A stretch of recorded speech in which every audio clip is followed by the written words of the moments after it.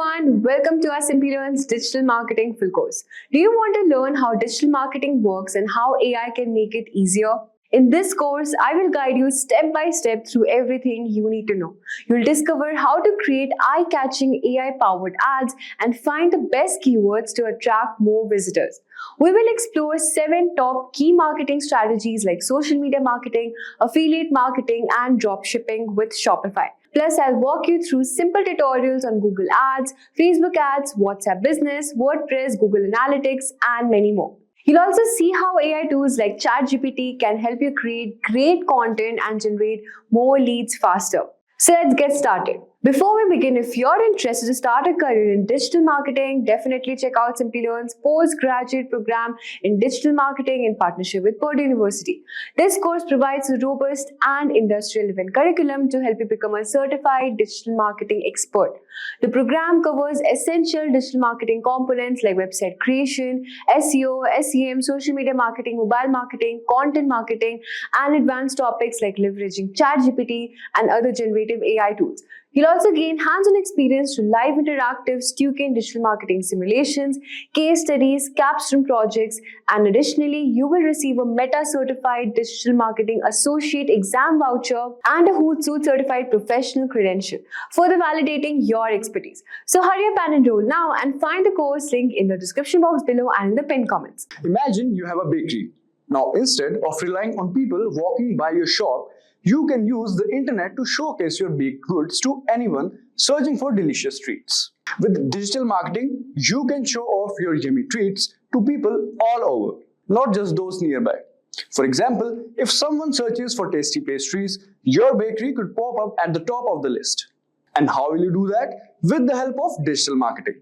With the help of it, you can promote your content online by advertising on social media. Social media is a big part of digital marketing. Lots of people use it, about 4.9 billion in 2023, and that number is growing every year by 5.1%. Platforms like Facebook and Instagram lets you connect with customers, share cool stuff, and even advertise your bakery to specific groups. Glossier, a well-known beauty brand, started in 2014 as an Instagram account run by Emily Weiss, a beauty industry influencer. They didn't have a physical store or even many products initially. The results? Glossier achieved a cult-like following and multi-million-dollar valuation within a few years, all thanks to a strategic and well-executed digital marketing approach. They didn't have a traditional marketing budget, but by strategically using social media, influencer marketing, and content creation, they were able to build a loyal customer base and become a major player in the beauty industry. Glossier wonderfully used the power of digital marketing to grow their business. So in this video on what is digital marketing, we will be covering the basics of digital marketing, starting with an introduction to what it is, how it is different from traditional marketing. We will explore how digital marketing works, breaking down the steps in easy to understand terms. You will also learn about effective strategies you can use to make the most out of digital marketing for your business. Alright, so let's understand what is digital marketing. So digital marketing is the art of using the internet to promote products or services to people who might be interested in them. Instead of relying solely on traditional methods like newspaper, ads, or flyers, digital marketing takes advantage of online platforms like websites, social media, emails, and search engines. Did you know that a whopping 89% of Americans go online every day and about 31% are online nearly all the time? This means it's super important to be online too. By having ads and stuff online, you can make your brand known, give customers a great experience, and even get more people interested in what you offer. By using digital channels like social media, pay-per-click ads, search engine optimization, and email marketing to connect with existing customers, and then you can measure your success in numbers. Tracking websites visits and social media engagement, email open rates, and more are also used in this. This data helps you understand what's working and what's not, allowing you to adjust your strategy to maximize the results. Alright, so this was about digital marketing. Now let's understand how is digital marketing different from traditional marketing. So digital marketing and traditional marketing are like two sides of a coin. They both aim to promote products or services, but they do it in different ways. Here's how it works. First, traditional marketing. Traditional marketing is like shouting across the crowded playground to get everyone's attention. So in traditional marketing, let's say TV ads and billboards. Think commercial and giant posters trying to reach a lot of people at once. Second example would be newspapers and flyers, spreading messages through printed materials delivered to homes or handed out to streets. And now let's talk about the digital marketing aspect. So digital marketing, however, is like whispering directly in the ear of a person who wants a particular product. So let's say online ads.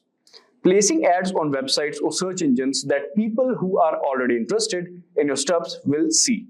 Next is social media. Connecting with people on platforms like Facebook and Instagram, where you can show them why your product is the best. Then another example would be targeted emails. Sending messages directly to people who might be interested, like offering a discount on their first product purchase, is another benefit of digital marketing. So basically, digital marketing is kind of more specific and targeted marketing. Alright, now let's understand how it actually works. So how digital marketing works? Digital marketing works by leveraging the power of the internet and technology to connect with the potential customers. This involves using online tools to reach and engage with your audience where they spend most of their time. That is the internet. So let's have a look at some. First on the list is SEO. So this helps your website show up in higher search engine results, making it more likely for people to find you when they search for something you offer. For example, when someone in your area searches for a freshly baked pastries, SEO ensures that your bakery's website appears at the top of the search results. This increases the chance of local customer finding your bakery online when they are looking for baked goods. Alright, so this was about the SEO. Now coming to the next one, which is content marketing. So this involves creating useful and interesting content like blogs, videos, and social media posts can attract and retain customers. For example, you could create engaging content such as blog posts about the history of pastries, tutorial videos on cake decoration, or photos of your latest creations on social media. This content not only showcases your expertise, but also keeps your audience engaged and interested in what you offer. Next on the list is social media marketing. So this social media marketing involves using platforms like Facebook, Instagram, and Twitter to connect with your audience and share content that encourages them to interact with your brand. For example, you can use delicious images of your bakery goods, interact with customers by responding to comments and messages, and even run contests or promotions to attract more people to your store, that is the bakery. Alright, coming to the next one, which is email marketing. So email marketing is like having a personal connection with your customers. It involves using email to connect with potential and existing customers. It's essentially sending commercial messages, but with a permission-based approach. People who sign up for your email list are essentially giving you the green light to send them information. For example, you can collect email address from your customers who visits the bakery, and you can send them regular updates about new pastry flavors, special promotions, or upcoming events at your bakery. This personalized communication keeps your brand top of mind and encourages to repeat the business. Next is pay-per-click, that is PPC advertising. So pay-per-click or PPC advertising is an online advertising model where advertisers pay a fee each time their ad is clicked. So it's a way of buying visits to your website rather than attempting to earn those visits organically. PPC ads typically appear alongside search engine results or on social media platforms, and advertisers bid on keyword to display their ads to the relevant audiences. So example for this, you could create ads that appear when people search for terms like best bakery in your town, or target social media users based on their interest in baking or desserts. With PPC, you only pay when someone clicks on your ad, making it cost-effective way to attract potential customers to your bakery's website or social media profiles. Now that we have discussed the types of digital marketing strategies, let us understand how you can implement each of these strategies. So first, identify your audience. The first step is understanding who you want to reach. Imagine them as people who might be interested in your product or services. This is like picturing the people who would love your bakery. Are they busy professionals looking for a quick breakfast pastry, or maybe families with sweet tooth? Understanding your ideal customers help you tailor your marketing efforts. The next is choose your channels. Next, you pick the online platforms where your target audience hangs out. Think of these as virtual stomping grounds like social media sites or search engines.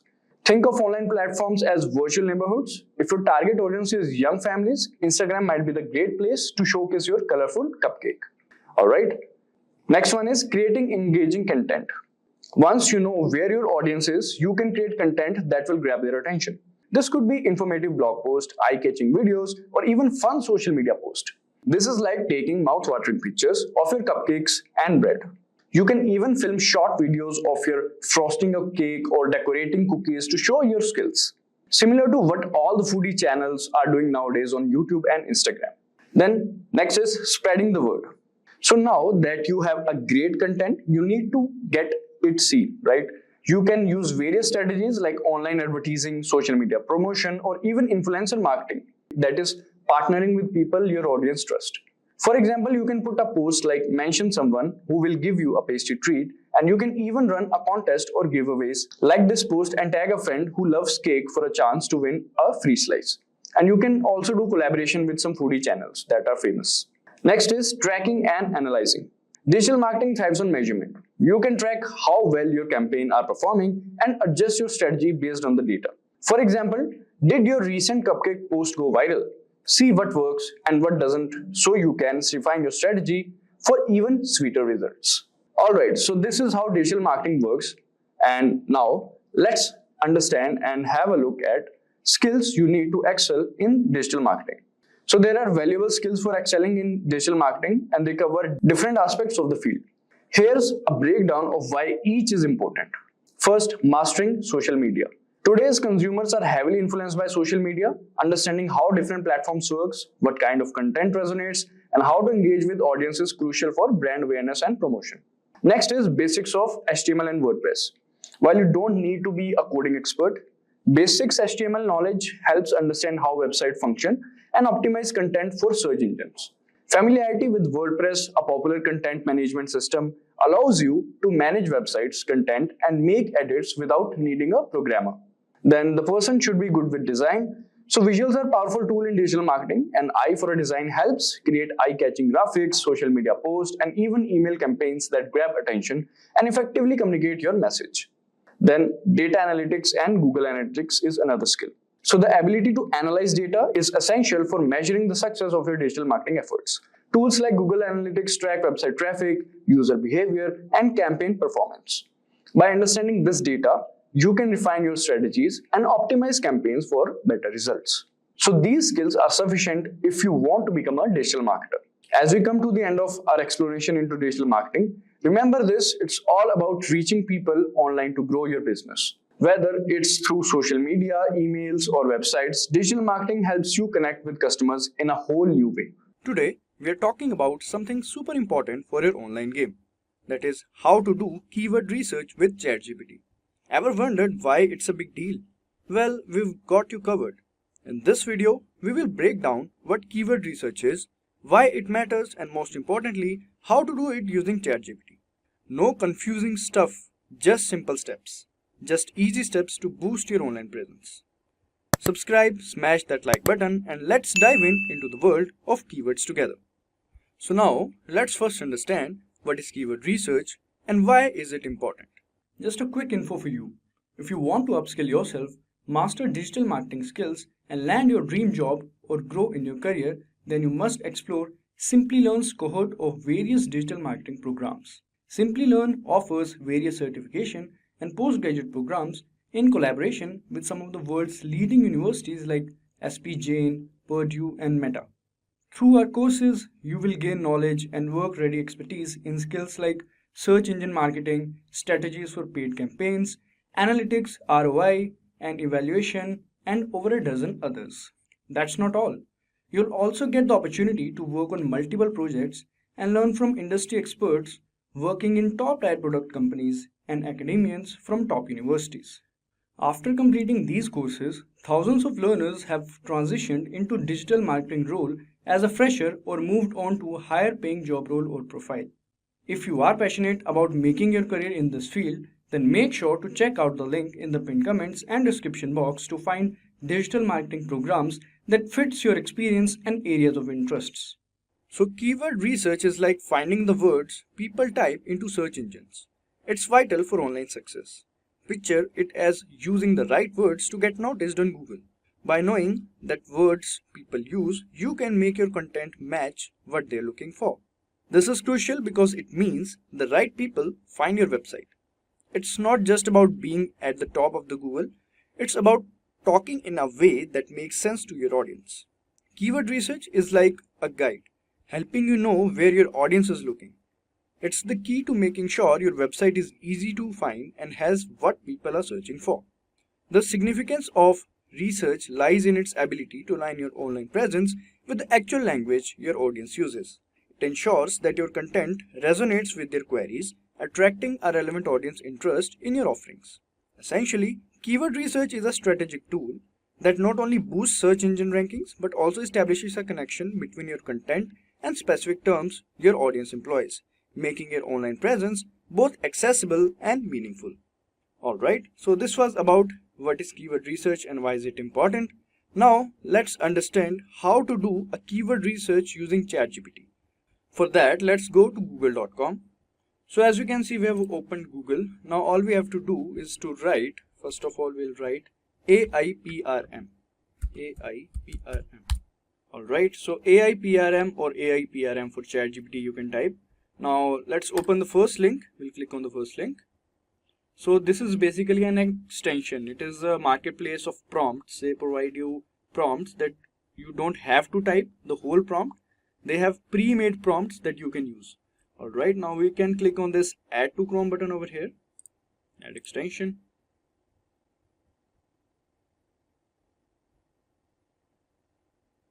Alright. So as you can see, this is a whole new outlook of this ChatGPT. This is AIPRM prompt extension. So basically they give you pre-made prompts. As you can see, this you used SEO optimized content writer, fully SEO optimized article including. So there are numerous, as we can see, 4580 prompts. So you can choose accordingly whichever prompt you want, and you can also search over here. And this is topic, activity, sort by. You can also sort, and prompts per page. You can customize it according to yourself. So as you can see, here is the topic. We can go to topic and we can select. So we want to basically do a keyword research. We'll go to SEO. We'll click on SEO. After that, in activity, we can select this keywords. Alright. Now as we can see, there are numerous prompts according to what we have selected. That YouTube SEO, keyword generator, SEO, optimize your Google business profile, etc. So we can select as per our choice. So what I have figured out which is best is this one, keyword analysis. I repeat, keyword analysis. So as we can see, find the table of best keywords with search volume, CPC, paid difficulty, SEO difficulty. So for those who don't know about CPC, CPC or cost per click is a measure in online advertising that represents the amount you pay when someone clicks on your ad. It's essentially the cost of each interaction with your advertisement. Higher the CPC values often indicate more competitive keywords or advertising spaces. And as you can see, paid difficulty is also written. So paid difficulty refers to how challenging it is to compete for a particular keyword in paid advertising. A higher paid difficulty score means that it might be more expensive or competitive to bid for that keyword in paid search campaigns. So now there is SEO difficulty. So SEO difficulty basically is a measure of how hard it is to rank organically for a specific keyword in search engine results. A higher SEO difficulty suggests that it might be more challenging to optimize your content to appear higher in unpaid organic search results for that keyword. It takes into account factors like competition and the existing strength of other pages ranking for the same keyword. So these are the meanings of these things, as we can see. So we have already clicked on this. Now, as you can see, seed keyword that you search for. So let's say I'm searching for cloud computing, let's say. Cloud computing. And let's click on this. So as we can see, they are creating all this. Now let's explore keywords related to cloud computing along with their respective search volume. Alright. So as we can see, keyword, these are the keywords that we got. and these are the search volumes. So we all know what search volume is, the number of searches. And the CPC, as we already discussed, what is CPC? Again, if somebody wants to know about it, CPC or cost per click is a measure in online advertising that represents the amount you pay when someone clicks on your ad. So these are the amount you pay when someone clicks on these ads. Alright, so paid difficulty, again, it refers to how challenging it is to compete for a particular keyword in paid advertising. So this is paid difficulty of each of these keywords. Then SEO difficulty. SEO difficulty is a measure of how hard it is to rank organically for a specific keyword in search engine results. So these are the SEO difficulty. So we can select accordingly, and the table index is a mix of 100 keywords including long tail, LSI. So long tail keywords are also there, as you can see. We'll discuss long tail keywords also after this. So this is how you can do keyword research using ChatGPT.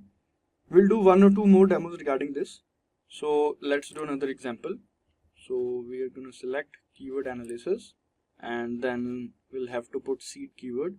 Remember to select SEO first of all. Here we can see SEO, and then in activity you have to select keywords because we are doing the keyword research. Alright, now after selecting this keyword analysis, we basically want all these things like search volume, CPC, paid difficulty, SEO difficulty, so that we can choose the right keywords accordingly. So let's see, here we have to put the seed keyword. So let's say the seed keyword is, let's say, DevOps. Alright, now let's click on this. So they are giving us the keywords, a lot of keywords they usually give. Let's explore the keyword analysis for DevOps. So as you can see, high search volume, very high search volume, high. So these search volumes regarding these keywords are shown, and the CPC is also showing, and paid difficulty, SEO difficulty as well. So we basically want the SEO difficulty is to minimum, like minimum or like medium. So we can search or extract those keywords accordingly. So they have written this table includes a mix of 100 relevant long tail keywords, LSI keywords, and FAQ related to DevOps. It provides insights into search volume, CPC, cost per click, paid difficulty, and SEO difficulty to help optimize your content and reach the target audience effectively. So through this you can select these keywords, and I think if you click on continue, it will keep on going for more keywords. So as you can see, long tail keywords now it is showing. So these are LSI keywords. So we will discuss these terms, long tail keywords, LSI keywords after some time. Later in this, I repeat, later in this video. So this is how you can simply do a keyword research using ChatGPT. Again, this keyword research is completely free. You don't have to pay a single buck regarding this. Now let's try another method of doing a keyword research. For that, all we have to do is to go to Google and we'll type keywords everywhere. Alright, so here's the first link. Let's click on this. This is another extension, install for Chrome. We'll click on install for Chrome. Now let it open, and now we can click on add to Chrome to just add this extension in our Chrome browser. As you can see, add extension. So I think it is added now. Now all we have to do is to pin this one. Alright, so now let's go to ChatGPT, or let's open a new one. So as you can see, this is keywords everywhere icon. Please continue. As you can see, clarify, explain, rewrite. So for that, to use this extension's powers or functionality, all we have to do is to click on this template button. Alright, now here the thing is, first of all we'll select choose a category. Similarly that we have done previously, choose a category. So as you can see, copywriting, marketing, SEO, social media, productivity, professionals. We'll select SEO because we want to do keyword research. Then in subcategory we can select keyword research, and because we want to do keyword research, then there's a template. So here we can see first is keyword strategy. So you can click on keyword strategy if you want to do basically a strategize the keywords. So basically I'll tell you what keyword strategy is. Keyword strategy involves planning like how to use specific words or phrases in your content to achieve specific goals.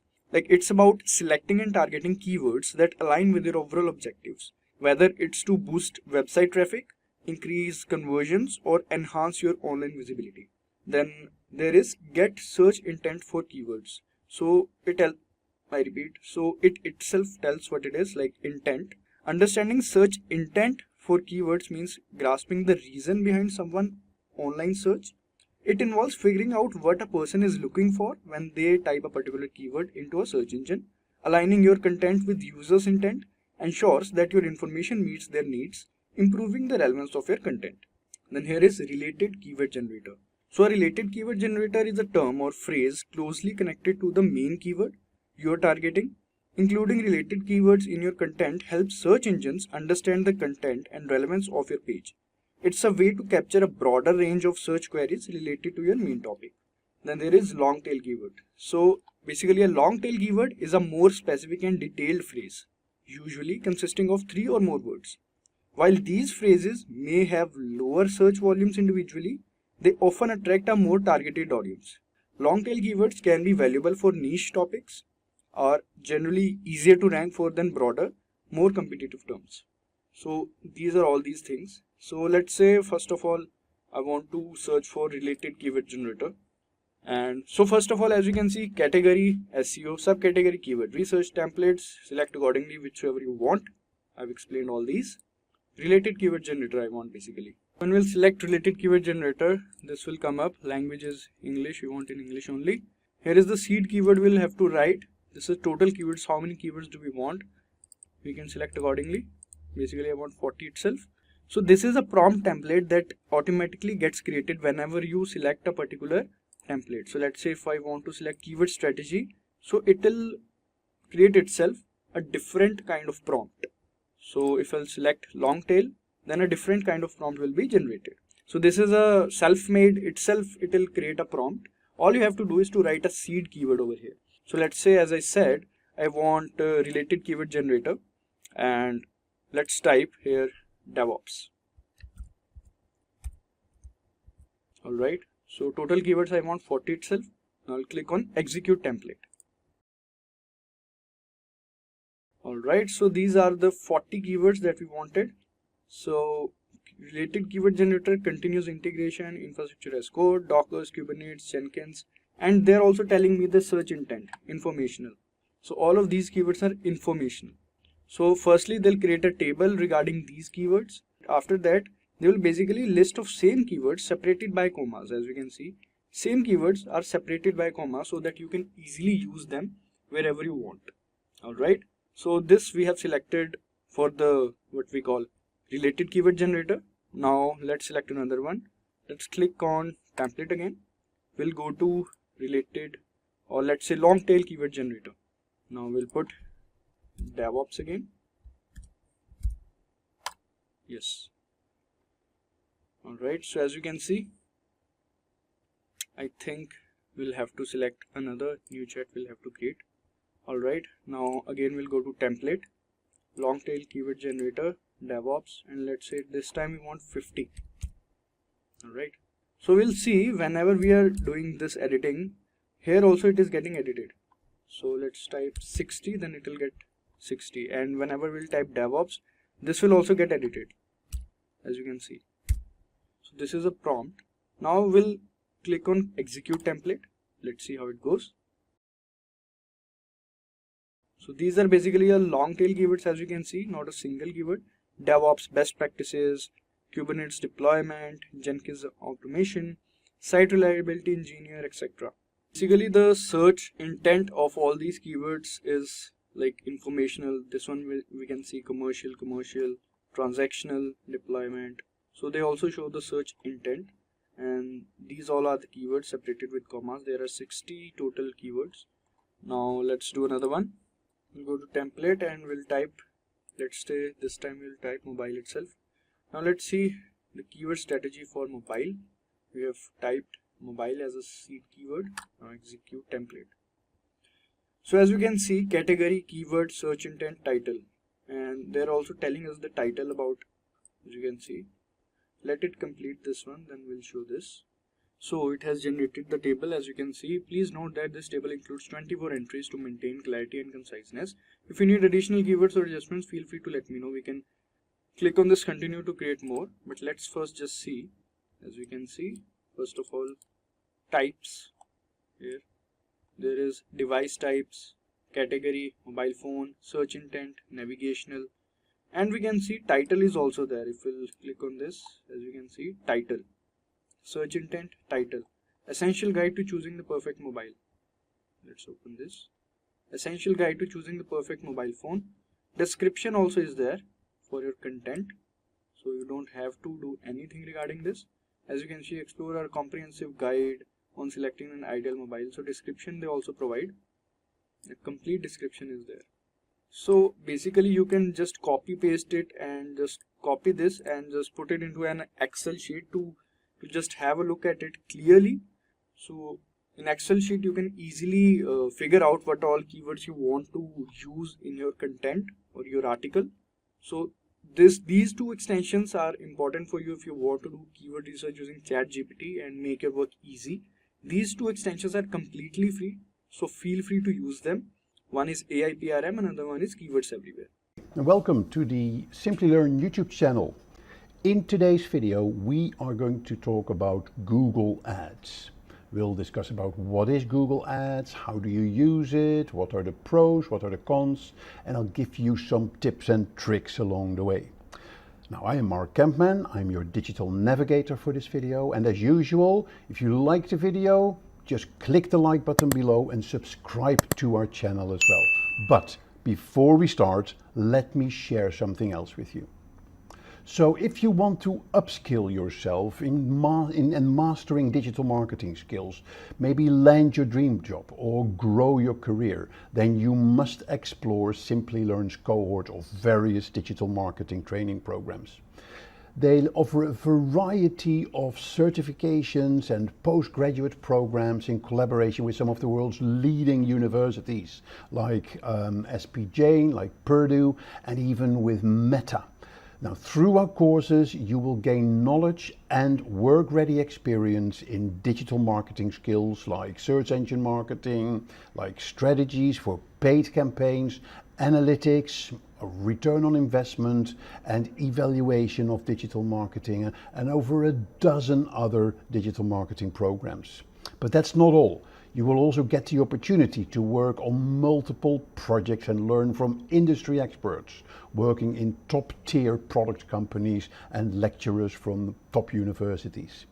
And after completion of these courses, thousands of learners of Simplilearn have transitioned into a digital marketing role or moved on to a higher paying job and a higher profile. So, if you're passionate about making your career in this field, then make sure to check the link on this slide and in the comments below or in the about section below and find the digital marketing program that fits you best and that fits your experience and areas of interest. So we hope to see you at one of the Simplilearn programs.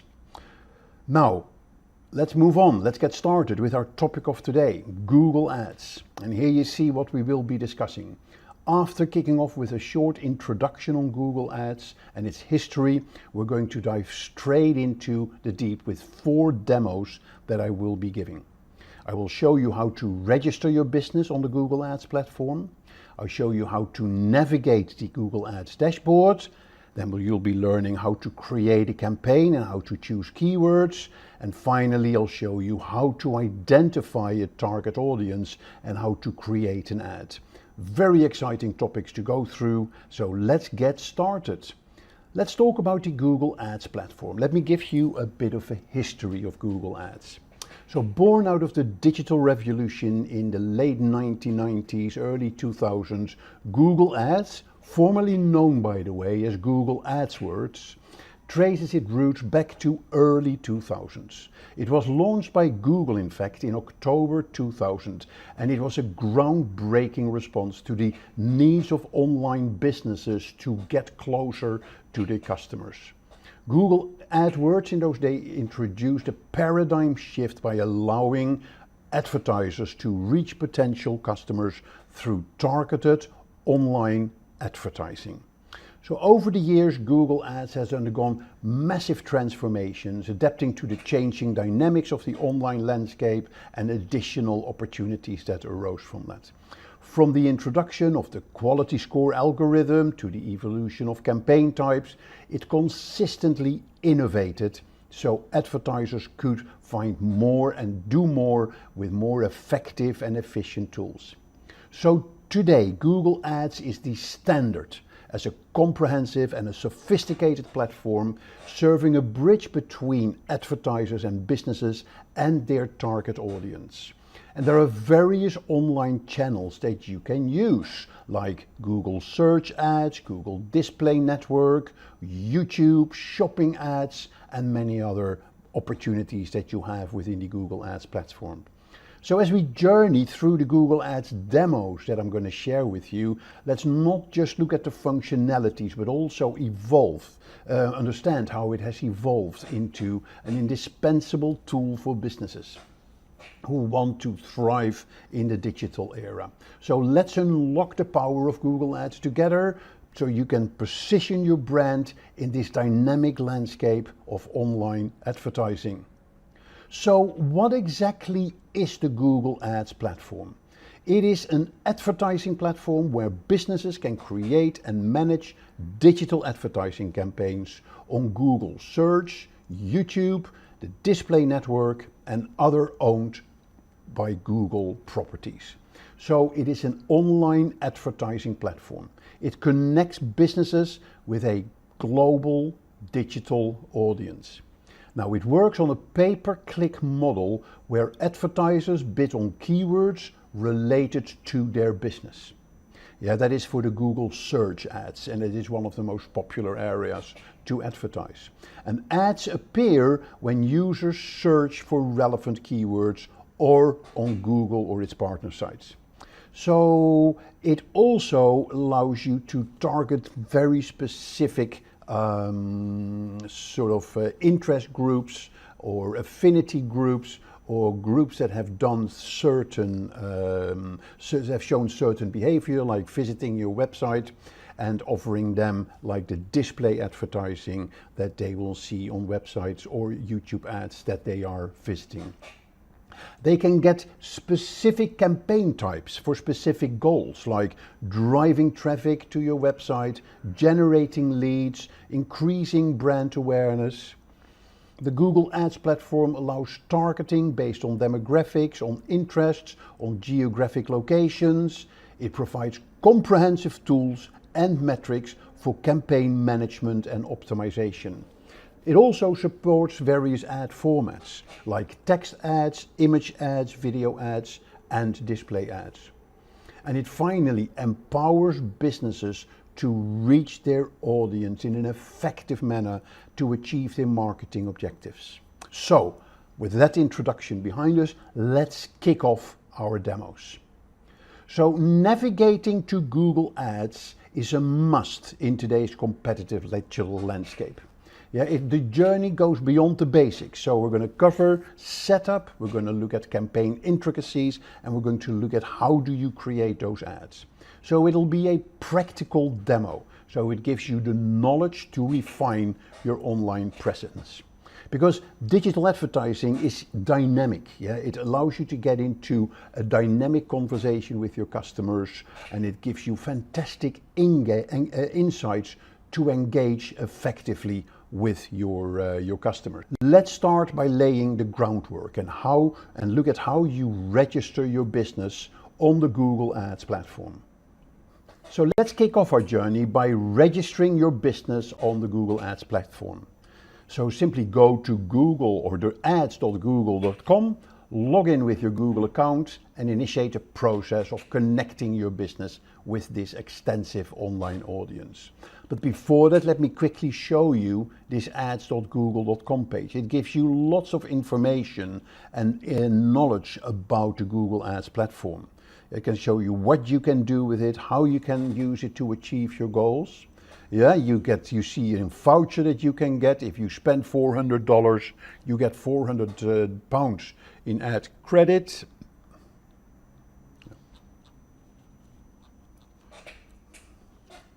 So let's kick off your journey by registering your business on the Google Ads platform. So simply visit ads.google.com and you get to this website, which is kind of the entrance to Google Ads. And on this website, you find lots of information about the Google Ads platform. You even see here on the top right that they give you a voucher for £400 in the UK, yeah, where you can, if you spend £400 on advertising. So you'll see they do that across the world. So you should be able to get those ad vouchers as well. So it gives you lots of suggestions on the goals that you can achieve, the power of Google advertising for your business, and it gives you some case studies as well. And what I really like about the Google Ads program, that you can actually get free of charge personalized support. Yep, and by scheduling a meeting with a Google Ads expert. And I would highly recommend you use that service, because they can really help you with setting up your first Google Ads campaign. So let's go into this system. We can click Start Now, yeah, or you can sign in if you have an existing account. So if you click Start Now, it'll probably immediately log in to my existing account. But what it will do, it will actually give you an overview of the Google Ads accounts that you already have, yeah, or you can create a new Google Ads account. So this step forms the backbone for your online identity, and it gets you a seamless integration between your business and the Google Ads environment, as it were. So very practical steps to get you started on the Google Ads platform effectively. So let's go on to create a new Google Ads account. So create a new account, and here it goes into the process of creating a new Google Ads account. So you need to add business information. You can then go straight into creating your ad and set up your budget. Now, you can go straight into your first campaign, and in the process, you will actually fill in your data to sign up. But what I advise you do here is to skip the campaign creation, that you're not ready, and then you will go in a proper setup for your Google Ads. So there's different elements that you can do here. So you give your billing country, you give your time zone, your currency. If you want personalized campaign guidance, I would certainly advise you take that, as I mentioned earlier. Yeah, you fill that data in, and then you click submit, and then yes to continue. I'll select no for now. So click submit, and then you're basically all done. And then the next step, what's going to happen is actually you need to go through the verification process. Now, a few more steps here. The details are very important if you go through the entire process, like your business name, your physical location, your contact information. It's not about getting the data, but it's about crafting your digital presence. Yeah, so it goes beyond checkboxes. Make sure that you add every step, yeah, and that you fill in every step in the process. Okay, so the next step is that you will go through the verification process. When you've done that process, it is very important that you are going to verify your account. So how do you verify your account? You go back to your main Google Ads dashboard, and I will explain this dashboard a little later, and you click here on the billing, and here you see advertiser verification. Yes, so here is where you go into verification to make sure that Google recognizes your account and understands that you are the actual business owner of this account. So that gives you an extra level of security and integrity on your Google Ads account. And once you verify it, yes, so Google has then reviewed your business details, and you can ensure your accuracy, but it can also give you a good foundation for your advertising experience. So it's more than security checks. It's about making sure that your data is correct and you have a solid basis to start your journey in the Google advertising.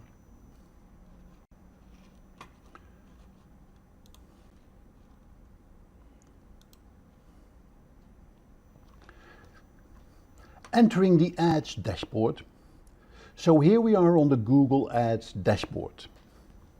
So let's start the second part of our Google Ads demo. Here is the Ads dashboard. It's like stepping into the command center of your digital advertising operations. This centralized hub offers a panoramic view of your campaigns, the performance metrics, and a toolkit for efficient ad creation and ad management. It's the nerve center, as we say, where you have a comprehensive overview and control of your entire advertising landscape. Think of it as your strategic headquarters. It gives you the insights and the tools needed to navigate the entire Google Ads advertising platform. So what it gives you tabs for campaigns, for goals, for tools, for billing, to the admin of your account. And it also gives you the overview, recommendations on how to and where to improve your ads. It gives you insights and reports. It gives you an overview of your campaigns, your advertising assets, your audiences, your keywords, and the change history. And it is each tab, as it were, serves as a gateway to specific functionalities for monitoring and optimizing your advertising activities. So getting experienced in using this dashboard is key for effective campaign management. Yes, so you really need to start practicing this. It is not complicated. You don't need to use every functionality, but in these demos, I will show you the path you need to take to go through the different menu settings. So the overview gives you a deeper insight into your campaigns and your campaign metrics. Yeah, it gives you the number of clicks you had on your campaign. It gives you the number of impressions, the average cost per click, how much you've spent on a campaign. You can download the report. You can set the dates. These are very important metrics that can help you in improving your campaigns. Here you see your recently created campaigns, and lots of other details that you are get. Vital signs of your campaigns, guiding you to make informed decisions for your campaign progress. And again, it's very important that you understand these metrics. So it helps you to make sure that your advertising efforts are not just active, but that they are effectively aligned with your overall business goals. Okay, now a very important part is the toolbox that you get in here. Yeah, so in the toolbox, you get information to plan your campaigns, like a keyword planner, a performance planner, a reach planner. There is your shared library where you get access to your audience manager, your exclusion lists, your brand lists. Yeah, the content, the Google tag that you can get here, we'll talk about that later. Troubleshooting, bulk actions, more info about budgets and bidding. So a lot of extra additional aspects you can get here in your toolbox that you will definitely need in executing your campaign. And a number of these tools we will discuss in our demo. It's very important that you master the tools that you have here, because they will make the execution of your campaigns and planning them a lot easier if you use these tools. So each tool serves a unique purpose in enhancing the effectiveness of your campaigns. So let's start the second part of our Google Ads demo. Here is the Ads dashboard. It's like stepping into the command center of your digital advertising operations. This centralized hub offers a panoramic view of your campaigns, the performance metrics, and a toolkit for efficient ad creation and ad management. It's the nerve center, as we say, where you have a comprehensive overview and control of your entire advertising landscape.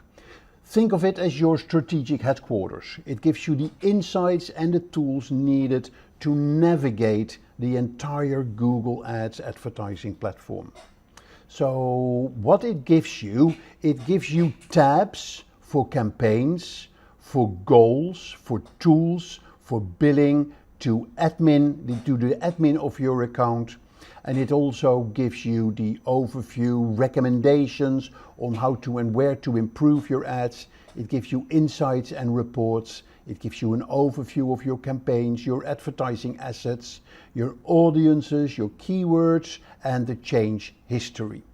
And it is, each tab, as it were, serves as a gateway to specific functionalities for monitoring and optimizing your advertising activities. So getting experienced in using this dashboard is key for effective campaign management.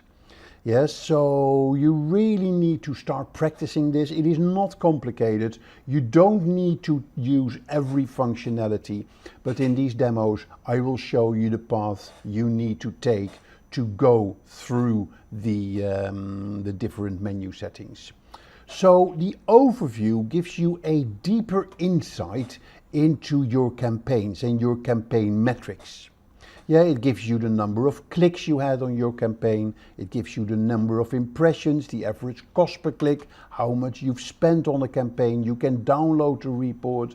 You can set the dates. These are very important metrics that can help you in improving your campaigns. Here you see your recently created campaigns, and lots of other details that you are get. Vital signs of your campaigns, guiding you to make informed decisions for your campaign progress. And again, it's very important that you understand these metrics. So it helps you to make sure that your advertising efforts are not just active, but that they are effectively aligned with your overall business goals. Okay, now a very important part is the toolbox that you get in here. Yeah, so in the toolbox, you get information to plan your campaigns, like a keyword planner, a performance planner, a reach planner. There is your shared library where you get access to your audience manager, your exclusion lists, your brand lists. Yeah, the content, the Google tag that you can get here, we'll talk about that later.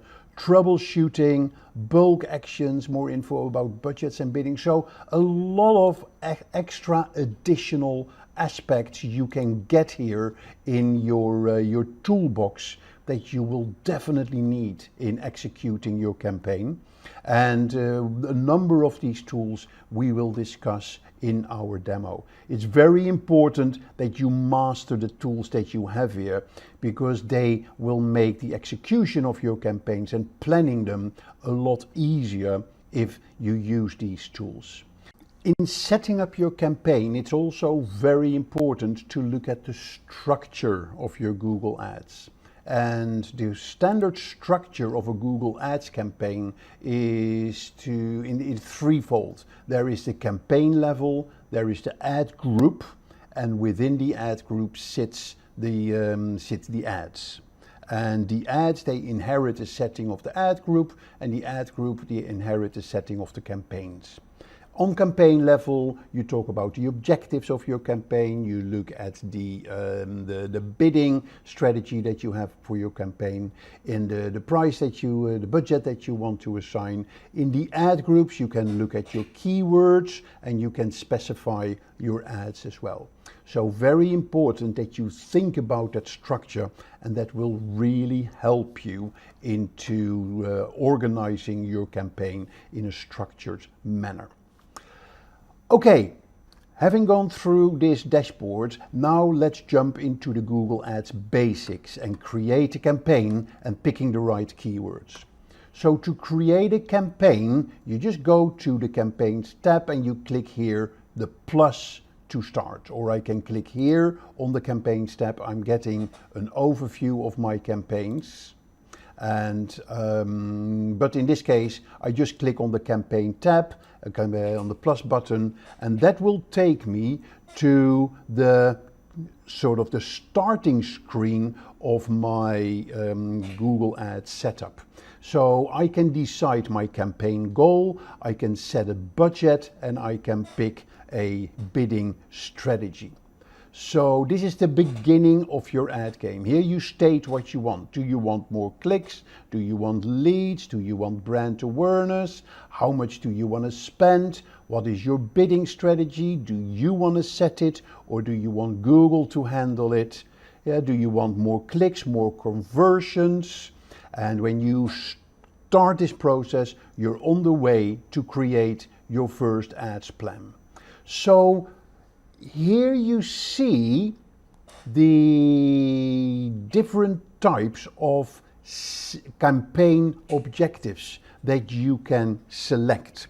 And each objective will kind of pre-select the digital narrative within Google Ads.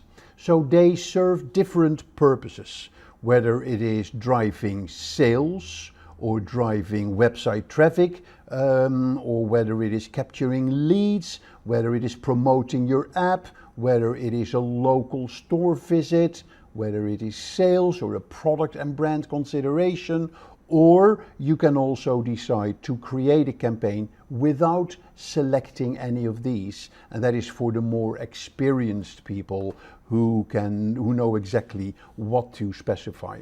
But if you click one of these, then Google will automatically pre-populate kind of the settings for you in the Google Ads screens that will follow. So aligning these types with your goals is very important, and they ensure that you get a very impactful digital marketing approach to your customers. So let's click on one of them. Yes, so let's click, for instance, on the we want website traffic. So here you see what type of conversions that you want. Yes, so that could be page views, that could submit lead forms, it could subscribe. So you can specify these conversions. And you just click here, you click on continue, and here you select the campaign sort of type that you want to select, want to run. Do you want a search campaign? Do you want a display campaign? Do you want Google to sort of select it for you? Yeah, do you want a shopping campaign, a video campaign, or do you want a demand gen where you run ads on YouTube, Gmail, and various other channels? So let's say we're going to create a, let's start with a search campaign. Yeah, so you put in your website address, which in my case would be this website. You're going to give your campaign a name, and you click continue.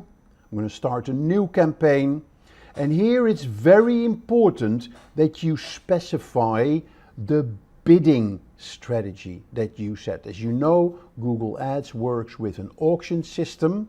You put in a bid for what you will pay when people click on your ads, and then Google in the auction, when people have actually put in one of your keywords, Google will then use different methods for making sure that the best bid, in combination of various other factors, wins, as it were, and shows up at the top of the advertising listings on Google Ads. Now, the highest bidder doesn't necessarily automatically be at the number one spot. There is also a quality score of your ad that is impacting whether or not you would show at the top. So your financial core rests on the budget and the bidding strategy. So determine your daily budget, align it with your advertising objectives, and it's very important how you want to set this. Do you want to run it for conversions? Do you want to run it for clicks? Yep, so you can set a maximum cost per click, or you can let Google set that automatically for you. Yep, and when you're happy with how you set it, you click next, and then you specify where you want to show your ads. Yep, so here you see you can specify for the Google search campaign, you can specify the search network. You can also show search ads on the display network. You can look at the network, the locations, the languages. You can specify specific audiences, or you can also do some keyword matching for your search campaigns. There's various location options. They work very powerful. Yes, so you can specify by language. You can select audience segments. So for instance, I would just do an advertisement on a specific sector. So I can say, give me just people that are interested in travel, and they will then be added to, they will then be targeted with your ads. Yep, and then here you're going to specify your the type of keyword match that you want. So that is very important. And as you can see in the Google search ads, the keywords are very important. But I'll come back to that in a minute. What I first want to do is go through the more settings, where you will sort of open up additional functionality that will make you use, give you a more advanced use of the Google ads, like how do you want to rotate your ads? Is there a start and an end date for your campaign? Do you have a specific ad schedule? Do you have campaign URL options? That is where you want to track your campaigns, or are there specific brand restrictions that you do not want to associate with your ads and the placement of your ads? So particularly on the ad schedule, my recommendation would be to select all day when you start your ad. Let Google decide what is the best timings for your ads that gives the best response. What you will see when you set up your ads, that you set up multiple ads, and Google will mix and match the ads and will select the best combination of the ads that will give you the best performance, and will also select the best timings. So the first couple of days that your advertising campaign is running, Google will be in what we say learning mode. And it will do all the tests, it will run the various options of your ads, and it will sort of slowly calibrate your ad campaign to the best format, the best settings, and the best structure. So this type of control, is not about just reaching your right audience, but it also does it at the most opportune moments, the best times. So it maximizes the effectiveness of your ads. So very important part of this is your keywords, as I just mentioned. So for search campaigns, here is where you can specify your keywords. So what you can do, you can get suggestions from Google by entering your website address, and then Google will sort of select the best keywords for you, and you can use those for your search ads, which means that every time somebody types in any of these keywords, your ad will show to those people, depending on your bidding strategy. Or you can add your own keywords based on your keyword research. And the tool that I showed you earlier, the Google Keyword Planner, is a fantastic tool that can help you in building those keyword lists for you. Now, I'm not going to go into the details here of keyword research. That may be the topic for a future campaign. So it's very important that you align your keywords with your business, and that the keywords resonate with your target audience, and make sure that you use the Google Keyword Planner to find the right keywords, or any other tools that are available in the market. The keywords is fundamental for your search campaign. It's not about what you say in your ad, but it is also how do those keywords resonate with your audience. Good. That concludes the basic setup of your ads on a campaign level and on an ad group level. We're now going to look at our next demo, where we're going to look at targeting, and also where we're going to look at how to create an ad. So as we shift focus, the spotlight turns now to defining and refining your target audience. And particularly this will be important when you set up a display campaign. And when you go into the campaign settings for the display and you follow the menu down here, you get to the targeting option. And that is the first place where you can specify which people you target with your display ads. So this is where you can identify demographics, interests and behaviors that resonate with your brand. So this ensures, if you set that your ads are displayed to those people that are most likely to engage with your brand. So navigating through these audience settings is not about casting a wide net. It is about precision, about reaching the right people at the right time. So let's click on the targeting, and you see here that you hone in on various areas. You can hone in on audience segments, demographics, keywords, topics and placement. And here, while you're going through these targeting options, you can keep track of your estimated number of impressions and your estimated performance for your ads. So exploring this array of audience targeting options is about tailoring your message to different personalities, different audiences. And so look at audience segments.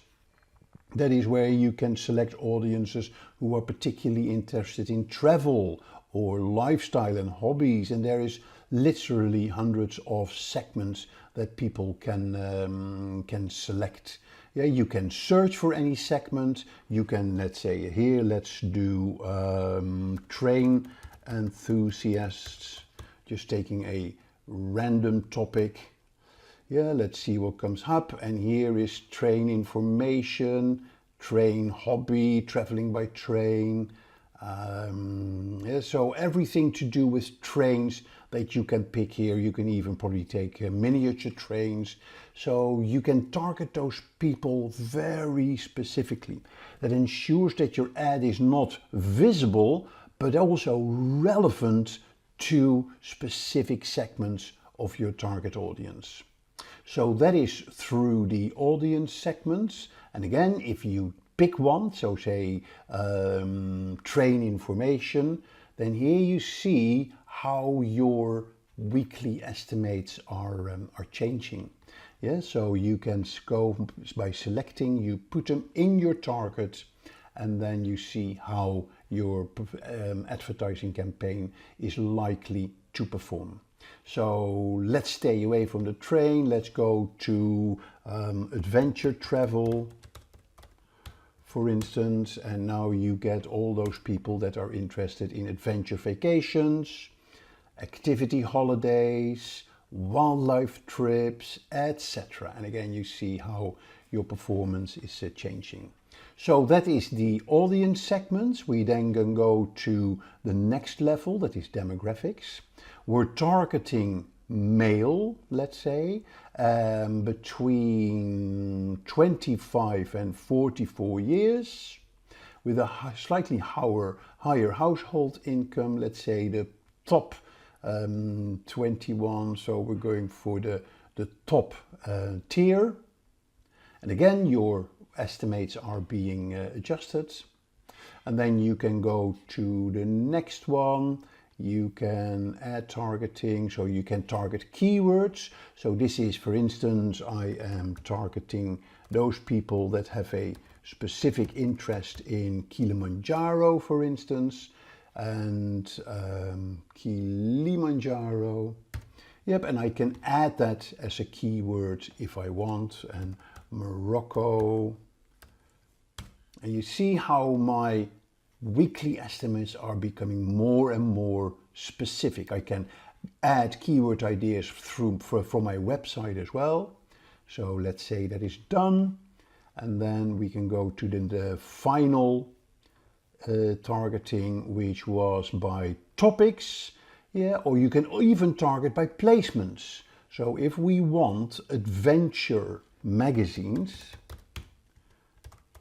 yeah, so adventure magazines, you can then select those magazines or those online publications where your ads will show. So you can by default, ask Google to select this for you.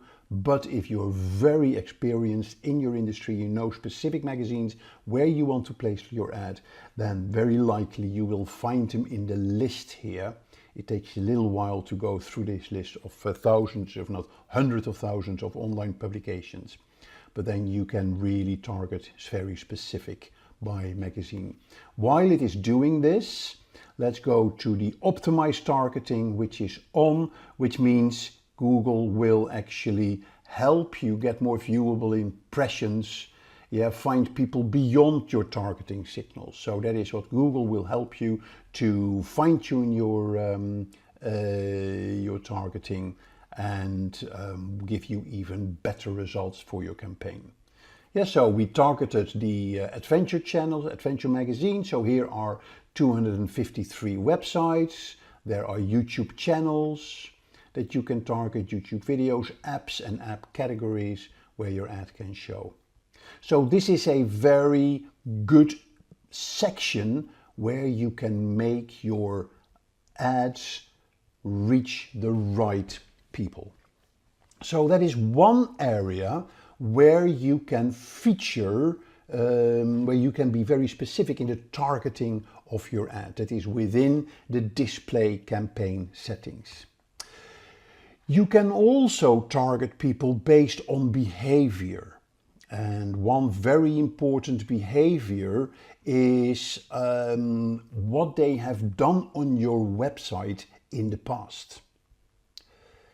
Yeah, and that is what we're going to look at next as part of this audience segmentation and audience targeting. We're going to look at how can I leverage activities from people, behavior of people, for instance, visiting my website or buying a product.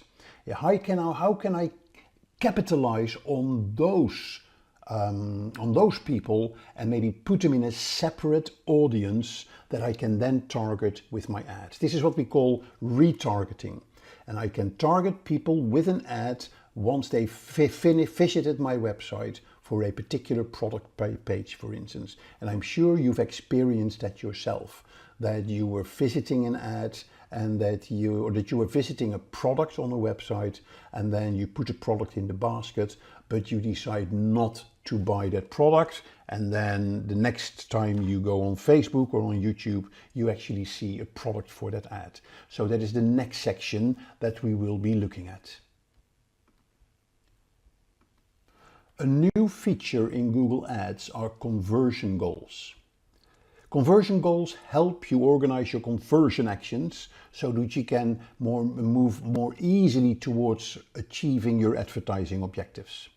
So actions that you want your customers to take, or conversion actions, are grouped together based on related categories to form these conversion goals. So how do you get there? You go here to goals, you click on conversions, and here you have a summary of your conversion goals. For example, the purchase conversion or the subscribe conversion goal would automatically contain all conversion actions from people to subscribe to a particular form. And this simplifies your conversion management and it improves your campaign performance. So very powerful new aspect within Google Ads to manage your conversions in one central place. So how do you set up a conversion? You set it up here in the new conversion action. So you can set up a conversion action for your website, for your apps or for phone calls, or you can import data from Google or from Salesforce or other tools. But the most important one again is getting conversion tracking set up for your website. So when you click on that, you can then put in your website domain. You can click scan, and it will then scan the website if it's already set up to measure conversions, which basically means have you already set up conversion tags on your website, so Google Ads can track those web pages. So it has been set up so you can actually create specific conversion actions. You can do that from website events. You can also create conversion actions manually by using specific code. So if you use transaction specific values, transaction ideas, so then you can use this option. But the easiest one is to use the create conversion action from website event. So you can actually accept suggestion for setting up a conversion goal. You can also add a conversion goal. So you can select a category, for instance, a subscribe. The event type could be a page load on this website. And then you just click add. The URL is required for that would be the about us. And then I click add, and then the conversion goal has been created. I click save and continue.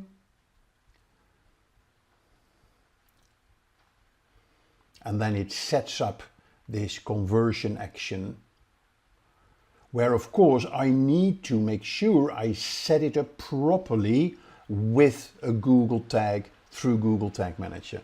Now this section is not about teaching you how to use Google Tag Manager. We have a separate video for that, but I just want to make you aware of the process of how to do that. You can also email the instructions to your webmaster. So let's say if we want to email the instruction, then we'll just put in the email address and then it's sent. Or you can also set it up yourself. And then what you do is you get a piece of code that you basically need to copy and that you need to paste in the Google Tag Manager. So you can use the Google Tag Manager, that's where you use this particular piece of code. You can also install manually, and here is the piece of code that you need to install on every page of the website. So then Google can see that that is a tag for those specific conversion goals that Google can then start tracking. Good, you can test the installation as well, but I'll just want to make you aware where you go to set that up. Okay, so those are the conversion goals in Google. The last topic of this demo is ad placements and the ad networks, and the actual creation of ads. This is very important. It is like choosing the stage for your performance and exploring the various options, including the Google Search Network, the Display Network, and YouTube, is vital to align your ads with your advertising objectives. So the different ad options that you have, they start with the Google Search Network. The Google Search Network places your ads in search engine results. That gives you visibility for your ads when users actively search for related content. The next area is the Display Network that showcases your ad across a multitude of websites and apps, thereby having a big reach of your ads. YouTube, as a video platform, offers a very extensive advertising platform with lots of advertising opportunities and different versions of ads. And tailoring your approach to each platform will amplify the effectiveness of your ad strategy to make sure that you get maximum impact on your ads. Now let's go to the fun part of Google Ads, and that is the actual creation of your ads. So we'll head over to the ads, we go to the campaigns, click a campaign. Here is the campaign. We're going to first create a search ads, which is, let's say, for website traffic. We go to continue, and here is the search ad that we're going to create. We'll add our website and we'll click continue, and we'll start a new campaign. And where we're going to is the keywords and the ads. So we have already set up the keywords. We're going now straight to the actual ads. And this is a very important section where you are able to set up your Google search ads. They are based on a combination of headlines up to 15 and descriptions up to 4 and a number of extensions like site links or call outs and different other extensions. Okay, you can set that all up, and then Google will mix and match those different elements of your ads to come up with the ad with the best performance. And what's really nice here is they show you a preview of what the ad will look like with the different headlines and the different descriptions. And here you see your campaign optimization score with the weekly estimates of how many conversions and what your weekly cost is. Here you see your ad strength, and here you see at the moment it is poor because I need to make the description more unique. So you can get ideas, and you'll see that this area will become more and more advanced and more driven by artificial intelligence in the future, to make sure that you get the best ads possible for your market. So again, this is a short demo. I'm not going to go into every little detail. But this is where you create your search ads. So that is the first area. The second area where you create your ads is, of course, for the display campaigns. So if I go back to Google Ads, and I am going to create a new campaign, but now I'm going to create a brand awareness campaign for display ads. Again, here I say riyadfarasha.com. I can click continue. I'm going to go start new. And here I can, of course, we've been through all these settings. Remember the campaign settings, the budget and the bidding and the targeting. And here we go to the ads. And here you can specify the URL, your business name. You can add up to 15 images. So where you upload an image, let's say we're going to use the image of this room. And you see here in different formats, and we're going to add these images as well. So we're going to click save. And then you can add a text, you could even add a video, you can add a headline. And here you will see what the ad will look like. Now make sure that you have switched off your ad blocker if you have set up an ad blocker. And because when you have an ad blocker, then the preview of the ad will not show. So I need to add the final URL. I need to add the HTTPS for this. Yep, so here is the final URL with the business name. And now in a bit, the ad should show up. You should have the business name, 2 images, 1 headline. So we'll add welcome to Riyadh Farasha, and a description, book your adventure holiday now. Okay, and then here you see how the ad would look like. Very simple, very straightforward, but it is all about, of course, the quality of the images, the headlines that you're using, the description that you're using, but at least this gives you an idea of what an ad looks like and how you would create that within the display ad category. So here is a few tips. Yes, so ad copy is very important. Yeah, relevant visuals and formulate clear call to actions. They are the fundamental elements of your ads. Compelling ad copy is about clarity and enticement, and about having a concise message and be different. So the integration of the relevant visuals that enhances the overall appeal. Now, calls to action I can't emphasize enough, and they guide users on the desired next steps, and that will drive conversions. So keep that in mind. And this all comes back to clearly defining your objectives. So outline your advertising goals, whether it's increasing website traffic, generating leads, or boosting sales. Well-defined objectives will guide your entire ads strategy. Also, do very thorough keyword research. Do a comprehensive keyword research to identify the relevant terms for your business, and try to familiarize yourself with the tools like Google Keyword Planner, so you can discover the high performance keywords. Also think about your ad copy. Develop compelling ad copy that speaks directly to your target audience. Use your unique selling points, include relevant keywords, create a strong call to action. Landing pages, very important.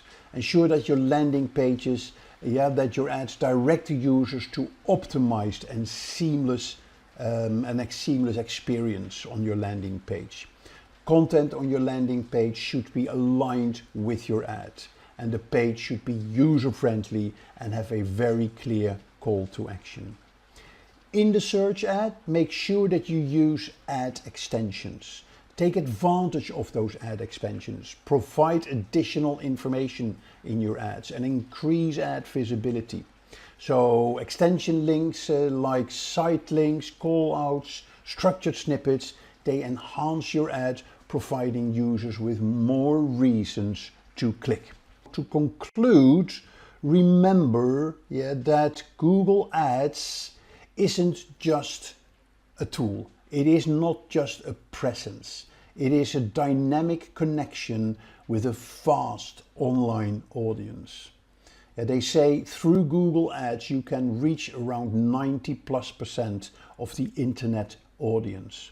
And by crafting well-organized campaigns and using the library of tools in the ads dashboard, that will be the perfect combination for success. Think about the keywords. It's not just an afterthought. It is the glue that holds your campaigns together.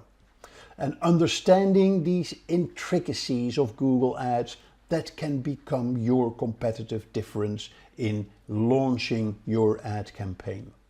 So that basically concludes this video. We've covered the essentials on Google Ads, from campaign initiation to ad creation, with an emphasis on practicality. Now, armed with this knowledge, you are better positioned to orchestrate your own effective ad campaigns and make sure that you get the conversions that you want. So that concludes it for today. Thanks for joining this exploration. As you venture in this new world of Google Ads, your campaigns, make sure they are strategic, your keywords be impactful, and your digital presence be dynamic. So I wish you the best of luck in your advertising behaviors. Remember, if you like this video, click the like button below and subscribe to our network, so you get access to other videos that we will be publishing in the near future. What social media marketing actually means. What is it? And we got to put this in the context of the definition of marketing. Yeah, I studied marketing in the very early days in the 80s, and my main sort of guru in marketing was Philip Kotler. And over the years, marketing has sort of developed from traditional marketing to online marketing, but the basic concept has not changed. If you look at the definition of marketing, it's the activity of creating, communicating, delivering and exchanging offerings that have value for customers. Yeah, so you supply, you deliver, you exchange products or services that have a value for your customers. So, two very important aspects here. There is value and there is customer. And that is what we capture in the marketing concept. You put the customer at the core of what you do. Yeah, because when you do that, you automatically will look at what value are we giving to the customer. Yep, so take social media marketing in that context. Then the second part of the social media marketing sort of term is the word social media. What is social media? When I explain social media, I'm using the 3 C's. The 3 C's of social media marketing. And they are content, their community, and campaigns. Content is the fuel of your social media. Content is the currency of social media. If you have really good content that you can share on the internet, yeah, using various multiple social media channels like Facebook, like YouTube, or like video, or like Instagram, or blogging, you name it, yeah, people will engage with your content. And then when people start engaging with your content, they may come back for more content that you supply, and they will then become part of your community. So community is a very important aspect of your social media definition. With really good content, you can create communities. And then you can push that process by running campaigns. Yeah, and a campaign makes it relevant for businesses. Because when you run a campaign, you have a goal for your campaign, you have an objective, you have a start date, you have an end date. Yep, and that is what social media marketing is. It's all about running campaigns to develop your communities with really exciting content. And then you put it into the marketing context. You do that with the customer in the core of what you do. Yeah, so if I then take that to a definition of social media marketing, is very basic. It says the use of social media to develop a company's brand, increase website traffic and boost sales. That is what we call social media marketing. Yeah, the most important aspect here is that you need to have an outcome. You need to have a result which is customer related. And that is where the sales element comes in. You do this to get the customer to do something, and in the end, that is buying your product or your service. Yeah, so social media marketing is not the tactical combination of your social media networks, yeah, to reach as many people. There needs to be a goal to it. And when we talk about marketing, it comes down to selling your product or service with a value. Yeah, so that is the kind of the call to action, as it were, that comes out of your social media marketing. So keep that in mind. Everything you do with your social media marketing in the end comes down to reaching your goals or achieving your objectives of developing your company's brand, increasing website traffic, or growing your sales. Now, a big benefit that you're getting these days in digital marketing and social media marketing is data, is intelligence, is knowledge. In the early days of marketing, the biggest problem has always been how to measure the success of your marketing campaigns. If I ran adverts in a magazine, how do I measure the effectiveness? If I do a PR campaign and they write about me in the newspaper, how do I measure the effectiveness of that? How can I track that when somebody buys a product, it actually is as a result of the PR campaign that I ran? So in the early pre-internet days, the only way to measure customer engagement, as it were through loyalty cards or credit cards. With a loyalty card, you had some basic customer data. Through credit cards, you could track transactions. But it's very difficult to relate that to your marketing. Then the internet emerged.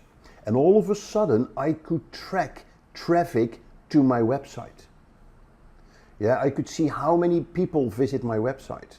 Are these people that visit my website for the first time? Are they returning visitors? What are the most popular pages that they see? How long do they stay on my website? And are they actually buying my products? So that was a major advancement of marketing in the early 2000s. And then when social media emerged, it all of a sudden became possible to measure engagement. How many people are having conversations with us? I could even measure sentiments. Are people positive about my brand? Are they negative about my brands? I could track the effectiveness of my marketing campaigns. I could measure the effectiveness of my advertising campaigns that I ran online. So today's reality is that we can measure everything. We can measure clicks, we can measure transactions, we can measure engagements, we can measure return on investments. And we can now even take that a step further through artificial intelligence, that we can actually start making predictions how people may respond to campaigns that we're going to be running. So it's a very important aspect of your digital, your social media marketing. So as I mentioned earlier, social media is a completely new way for businesses to engage with their customers. You can no longer go without it. It's a new channel to market. It is a new channel for engagement with your customers. It is a new channel to learn. It's a new channel to listen, to find out what's happening in the market. So it's there in every aspect of your business. And not only for the marketing department, it's there for the sales department, it's there for logistics, it's there for the customer service department, it's there for the HR department. Using social media for your recruitment is a very important element of social media marketing. So keep that in mind, that social media marketing is not a fad. It is there and it's there to stay, and it touches every aspect of your business. Now, to summarize this, there are 3 areas where social media has changed the way businesses operate. First of all, there is the connection. Social media is a new way to connect with your stakeholders. And stakeholders in this case can be customers, they can be prospects, influencers, your own employees, using social media for internal, and not only on a local scale, this happens nowadays on a global scale. The internet allows you to sell locally to a global audience if you want to. So you can cover the world. You can target specific audiences wherever they are. So the connection aspect, the targeting aspect, the market where you want to sell your product is opened up through social media, and that is a big benefit for business. The second area where social media has changed businesses fundamentally is in the interaction side. It's not just about connecting with your stakeholders, you can also interact with them, and they can interact with you on their terms, on their preferred platform. And remember, in social media land, the customer is in the driving seat. If you're not interacting with them on their terms, you're going to miss the train. It's not about you don't liking Facebook or LinkedIn.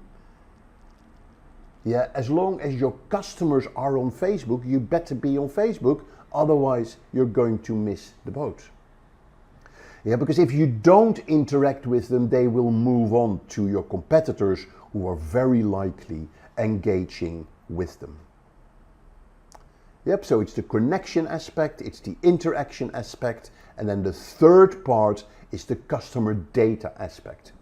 All of this, what we talked about, can be done, and you can track every aspect of your social media marketing at a customer level. And it gives you the key performance indicators like conversion ratios, sales ratios, customer satisfaction ratios, and ultimately return on investment. And there are tools nowadays that let you manage and track all these areas in one conglomerated system. Yeah, HubSpot is, for instance, a tool that you can use for that. And they integrate all your marketing and customer data and campaigns in one system that you can use for that. Alright, so without further ado, let's start with the first strategy, which is select platform. Before diving into the diverse landscape of social media, it's crucial to carefully consider your business goals, target audience, and the content strategy. Choosing the right social media platforms can significantly impact your brand's online presence and overall success. Begin by utilizing single platform, and as you gain proficiency in managing campaigns, gradually expand to incorporate additional platforms. So first we can say Facebook. As the most popular social media platform, Facebook remains a smart choice for almost any business. It allows you to boost brand awareness, gain followers, generate leads, and engage with your audience. The next we have is Instagram. So Instagram, known for its visual appeal, Instagram is excellent for showcasing products, lifestyle content, and behind-the-scenes glimpses. It's particularly effective for businesses in fashion, beauty, travel, and lifestyle. Alright, then there is Twitter. So with its real-time updates and concise format, Twitter is ideal for quick interactions, news sharing, and customer service. Then next is LinkedIn. So if you are in the B2B space, LinkedIn is essential. It's a professional networking platform where you can connect with industry peers, share through leadership content, and build business relationships. So it's a very effective app. Alright, now next is YouTube. Video content continues to dominate, and YouTube is the go-to platform for sharing video tutorials, product demos, and brand storytelling. So it is again one of the most important tools. Alright, now coming to the next one, which is TikTok. Especially popular among younger audiences, TikTok offers short-form video content and creative challenges. So once you have selected your platform, then you can proceed to knowing your audience. So understanding your audience involves grasping what you are trying to connect with and tailoring your content accordingly. For instance, if your target audience is tech-savvy individuals, incorporating content related to the latest gadgets and tech trends would be relevant. On the other hand, if you're reaching out to the fitness enthusiast, content on workout, healthy recipes, and lifestyle tips would resonate. By recognizing these details, you can effectively engage with diverse groups. It's like to speaking the language of your audience, whether it's through fashion or environmental concerns or entertainment preferences, fostering a stronger connection. Alright, now this was about knowing your audience. Alright, now next we have is competitors research. So competitor research is a fundamental aspect of a top social media marketing strategy. It involves systematically analyzing the digital presence, content strategy, and engagement tactics of competitors in your industry. By understanding what works well for others, you can identify opportunities, avoid pitfalls, and refine your own approach. Identify your competitors. Make a list of businesses or brands that operate in your niche. Consider both direct competitors, those offering similar products, and indirect competitors. Track their social media activities.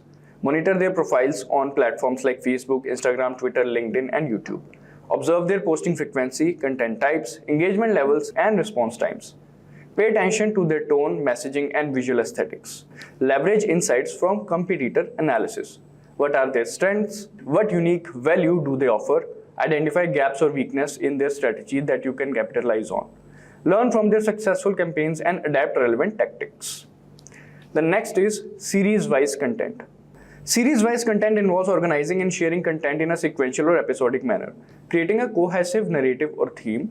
Series content not only includes your audience interest but also encourages them to return your subsequent episodes, enhancing engagement and building anticipation.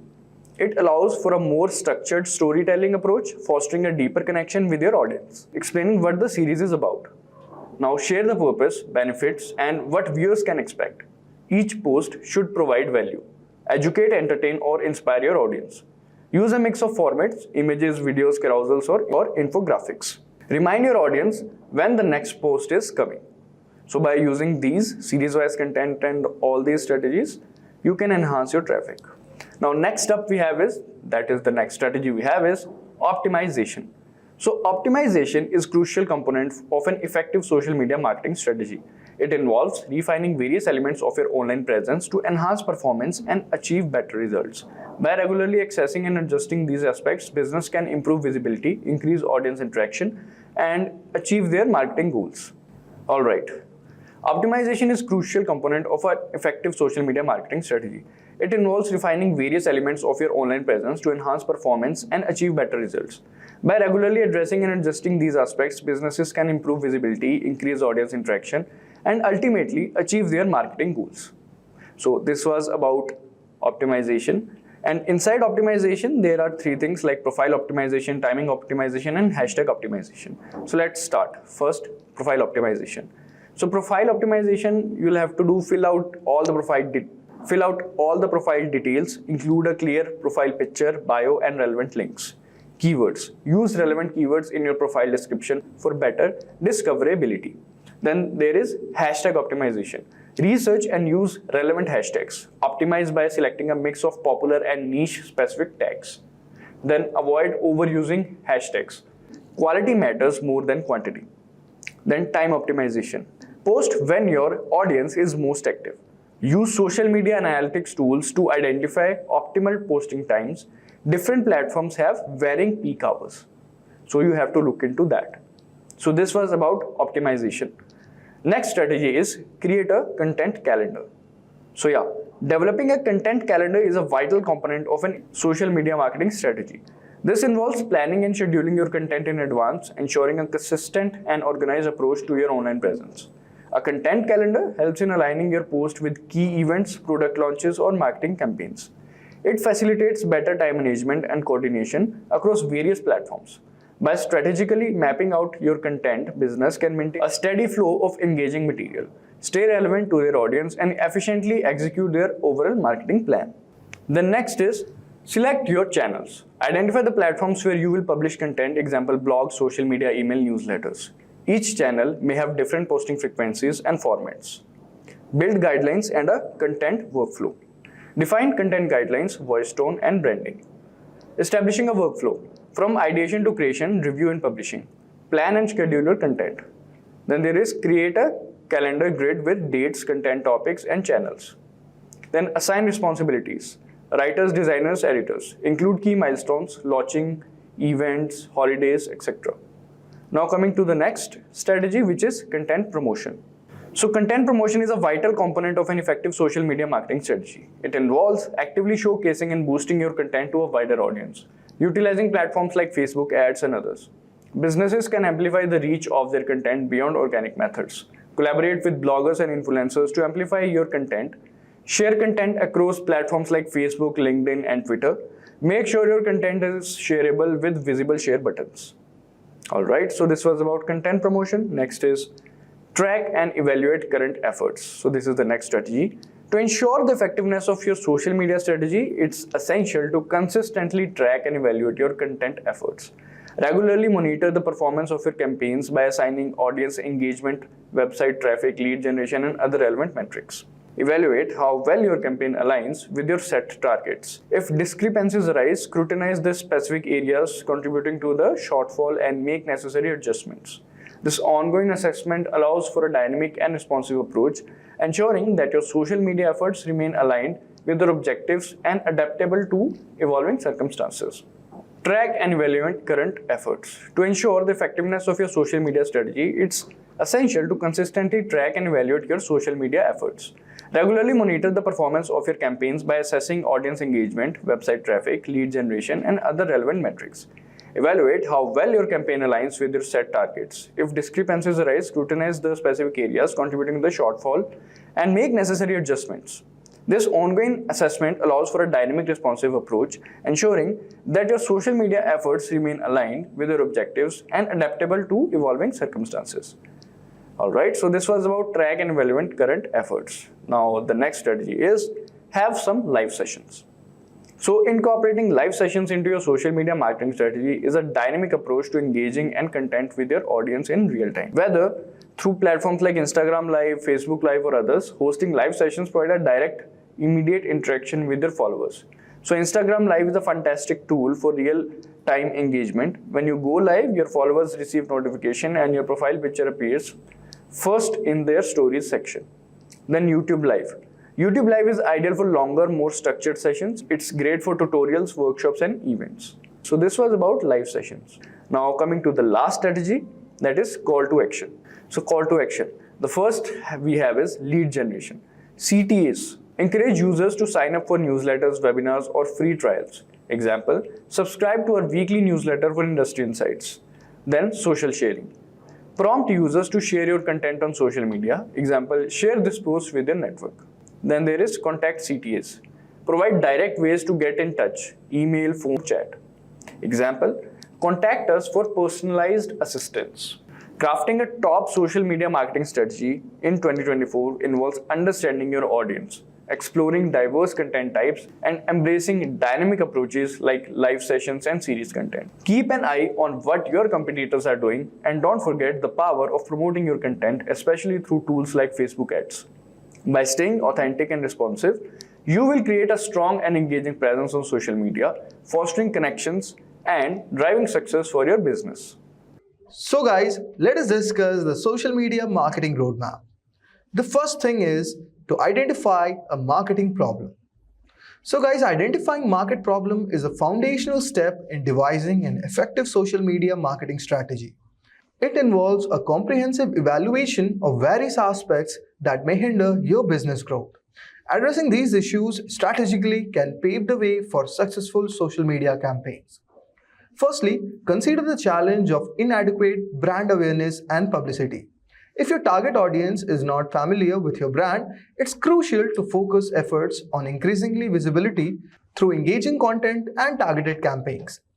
Next is the declining sales from traditional channel signals that need a shift in marketing approach. Embrace social media platforms to reach a wider audience and explore new avenues for sales.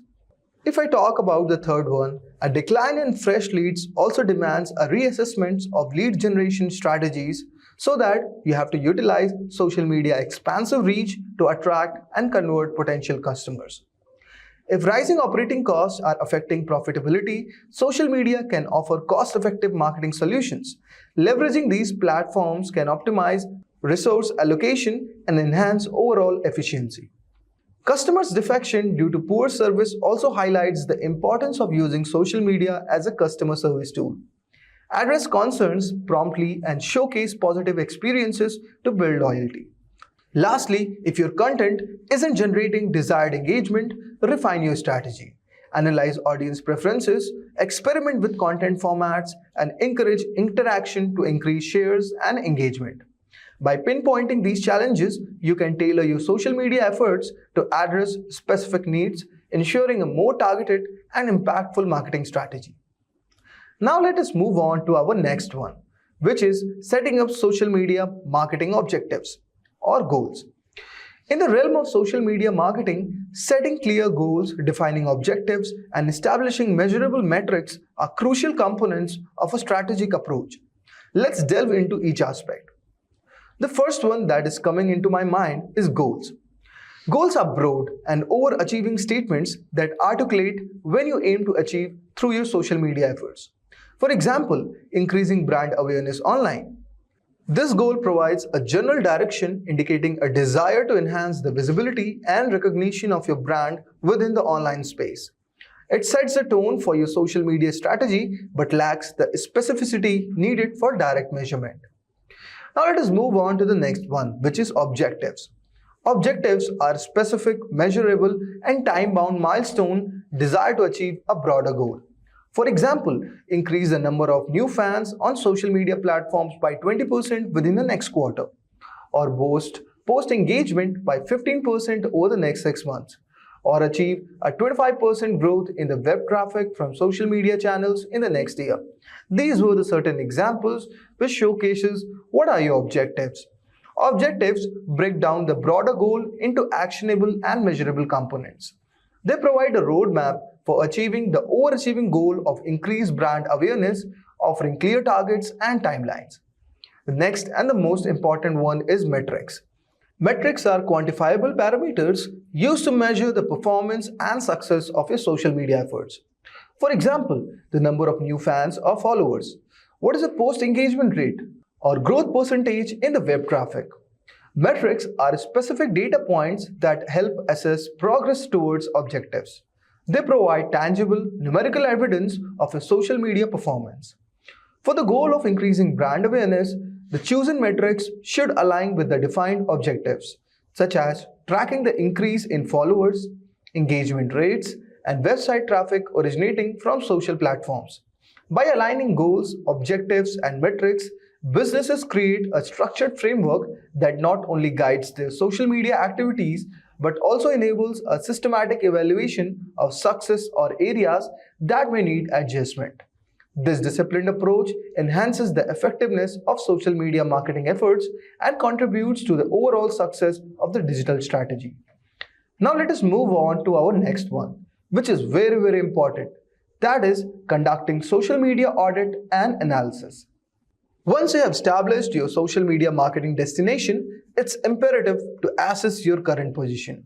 Akin to determine your standing point before embarking on a journey, this evaluation process often is concurrent with setting objectives, is analogous to recognizing that attempting to reach the moon is futile if your flying machine can even take off.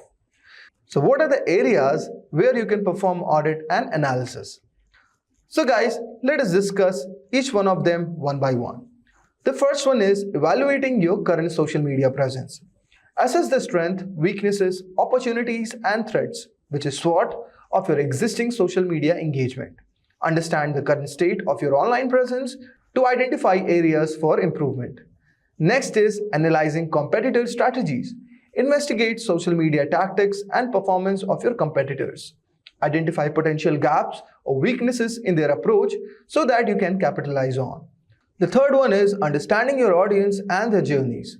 Study your customers, exploring demographics, psychographics, online behaviors, and historical preferences.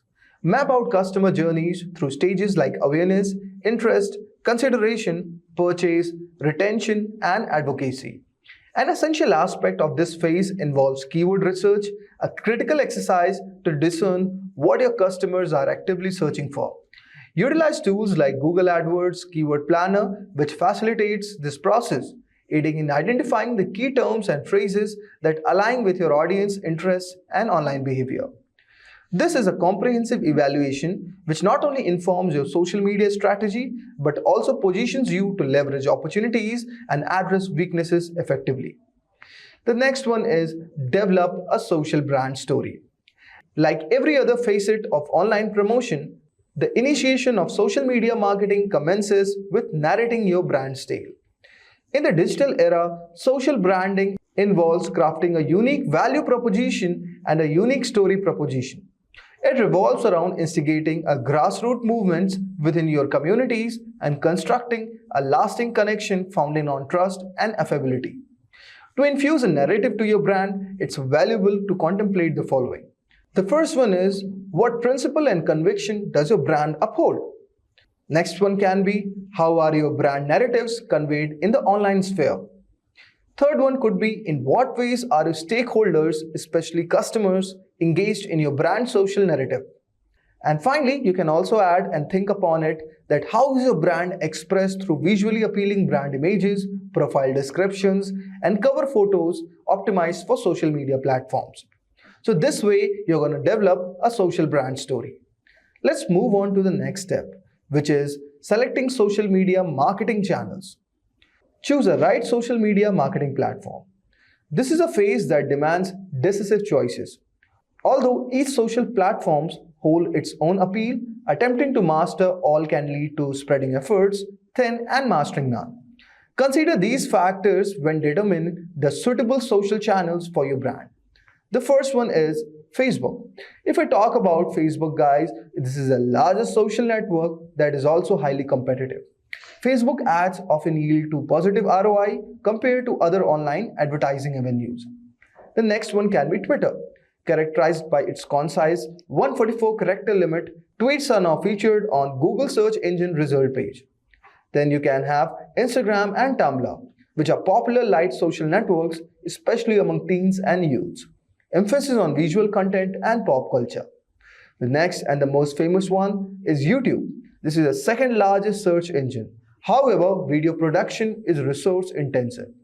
If we talk about Pinterest, known as the social candy due to its preference for visually appealing designs and images, over the 2/3 of Pinterest users are female. Making informed decisions about the platforms aligning with your brand goals and target audience is very essential.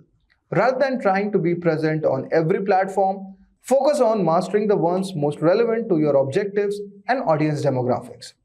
Now let's move on to the next one, which is social content creation and curation. After determining your social channel, the next step is crafting compelling social content. Embracing 80-20 rule in the content creation and integrating best practices in both written and visual content are key considerations. Here are certain crucial aspects to ponder upon. The first one is content creation techniques. Develop skills in writing, photography, videography, design, content production, and also ensure a harmonious blend of engaging and diverse content. The next one is content curation strategies. Employ effective methods to filter and curate relevant content suitable for sharing. Showcase a mix of original and curated content to keep your audience engaged. Third one is consistency and frequency. If I talk about consistency and frequency, it comes under the calendar development. Maintain a consistent and a regular schedule for your content production and distribution. For the same, you can choose a calendar development. Create content calendar outlining keywords, topics, and content types for distribution across various social channels. Plan and organize content to align with specific goals and strategies. By mastering the art of content creation and curation, you can effectively engage your audience and build a robust online presence. Establishing a content calendar helps maintain consistency, ensuring that your content aligns with your brand voices and also resonates with your target audience across different social media platforms. Let's move to the next one, which is evaluate and quantify the success. How you are going to measure and quantify your success. And what are the key metrics? The timeless saying is that you cannot manage what you don't measure, which holds particular relevance in the era of measurable marketing. In social media marketing, it's crucial to develop a comprehensive set of key performance indicators or KPIs to assess performance. These are certain key metrics which we have to discuss. And these encompass a variety of metrics. Let's discuss each one of them one by one. The first one is the brand awareness metrics. The reach, website visits, page views, fan growth, likes, and comment all come under this section. The next one is we have the conversion metrics. The sign up, on leads, memberships, trial purchases, and the actual purchases comes under this section. The next one is the engagement metrics. The comments, shares, retweets, downloads, and participations in contests come under this section. And finally, our social advertising metrics, which is cost per clicks, cost per acquisition, return on advertising spends, among others. By amalgamating these metrics, you can derive insights into your social media marketing into return on investment. The ability to quantify success through these indicators allows for informed decision making, enabling you to refine and optimize your social media strategy for better outcomes. Exploring social media marketing ROI can be very fruitful in evaluating and quantifying the success measures. So guys, in conclusion, effective social media marketing demands a strategic planning, consistent execution. From identifying challenges and setting clear goals to selecting platforms, creating engaging content, and measuring success through key performance indicators, each step is crucial. A thorough social media audit, aligning goals and audience understanding from the foundation. Selecting the right channels, mastering content creation, maintaining consistency are very pivotal. Measuring success through metrics allows for evaluating return on investment and refining strategies. In this dynamic landscape, adaptability, continuous improvement, and genuine audience engagement are essential for sustained success. By prioritizing authentic connection and staying attuned to trends, businesses can leverage social media to enhance brand presence and also foster lasting customer relationships. Right, so let's go straight into the Meta Business Suite. There is this thing called the Meta Business Suite. You may have heard of it, and it is a big deal for businesses who are on Facebook and Instagram. It's not just some regular tool. It is the main hub for all your online stuff on Facebook and on Instagram. Now, why does this matter? Well, it brings all your Facebook and Instagram activities together in one dashboard. Yeah, that means that dealing with ads, with pages, teams, analytics and everything, and posting and planning your content all happens in one place. And the best part of this, it saves you tons of time and it keeps things simple. No more jumping between screens or jumping between applications. You can just focus on your business as you should be focused. Now, the Business Suite isn't just for you. It's good for your marketing team as well. So even if your team is spread out over multiple locations, it lets you work together. You can assign different responsibilities in the Meta Business Suite. It keeps everyone on the same page. It gives everybody access to the same content, the same ads, the same posts, and the same analytics data. So you can all work towards that same goal. But it's not about teamwork. There's a lot more in it. It's like having an advisor with you. It has tools that will give you how engaged your audience is with your ads, how you're doing on Facebook, how you're doing on Instagram, and it helps you turn your data into smart decisions. So, in simple terms, the Meta Business Suite is like the behind the scenes manager for your business in Instagram and Facebook. It is your go-to place for making things happen in a very smart way. Right, so what are you going to be talking about? We will be talking about what is the Meta Business Suite, and then I'm going to give you 4 demos.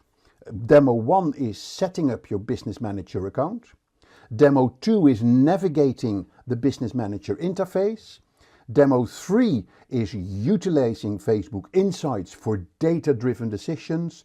And Demo 4, I'll share with you some info about how to collaborate and how to manage your team on the Business Suite.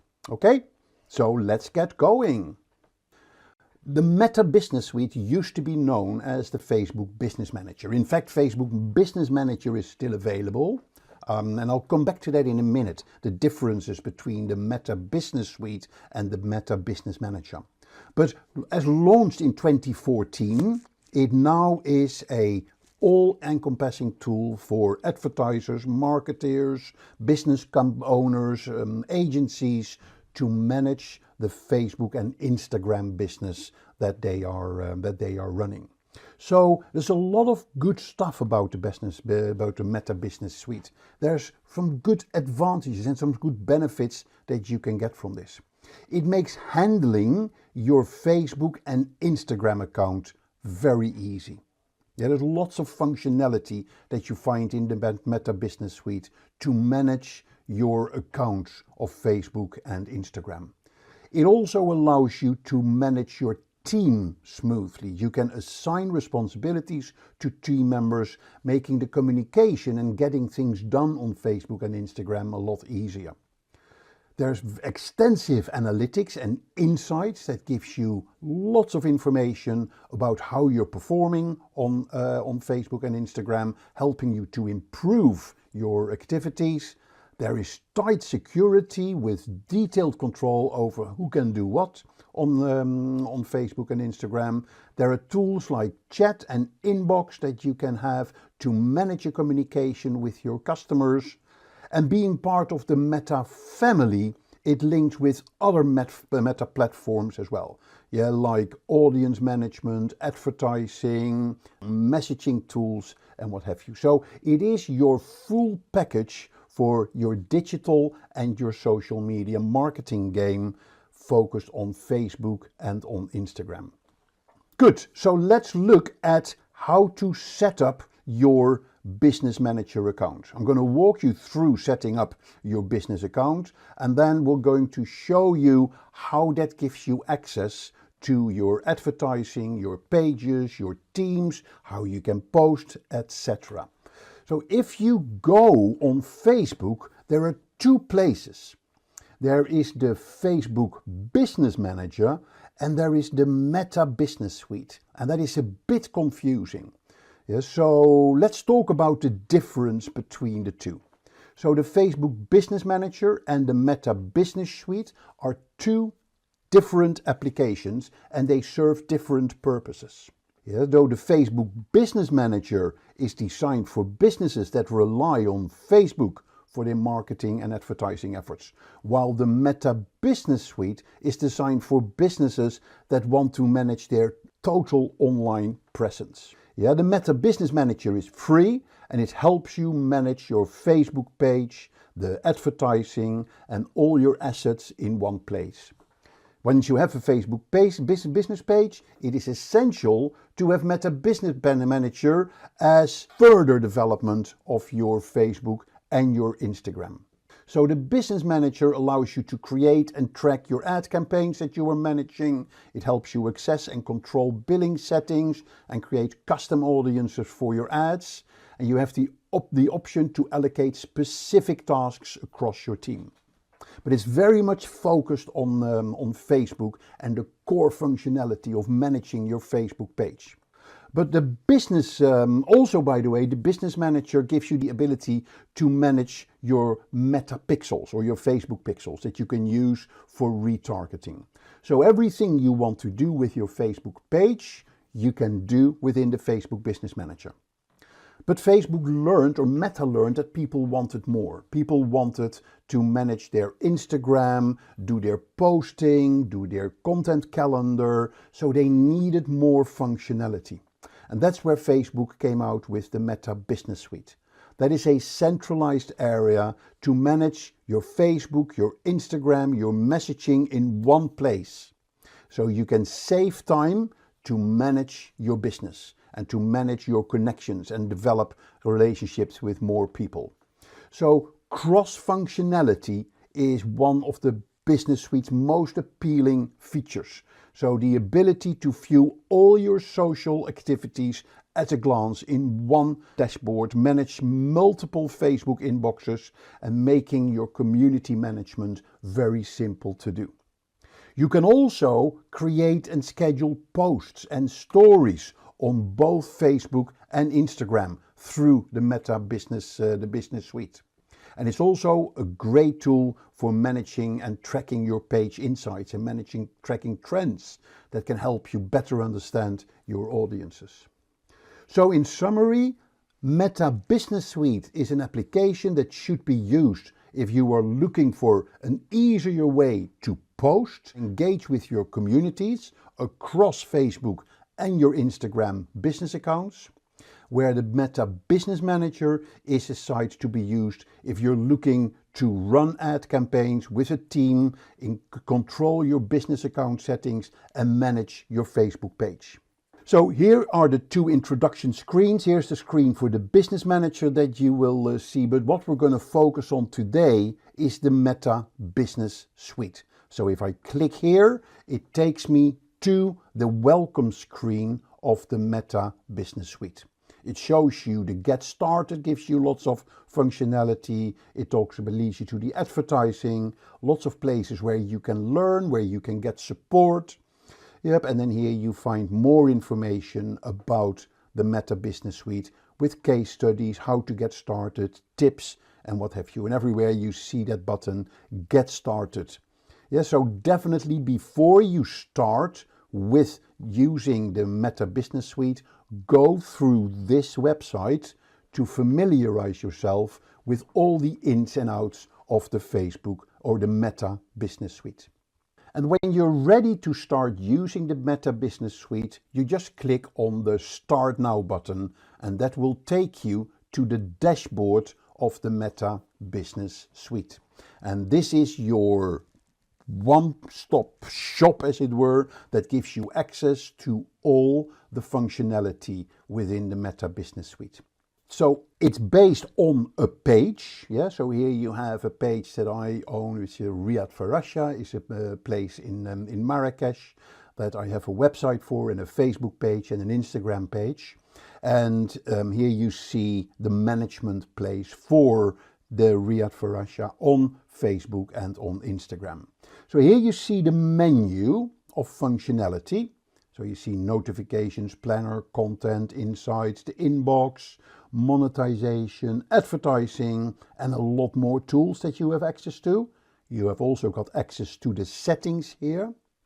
And then here you have your to-do list, manage your marketing content, how you can give you tips on how to explore more ways to grow your audience. And it's sort of the new center as well of new elements and new items and new functionality that you can find in the Meta Business Suite. Okay, so that is the screen that you will get when you already have an account. If you don't have an account, yeah, you go here on Riyadh, in the screen here, what you will get. Yeah, instead of seeing this screen, you will actually see this screen. Create a business account. Create a Meta business account. And there's a few things that you need to do here. First of all, you need to create your account. Second, you provide your business details. And third, you complete the verification. And once you've created or completed the verification, you're going to add your accounts, like your pages and your advertising accounts, and you're going to invite team members. And to close this, you're going to configure business settings and start verifying other features like your website, for instance. And then you are ready to start using your Facebook or your Meta Business Suite. So quickly, let's go through that. Yeah, so you're putting in your name, so that could be Mark's Riyadh. Yeah, you put in your contact info, that would be Mark Campman, and then very important, you're going to put in your email. And this email must be related to your Facebook page.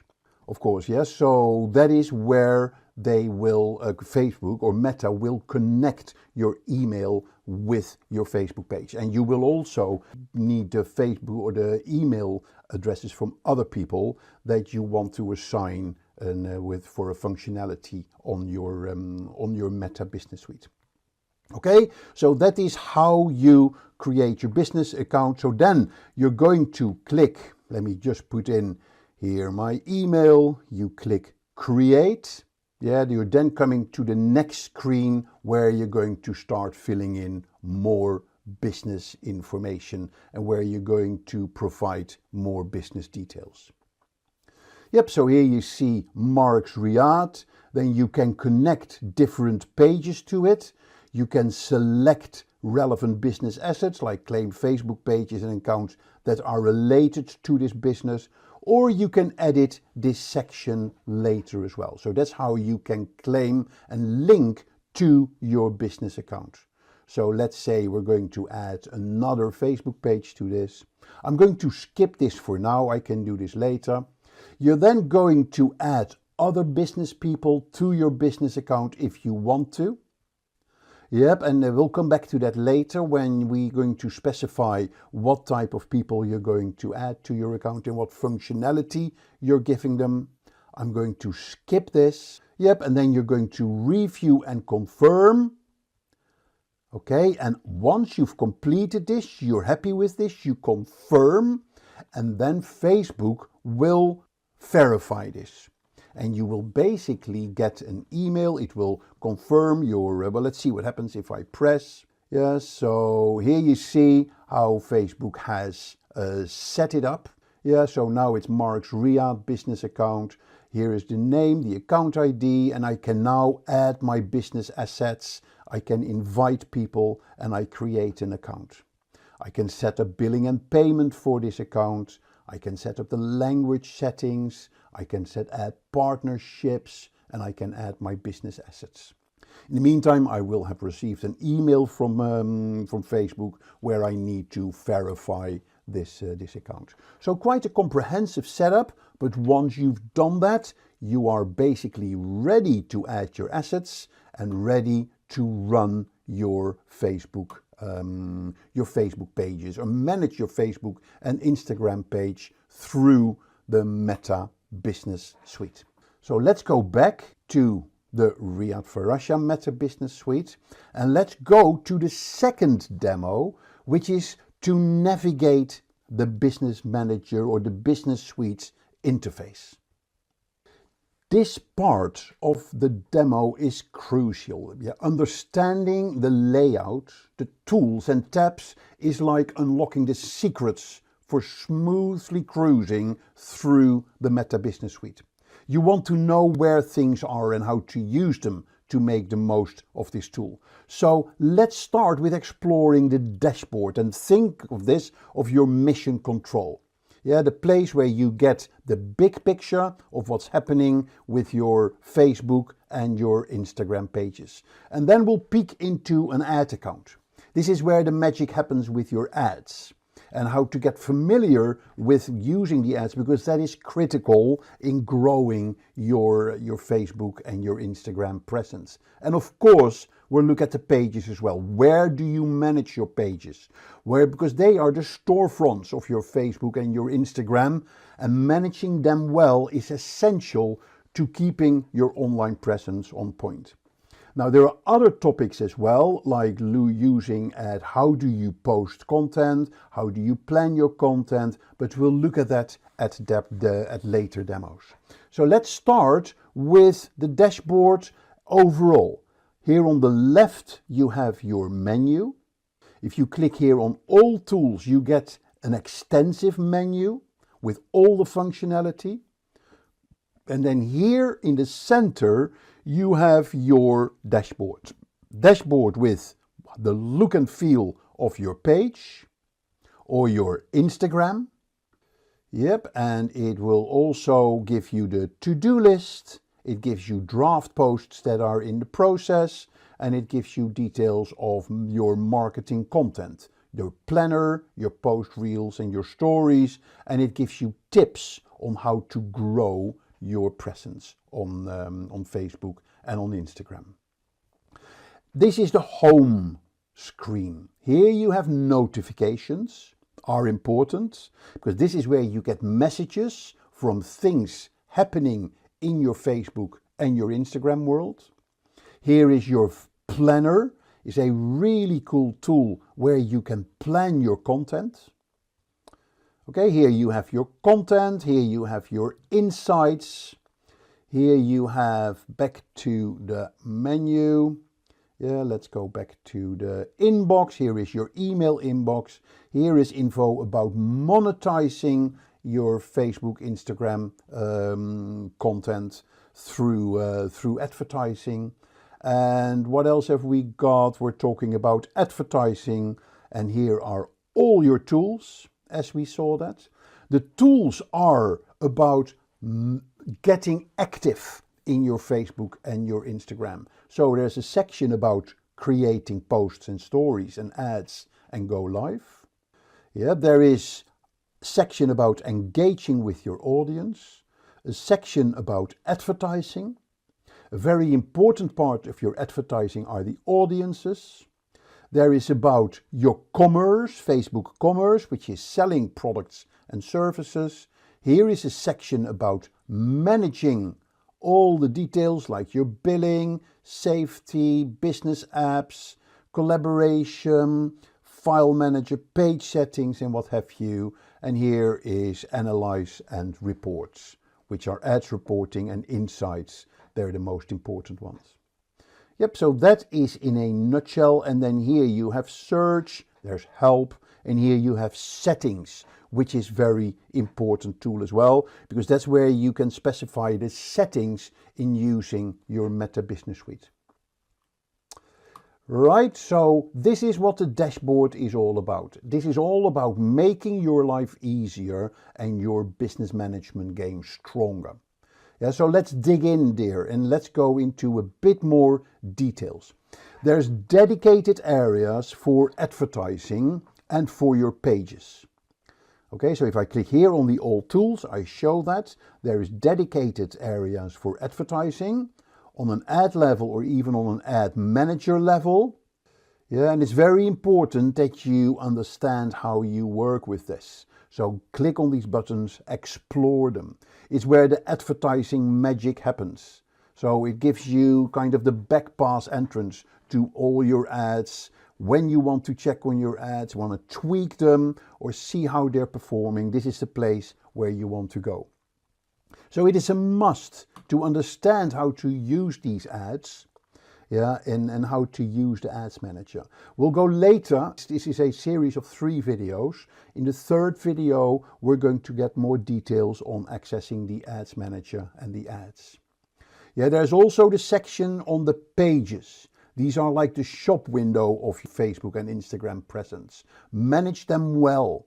Yeah, it's very important. If you go to the page settings, yeah, so it allows you to set the pages, the details of your pages. It sets the privacy for your pages. It sets the locations. You can link accounts, videos, branded content, lots of added elements that you can set here for your pages.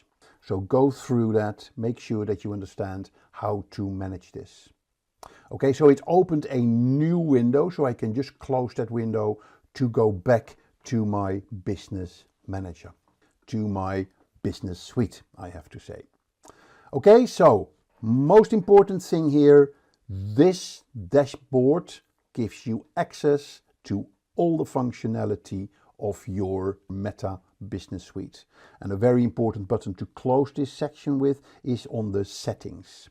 And in the settings, you can set up your language, billing, ad account settings. And you may have seen this earlier when we've set up the account in the Business Manager. Yeah, so if you want to revisit that, if you want to make changes, then you can do that here in the settings area.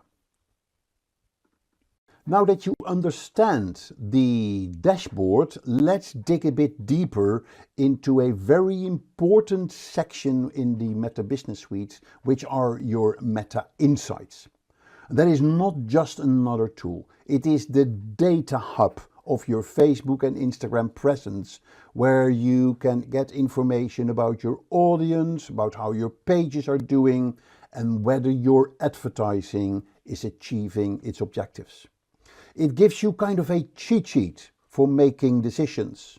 You want to know about who your audience is, you want to know where they are. Insights gives you that data. You're curious about your Facebook page performance, check it out on the Insights. You want to know how your ads are performing, Meta Insights will give you the detail. So this is basically where you go to become a strategic thinker armed with real-time information about your Facebook and your Instagram presence. So let's have a look at this. Let's go to the insights. Yeah, so heading over to the meta page. So let's go to the all tools. Yep, and there's two different ways of going there. You can access that through your page, or you can access it here through your insights. And this is where you are going to get a gold mine of information about your presence on Facebook. Yeah, so, and it sorts it neatly into sections like page views, followers, engagement, and your content. You want to know how many views you got? Here you can see how many you got. You want to know how your ads are running? Here you can see how they are doing. You want to know your audience. You want to know more about your followers, about your Instagram followers. Here is where you can find all that information and all that knowledge. Now, these aren't not just numbers on a screen. These numbers, they tell you what is happening, and they can help you refining your Facebook strategy. It helps you to tweak your Instagram and your Facebook strategy, and it can help you in checking how your audience is responding.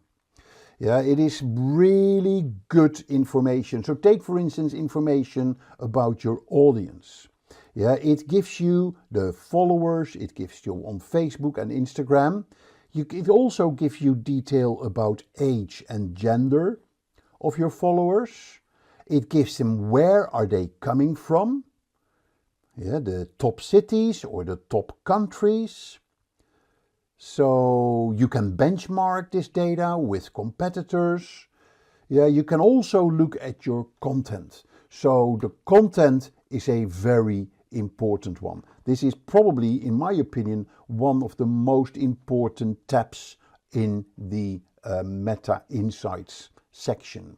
So this dissects your posts, and it shows you how each of your posts is doing when it comes to number of people reached, number of people that have seen the post, number of people that have seen the video. You can watch, split it by post and by stories. You can split it by, let's just do photo posts. No photo posts, mostly were video posts. Yep, and you can specify the columns here as well. So I want to see the type of posts. Yeah, so I can then apply, and it gives you lots of information here. You see on the videos how many minutes people viewed the post, how many impressions that you got, the reach of the post, and the most important one is the engagement on the post.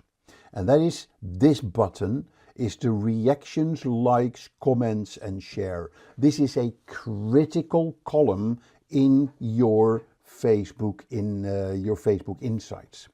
Yeah, if I order this from top down, yeah, so here then I see those posts with the highest engagement over the last 28 days. And this is where you can learn what posts work and what posts do not work. And that is golden information, because if you know this post works, then why not make more of those posts so people can, so you can get in similar engagement level, and overall it can help you in driving your engagement levels. So very useful reports. You can see what posts are stealing the show, what posts need a bit of tweaking, and it can help you in making sure that you hit the right content with the right people with the right content. So think about this tab, the content tab, as checking what posts work and what those posts don't work, and you can use that to optimize your posts for in the future. So there's a lot more in here. You can get audience information here as well, and we'll talk about that in a later demo on how to develop audiences in your Facebook, your Meta Insights. Right. Let's move on. Let's go to the fourth and final demo of this video, which is about collaboration and team management. Let's go back to the Meta Business Suite. In this demo, we'll dive into the world of collaboration and team management within your Meta Business Suite. So Meta Business Suite is not just an act for you. It's not a solo act. It is about getting your whole marketing team on Facebook, on the Meta Business Suite. Yep, and that can help you in kind of supercharging your management of your Facebook and your Instagram. So let's break down how you can add team members. Because teamwork is like the secret sauce that can really make your Meta Business Suite come to life. So it is very useful to get your team online. So it helps you keep people in the loop. You can assign specific roles. Yeah, so everybody knows what they're doing, what they're supposed to be doing when they get on the Meta Business Suite. And very important, even if your page is across, or if your team is across multiple locations, you can still work as a team in managing your Facebook and your Instagram. So let's go down to the basics. The first of this is building your team. So what you're going to do, you're going to move to the business settings. And here you see people. Yeah, already you here see an overview of the people that are available on this business account that can use. And there's currently one that is me, and I've done another one which is me on another email, and the invite has been sent, but I haven't accepted it. But let's go and click on invite. Let's first look here on the people button. That is basically, that leads you to this screen. If I click here on invite people, you can then go through a number of steps. Yeah, so in this section you can select people. Once you've selected those people, you can assign their access. You can assign business assets to those people. You can review the invitation, and then you can send it out. So let's go through this process. So we're going to enter the email. Again, we're going to do just myself.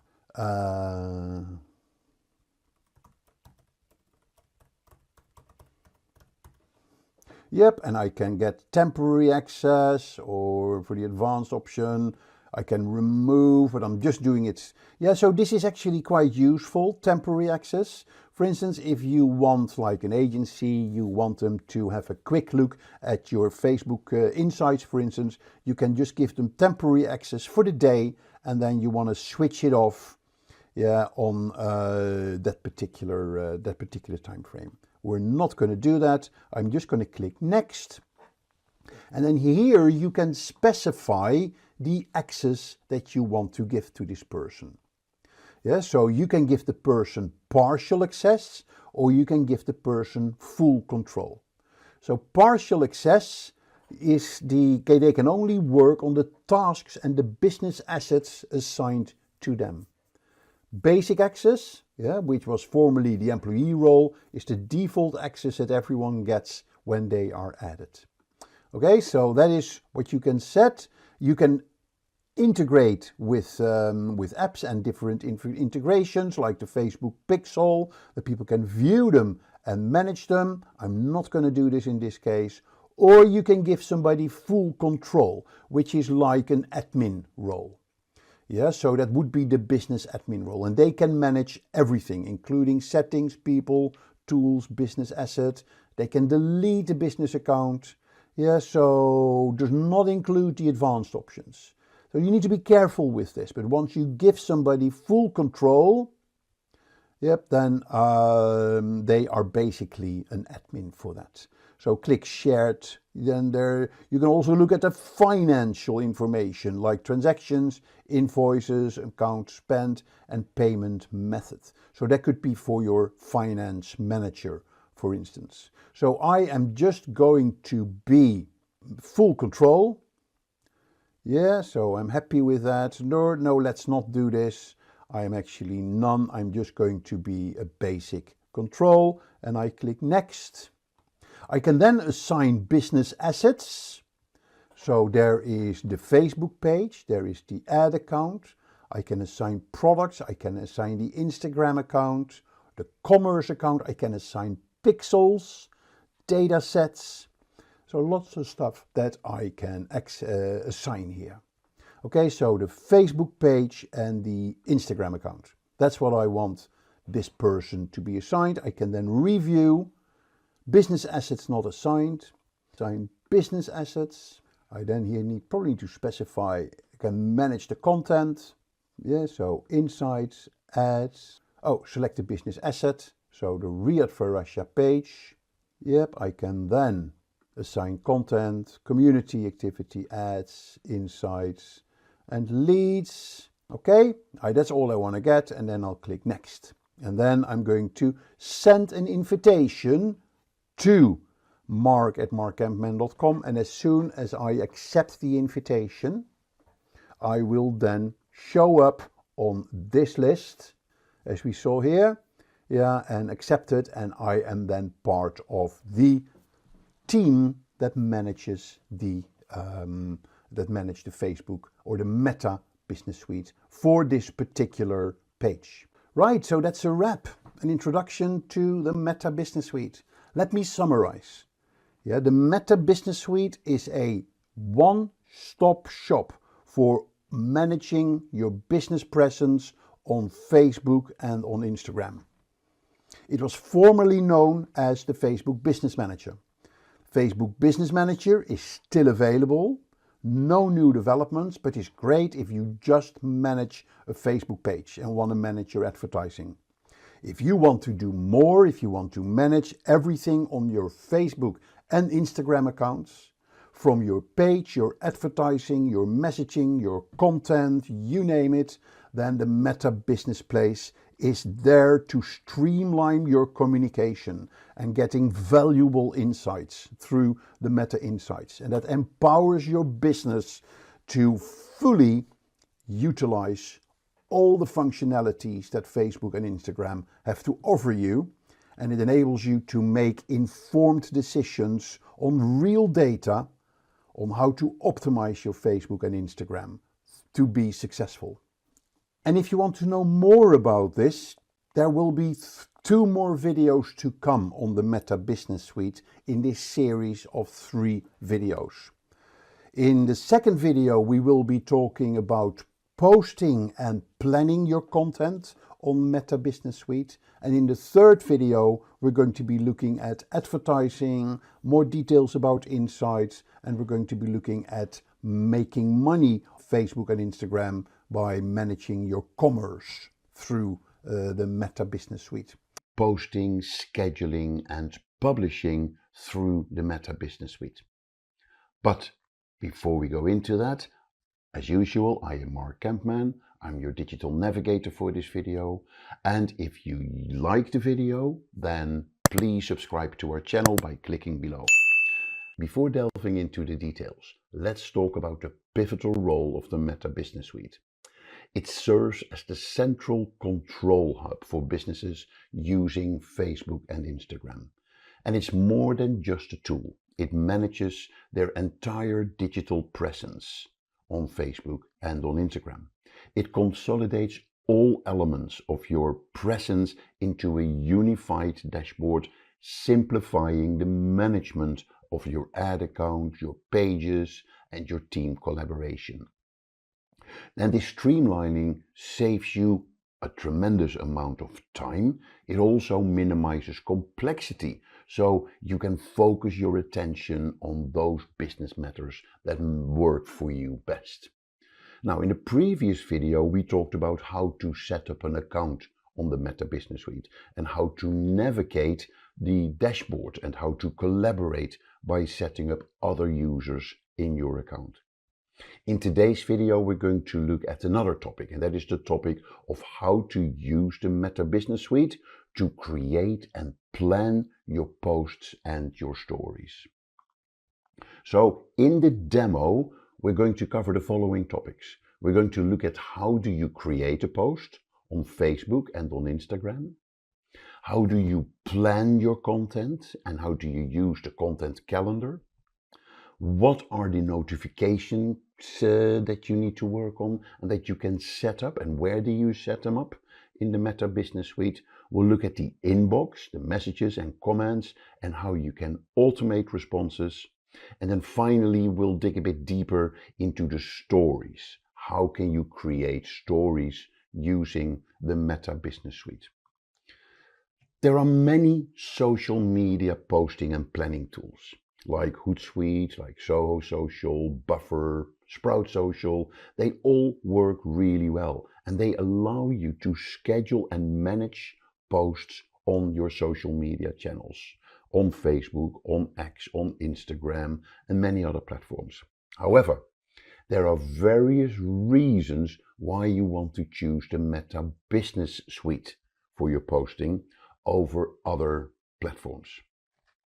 First of all, Meta Business Suite is developed by Meta, ensuring a seamless integration with Facebook and Instagram, and making sure that you can leverage all the functionality in Facebook and Instagram within your posting in the Meta Business Suite.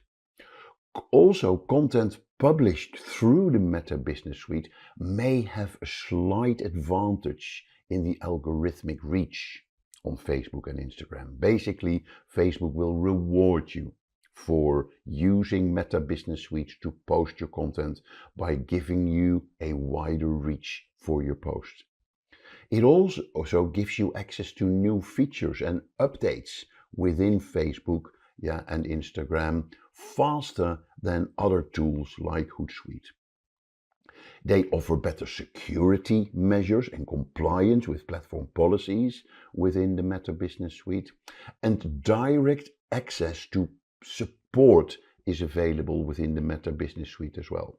So that will expedite your issues resolution. So Facebook, the publishing facilities within the Meta Business Manager, they are designed specifically for Facebook and Instagram. So that makes it much friendlier, easier for you to use than some of the other platforms. Good. So let's delve into the posting and publishing on Facebook and Instagram. Let me go to the real life dashboard. So here you see the dashboard.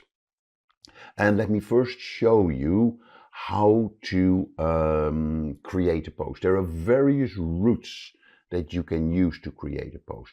There is here the create post. You can also go through the planner, you can go through the content. So there are various ways that you can get into. But let me show you the create post, the simple approach. I'm clicking here, create post. And I'm then getting to the basic screen for creating a post. So here you see all the elements that you need to do. So first of all, you're going to specify the platform that you want to post. And I've selected here Facebook and Instagram. I can then add the photo. I can use a template, and here I can use specific text. And then here I see the scheduling options. I can set my privacy settings. And here you see the preview either in the Facebook feed or in the Instagram feed. So I'm going to add a photo. I can actually upload from the desktop or add from the file manager. We'll look into the file manager in a bit, but I'm clicking upload from desktop. And then here I can go to, let's say, for Russia, picking this photo. The photo is now being uploaded, and here I see what the post is going to look like. Then here I can add the text and I can say winter promotion in Riyadh for Russia. I see here how the text is being added. So I can completely see how the post is being set up. I can add all the stuff that I can add on Facebook as well. I see the Facebook feed preview. I can go for the Instagram feed preview. I can look at the desktop and the mobile version. So it's a fully featured posting platform within the Meta Business Suite. Yeah. So now a few things, of course, before finalizing the post. Take advantage of this preview feature in the Business Suite. Yeah, so make sure that your visuals and your caption displays as intended and that there are no formatting issues. So making sure that the post looks exactly like you want it to look. And then when you're happy with the post, you click either publish or you can say finish later. So I can also schedule the post. Yes, so I'm clicking here, publish, and then the post will be published. This may take a moment, or you can set here your scheduling options. Yeah, so you see now that the post is published. So, but I'm going to delete it in a minute because I don't want this post to go live. Yeah, so if I again want to create that post, I can also say the scheduling options and I can set a date and a time for my post. Okay, so that gives it to you in a nutshell. And what we're going to do now is let's look at this file manager in a bit more detail. The file manager is a tool that Meta Business Suite has put together to allow you to add and organize your assets for your business account. You have assets like your photos, like your ads, like videos, etc. So with File Manager, you can collaborate on files and folders, you can assign access to creative assets, and you can plan your content more efficiently. So you can manage your image and video files for use in your posts or your stories or your videos. You can upload multiple assets at the same time for later use. You can create albums to organize and access your creative assets. And you can share your assets with other people in your team. So how do you access the file manager? You can go here to All Tools. And then within the All Tools, you see here File Manager. So click on that, and that takes you to your File Manager where you can create folders and where you can add sort of creatives in your folder. So if I go to this folder and I can check the folder, and here you see one of the assets that I've added into this file manager. Clicking here, I can straightly bring it into my creative posts. Yep, so I can use it to create a story or I can delete it. I can look at my folder setting. Yeah, here you can see which people have access to the folders. I can assign partners to the folders. I can edit these folder permissions. So very useful tool, and particularly if you have lots of assets for your products, then this can be a very helpful tool in managing those assets. So that takes me then a step deeper to the Content tab in the Meta Business Suite as well. Yeah, that is where you can find all your published and drafts and scheduled posts, including your reels, your video posts, your stories, your photos, and your live videos. You can see what is published, what is scheduled, what is draft, what is expiring, what is expired. Yeah, you can add your reels, you can even export the data, and still access to your create post or your create reel. Here you can see the date published of the post. You can see the status of the post, if it has been boosted or not. Yeah, what's the distribution for the post, how many, you see then some statistics on the posts as well. And we'll dive deeper into the insights later in the third video, but here you can already see the impressions, the reach, the players, and very important, the reactions, the engagement that you had on the different posts. So very useful tool. Yeah, so you can, within this tool, you can manage your post, you can create posts as well. And there's also access here to your A/B tests if you want to test posts on their effectiveness. You can also, within the content, and I like that, you can see your feed and your grid. Yeah, so here you see your Facebook feed. This one is that I've just published, although I've deleted it as well. But yeah, and here you see your Instagram feed. You can see your mentions and your tags, so it's almost like managing your feed as well. And here you see your collections within your file manager, like Facebook photos, playlists, and series that you can created. Very useful tool that you can use to manage your content together with the file manager. Right, so that concludes the posting element. Yeah, let's now go into the next level of managing your posts, and that is through the planner. The planner can be accessed by clicking the planner button here on the menu in the Meta Business Suite dashboard. So if I click on the planner, yeah, you can access your your content dashboard. And within this dashboard, you can have a total overview of what you have posted and what you're going to post. And you can see some basic information about your different posts as well. Yeah, and it's a very useful visual tool to plan your content and to plan ahead of your content. So you click on the planner tab as I mentioned. Yeah, it also features this calendar that helps you plan, schedule, and visualize what content you want to share and when you want to share it. You can also use this calendar to coordinate your content with holidays and special events, what is going on. And you can also use it to manage your creative access, your creative assets. Yep, so here you see the goals that you can specify. You can add goals. Yeah, so here, for instance, I want to increase reach. You can specify that for a specific period. And then here you see how you fare against reaching the objective of the goal that you've set. There's also the moments.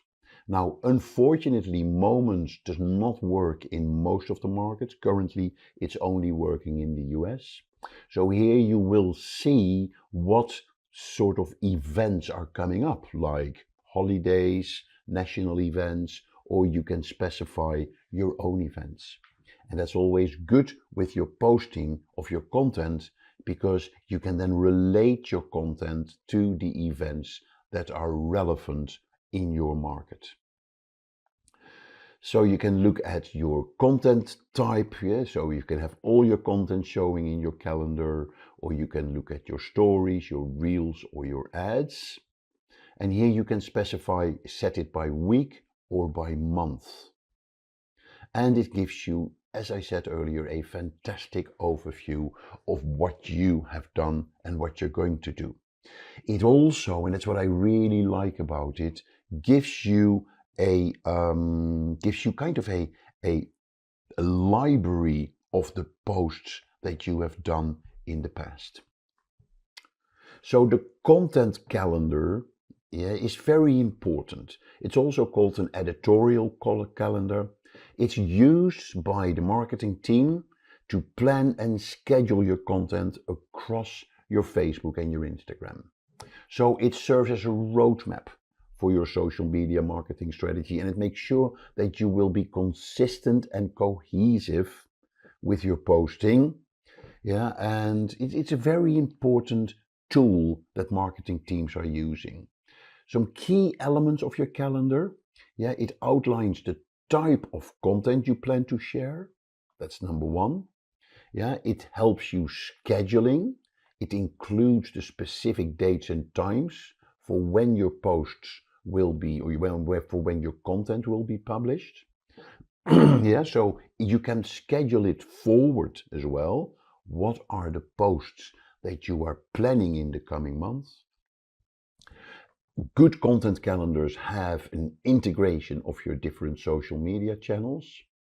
Yep, so that is very useful because then you can select and show the posts for each sort of channel that you're using. The calendar often includes themes or topics for postings. Yeah, so you have a diverse range of content that you're scheduling. There's also alignment with your campaigns in your content calendar. So it aligns with your broader marketing campaigns or events. So your social media efforts, they're really contributing to it, to sort of achieving your marketing objectives. Good content calendars, they have collaboration features, so multiple team members can contribute or review, so you can coordinate your efforts across your posting. And by planning and scheduling your content in advance, yeah, it's just a matter of efficiency. It helps streamline your content creation and your posting process. And finally, a good content calendar helps with the communication within your marketing team. So everybody is aware of what is being scheduled, what posts are coming, and they can plan their tasks accordingly. Now that we looked at the publishing and planning side of your content and your posts, let's look at the notifications. A very important part of your Facebook and Instagram presence. And fortunately, Meta Business Suite allows you to receive notifications related to your Facebook and your Instagram business accounts. Whether you get those on messaging or whether you get them on your email. So what are notifications? They are kind of alerts or messages that inform people, yeah, and it's mainly you, of course, and your marketing team that are working on the Meta Business Suite as well, about specific activities, updates, or interactions with the Meta Business Suite platform. So what are the features of the notifications in the Meta Business Suite? So here we go into the notifications button that we can access through the Meta Business Suite menu. So click on notifications. Yeah, so first of all, you can customize your notifications. Yeah, so you can customize the notification preferences based on your settings and your priorities.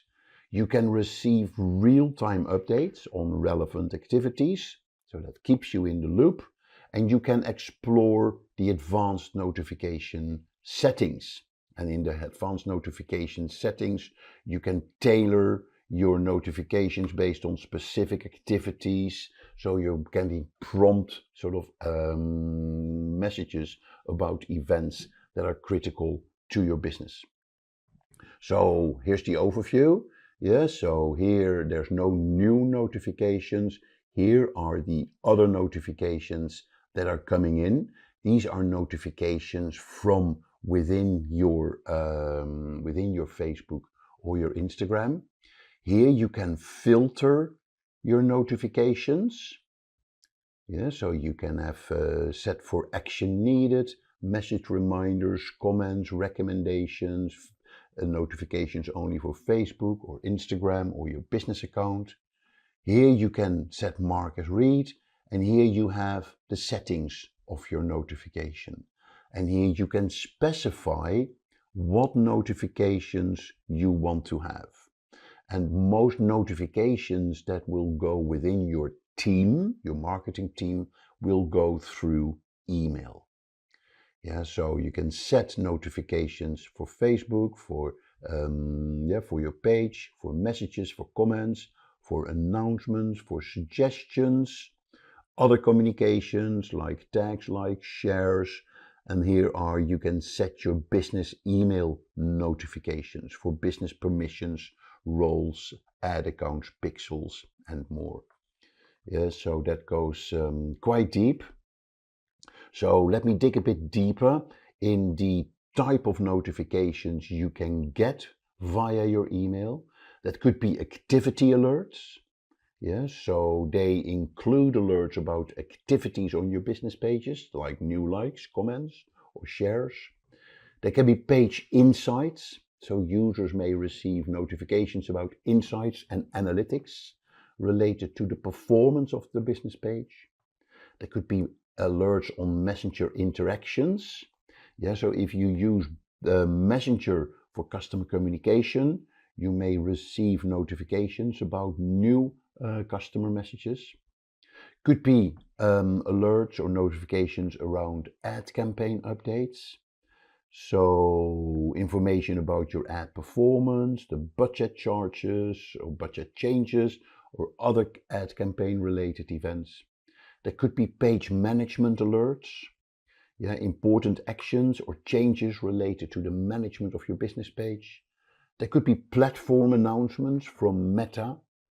Yeah, they may use the notifications to communicate important platform announcements, updates, or changes. There could be notifications related to security. And finally, notifications around events and reminders. So, a very useful tool to use. Important to make sure that you set the right preferences and make sure that you check it regularly. Yeah, what the notifications are that you are getting in. Besides the notifications, another important area is your inbox. And within your inbox, you have your messages, you have your comments, and your automated responses. So you can access that by clicking on the inbox in your menu. Yeah, and Meta Business Suite, they offer several features related to this communication and engagement within your inbox. They enable your business to effectively manage your communication and your engagement on Facebook and on Instagram.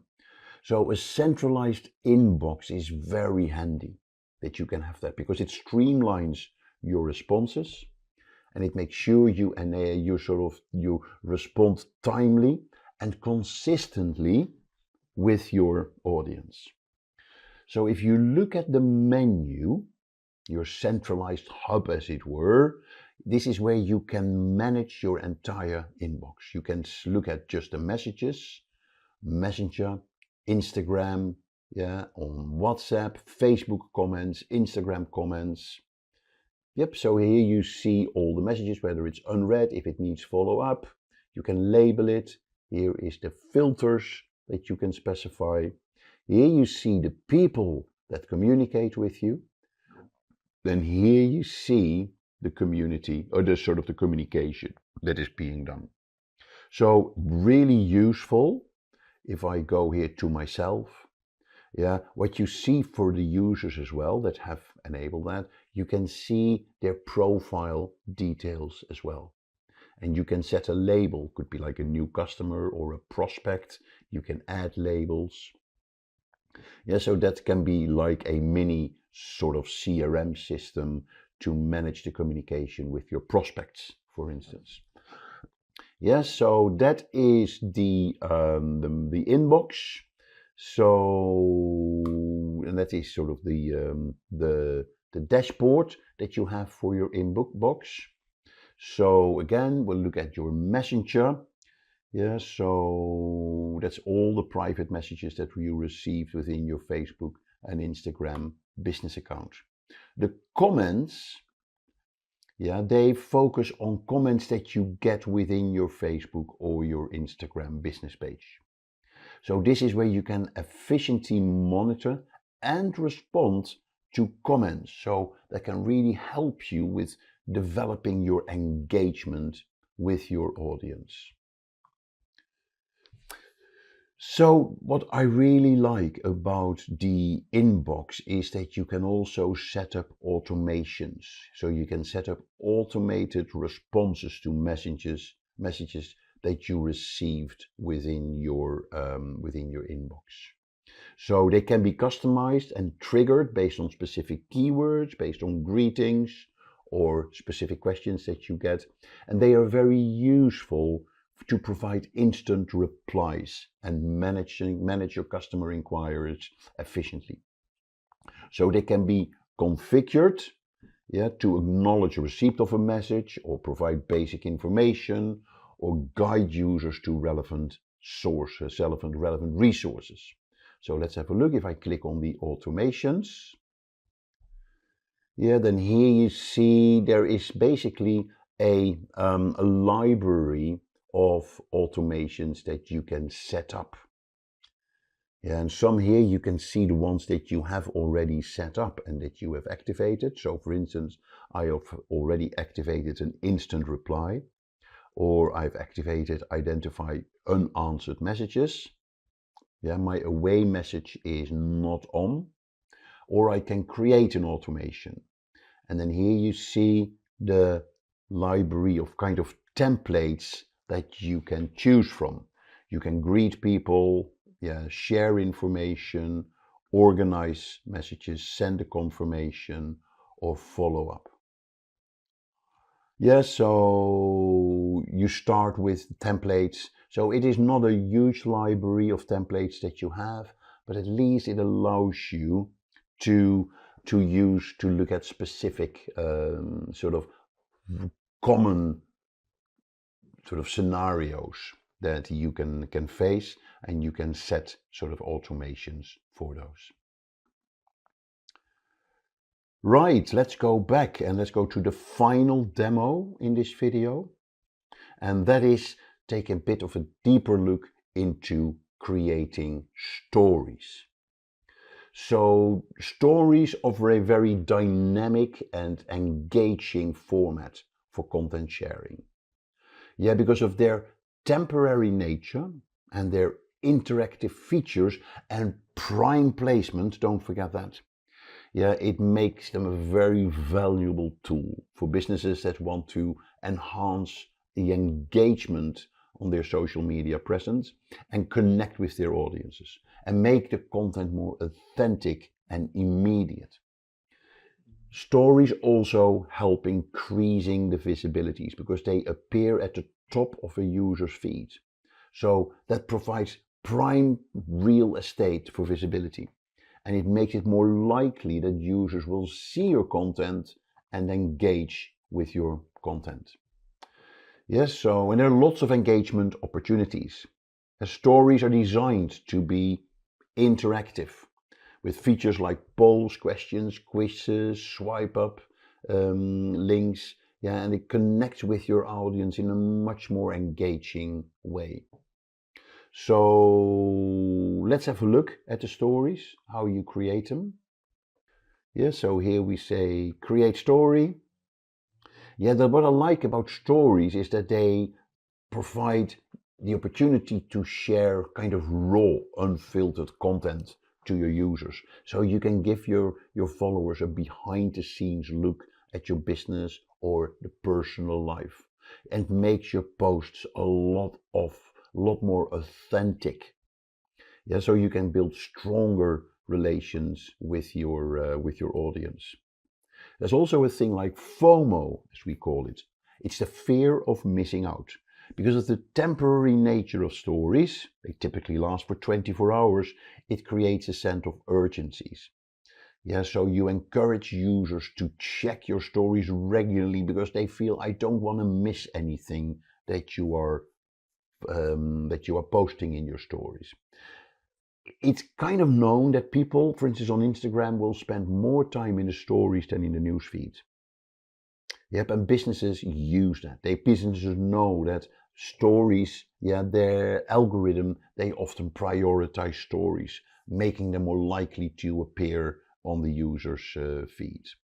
So, and another big feature of stories, by the way, is the highlights feature, particularly on Instagram. So you can create story highlights, which are collections of past stories that you can feature on your profile permanently. So that is a fantastic way to showcase important information or key aspects of your brand. I always say it's like the menu of your website. You can actually have that in the highlights on your Instagram. So, and finally, the power of stories is also that they offer advertising opportunities, both in Facebook and in Instagram. So businesses can use that to reach a broader audience and promote products or services. Of course, it's not as user-friendly as on the mobile, but at least you have some functionality on the that you can have on the mobile as well. So add photo video, we're going to go with the same photo here, open. Yep, so here you see the photo and here you see how the story is being uploaded. Yep, so you can then add your text as well. So you can click edit. Yep, so here you can see I can crop, I can text, or I can add stickers. So let's add text. So the text will be, I'm going to put it here. Yeah, so winter promotion. Yeah, put that here. And then we have text is blue or text is red. Let's make it yellow. Here we go. Font I can choose. Yep, and then I can say, let's stick with that. And here I can say I'm going to add a sticker as well. Yes, so you have a whole library of stickers. It is, again, not as advanced as you have on the mobile, but at least you can do a bit on the, yeah, so then I can click apply. I can add my multiple media, of course. I can schedule it, I can share it straight away, or I can schedule it, and I can set my privacy settings as well. So really good functionality within the Meta Business Suite. So create the stories here or create them on Facebook or Instagram itself on the mobile. But at least you have some functionality on that here as well to leverage the power of the stories. There are two additional items in the old tools that you need to be aware of that can help you with your content creation and your content planning. If I click here on all tools, then in the menu you will see here sound collection. Sound collection is a fantastic tool to enhance your video and audio content with free music or sound effects that you can use in your posts. And it's a hidden sort of secret in the Meta Business Suite, but it gives you a great collection of hundreds of sound files that you can add to your videos or your photos or your stories. And there you can sort by genre, by mood, by duration, by vocals, by tempos. You can add it to favorites. There is, as you can see here, over 13,282 soundtracks in there that you can use, and they're all free of charge. So there's tracks, there's sound effects, and it is very handy little tool that you have in the Meta Business Manager. So the other one that I want you to be aware of, if I go back home and back into the old tools, is the Collaboration Center. So here in the Manage, you see your Collaboration Center, and that is where you can sort of structure your partnerships with brands and with influencers. So you can sort of assign brands and partners that you want to collaborate with on your posts.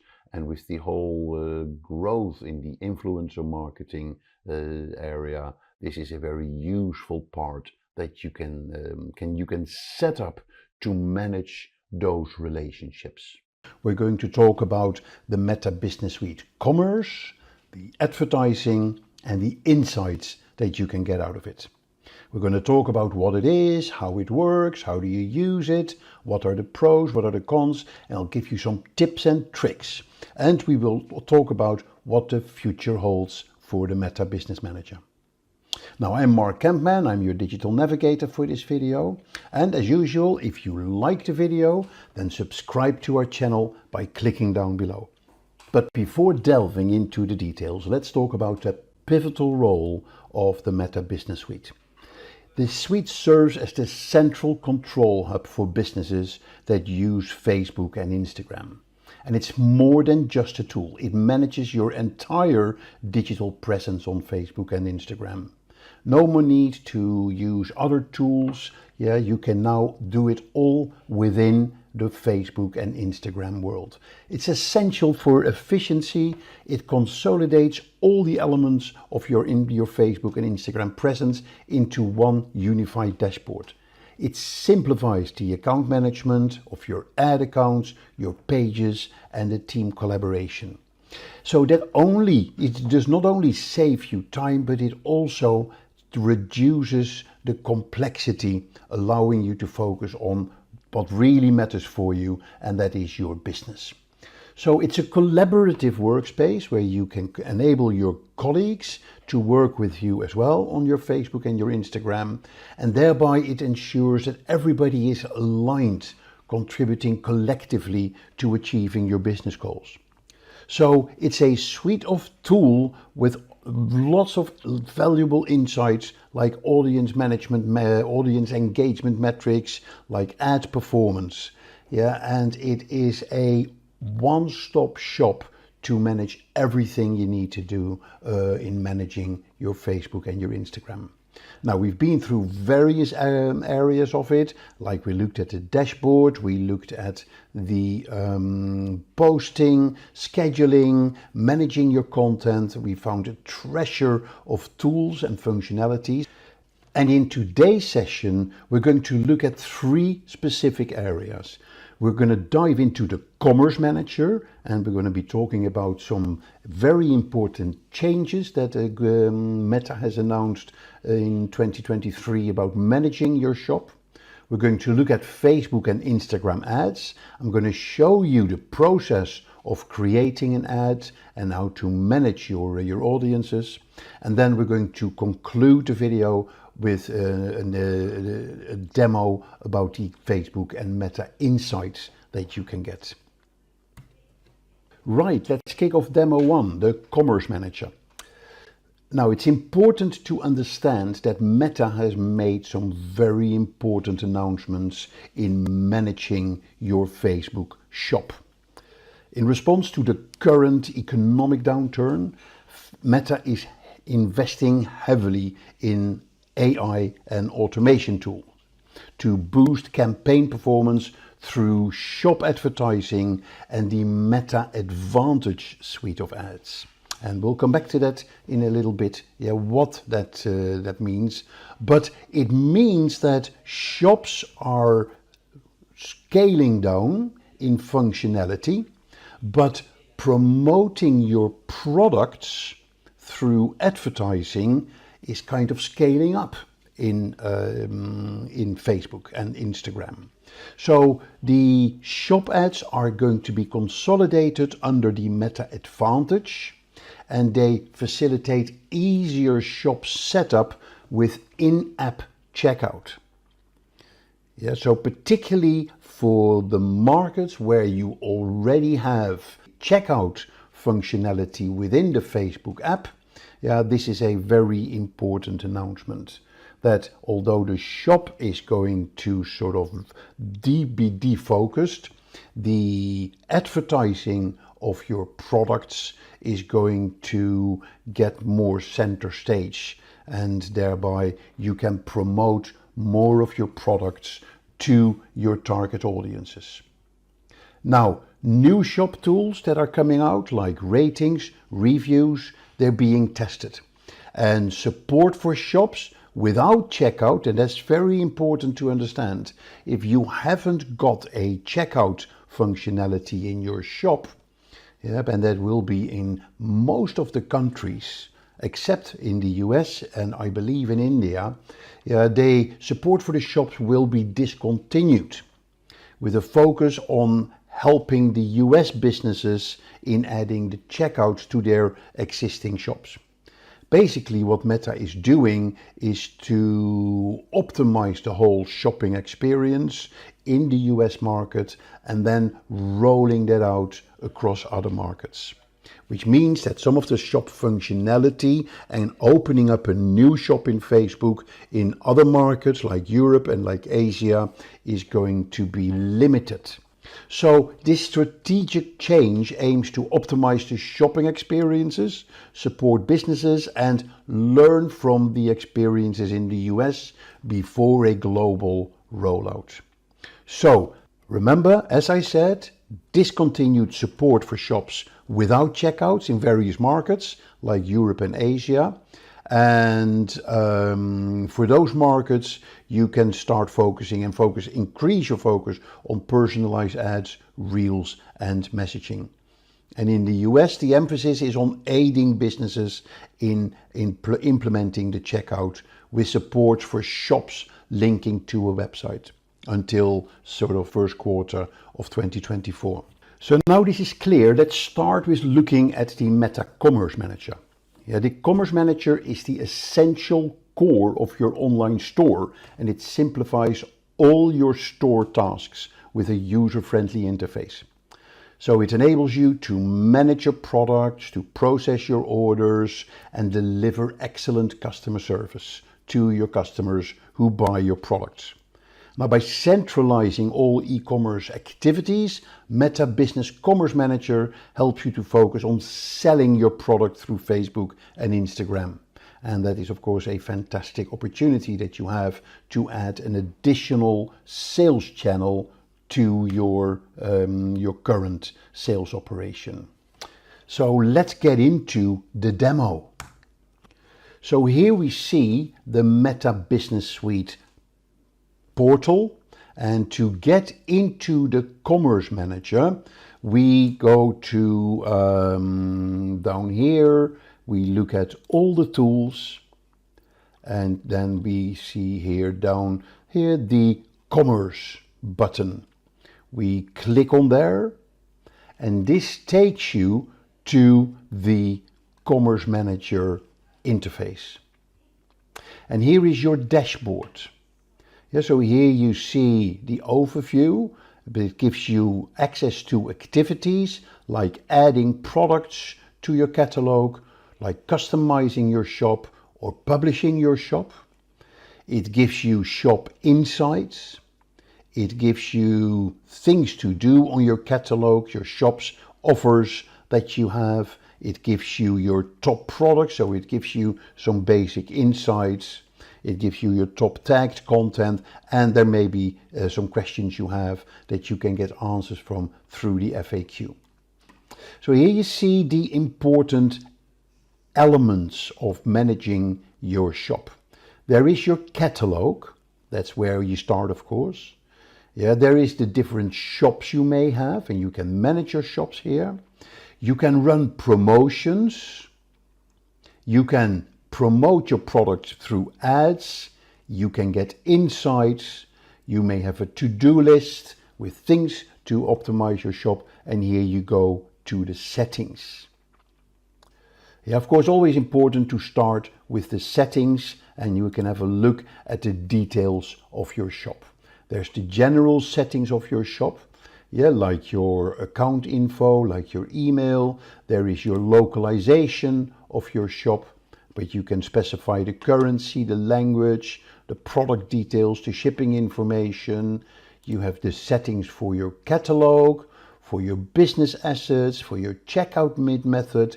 Permissions, very important. You can assign permissions to different users, colleagues in your organization or your agency, yeah, what they can do within the Commerce Manager. And then there is your customer support, where you can manage your claims, your chargeback email address details, shop contact information, and what have you. Right? So that's important to understand all the different items that you can go through within your Commerce Manager. So let's go and let's add a product. Yeah, so first you're going to do here back to your home, to your overview. Yeah, and there are various ways that you can start adding products to your catalog. Yeah, so you can here add products to your catalog directly here. Yep, and then there is the catalog menu here, where you can set items, have product sets, the data sources, where are your products coming from, yeah, and then there's the events as well that you can specify. Okay, so let's go quickly here at one item is very important, that is the data sources. Basically, where are your products coming from? Yeah, now here you get from your current product catalog, you see here what the status is of your catalog. Yeah, and particularly when products come in from a commerce site like Shopify, there may be issues with various products that you need to have a look at. But here we can click on add an item or add an item here. Yes, so I'm just going to click here in general, add an item, and here you see the different ways that you can add a product.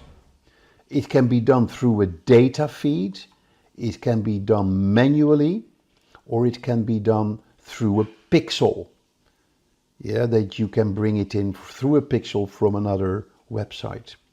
So look at the manual.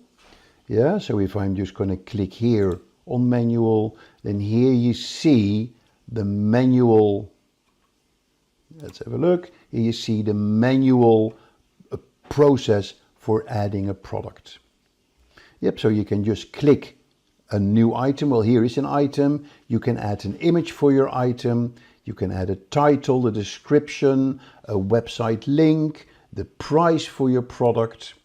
You can add a sales price, a Facebook product category, condition of the product, availability, the status.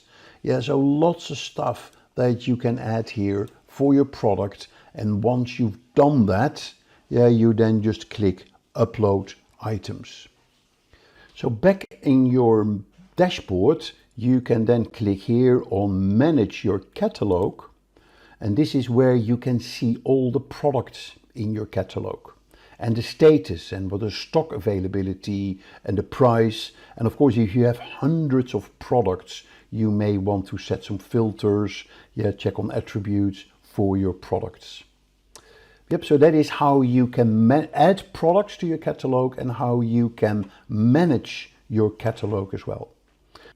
So another way to upload your items is through a data feed. And that's a very important one. Yeah, so you can actually just enter Google Sheets, yep, and you can download a template of the format for the Google Sheets that you want to upload with your product information. But you can also enter a URL from a server or a hosting website. And this URL is very important when you want to work with external e-commerce stores, like for instance Shopify. The process there is that you would download kind of a Facebook app within your Shopify account, and that sets the connection with between Shopify and the Facebook commerce, the Facebook shop. Or there may be other the e-commerce platforms where they will actually give you a URL. And that's where you can add that URL, and that sets a link. And the good thing often about these solutions is that there will be a live link between your e-commerce platform and your Facebook shop. That means when there is changes in your product catalog in your e-commerce platform, it will automatically be uploaded in your Facebook commerce data source or your Facebook commerce catalog. Right, back to the overview. So let's look at how you can edit your shop. Now, remember the recent store changes. Yeah, so in most markets, you can no longer create a new shop, but you can edit an existing shop.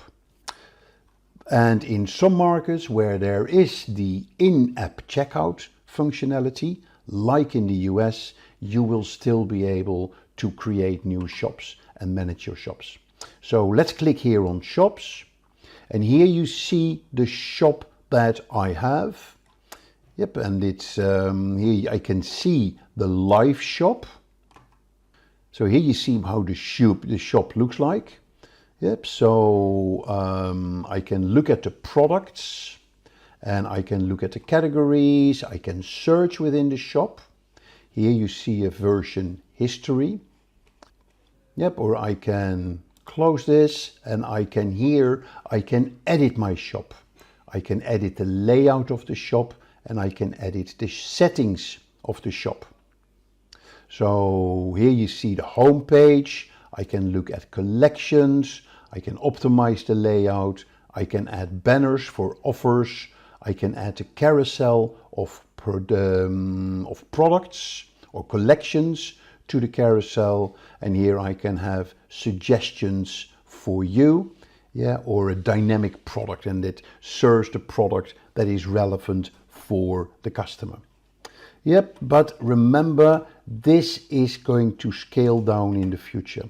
You will no longer be able to see a shop, and actually on most sort of Facebook pages you already see that many Facebook pages have already removed the shop because of the limited functionalities that you have these days.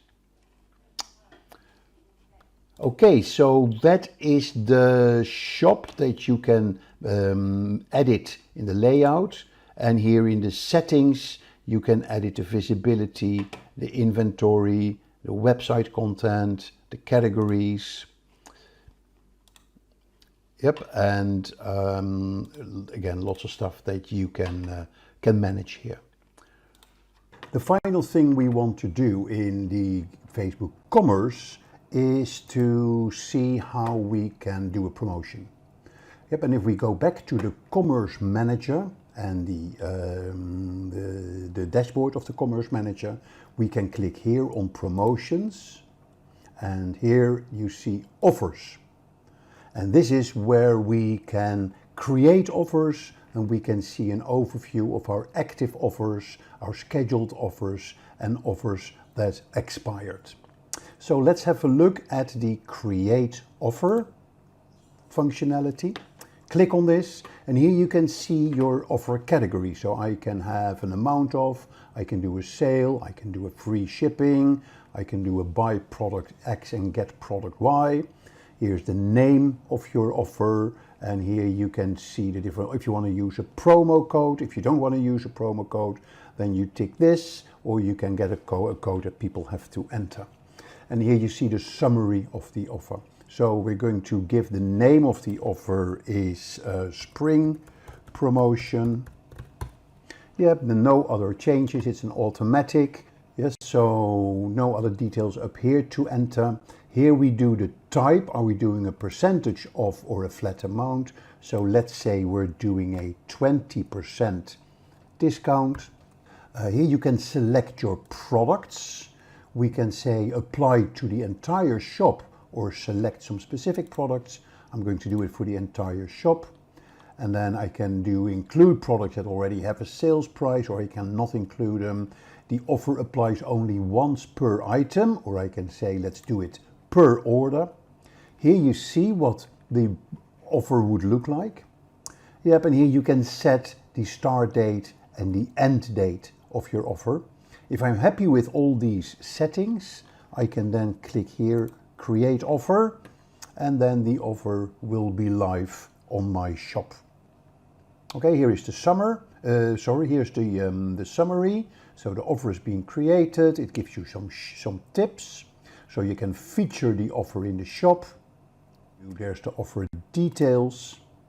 Yeah, the discount ID, the visibility, the start date. We haven't specified an end date. Yeah, for all the customers, we can look at the customers, the product, and then we see it's for all products.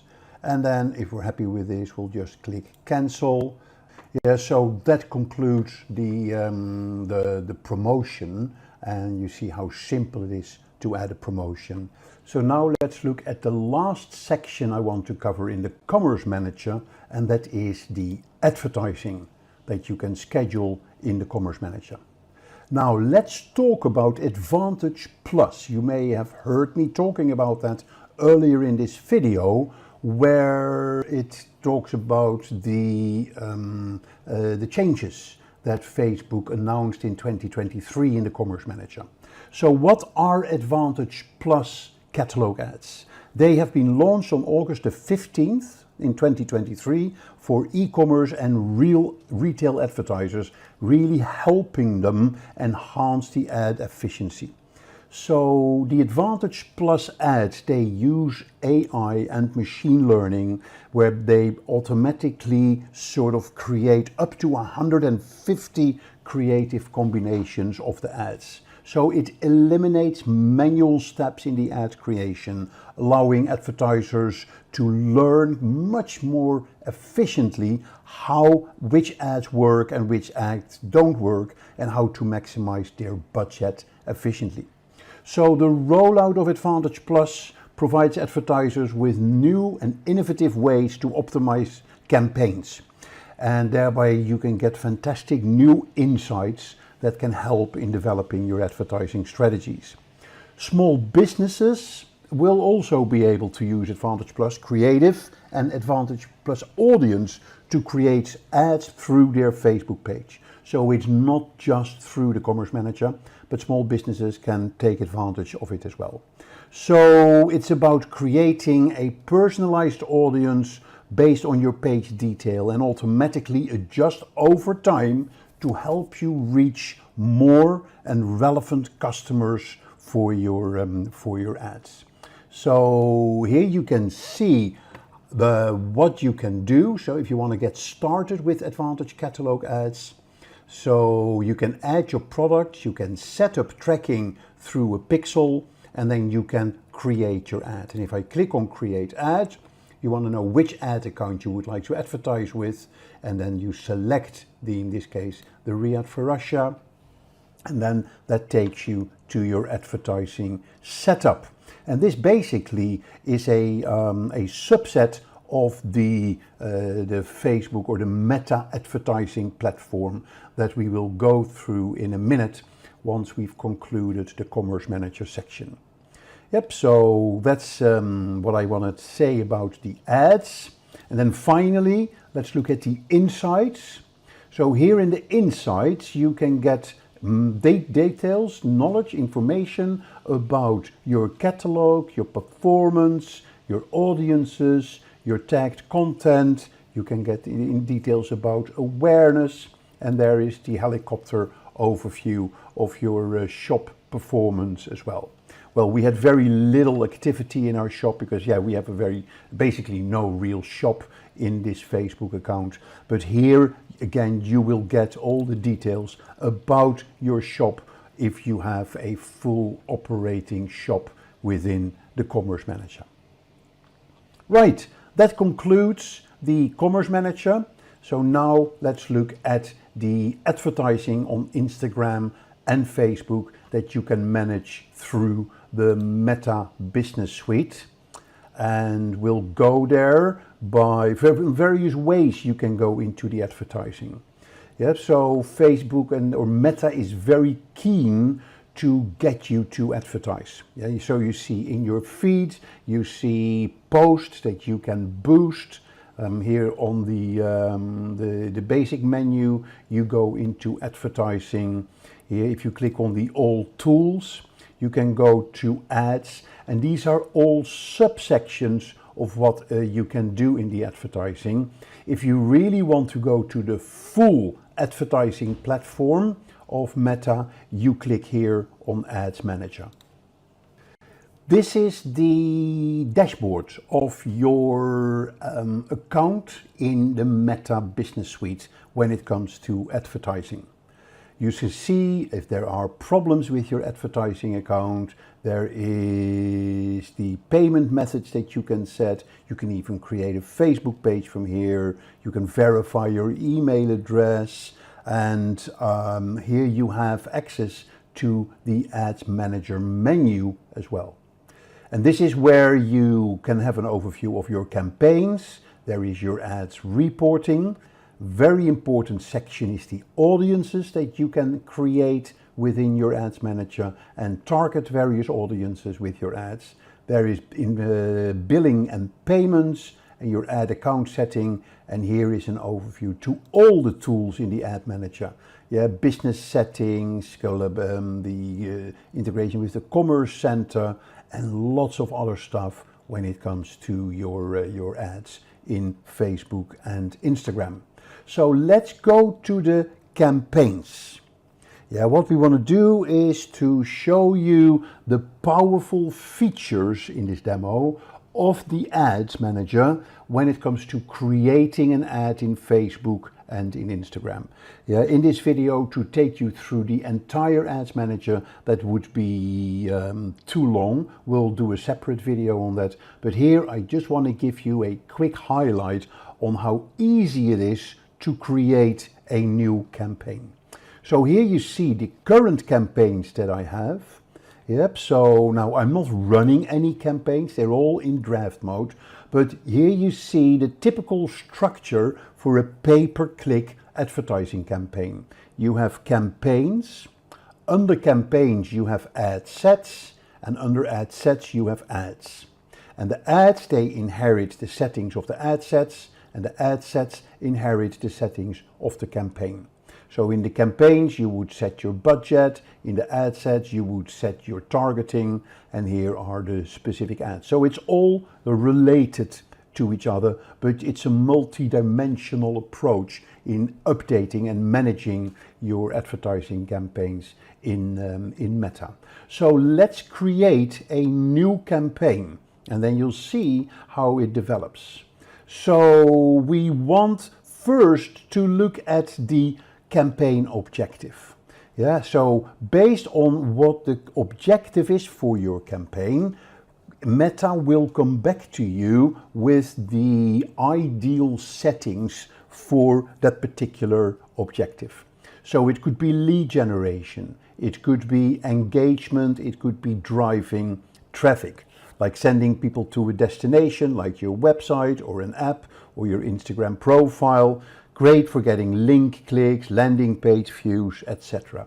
So let's click on traffic, and here I'm going to continue. So now it's going to ask me a number of questions.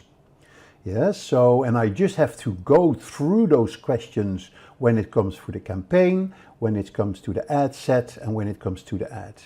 Yeah, so we have the campaign name, we have the special ad categories if you want to do. Yeah, so there are special categories that Facebook or Meta wants to know about, whether it's related to credit, employment, social issues, elections, yeah, because there may be different requirements. This was sort of set up after the, I think it was the 2018 elections in the US and the Brexit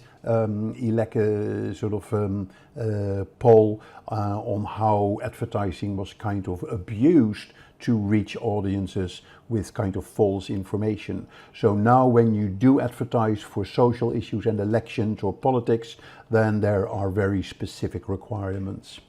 Yeah, but we say they're not applicable. Here we go to the campaign details. Yeah, I can edit this. The buying type is an auction, so the highest bidder with the best quality ad will get the best position for the ad. You can change this as well. You can do by auction or by reservation, but that is where you will have to pay more. Yep, and then here's the campaign objective that we've set at the beginning of the process, which is objective of traffic. Yeah, you can then set, do you want to do testing for your ad? Yep, and you will let Facebook create different versions of your ad, and then it will run the different versions and it will look at what ad will give the best performance. And do you want to make it an advanced campaign budget? Yes, so it will distribute your budget across currently delivering ad sets to get more results. Yeah, but I'm going to leave that off and I'm going to click to next. So that's my campaign settings. We're then going to the ad set.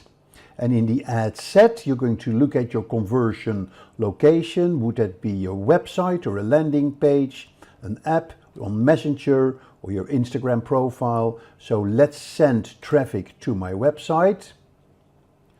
Yep, and then here you see your estimated daily results. how many people you will reach and how many link clicks.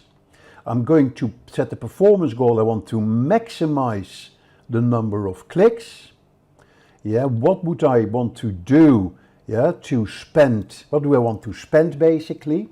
I can say I'm going to spend, let's say, $1 or £1 in this case per result goal. I can have more options here. I can say different bid strategies that I can have. Yeah, I can say what is the maximum spend or what is the cost per result goal. What am I prepared to spend per kind of click, as it were.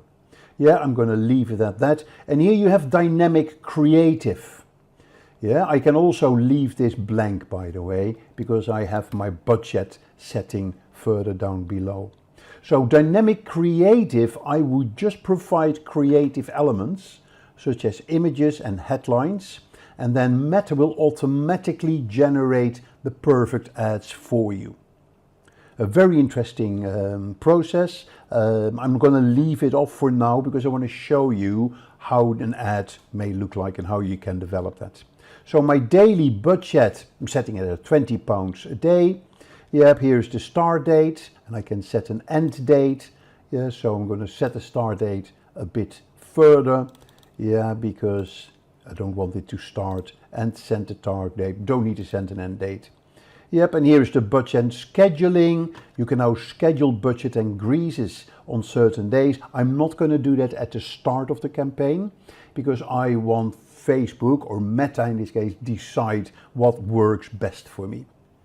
Yep, so and then ad scheduling I can specify, but again I'm going to run all the ads at the same time.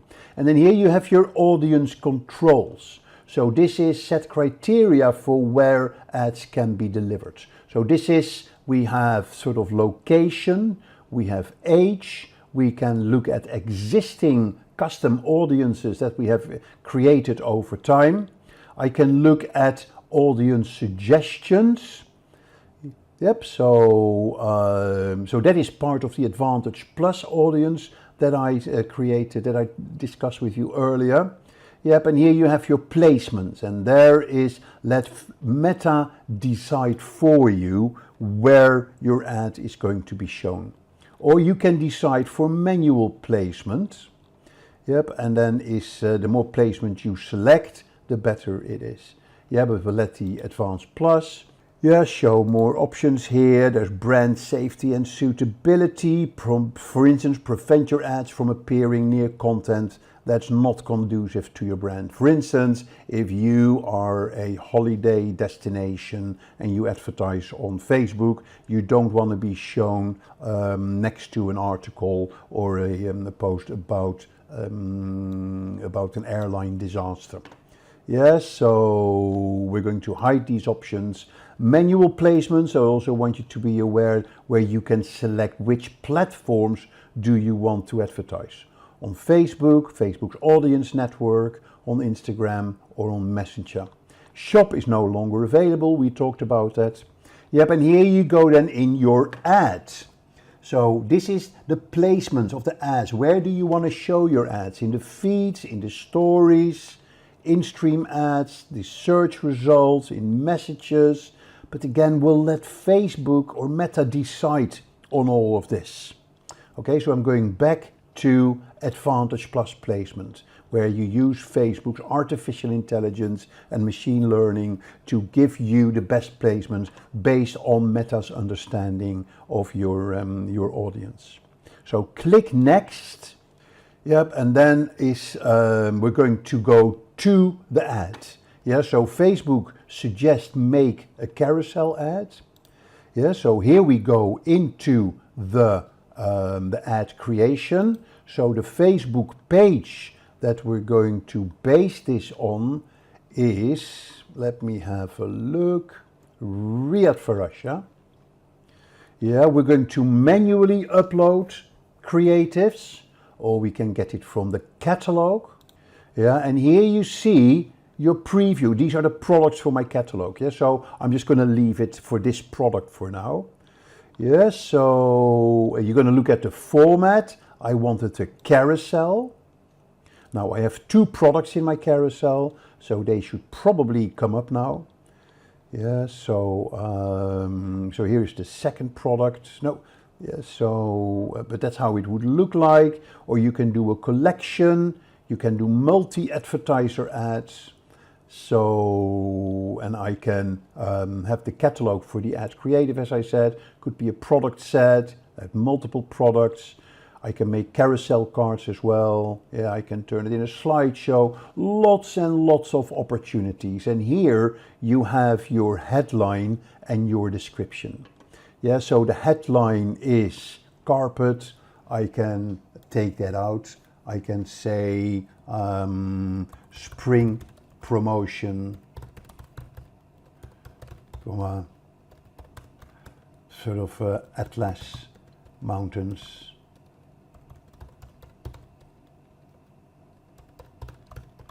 Carpet. Yeah, so that should now be added here under the ad, and here you see Shop Now button. I can add a description that will show up at the top. Describe your link, which would be fantastic handmade carpets from the Berbers in the Atlas Mountains. Let's see. Yeah, on bigger ads you see that would show up here at the front. So yep, and then you are basically having your primary text. Let me have a look. I think that is actually the text that I wanted up here. Let me have a look at that. There it is. Yeah, so that is the text that I wanted there. And here the call to action, that would be shop now, but I have a whole range of call to actions. Yeah, so keep that as shop now. Then where do I drive people to? I drive them to my shop, and that is the website. Do I want to build a URL parameter so I can track my campaign in in analytics? Yeah, I'm not going to set that up. I can choose an app if I want to. So lots of stuff that I can do here. I can set up the tracking through the Riyadh pixel.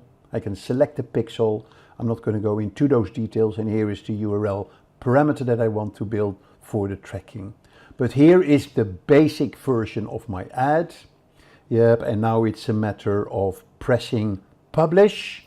And then the next thing that will happen, that Facebook will look at the ad, they will evaluate the ad, and once they approve the ad, yeah, then the campaign will go live. Yep, so here's the business location and currency. I'm just clicking next. That's the payment information. They still need my credit card details. I don't want to do that. Yeah, so I'm not going to give them the details. So I want to skip that. So I'm not going to publish this campaign for now, but at least it gives you an overview of how to create a campaign in the flow of campaign, ad set, and ads. There's a lot more to it, obviously, but at least this gives you a high-level overview. So, if that is on the campaign setting, there are 2 more important areas. That is your audience creation. So you can create separate audiences that you can then add as an audience for your ad campaign. Yes, so if you click create, you can create a custom audiences, a lookalike audience, or what we say a saved audience.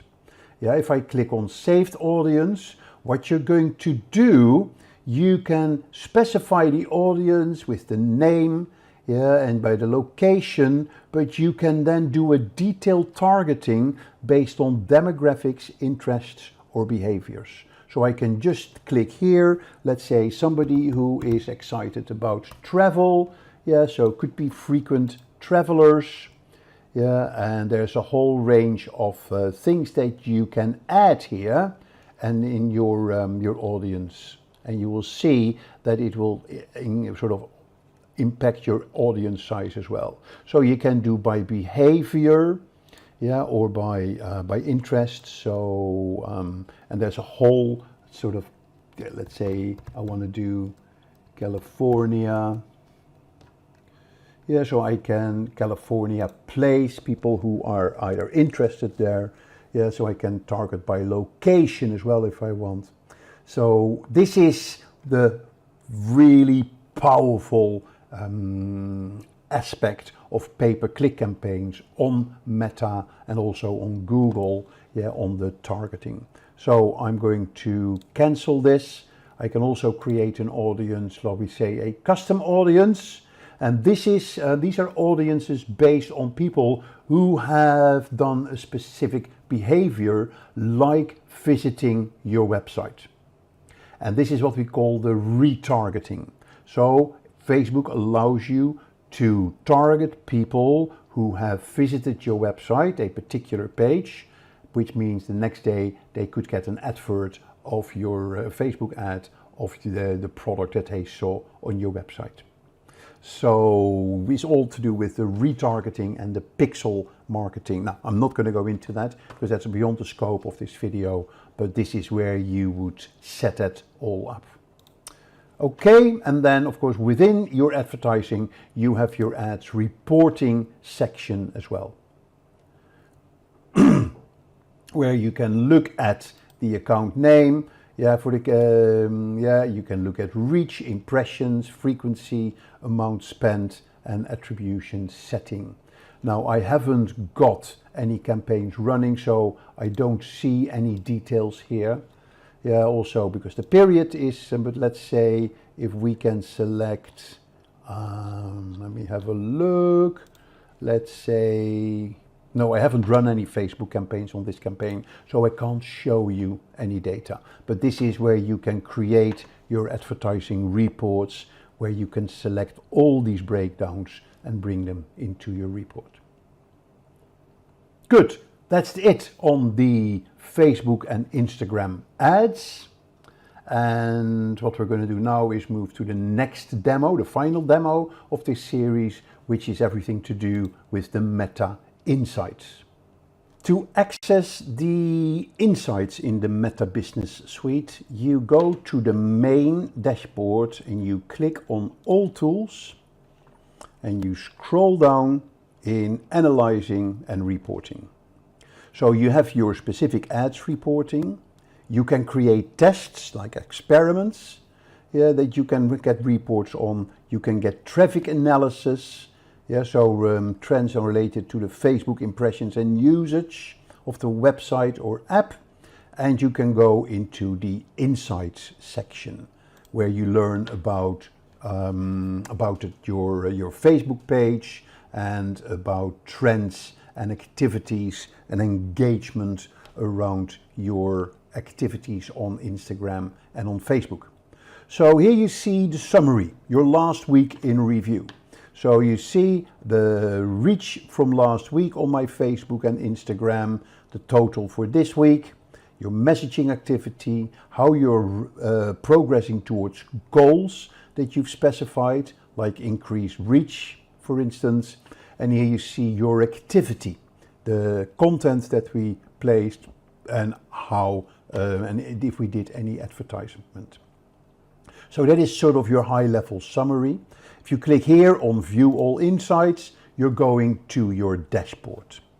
Yeah, so let's start and have a look at this dashboard. This is where you get a very detailed breakdown into your audiences. Yeah, so you can understand your audience's characteristics and behaviors, and you can develop your content strategies for a more personalized and engaging customer experience. So let's look at the most important reports here. On your dashboard, you get performance information on content interaction, on reach, on followers, link clicks, and minutes viewed of your page. And you scroll down, yeah, you can see advertising, what you've done or what others have done, and your post frequency. This is where you can help you, what you should do to grow your reach. And obviously Facebook will say, hey, you need to start advertising and post more. So boost for reach takes you straight into the advertising, or create post takes you to your content and your post and scheduling section within the Meta Business Suite. So very important here, and that is the most important reports in your insight, which is your audience report, which is your content report, and your performance report. Yeah, so let's have a look at these three reports and see what we get. If I look at audience, here again you can go straight into advertising or creating a post, but what you want to look at is how did my followers grow, yeah, and how did on both Facebook and on Instagram, yeah, what are the most important cities where people are from, yeah, that are following our page, what are the top countries, yeah, so lots of information you get here, and then the age and the gender. So that's your current audience. It gives you potential audience, where what you can get, yeah, the top cities, top countries, top other pages that you can learn from. Yeah, so great information that you can get here on your audience that you are interacting with. If we then look at your content, yeah, to me this is probably the most important section of your Meta Insights. Here you see what content works and what doesn't work. Yeah, for your Facebook post, your stories, and your Instagram posts and stories, whether those posts are photos or videos or text posts. Yeah, so here you have your high-level overview of when you can select for Facebook or Instagram. You see the reach and the engagement, but the real spicy details you can find under content. Here you can see every post and story and video that you did. Yeah, and you can see here what is the title, what is the date published, and what else you can see here is information about reach and impressions and further details that you get. Yeah, so, and this makes it so exciting because here you can see which posts have the highest engagement levels, like reactions, like comments and shares. And you can order these from high to low. So I can now see what post has been my most engaging post when it comes to reactions in the last 28 days. I can say make that in the last 90 days. Yeah, I can now see what has been my most popular post over the last 90 days when it comes to reactions and comments and share. And the nice thing then is, by clicking on that post, you see what the post was about, and then you can say, hey, if that post worked, then can we make the other post similar to this post, because for this post we know that that post works. Yep, so very useful information you can get here about your content and use that to your advantage. Yeah, so we looked at the audience, we looked at the content. So now let's look at the performance of the videos and the reels. Again, I can see a summary. I can also go down straight into the details. Yep, and here you see the total minutes of viewed compared to the previous period. You see what is organic, what is paid, and again, what were your the most popular posts when it comes to minutes viewed. Yeah, for the period that you selected. So here in this end, some final details about your audience. Yeah, for your videos and the retentions. Now we haven't got any earnings on videos. So that kind of summarizes everything there is to know about the insights. A fantastic pool of data that you can use to kind of look at trends. Yeah, so you can kind of predict of what is going to happen, and you can stay ahead of the curve with what you learn from your Meta Insights. So very useful, and take this information and turn that into your advantage by creating better posts, targeting better audiences, and thereby getting better results. So let's start by understanding what is email marketing. At its core, email marketing is the art of leveraging email communication to connect with the targeted audience and achieving marketing goals. Whether it's promoting products, sharing valuable content, or nurturing customer relationships, email marketing offers a direct and personal channel for businesses to engage with their audience. By building and managing an email list, crafting relevant and engaging content, and analyzing data to refine strategies, business can drive conversion, boost brand awareness, and foster long-term customer loyalty. With its versatility and effectiveness, email marketing remains a cornerstone of digital marketing strategies, providing businesses with a powerful tool to reach their audience in an increasingly crowded online landscape. Email marketers are always high in demand and may grab a high-paying career. An email marketing manager may earn up to 16 lakh rupees per annum. Email marketing is the need for all businesses trying to get hold online. Some big giants hiring for email marketers include Amazon, HubSpot, Salesforce, Shopify, Facebook, and LinkedIn. So let's understand benefits of email marketing for business growth. Here are some benefits of email marketing when you consider choosing it for business growth. Improving sales. Email marketing enables businesses to promote products or services directly to their audience, driving sales through targeted offers, promotions, and exclusive deals derived right to their inbox.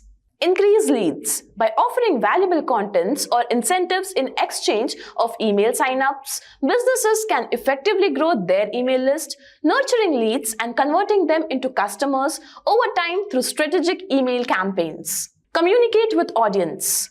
Email marketing provides a direct and personalized channel for businesses to communicate with their audience, keeping them informed about new products, company updates, or upcoming events. Generates web traffic. Through compelling email content and strategically placed call to actions, businesses can drive traffic to their websites, blog posts, or landing pages, increasing engagement and conversions.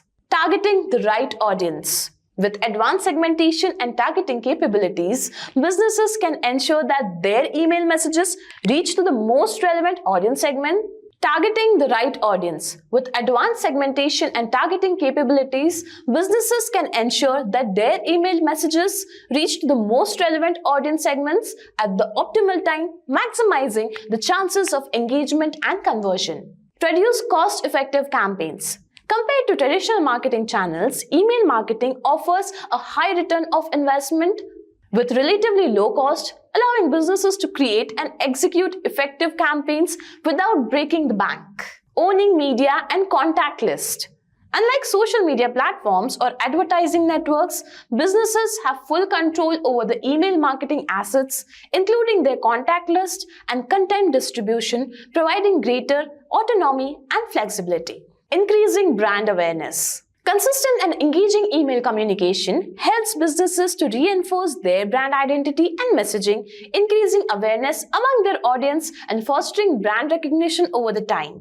Creating personalized content. Email marketing allows businesses to tailor their messages and content based on their preferences, behaviors, and interests of individual subscribers, delivering a personalized experience that resonates with recipient and drives engagement. Collecting feedback and surveys. Email marketing provides a valuable platform for businesses to gather feedback from their audience through surveys, polls, or feedback forms, enabling them to gain insights, improve products or services, and enhance customer satisfaction. So let's start by knowing top email marketing strategies for 2024. Number one we have is personalized email content. Personalize email content in subject lines and body content. Instead of generic subject lines, personalize them based on subscriber preference or behavior. Use dynamic content to tailor the email body to each recipient's interest or past interactions with your brand. Next is audience segmentation. Segment your email list based on demographics, purchase history, engagement level, or any other relevant criteria. Create targeted campaigns for each segment, delivering content and offers that resonate with their specific needs and preferences. Automate email campaigns. Set up an automated email sequence triggered by subscriber actions or milestones such as welcome emails, abandoned cart reminders, or post-purchase follow-ups. Use email automation tools to streamline the process and ensure timely delivery of relevant messages. Track important email metrics. Monitor key email metrics such as open rates, click-through rates, conversion rates, and revenue generated.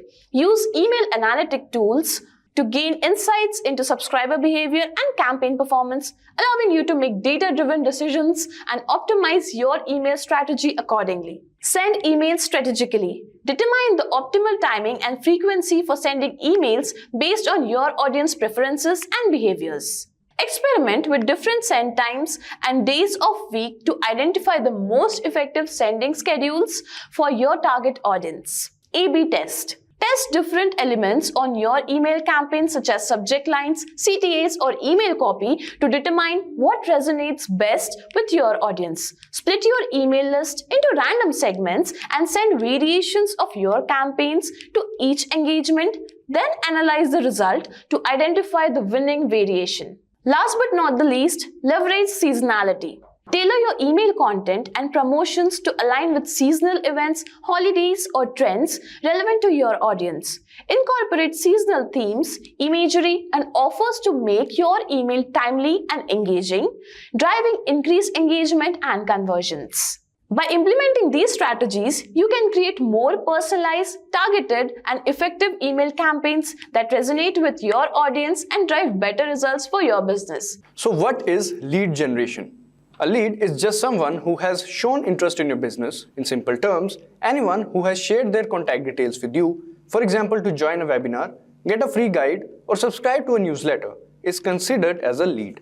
This is because they have interacted with your business website and allowed you to reach out to them. Now, lead generation is the process of attracting and collecting information from potential customers who have shown interest in your products or services. It involves strategies and activities to capture the attention of individuals who may be interested in what your business offers. The goal is to turn these interested individuals or leads to customers by nurturing the relationship and guiding through the sales funnel. Lead generation methods can include various marketing efforts. The aim is to build a pool of potential customers that can be further engaged and converted into loyal clients for your business. So this was about lead generation.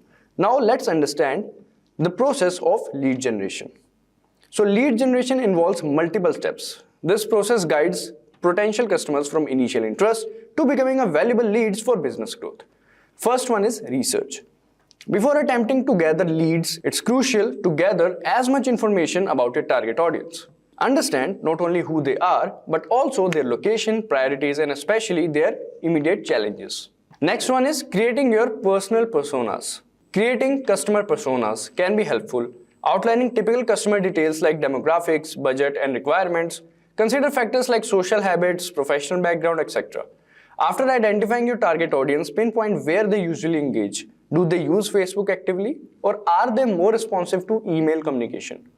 What sets apart your product or service from theirs? And importantly, what makes yours superior? So these all things you'll have to take care about. Next one is create great content. Yes, at this point, you should be aware of the problems your product solves for potential customers. Utilize the knowledge to make content that addresses those issues. Consider the platform you're using as it impacts the type of content you can share. For instance, videos are effective on social media, but you cannot include directly them into the mail. So if your audience is on Twitter, keep in mind that long blogs might need to be linked or shortened. Always prioritize providing value, ensuring each piece of content serves a particular purpose. Alright, now the next one is lead generation database. You might have the best potential customers, but it won't help unless you manage them properly. It's essential to set up a database to keep track of and analyze, sort, and group your potential customers. Consider using an automated CRM system to make this process much easier. These systems often let you categorize leads by type and their level of interest. This helps your sales team go through their list more effectively. So this was about the process of lead generation. Now let's have a look at its strategies. Alright, so lead generation strategies. So first one on the list is create landing pages that are straightforward. Create simple and easy to understand landing pages. Choose straightforward designs that focus on clarity. Use plain language to deliver your message so visitors quickly understand without getting confused. Get rid of any unnecessary complications to make their experience smooth and user-friendly. Pick a clean layout without extra things that might distract. Make sure to have a clear call to action to guide visitors effectively. Embracing simplicity creates a friendly online space, makes users more engaged and leaving a positive impression. The main aim is to make information easy to understand for everyone, no matter their level of knowledge. Alright, now the next one is craft more effective advertisement. So this is the second strategy. So make your ads better by creating interesting content that people can easily understand. Use simple words and attractive pictures to share your message. Talk about the most important good things your product or service offers. Don't make it too complicated or include too much information. Your ad should be clear and easy to get even if someone just looks at it quickly. Try different versions of your ad to see what people like best. Listen to what customers say and make changes if needed. A good ad makes its point quickly and stays in people's mind. Keep it clear and related to what people care about to make your ads work better. Alright, now coming to the next one, that is generate plenty of opportunities for opt-ins. Yes, create a lot of chances for people to sign up on your website. Use webinars, free reports and live demos to get users interested. Don't just stick to a couple of sign-ups options. Turn every blog post into a chance for people to join. Give away things like recipes, PDF versions of blog posts, worksheets and resource guides. Move the sign-up box from the sidebar and use pop-ups to grab attention. Make users decide by using clear pop-up messages. The idea is to offer many appealing opportunities for people to connect with content and offerings. This helps more people to get involved and expand your potential audience. Alright, now coming to the next one, which is remarketing. Remarketing lets you reconnect with website visitors across the internet. By tagging users, you can reappear in various online spaces like email, YouTube and Google. This strategy enhances the impact of your overall marketing efforts such as content and social media marketing. It brings your startup back to the attention of the potential customers, reinforcing your brand presence. In essence, remarketing acts as a friendly reminder, ensuring that your audience doesn't forget about your products or services while they engage in their online activities. It's an effective way to stay on the radar and maximize the impact of your marketing endeavors. Alright, so the next one is Gmail ads. So Gmail ads offer a potent way to connect with your desired audience, particularly advantageous for SaaS startups. These ads provide a unique opportunity to engage with a highly valuable demographics, your competitors' customers. Through Gmail ads, you can precisely aim your AdWords campaign, ensuring it reaches individuals who actively receive emails from your competitors. This target approach grants you direct access to a pool of potential customers already familiar with the comparable products, increasing the likelihood of converting them. It's a strategic way to tap into a ready-made market, leveraging the power of competition to expand your reach and potentially lure users of similar services to explore what your startup has to offer. Alright, the next one on the list is free trials. So many individuals hesitate to share their email addresses, fearing unwanted spam. This poses a challenge for businesses. To address this concern, offering something valuable in exchange for contact information is a key. Utilize risk-free trials or discount codes as potent tools to overcome sales obstacles. Once prospects experience your product or service, retarget them with ending offers to boost conversions. Providing a free gift, a coupon, or the opportunity to test your product can significantly increase the number of people willing to share their information. This approach not only captures leads but also builds trust and increases the likelihood of turning potential customers into satisfied ones. First thing first, what is affiliate marketing? Affiliate marketing is a performance-based marketing strategy where individuals or businesses known as affiliates earn a commission by promoting other people's or companies' products. When a sale is made through affiliate's unique link, they receive a percentage of the revenue. Imagine it as a partnership where individuals or businesses called affiliates becomes a brand advocates and earn a commission for every successful sale they contribute to. It's a win-win scenario. The affiliate earns a percentage of the revenue and the company gains a new customer. Now let's talk about finding your affiliate niche. Your niche is essentially the specialized market or area of interest you will be focusing on. Whether it's health and wellness and technology or lifestyle, finding a niche that aligns with your interest and expertise is paramount. This targeted approach not only enhances your credibility but also ensures that your promotional efforts resonate with your audience. Research trending products and industries and consider the audience you want to target. This helps you narrow down your options and find a niche that resonates with you and your potential customers.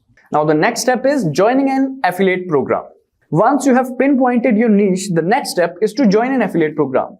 There are various affiliate networks and individual companies programs to choose from. So now let's do a demo. Let's navigate to Google and let's type. So first of all, whatsoever affiliate marketing, whatsoever company you want to do affiliate marketing for, all you have to do is just type the name of that company and then the affiliate program. So let's say I want to do affiliate marketing for a company called Nike. I'll type Nike affiliate program. Alright, so as you can see, what is the Nike affiliate program? So we'll click on this and let's see. So here, as you can see, what is the Nike affiliate program? They have explained. After that, apply now button is there. FAQs, if you have any questions regarding FAQs, then you can go through it. Like what are the benefits of Nike's affiliate program? Once you have accepted into Nike's affiliate program, you can benefit from the following perks. Earn up to 11% commission on all valid sales, 30-day cookie period. Now, what is cookie period? Now, what is tracking time or frequency? In affiliate marketing, tracking time or frequency means keeping an eye on how long people engage with ads or click on links. This helps marketers understand which times are most effective for their promotions. By studying these patterns, they can improve their strategies, focusing on when people are most active. This way, affiliates can make their campaigns work better, targeting the right times and getting more values for their efforts. It's like figuring out the best moments to show ads so that more people notice and respond to them. Now, what is cookie duration? So, in affiliate marketing, a cookie is a small piece of data stored on a user's device after clicking an affiliate link.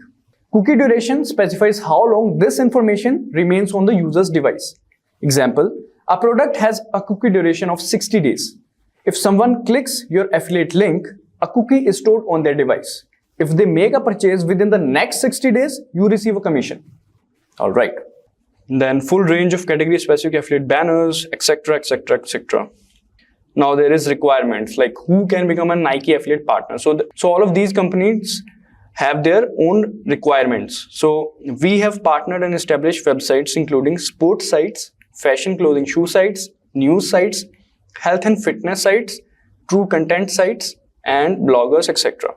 So if you fall under the category of any of these, then you can do affiliate marketing for Nike. Alright, how will my customer benefit from me joining Nike affiliate program? So these are all the benefits that you will get. Alright, now if you want to do or join this program, you can click on apply now. Alright, now you can read all these key reasons to start promoting Nike today. And then you can do, if you have already have an account at Avin, then you can log in and join program. Otherwise, you'll have to sign up and join the program. So let's click on sign up and join. So here will not be showing how to do the complete process, but you can go through all of these and do the thing. So there they have written, are you an Instagram influencer? Great news, we have made a joining Avin even easier. If you are Instagram influencer, then you can click on this sign up here button. Otherwise, join Avin is there. So let's click on join Avin, and there you have to put the company name, tax residency, first name, last name, and the complete details. After filling all these details, you can see promotional type, promotional space, verification. After completing this, you will be provided a affiliate link so that you can use wheresoever you want to use in your blogging sites, etc. So this is how you can do affiliate marketing in Nike. Once you have approved into the affiliate program, you can usually log in to your affiliate dashboard. There you will find a section where you can search for the products you want to promote. After selecting a product, the system will generate a unique affiliate link for you. This link contains a special tracking code that identifies you as the affiliate. Use the affiliate link. Once you have your affiliate link, you can use it to promote the product through various channels as your website, blog, social media, or email marketing. When someone clicks on your affiliate link and makes a purchase, the system tracks the sales back to you and you can earn a commission. So alright, now let's do affiliate marketing for MyProtein, another whey protein brand, very famous it is. So we can type MyProtein affiliate program. Alright, so here's the link, became an affiliate, you can click on that. Alright, as we can see here, want to become a MyProtein influencer. The MyProtein influencer programming is an easy way to monetize your website.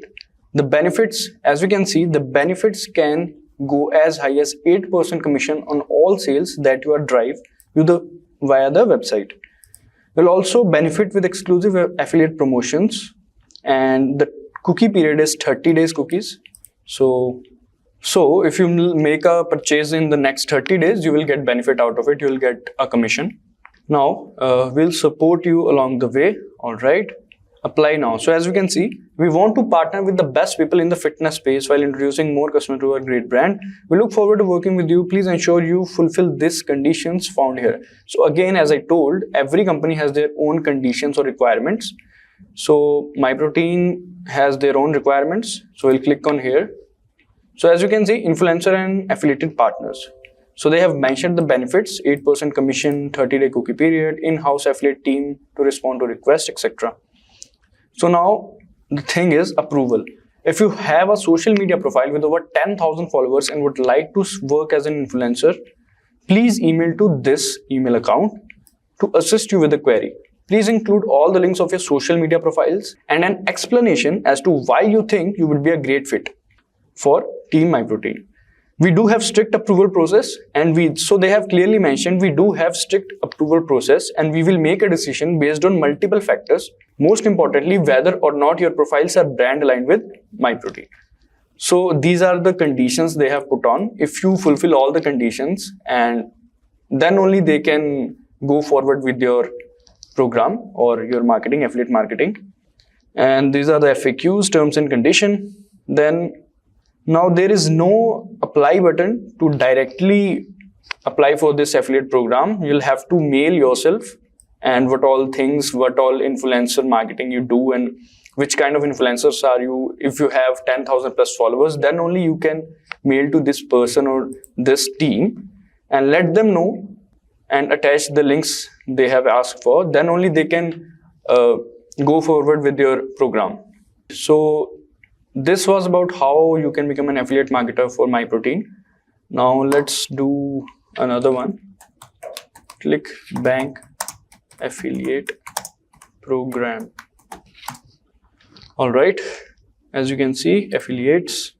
Alright, so ClickBank is over 10,000 affiliates worldwide choose ClickBank as their preferred marketplace, and for a good reason. We have paid 6.1 million in commissions on time for more than 25 years.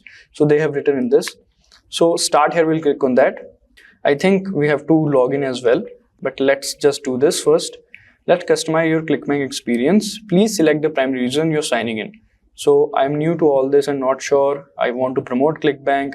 I have a product I want to sell on ClickBank. I'm just creating a new nickname and others. So let's select the first one. I'm new to all of this. Then no problem, you're at the right place and we're excited to help you. Okay, let's go. What is the biggest factor motivating you to explore affiliate marketing? So they have given 4 options again. Earn extra income, quit my day and be my own boss, turn my passion into career, and others. So let's write earn extra income. Do you currently have traffic or audience to promote? Yes, I have. If you have, you can select this. Otherwise, you can select no, I do not have a consistent traffic. Alright. So how do you plan on generating traffic?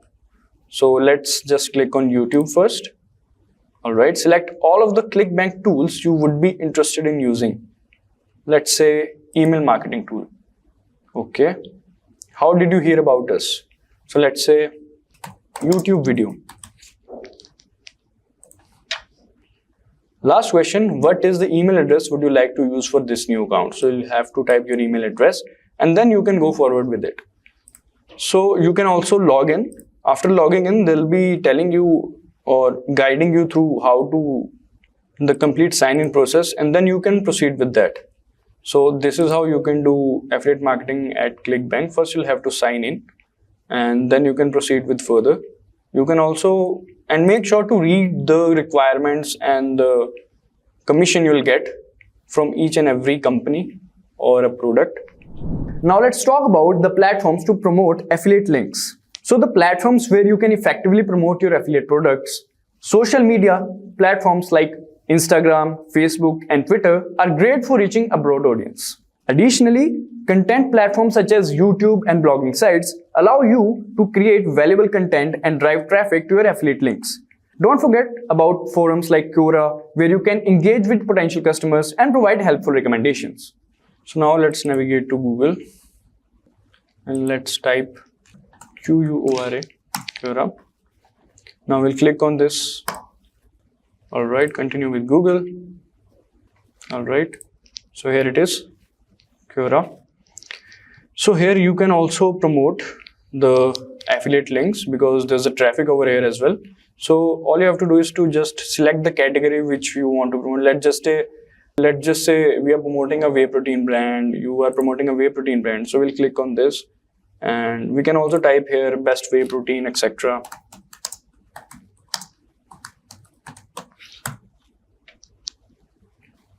And you'll get the questions similarly, like what is the best whey protein brands in India, what is the best whey protein brand for building muscles, etc, etc. So you can answer these questions by clicking on this, and by answering these questions you can also attach a link, and make sure that the information you share in Quora will be like proper information and you have used that product personally. Then only you can recommend, because then only your audience will be attached with you, because it's a relationship that you will build. Then only they'll trust you. So you can do that like that, like multiple questions are there. You can answer each and every questions and attach the affiliate link of that particular product. This is also a way, as you can see, if you'll click on questions, and these are the questions. Some people have used as well, I think, and they have mentioned. So this is a great way for promoting or doing the affiliate marketing. You can do like this as well. A lot of people do like this. Another way is through YouTube. Whether you're building a website, YouTube channel, or any other platform, it's crucial to acknowledge that you must reveal the use of affiliate links. The Federal Trade Commission, that is FTC, mandates transparency when earning income through endorsements, emphasizing the importance of openly disclosing such affiliations. So as I said, YouTube is a great way of promoting or doing affiliate marketing. So let's take the same example again, best whey protein. We'll be taking this example only.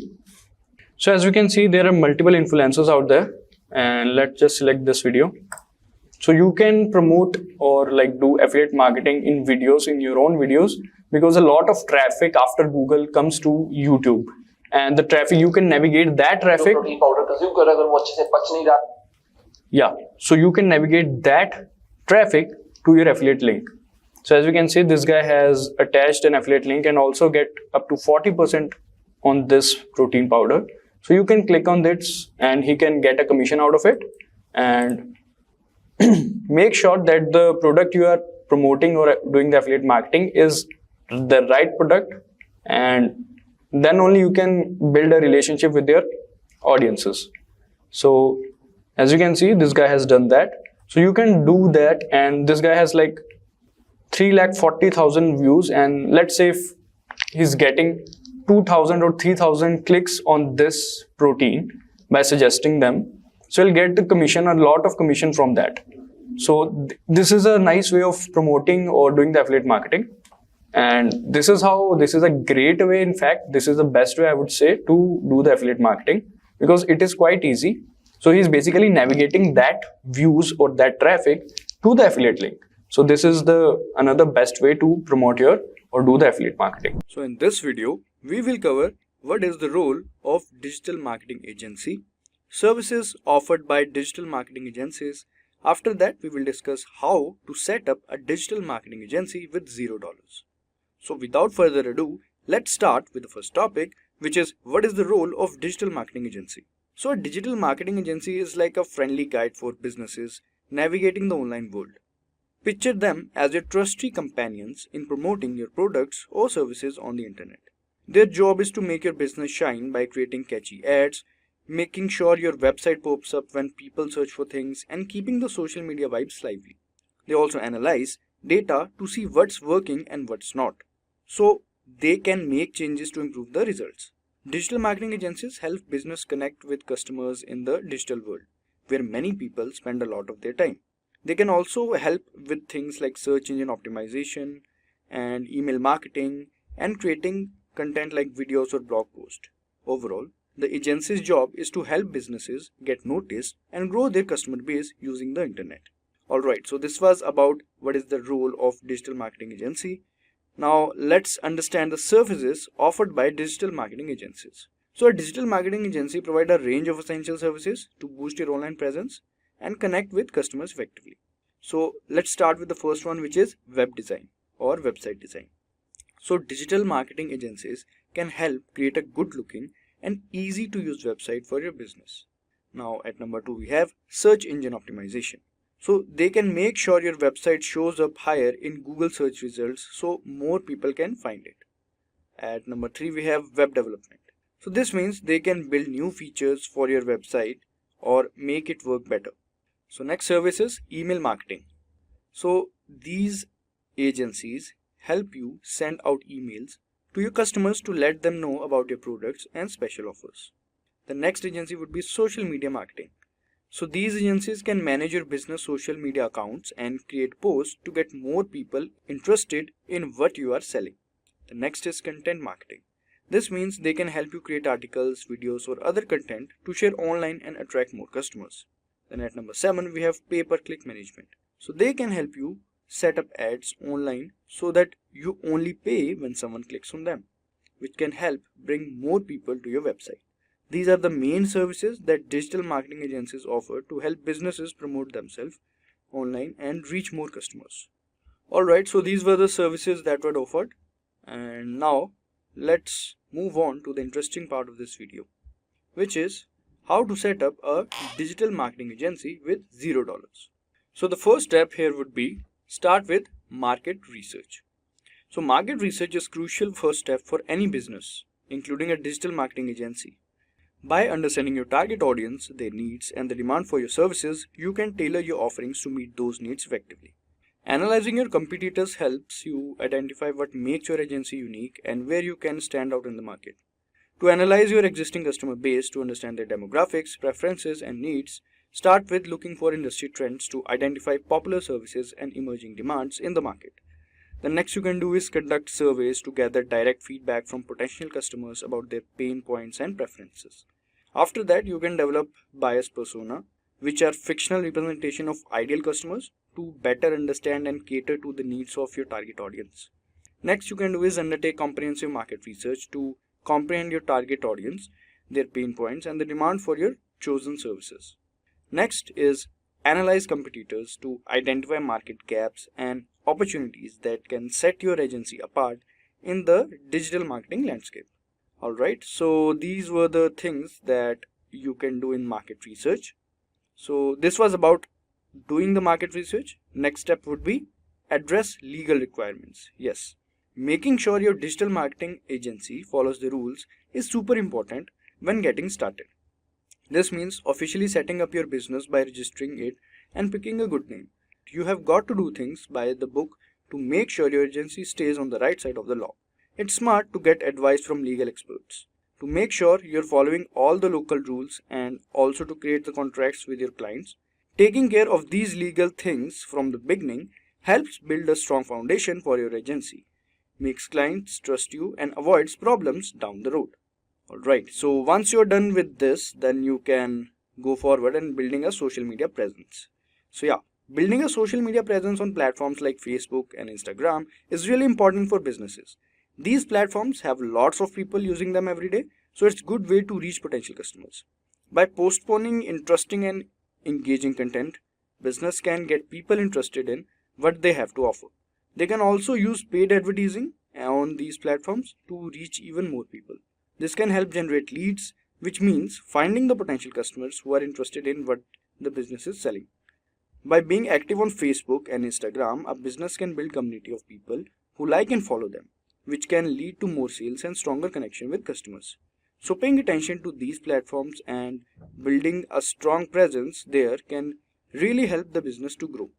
Alright, so once you have started building a social media presence, then you can start with finding a niche.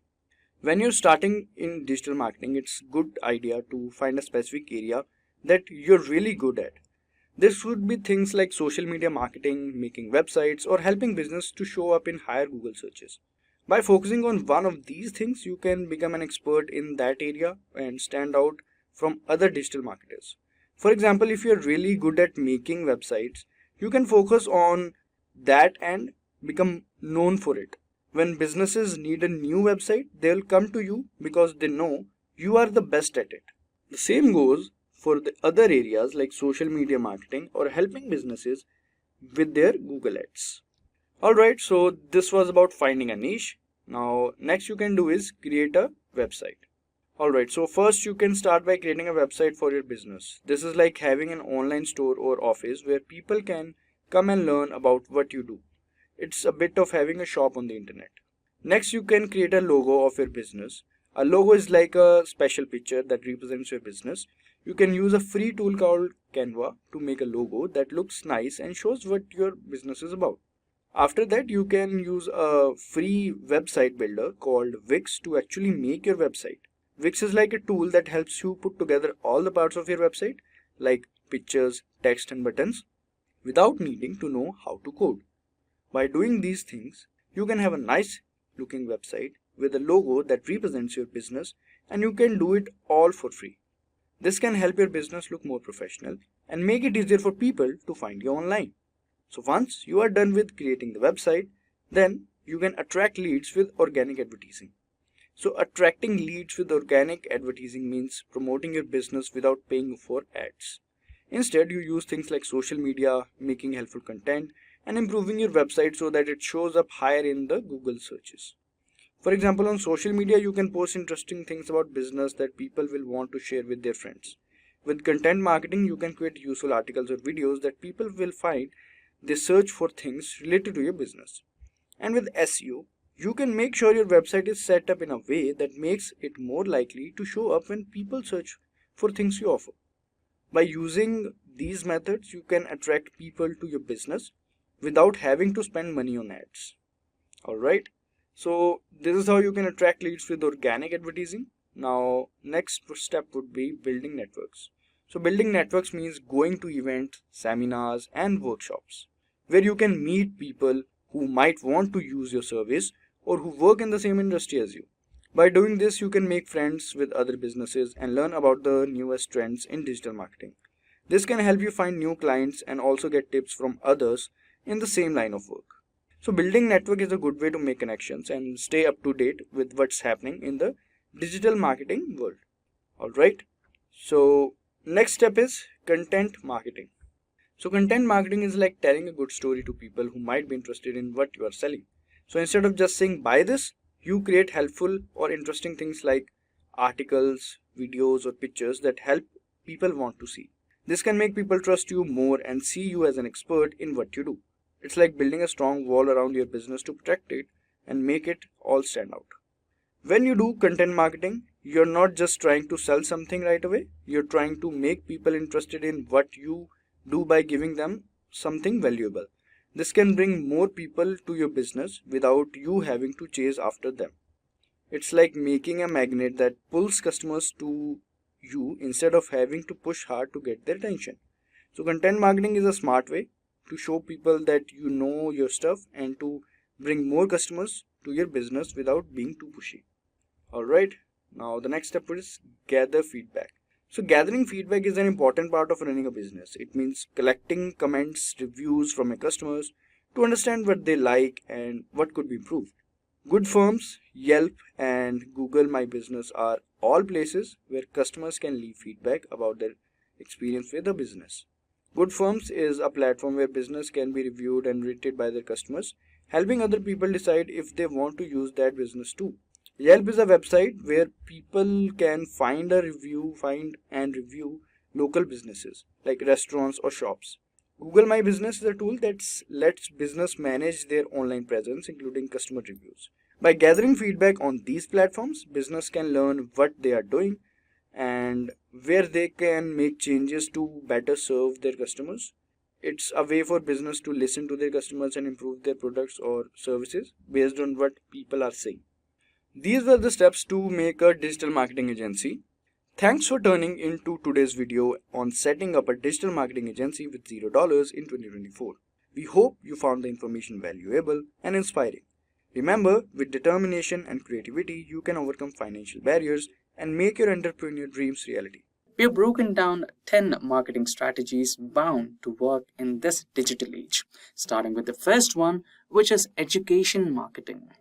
Education-based marketing is a potent strategy for credibility by consistently offering solutions and insights aligned to your expertise. You automatically build trust with your audience, and this approach is focused on addressing their specific needs and desires, not only establishes credibility but also sparks curiosity about your products or services. Once you have garnered interest, transitioning your resonating audience into a community strengthens your influence, creating a loyal following. In a sense, educational content and community building synergize to rapidly establish credibility and foster lasting connections. Now, moving ahead, we have the second one, which is about market research. Avoid the frustration of misjudging your customers' needs to embracing market research. It's like having a practical crystal ball steering you away from guessing games and towards understanding your audience deeply. Market research not only unveils what customers truly care about, but also equips you to predict trends before they become mainstream. This invaluable skill keeps you consistently at the forefront, ensuring you offer exactly what your customers want. In the business world, research isn't just about seeing what everyone else sees. It's about thinking what nobody else has thought. Now, moving ahead, we have SEO, or search engine optimization. Think of SEO like highly skilled employee in the office whom you want to be associated with. Why? Because much like attention a skilled employee attracts, visibility in business is a valuable currency. In fact, it may be the most crucial one. The key lies in being the first name customers encounter, not the 10th.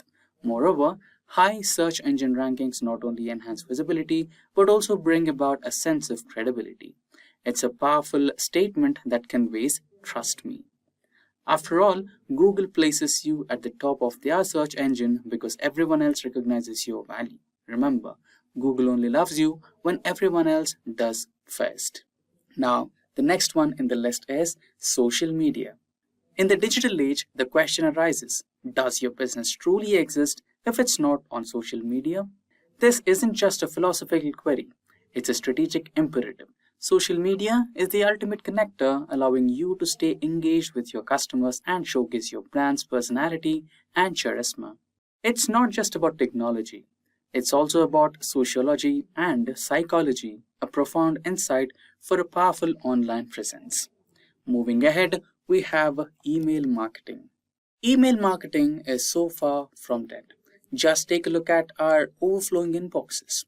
The "you've got a mail" days may be a nostalgic reminder, but the truth is, email marketing holds a unique power that many other channels lack. It enables the creation of valuable personal touches at scale, delivering a personalized experience that resonates with recipients. After all, who does not appreciate a personal touch? Now, next ahead is community. Forge lasting connections with your target customers through community marketing.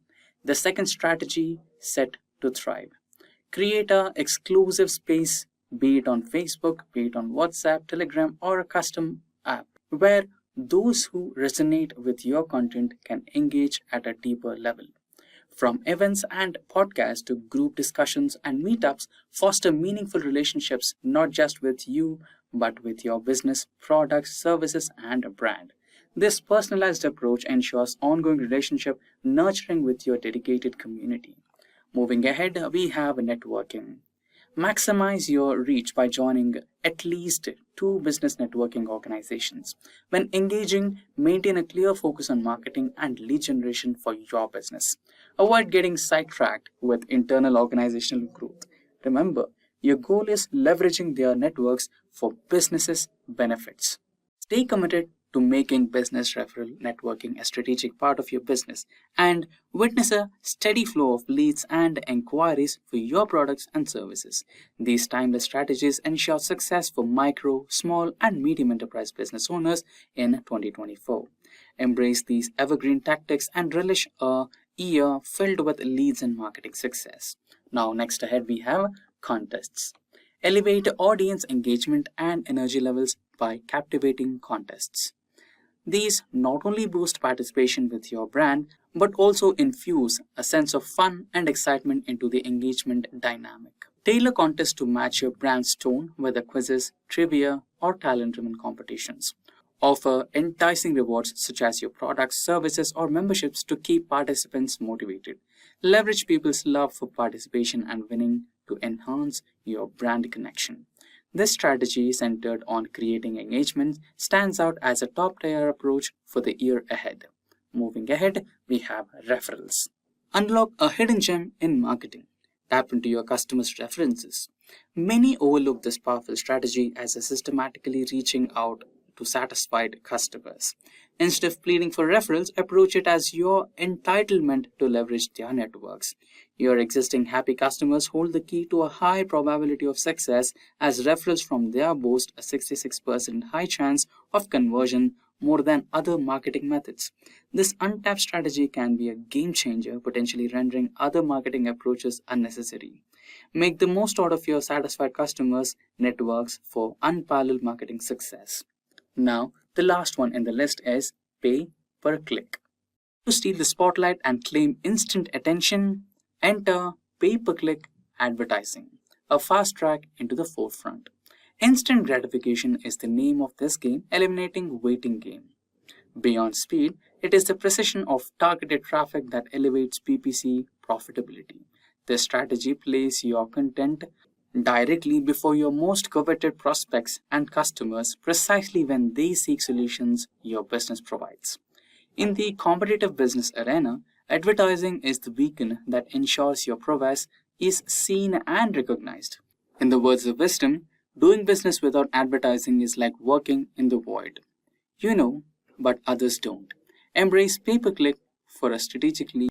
And with that, we have come to an end of this session on business marketing strategies. So guys, let's start with the top marketing strategies in 2024. The first strategy that we have all over here is video content. So guys, as we all know that in 2024, the dominance of video content continues to ascend, solidifying its status as the premium medium. Short-form videos captivating audiences on social platforms showcases the medium's dynamic and engaging nature. Meanwhile, long-form video essays gain prominence for their ability to both educate and entertain, offering a versatile and immersive experience. As this technology evolves, we all know that video's adaptability and ability to convey information in diverse format ensures its unmatched appeal, making it an indispensable tool for communication, entertainment, and education in the digital landscape. The continual rise of video in 2024 signifies its enduring influence and adaptability in ever-evolving media landscape. So this is one of the most prominent marketing strategy that I have been seeing in 2024. Let's move on and discuss about our second marketing strategy. And I hope so you would have heard about it. It's called as Personalization 2.0, Precision at Scale. In the era of Personalization 2.0, technological strides have revolutionized customization. AI-driven insights empower brands to meticulously tailor individualized experiences on expansive scale, transcending generic approaches. And this precision at scale not only enhances the customer engagement, but also fosters an unwavering loyalty. Brand harnesses the power of data-driven intelligence to anticipate and fulfill unique preferences, creating a seamless and personalized journey for each customer. And as the technology evolves, we all know that Personalization 2.0 marks a transformative shift where brands leverage their audience on profound and individual level. setting new standards for customer-centric strategies in the digital age. Next we have all over here is voice search optimization. Cracking the vocal code can also benefit your business. We all know that the rise of voice-activated devices has reshaped the search paradigm, emphasizing the importance of voice search optimization in 2024. Crafting content that aligns seamlessly with conversational queries become paramount as users increasingly interact with technology through spoken language. To maintain visibility in this evolving landscape, businesses must optimize their online presence for voice search, deciphering the nuances of spoken queries. Strategic keyword selection, natural language integration, and focus on contextually relevant response have become essential elements in cracking the vocal code. As voice interaction becomes more and more prevalent, adapting to these shifts ensure brands stay at the forefront of accessible and user-friendly digital experiences. I hope so you would have got an idea that implementing voice search optimization can be a game changer for your business.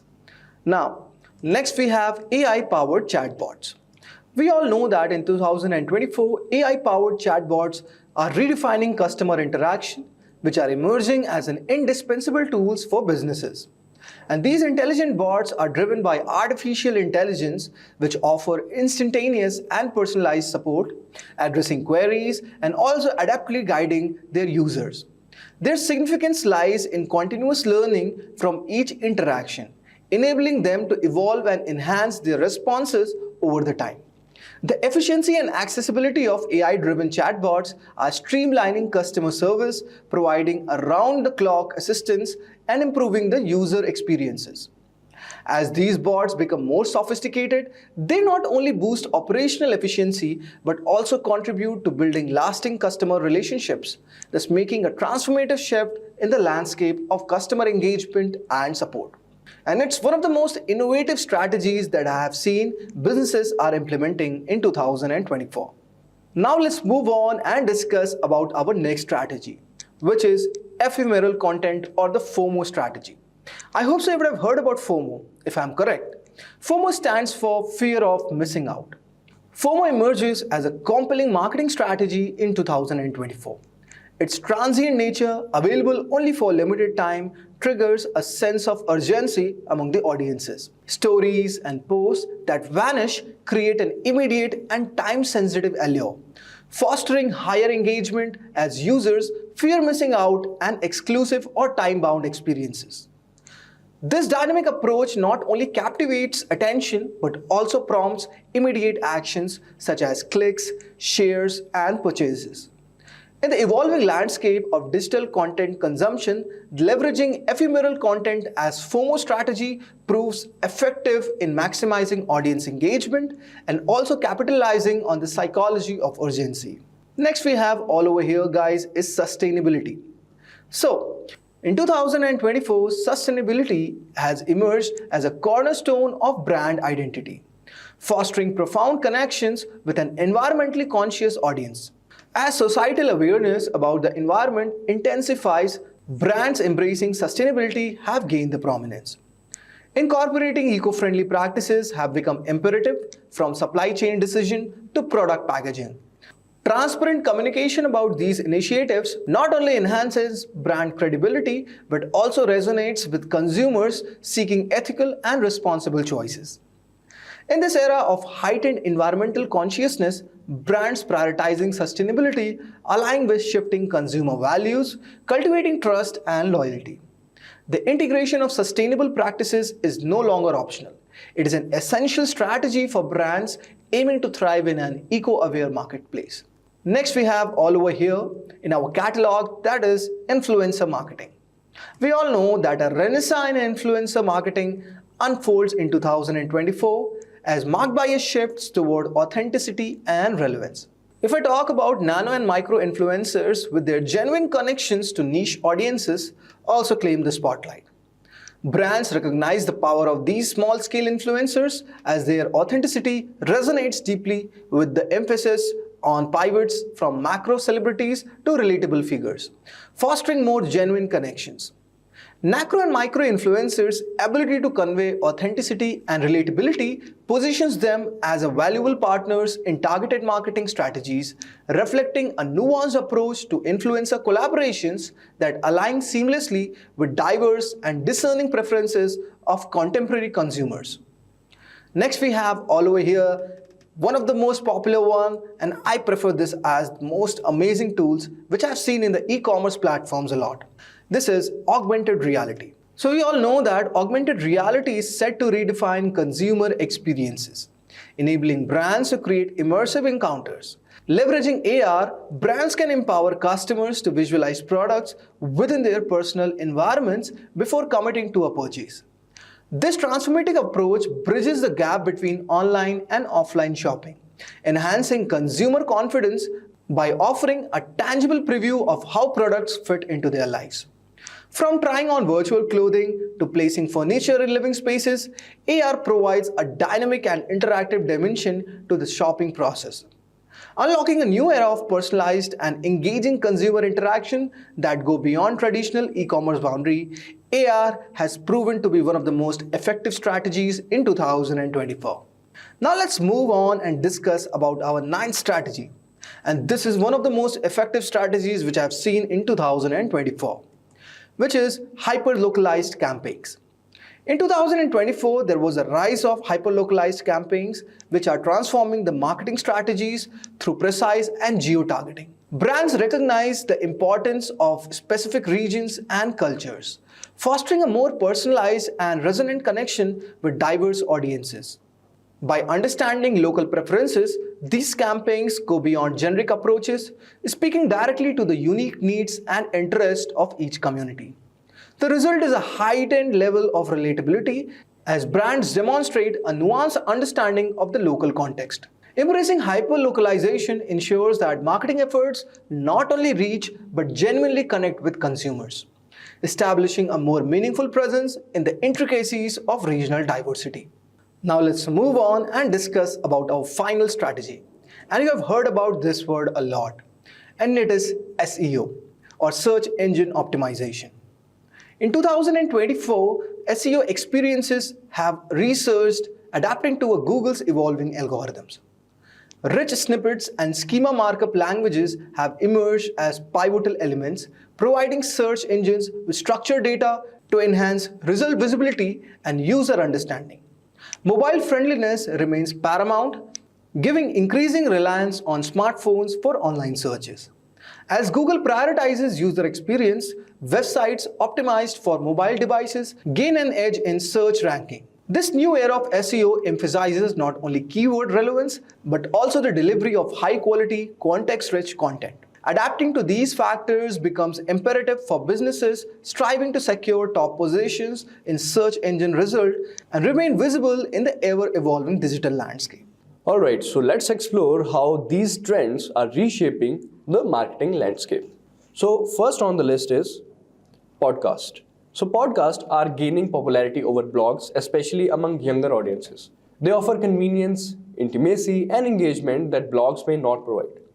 Additionally, podcasts allow brands to showcase their personality, expertise, and values in more authentic manner, connecting with their audience in a real and honest way. This shift towards podcasts reflects the changing preferences of consumers, particularly the younger generation, who participates in the conversational and immersive nature of this medium. Consequently, brands are discovering that podcasts provide an efficient platform for connecting with and involving their target audience in a more personal and significant manner. So this was about podcasts. Now coming to the next digital marketing trend on the list, which is emphasizing the importance of branding. So branding is more than just logos and slogans. It involves crafting a unique identity and narrative that resonates with target audience. Effective branding helps differentiate from competitors, build trust and loyalty, and increases customer lifetime value. In 2024, customers are expected to prioritize brands that demonstrate a commitment to society well-being beyond just financial considerations. Alright, so this was about the importance of branding. Next up we have is short form content. So short form content consumed in under 10 minutes has become a dominant force in digital landscape. This content type includes videos, stories, reels, tweets, captures attention, delivers value, and encourages action. A report by SimilarWeb highlights that the average user spends 95 minutes daily on short form content like YouTube, TikTok, Instagram, and Snapchat. So, this was about short form content. This is the trend. Now, coming to the next trend, which is multi region marketing, that is US, UK, India. So, the multi region marketing is about adapting your marketing strategies to fit the unique cultures, languages, behaviors of different regions. By doing this, you can connect with more people, boost your sales, and make your customers happier. In 2024, it's crucial to pay attention to major digital markets such as US, UK, and India because they are not only large but also growing rapidly. These geographic areas offer substantial prospects for business aiming to broaden their influence and enhance their achievements. Customizing your marketing endeavors to meet the distinct needs and preferences of these diverse markets, you can better engage with potential customers and improve your overall performance. This approach allows you to speak directly to the people you want to reach, making your marketing more effective and impactful. Ultimately, multi-region marketing can help your business thrive in today's global marketplace. Alright, now coming to the next trend, that is voice search. Yes, voice search involves using your voice to look for things, the information, products, or services on the internet. Using devices such as smartphones and smart speakers or laptops, it's getting more common and accurate because of improvements in understanding natural language and recognizing speech. Voice search can be really handy, fast, and easy to use, especially when people are busy on the move or have trouble seeing or moving. A report by Juniper Research suggests that ad revenue from voice searches could hit 19 billion by 2024, and that's a very big number. So this was about voice search. The next trend on the list is automated and personalized email marketing. Yes, so automated and personalized email marketing involves using software and data to send customized email to your subscribers, talking into action their preferences, behavior, and actions. This approach saves time by automating the process of sending out emails and ensures that the content is relevant to each recipient, increasing engagement and potentially leading to more conversions. A report by Litmus revealed that 68% marketers consider email personalization a top priority for 2024, indicating the growing importance of this strategy in the market world. By tailoring emails to individual subscribers, businesses can create more meaningful connections with their audience, leading to higher open rates, click-through rates, and ultimately better results for their email marketing efforts. Now moving on to the next trend, which is AI in marketing. Yes, AI in marketing refers to the use of artificial intelligence for various marketing activities, including analyzing data, creating content, and segmenting customers, personalizing marketing strategy, optimizing campaigns, and measuring performance. By leveraging AI, businesses can improve their efficiency, effectiveness, and creativity in marketing while also gaining deeper insights into the customer and competitors. A report by Salesforce highlights that 57% of marketing leaders view AI as crucial for delivering personalized customer experiences. This indicates the growing importance of AI in helping marketers tailor their approach to meet the public and specific needs and preferences of individual customers, ultimately leading to more meaningful and impactful interactions. Imagine you have a fantastic shop in a busy street, but no one seems to notice it because it's tucked away in a corner. SEO or search engine optimization is like putting up bright signs and arrows that guide people straight to your shop. It helps your website stand out in the vast online world, making it more likely for people to find and visit it. So, SEO is like the friendly guide that ensures your website gets the attention it deserves, bringing in more visitors and potential customers. And for doing so, a tool is very crucial. And one of the best tools out there is SEO PowerSuite.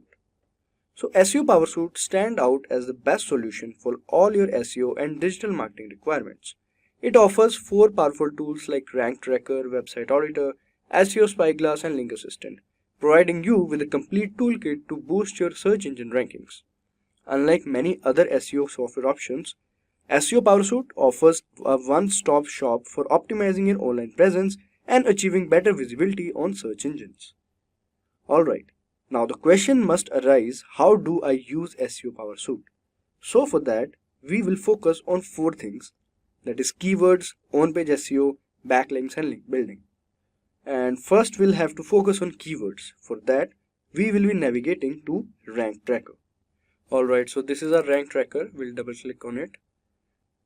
So Rank Tracker is a valuable tool designed to assist you in discovering profitable keywords, monitoring your own rankings as well as those of your competitors, and conducting thorough competitive analysis also. It serves as a comprehensive solution to enhance your understanding of keyword and overall market dynamics. So first of all, we'll have to create a project over here. So over here we'll have to type the URL of this website, and so I will just type here bewakoof.com. It's an e-commerce site. Alright, so now we'll click on next, then again we'll connect on next, and here you can enter the keywords if you want, and if you don't want, then you can proceed by clicking on next. Here you can add more search engines: Google, Bing, Yahoo, ask.com. I mean, it's your choice if you want to add it or not. I just don't want to add all these. Google and Yahoo are sufficient. Then we'll click on finish. Alright, so our project is getting ready. Alright, so it is loaded. So first of all, we'll start by understanding the menu bar. So the menu bar is like the control center of Rank Tracker, offering a set of drop-down menus that help you manage your projects and preferences. So let's understand first. So this is file. So this menu handles basic commands relating to your project, such as opening, closing, and saving files. It's your go-to for managing project files efficiently. Then there is preferences, as we can see. Here in preferences, you can set up global configuration for the application and customize settings specific to each project. It's like the headquarters of tailoring Rank Tracker to suit your needs. Then there is window. So window, this menu provides a list of supported hotkeys like keyboard shortcuts and allows you to quickly switch between different modules or sections within the application. It's all about making navigation and action more efficient. So you can also learn these shortcuts as well. Then there is help. So in the help menu, you can find information about your Rank Tracker license along with the links to online help resources. If you ever need guidance or have questions, this is where you can find the assistance. Alright, then here comes the project. As you can see, project. This menu is like a project management hub. It displays a drop-down list of all the projects currently open in Rank Tracker, allowing you to easily switch between them. So only one project is there, so it is showing that only. Now the next one is new. So the new option lets you create a fresh project, and then open is there. Use this option to load an existing project from your hard drive or cloud storage. Then save, we all know, save your open projects with this command, you can do that. Then close, this option allows you to exit. Then as we can see, check all. So check all rankings in all the open projects simultaneously with this command. It streamlines the process of gathering information across your various projects. Then you can also log in, like found in the SEO PowerSuite cloud login area. This is where you log in to access cloud related features. Alright, so this was about the menu bar. Now coming to the sidebar. So quickly let's understand this one. So first of all, there is the dashboard, as we can see, project dashboard. This is your project's central hub. It provides a visual summary of key statistics related to your organic traffic, ranking progress, and how well your competitors are doing. It serves as a quick gateway to all main project sections. Then there is rank tracking. In this module, you will find a list of keywords you're targeting. It shows their ranking history, traffic statistics, keyword efficiency, index KEI, keyword difficulty, and other essential data that you may need to update regularly. So it is like that. Alright, now as you can see, next is keyword research. So here it is. So here you can explore new keyword ideas using over 20 different tools. Like it is in there. The module allows you to analyze and categorize new keywords into groups and move them to target keyword section. Alright, so as you can see, these are that 20 different tools, the tools that we are talking about. Then there is SERP analysis, that is SERP analysis. This is for in-depth keyword analysis. It provides you detailed analytical report on websites competing with you for the same queries. Then competitors research. This module enables you to research on competitors based on domain or topic. Domain strength. It offers an overall report on your website's SEO strength, showing how it evolves over time. Then there is reports. This module is for generating and delivering reports to your clients. And I think that would be sufficient. So we have already created a project. And while creating a project, you can add seed keywords that describe your business, or use the ones the tool suggests. Then see where your website stands for, and it helps you understand how well your site is doing in search results. So the next step would be analyzing. So first of all, for analyzing that, first of all we'll have to go to keyword research. We'll click on that, and then ranking keyword is there, as we can see. Alright, so now here you can type the name of the competitor and click search. So let's just say I want to type the name of the competitor, the sold store, let's say.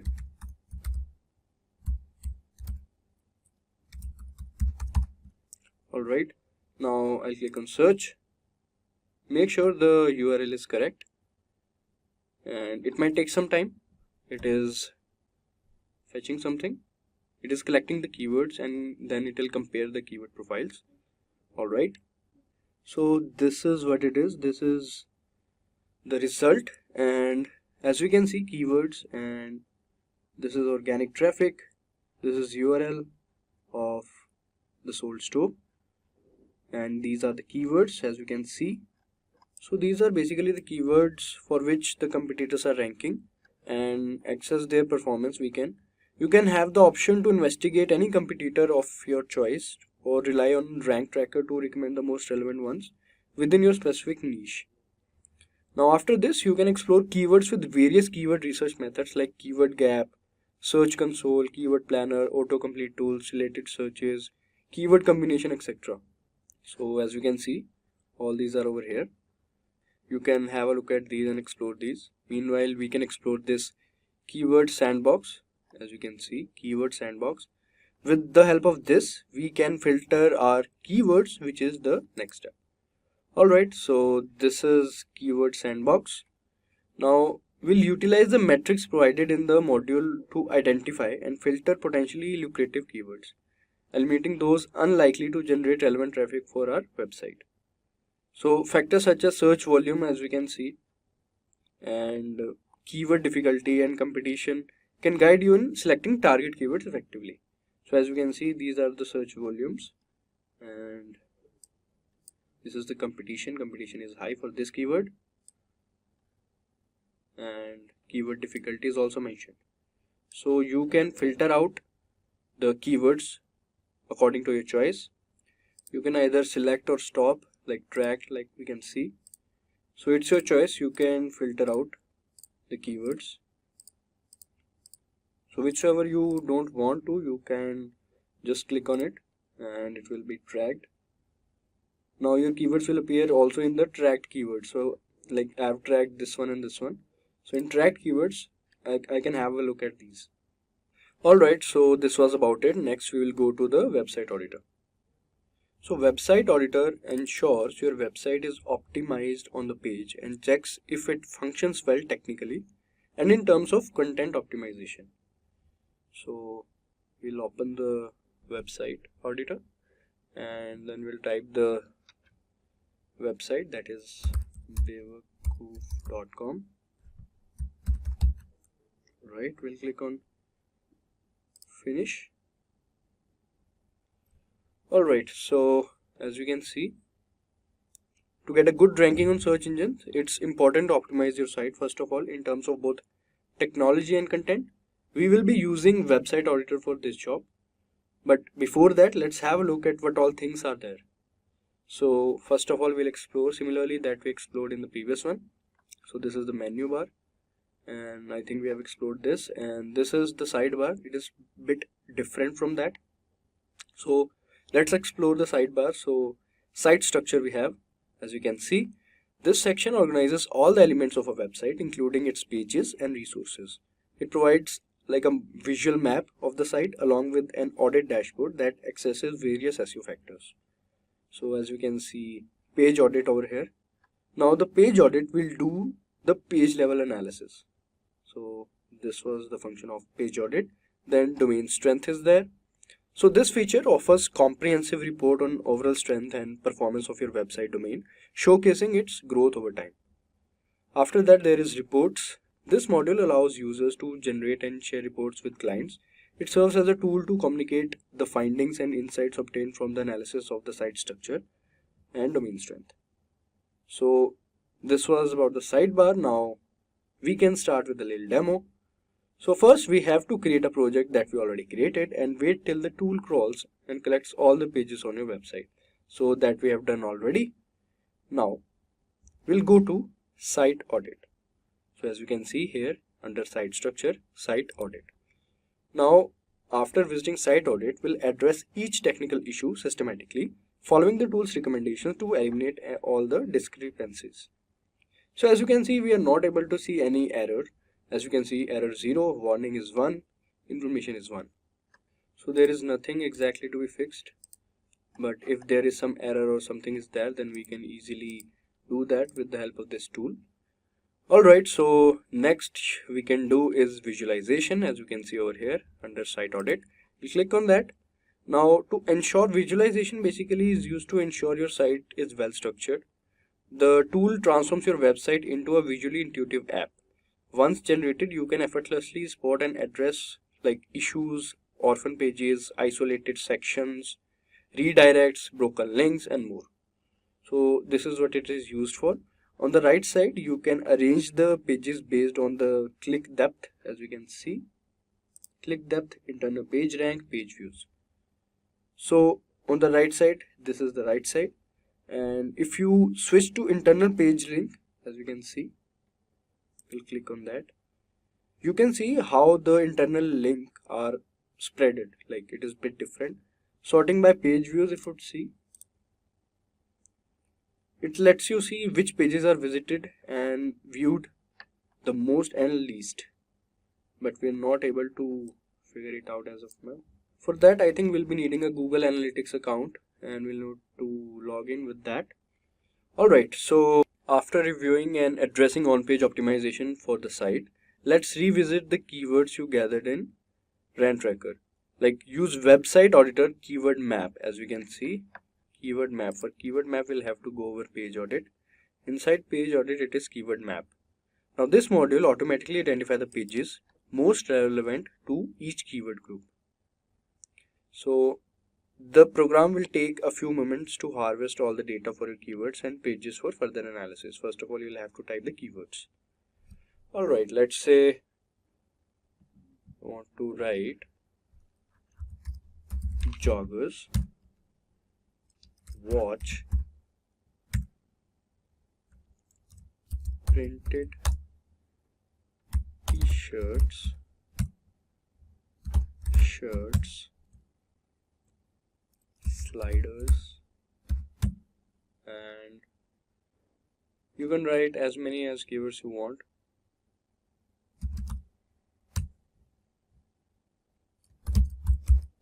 Jacket, hoodies, shorts. Alright, I think that is sufficient. Now you can also import from CSV. So basically in the rank tracker, you can also download and import from CSV, or you can import directly from rank tracker also. Now we have wrote the keywords over here. Now we'll click on create map. Now the program will take few moments to harvest all data for the keywords, and the tool automatically identifies the pages most relevant to your keyword group or specific keyword. So this is showing only one. It should at least show 5 because website auditor will suggest the top 5 most fitting pages for each keyword or group. So we must add more keywords, I believe. We can add manually, or we can just have a look at rank tracker also, like Hellfire Club shirt. We can see, we can add that.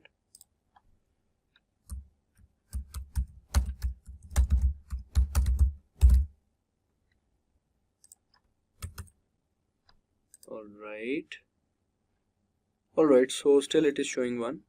So after finding a match, as we can see, we have find the match. Just hover over the page and click map. As we can see, we'll have to click on this or this, relevant it is. Alright, so we'll have to hover over this and we'll click on map. Now with the ready keyword map, ensure your landing page is optimized for target keywords. Now we'll go to content audit first. So here we can adjust the target settings, set the default search engine for competitor page, and assign a specific one for the current page. So as you can see, they are showing the errors and warnings so that we can improve on it. And as it is showing, make your page meta description approximately 22 word long. So it is showing how to fix also basically. And if we'll talk about competitors, we can see Amazon and many other HM is there, American Giant, Nike. So they have used the keywords they are showing, the meta description it is showing. Alright, so now coming to the content editor. So this is content editor. Basically what it does is, to start editing an existing page, you will need to choose between the editing modes first of all, as you can see. So it might take some time when you click on that. After doing that, it might take like 5 to 10 minutes. After, it will show this window. Now you'll need to choose between editing modes. Browser mode is there and document mode is there. So let's just select browser mode and let's click on go. You can easily edit this site also and properly write an SEO optimized title. So as you can see, 33.2% optimization rate is there, it is showing. And other than that, we can click on this, and this is showing us manage mapped keywords, manage search engines. So manage search engines, so this will change the default search engine, set a separate search engine for the given page. This can be helpful when optimizing for creating a regional or local page. And click manage search engines, you can also do that. Alright, so the two top fields, as we can see, this one. So these two fields will let you edit or enter the meta title and meta description tags. And you can see how those fit into the intersections, the recommended number of characters based on the best SEO practices. So as you can see, 311,160. You can easily edit that and make it SEO friendly. Also, all your target keywords will show up in the mapped keywords, as you can see, the mapped keyword hoodies. So the green here, it is green, so green means okay. Orange, if it was orange, it means almost there. Red as an alarming for neglecting or stuffing. So next to each keyword, as you can see, you will see the actual keyword count versus recommended. So the recommendations are customizable. Simply click on any chip to manually change the recommendation. So you can do that. Then the recommended keywords. This section will list the keywords that have been extracted from the top ranking pages of your competitors. So you can also include these as per your choice. And then you can save in an HTML document from here, and you can reset from here and save.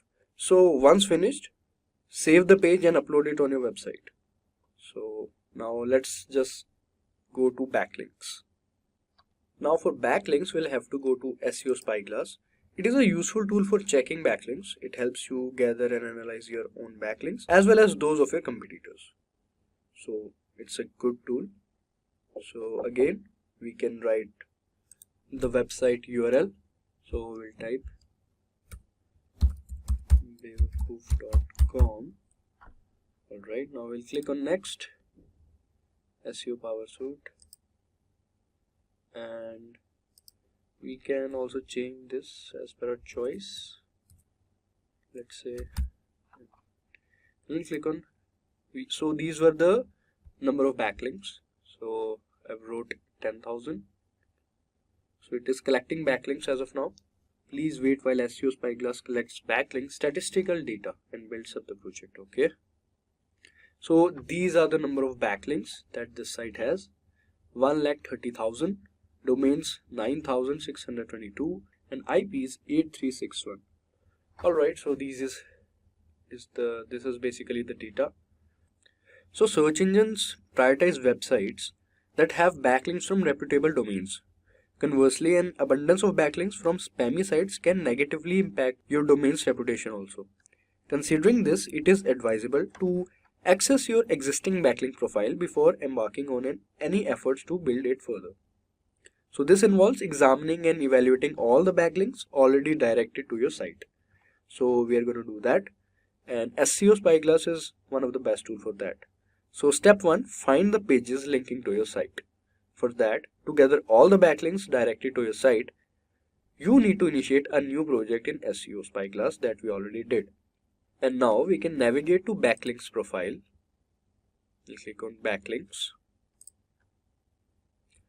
Alright, so the tool will examine its index and identify all the backlinks, providing a variety of useful metrics essential for further analysis.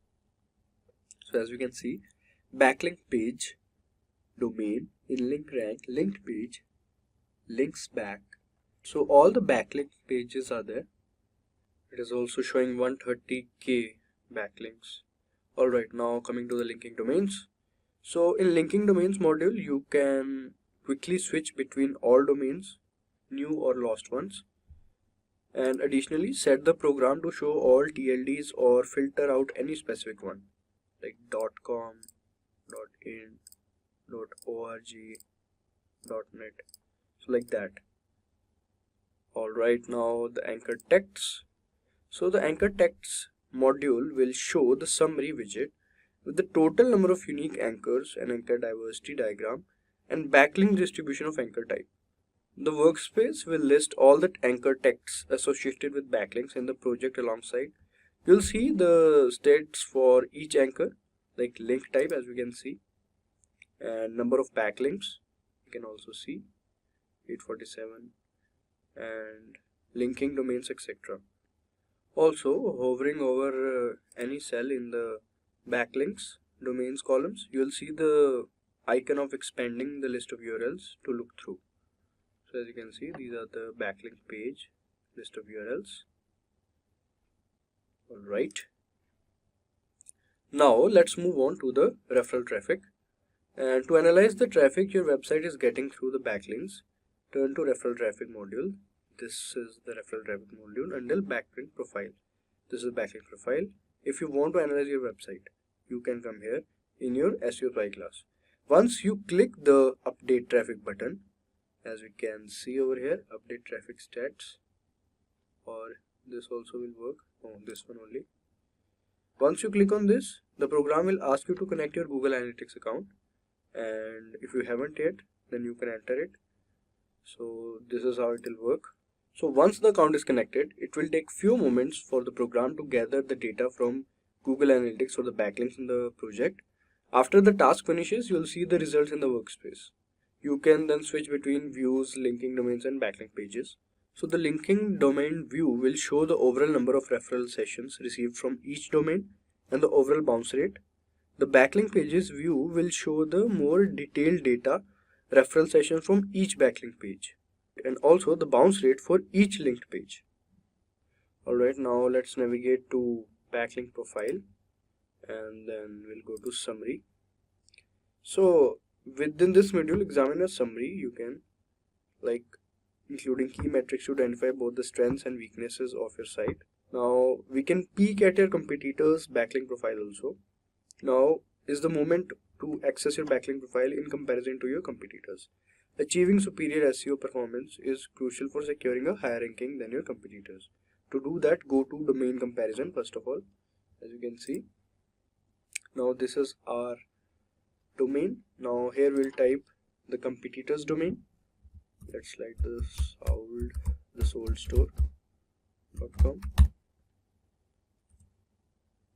Alright, the spelling is wrong. The sold store it is.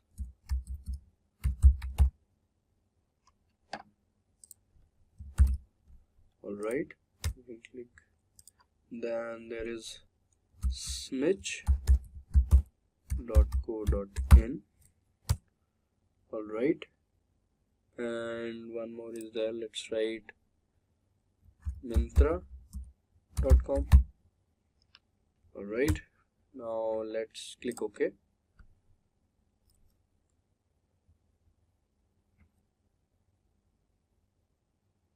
So once this process is finished, you will see a complete comparison of you and your competitors' domains.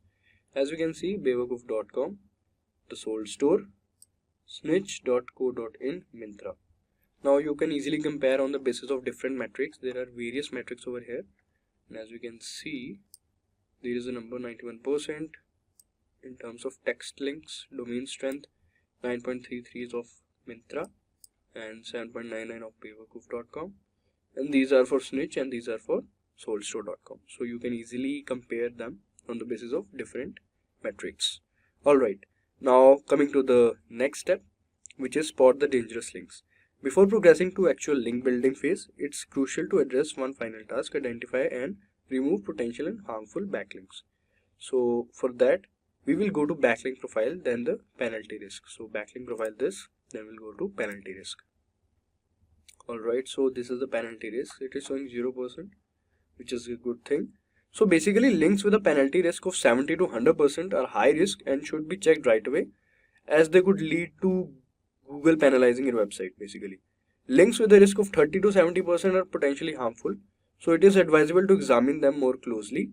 Then links with a 0 to 30% penalty risk are considered safe and pose minimal or no risk in your link profile. All you have to do is to collect those harmful links and get rid of them.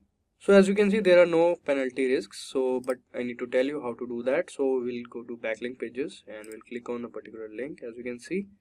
So this button, update penalty risk, so it will task updated backlink page data. So it will update the penalty risk.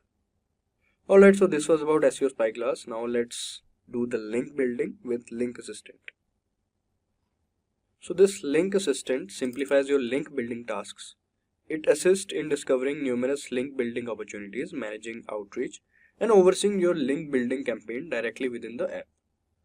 So first of all, we'll create a project and specify the site and backlink and target settings. Alright, so as we can see, we can first of all we'll type papercoof.com, right? Now, so as we have provided the web address, select your desired target country. So target country over here, and the language also you can select from this. And other than this, the app's search engine will be tailored automatically according to your preferences. Additionally, you have the option to include negative keywords in the top block list. So what this is, the app will analyze the backlink profiles of potential prospects and eliminate those containing the specified negative keywords. So if you don't want some negative keywords, you can put it here in the topic block list and that will not be included. Alright, so this was it. Now let's create on, now let's click on create. Alright, so this is the layout. Now, so first, by default, this will include the list of top 100 backlinks or the competitors of your domain with the highest in-link rank. And you can select any of the 6 predetermined methods, as you can see, 6 predetermined methods, or the configure a customized search, this one. Configure a customized search using the expert mode. This is the expert mode basically. So these options enable you to conduct a focused search based on specific type of link prospect you're seeking. If you lack seed keywords, you can utilize the get keyword suggestion feature. This function automatically identifies your top 20 ranking keywords that generate the highest traffic. Alright, so now step 2 would be, let's explore this one, guest posting top 100 blogs. We'll click on this. Alright, so by employing this search technique, you can identify the top 100 prospects ranked by organic traffic using specific search operators related to your seed keywords. To initiate the search, input the seed keywords. Here you will write down the seed keyword. So let's say I just want to write winter wear. Alright, and you can also do the search engine settings, and I think it is fine. And tags for future organization and management, but I don't think I'll be doing it. So after completing the search, first of all we'll have to click on find. So let's click on this. So these are the contact information. This is the page previews and this is the prospect preview, and additional details are also there. You can select or unselect all the results to be moved to the prospects like this. Right, so then we'll click on move to projects. On hover, move any result to prospects, to backlist, or to the trash also. So let's just click on this. We can also click on remove prospect, but we are not going to do that. We'll just move to prospects. Alright. So these are the prospect that we have moved. Now that we have possess a recently compiled list of potential links, it is crucial to access their quality and prioritize the ones we intend to reach out to initially. We'll go to prospects. Alright, then we'll click on a URL and update. So here is the update and select contact info. So as we can see, contact info. We'll click on OK. Now that we have settled on the list of factors you would like to check, take respective data by clicking on the update button or any of the columns header. Tick the factors to be updated, like I'll click on contact information and press OK like that. Alright, can do for this one also.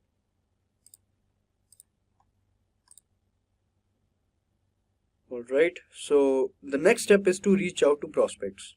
Utilize the app to initiate outreach directly, taking the convenience of having all the contact details at your disposal. By connecting your email account to Link Assistant, you can centralize and organize your campaign's correspondence efficiently within the application. Begin reaching out from the app since you already have everyone's contact info. Simply link your email to Link Assistant and all your campaign messages will be saved in one spot. So you can just click on this and then email. So as you can see, domain.operations.web.com.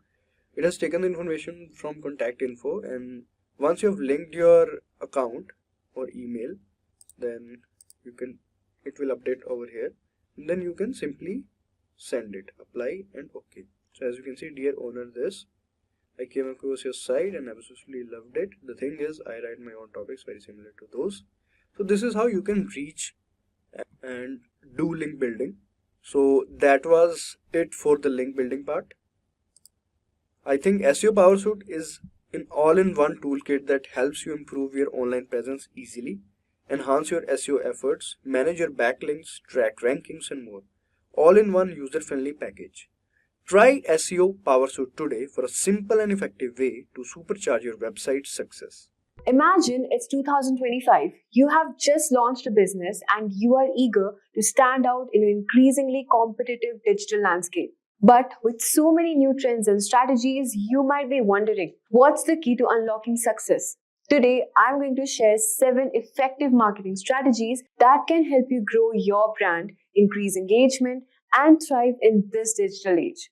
But this isn't just about quick fixes. It's all about understanding the bigger picture of how marketing works in 2025. So let's start with a common scenario. Suppose you have posted on Instagram, run Facebook ads, and even created YouTube videos, but nothing seems to click. What if I tell you that the missing piece isn't just your effort, but in the strategy you are using? So these 7 strategies will help you see marketing from a fresh perspective and give you a roadmap to success. So let's jump in. So let's start with the first strategy, which is finding your marketing sweet spot. To kick things off, let's talk about the concept of the bell curve in marketing. Imagine the curve represents the volume of marketing efforts. On one side, you have the minimum affecting dose where your marketing efforts are so minimal that they barely make an impact. On the other side, you reach diminishing returns where too much marketing doesn't necessarily lead to more results. So your goal is finding the marketing sweet spot in the middle. This is where you're doing just the right amount of marketing to get the best possible results. But how do you know when you have reached it? That's where the rule of 7 comes in. This rule suggests that your audience needs to encounter your brand at least 7 times before they have taken action. So whether that's a purchase or engagement, you're building familiarity and trust with every exposure, which leads to better results. For example, if you only post sporadically on social media or send 1 email per month, you are likely not hitting that sweet spot. Instead, aim for consistent strategic exposure across multiple channels. The key takeaway here is to keep showing up and your audience will take notice. Now let's talk about the second strategy, which is leveraging data-driven marketing. In 2025, data-driven marketing will be a game changer. Businesses that leverage data to understand their audience's behavior, preferences, and needs will thrive. You can't rely on guesswork anymore. Big data analytics is your secret weapon for creating personalized and effective campaigns. For instance, let's say you own an e-commerce store. By analyzing data, you can figure out which products are most popular among different segments of your audience and tailor your marketing messages accordingly. So suppose if one customer frequently purchases fitness gear, send them promotions or content related to new arrivals in that category. So personalization through data increases your chances of conversations and customer loyalty. Now let's talk about the third strategy, which is go deep, not broad. So here's why many businesses go wrong. They try to appeal to everyone, but in reality, they connect with no one. In 2025, the focus should be on going deep, not broad. Instead of targeting a massive audience with this generic message, focus on a smaller, more specific group and create content that truly resonates with them. To do this, you need to create an ideal customer avatar, ICA. This is a detailed profile of your ideal customer. What are their demographics, interests, and pain points? What are they passionate about and what problems they are trying to solve? So when you narrow down your target audience and speak directly to them, your marketing becomes far more impactful. For example, if you're selling eco-friendly products, your ideal customers might be people who prioritize sustainability and ethical consumerism. Craft your messaging to show your brand aligns with their values and you'll form deeper connections with your audience. Now let's talk about the fourth strategy, which is tap into miracles and misery. Successful marketing isn't just about promoting a product or service, it's more about understanding your customers' miracles and miseries. Miracles are the outcomes of customers' desire, while miseries are the pain points they are trying to escape. Your job as a marketer is to position your product as a solution that takes them from misery to miracle. Take fitness app for an example. The misery for many customers might be struggling with weight loss or not knowing how to create a workout routine. So their miracle would be achieving their fitness goals and feeling more confident. If you can position your product as the bridge that helps them reach the miracle, you have hit the jackpot. So by focusing on the emotional aspects of your customers' desires and challenges, you will create marketing messages that resonate deeply and drive action. Now let's talk about the fifth strategy, which is investing in interactive content. In 2025, interactive content is going to be a powerful tool for engaging your audience. People don't want to passively consume content, they want to engage with it. Quizzes, polls, and even augmented reality are great ways of creating immersive experiences that capture attention. So imagine you are running a beauty brand. Instead of just posting product images, you could create an AR experience where customers can virtually try on different makeup looks. This not only makes the brand more memorable, but also encourages users to spend more time interacting with your content. So the more they engage, the more likely they are to convert into customers. Let's now talk about a sixth strategy, which is sell benefits and not features.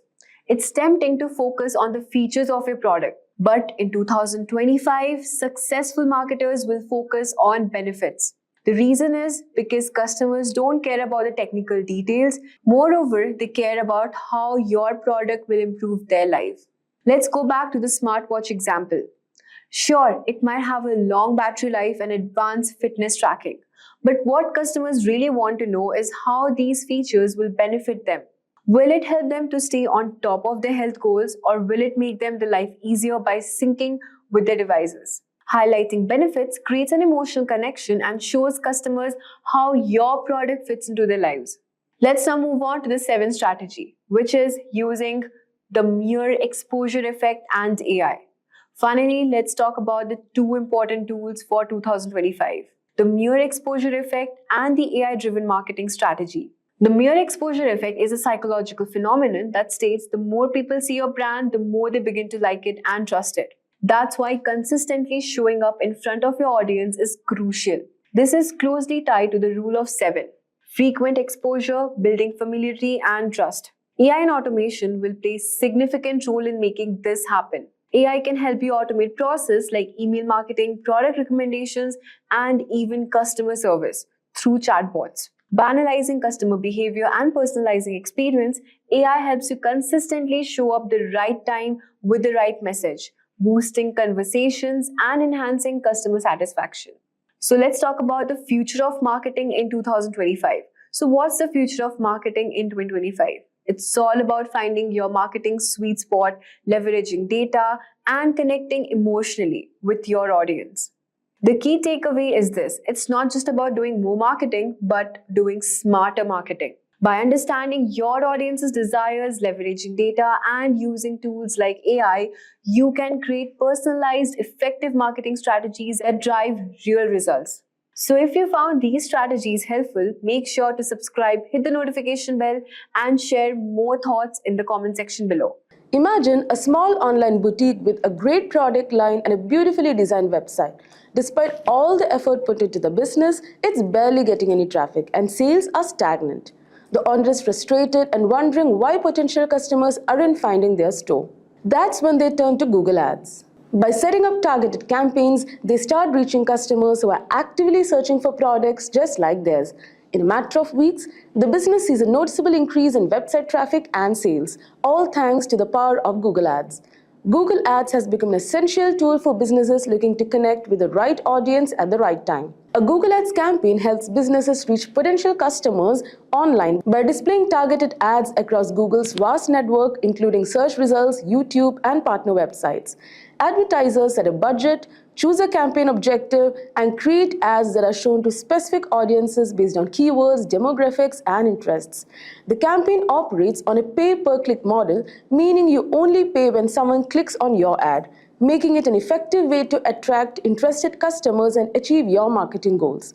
So in this video, we are going to walk you through everything you need to know to get started with Google Ads. We'll cover how to create a campaign from scratch, set your budget, and choose the right winning strategy. We'll also dive into targeting options to ensure your ads reach the right audience. And we'll show you how to craft compelling ads that drive results.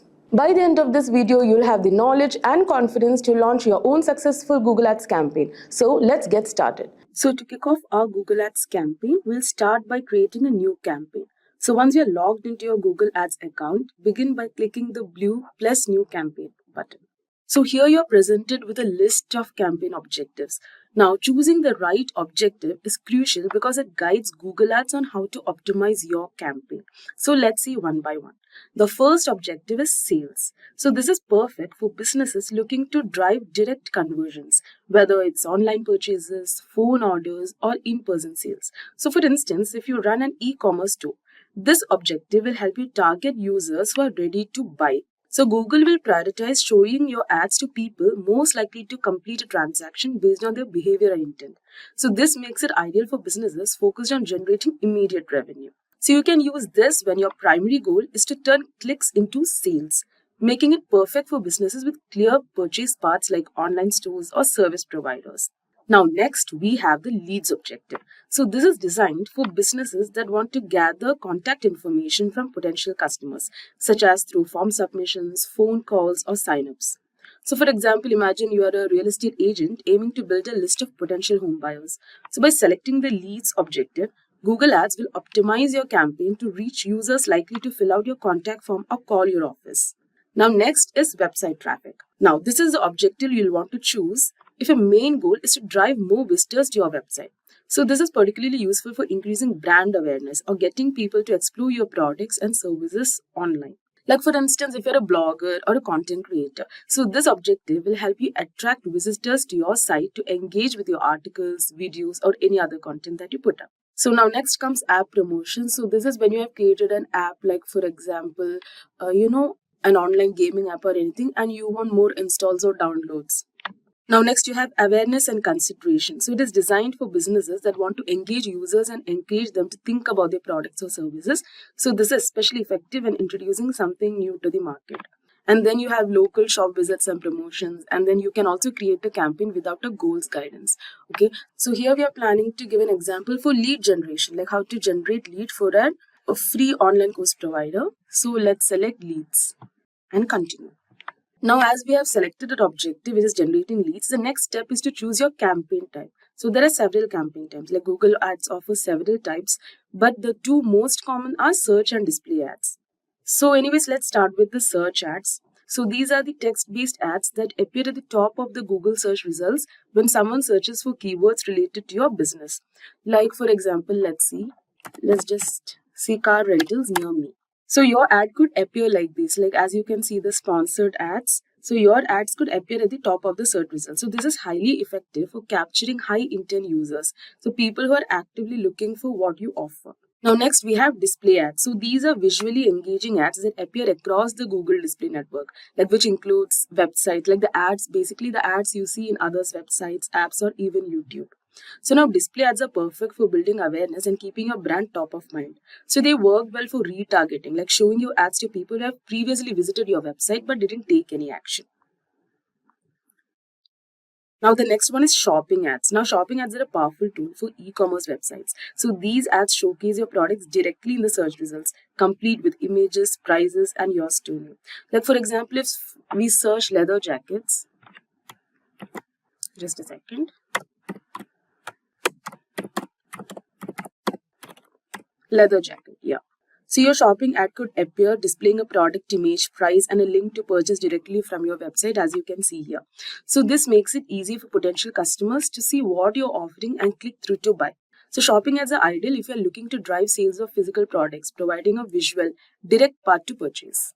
Then we have video ads, which is another impactful way to reach your audience, especially on platform. Video ads, you can create engaging content that appear before, during, or other videos on YouTube. So it is basically the videos, like the ad videos that you see, like while watching your YouTube video. And then we have performance max campaign. So this type uses Google's machine learning to optimize your ads across all Google properties, like including search, display, YouTube, Gmail, etc. So performance max campaigns are perfect when you want to maximize your results without managing multiple campaign types separately. So Google's algorithms will automatically find the best combination of ad formats and placements to meet your objectives. So right now we'll select the search campaign type. And we'll be giving lead form submissions. And let's press continue. And let's just keep like lead search. So now that we have selected our campaign type, the next step is to set your budget and bidding strategy. So this is crucial as it determines how much you're willing to spend and how Google Ads will manage your bids. So now for bidding, since our objective in this demo is to generate leads, we'll choose conversions. So this strategy lets Google automatically set your bids to get the most conversions within your budget. So now you can set a target cost per action. So this budget is the amount you're comfortable spending per action. So like you can just give 0.3 rupees, per action. And let's press next. Now next, let's define our targeting options. So this step is about deciding who will see your ads, where they will see them, and when. So you can target users by location. As you can see, all countries and territories, India, or any other location, you have options. So for example, if your store is in Delhi, you might want to target only people within a 50-mile radius. Now, additionally, you can also refine your audience based on demographics such as age, gender, and household income. So this ensures your ads reach the most relevant customers. And you can also select the languages that your, customers speak. Like you can give English, you can give Hindi. So you can select multiple languages that your target audiences speak. And also you can, select the audience segments, like what your audience might be doing. So like, for example, we are actually, giving this example for lead generation for a free online course provider. So what we do is we can actually, like, our audience will be students, right? So we can give students. Yeah, you can give current university students. And this is also for working professionals. So you can give working education jobs, IT and technical. So you can select who your target audience are. So effective targeting is crucial for maximizing your ad spend. So take the time to consider who your ideal customers are. Now let's go to next. So now next is selecting keywords. So for search ads, keywords are the backbone of your campaign. So these are the words or phrases users type into Google when looking for products or services like yours. So choose keywords that are closely related to your business. So for example, we are actually looking for lead generation for this particular website, which is Simplilearn skill website that provides free online courses. So first you have to give the final URL and then you have to enter your keywords. You can also, type in the products or services like you advertise, like the course name and everything, and you can enter the keywords. Now you can take the help of Google's keyword planner for keyword ideas and see how often they are searched. So let's just go to keyword planner, discover new keywords. So now here you have to enter the products or services closely related to your business. So here I'll just type free online course,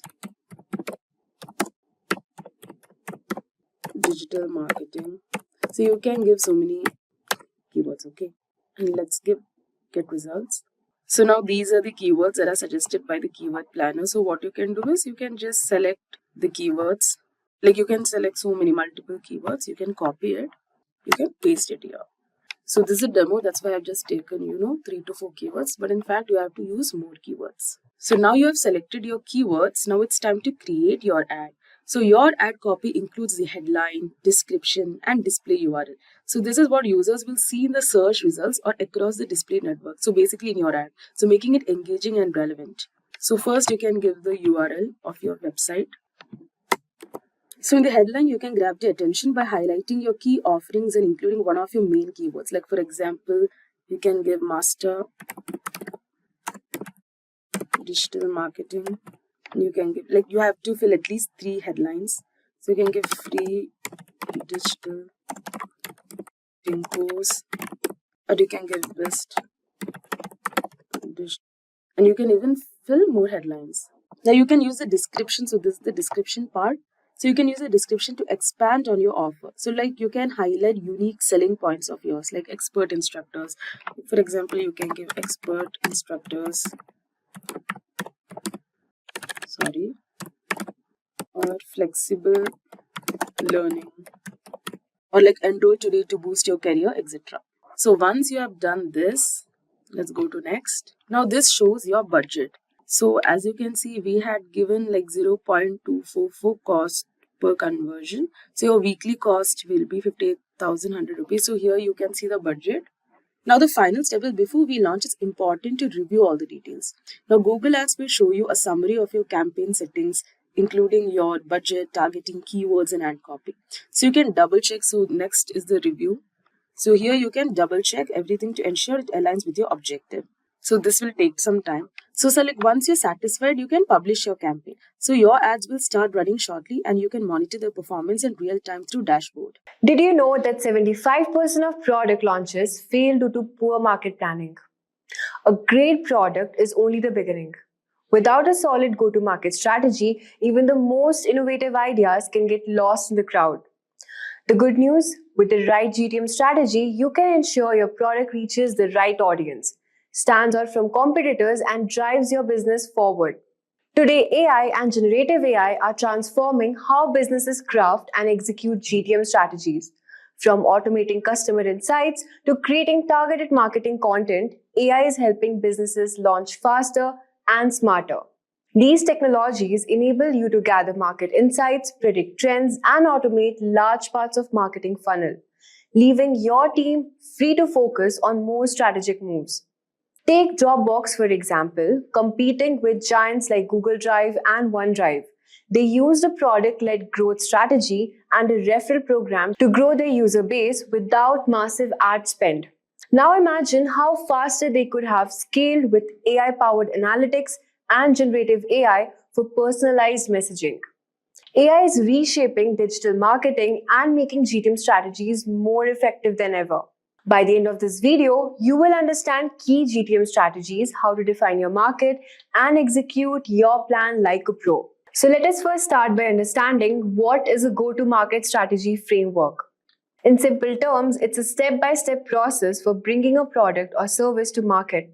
It answers key questions like who we are selling to, how do we reach them, and how do we stand out from competitors. For example, let's say you're launching a new project management tool.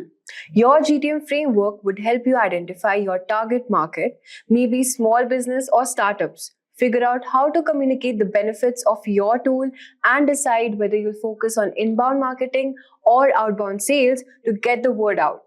We will understand inbound marketing and outbound sales in the upcoming topic. The GTM framework aligns everyone on your team and gives you a clear plan to follow from start to finish. Now, first, we have to understand how to define your market. This is all about figuring out who you are selling to. A common mistake businesses make is trying to sell to everyone. But in reality, you need to narrow down your target market. Let's say you have developed a new fitness app. Instead of targeting all fitness enthusiasts, you could define your market as busy professionals who want quick, effective workouts. This helps you focus your marketing efforts and craft more tailored message. The more specific you get, the better you can target your audience and connect with their needs. So now the next step is to define your why. Your value proposition is essentially why people should choose you. It's the unique benefit your product offers that your competitors can't match. Let's go back to the fitness app example. Your value proposition might be we help busy professionals squeeze in a 15-minute workout that's just as effective as a full hour in the gym. You're not just offering fitness but also offering convenience and time saving, which speaks directly to your audience. A well-defined value proposition makes it clear why your product matters and why your audience should care. Let's go back to the fitness app example. Your value proposition might be we help busy professionals squeeze in a 15-minute workout that's just as effective as a full hour in the gym.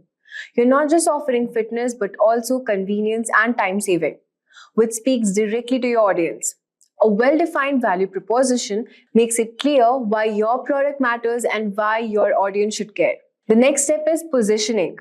Positioning is all about figuring out where your product fits in the market and how you will differentiate from the competition. Let's say you're launching a premium skincare line. Your positioning might focus on the high-end natural ingredients you use, which differentiate you from the mass market products. Your positioning helps set the stage for your pricing, branding, and overall market strategy. So, what are the 5 go-to-market strategies? When it comes to launching a product or entering a new market, there are 5 primary go-to-market strategies, which businesses typically use. The strategy allows you to choose which depends on your product, target market, and overall business goals. Let's break down each strategy with examples so that you can see how they play out in real life. The first is inbound marketing. So this marketing attracts customers by creating valuable content that addresses their needs and pain points. Over time, potential customers find your content organically through search engines or social media. For example, HubSpot mastered inbound marketing by providing free resources like blogs and webinars. Their content is optimized for search engines, leading small businesses to their site, where they eventually convert to customers.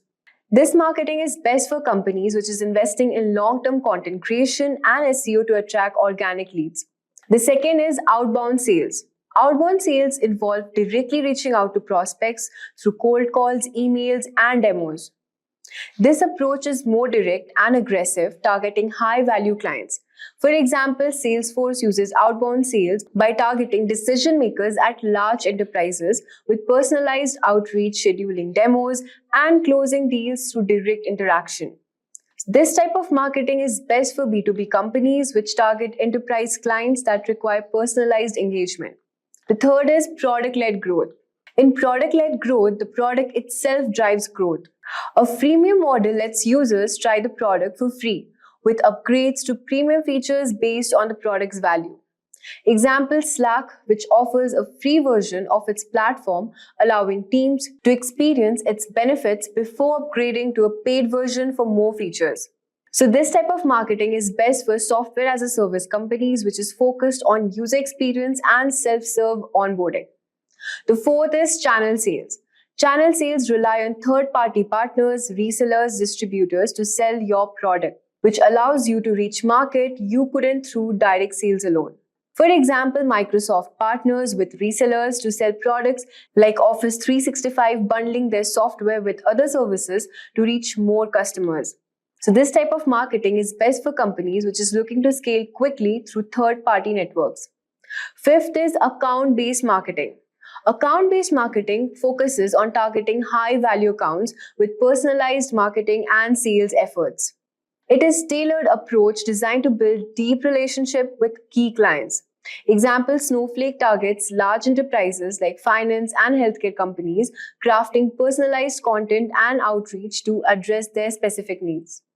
This type of marketing is best for B2B companies, which targets large enterprises where personalization is key to closing deals. Now that we have discussed the top 5 marketing strategies, let's now talk about important step, which is understanding the competition. Knowing your competition is crucial to understand the successful go-to-market strategy. You need to ask who else is solving the same problem and how they're doing it. Once you understand your competition, you can figure out how to differentiate yourself. For example, if you are selling a new project management tool, you might find that the competitors offer more features, but they are too complicated for small businesses. So your strategy could be offering more simpler, user-friendly tool specifically designed for startups and small businesses. The next step is messaging. Your messaging is how you communicate your value to your audience. It's important to keep your message clear and consistent across all the channels. Think of messaging as the story you tell about your product. What makes your product special? How will it improve your customer's life? This messaging needs to come across in your website, email, ads, and even in sale conversations. For example, if your value proposition is about saving time, your messaging might say, get fit in just 15 minutes a day. No gym required. This directly speaks to your audience pain point of not having enough time for long workouts. Next step is execution. Now it's time to put everything into action. You have defined your market, crafted your messaging, and figured out how to stand out from the competition. Your execution could involve inbound marketing like content, social media, and SEO, outbound sales through cold outreach or email campaigns, partnerships with other businesses that reach your target audience. For example, if you're using inbound marketing, you might create helpful blog posts or videos that address your audience's pain points and lead them to your product. If you're using outbound, you'll want a highly targeted email campaign that resonates with potential customers. Today, we are diving into Wix, an incredibly user-friendly platform that allows you to create a professional website without needing any coding skills. Whether you're starting a new business or bringing an existing one online, Wix provides all the tools you need to build a site that perfectly represents your brand. In this video, we'll be using the example of an online clothing store to walk you through the entire process, from starting a new website and selecting the perfect template to customizing your design, adding essential features like logos and contact forms, and connecting your custom domain. We'll also show you how to preview your website on both desktop and mobile to ensure it looks great everywhere. And finally, we'll guide you through the process of publishing your site live. So by the end of this demo, you'll see just how easy it is to bring your online store to life with Wix. No coding required. First, head over to the Wix website and log into your account. So you can press get started, and either you can sign up with Google, press continue. So first they will ask you a few questions like who are you creating a website for? So just answer those and press continue. So here I'm creating for myself. So initially Wix will first ask you if you want to use AI to help set up your website. But today we are planning to do everything manually. So let's select setup without chat. And now they will ask questions about what type of website you want to create. So I want to create an online clothing store. So let's type that in. Yeah. And then you can type the name of your business. Let's just give XYZ collections for now. XYZ fashions or collections. Let it be collections. And then they will ask what your goal is. Like, is it to sell products, get booked online? Is it to host an event? So as ours is an online store, it's to sell products. Again, they will ask many questions. So just, answer those. Okay. Finish. So this is basically a dashboard. So we'll discuss about this later. So now first, our goal is to find a template, to pick a suitable template for our website. So let's go to design site.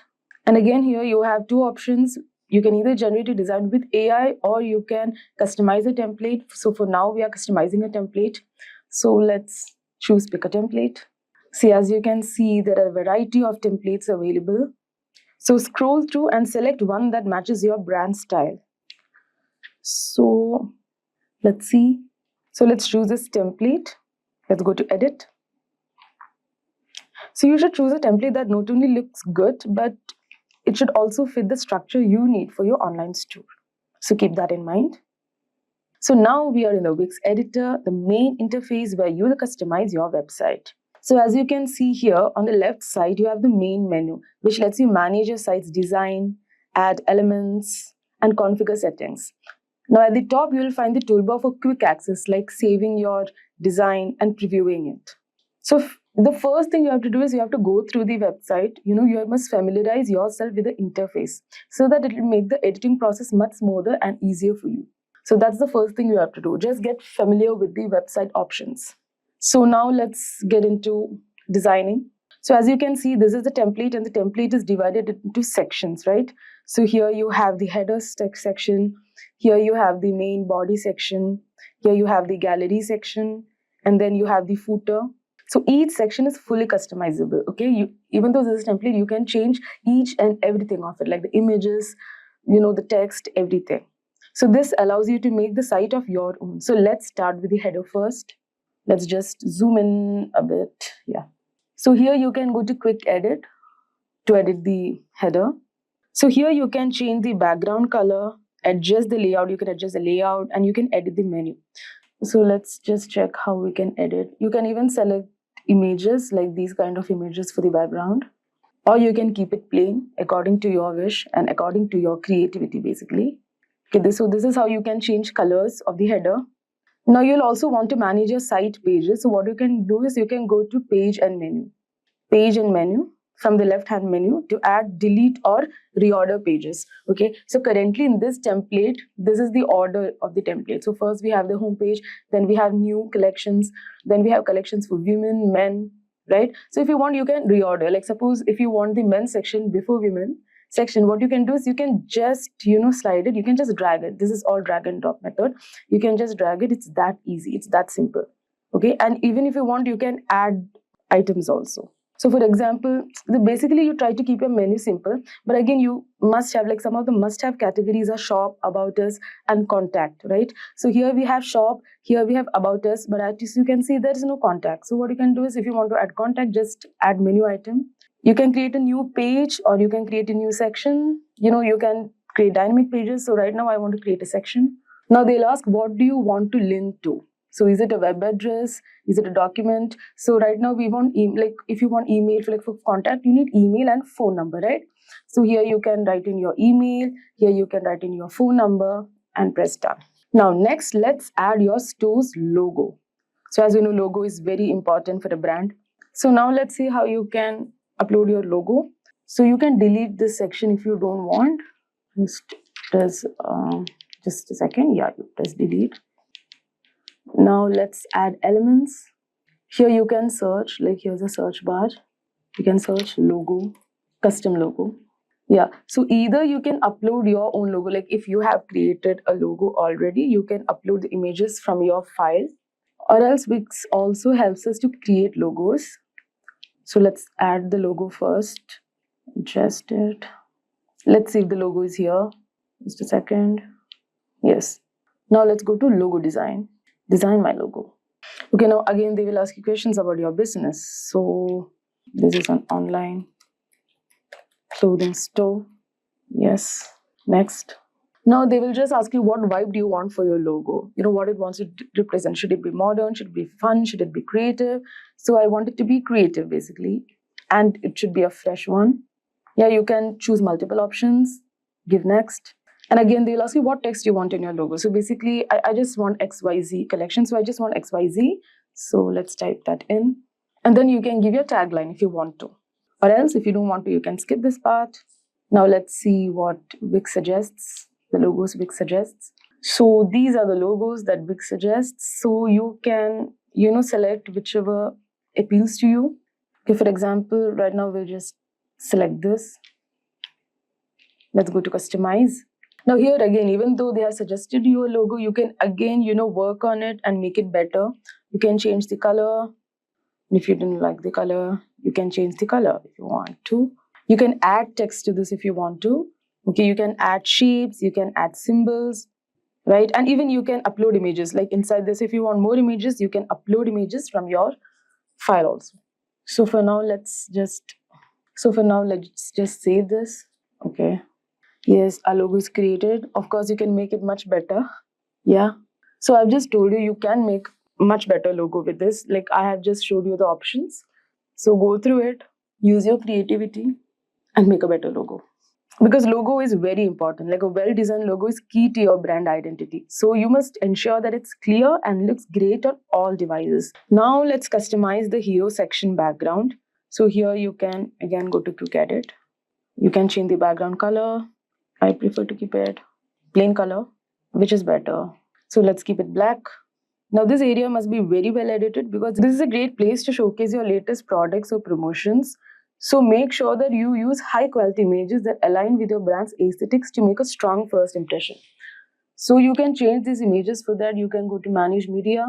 So these are the images from the template. So what you can do is you can actually delete it. You can select this particular image, you can delete it, right? So accordingly you can delete these images and you can add a new image from media. So if you go to add media, you can add your product images from your site.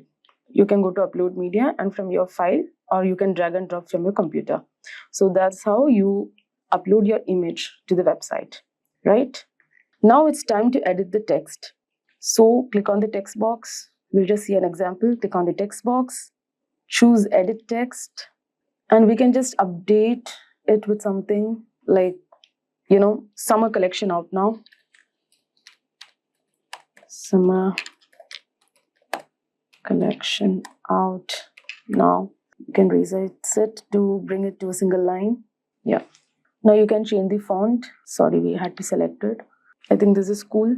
And again, you can make it bold, you can make it italics, you can underline it, you can change the color. Okay, let's keep it red. So this is how you edit the text. Accordingly, you can edit texts.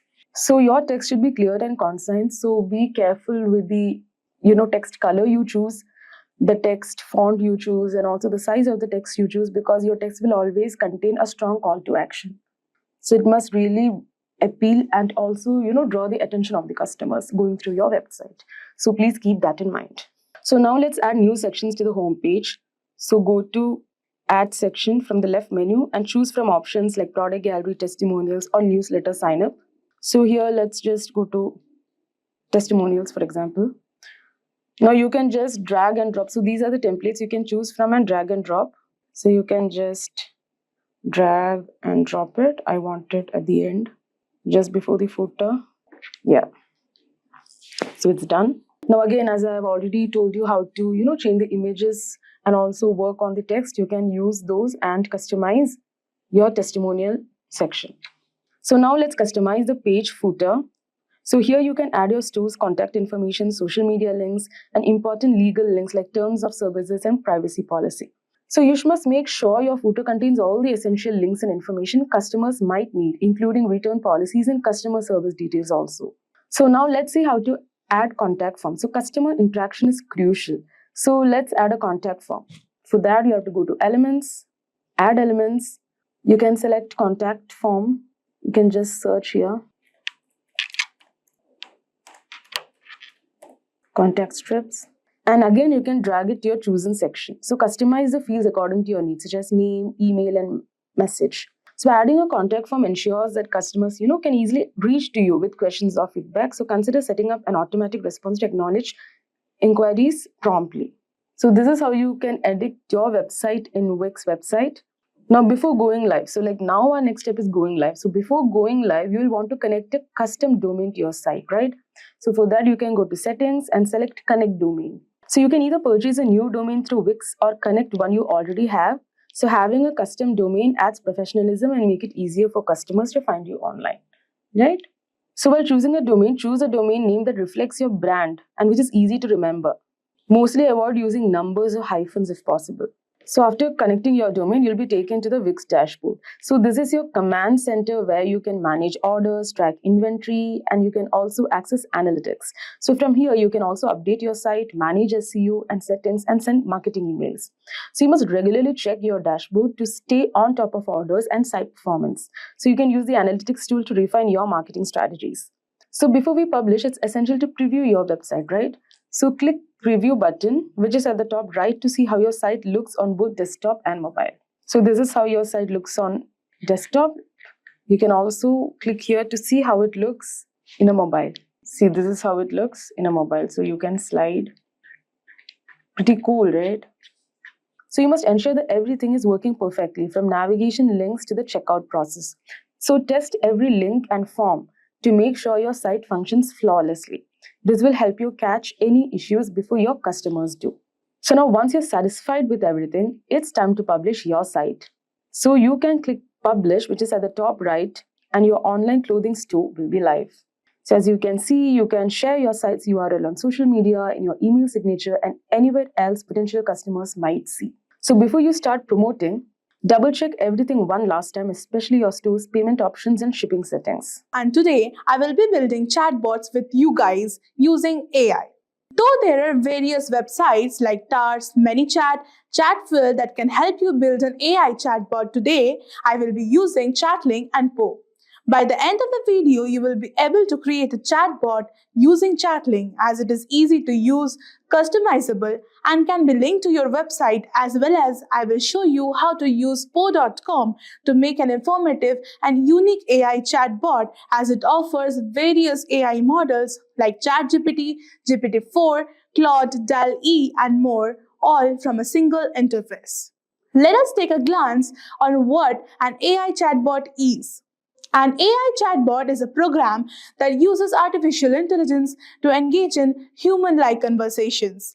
Basically, there are three types of chatbots like rule-based chatbot, AI-powered chatbot, and lastly, hybrid chatbot. Without making any delay, let's jump into the video. Now, the first step is you have to search for Chatlink. So the first website that appears is obviously an official website, and you need to click on it. And the easiest way to build effective AI chatbot. Now click on to chat for free. This is basically the interface that you will gonna get. And without wasting any time, let's create a chatbot. So you will find a couple of options. Start from scratch, AI chatbot, basic lead generation, and lead generation. So we need to start with AI chatbot. Let's give a simple and a classy chatbot name. Let's keep it Ask Me. It is creating a chatbot and it has created the name. Now I'm inside the Ask Me project and we can see a clean dashboard. You can even click it and see I have already created one chat box, that was namely Chatly. And basically you can see here the projects and you can build over here. So the first thing we need to do over here is to set up our chat box. For that, we need to click on Builder. It looks technical. You can zoom in and out according to you. It is zooming in. And here's basically the conversation. Before we get started, please provide your details below. Obviously, I'm going to ask their name and email accordingly. And then group #1. Hi, contact name. I don't wanna change it. And yeah, it looks good.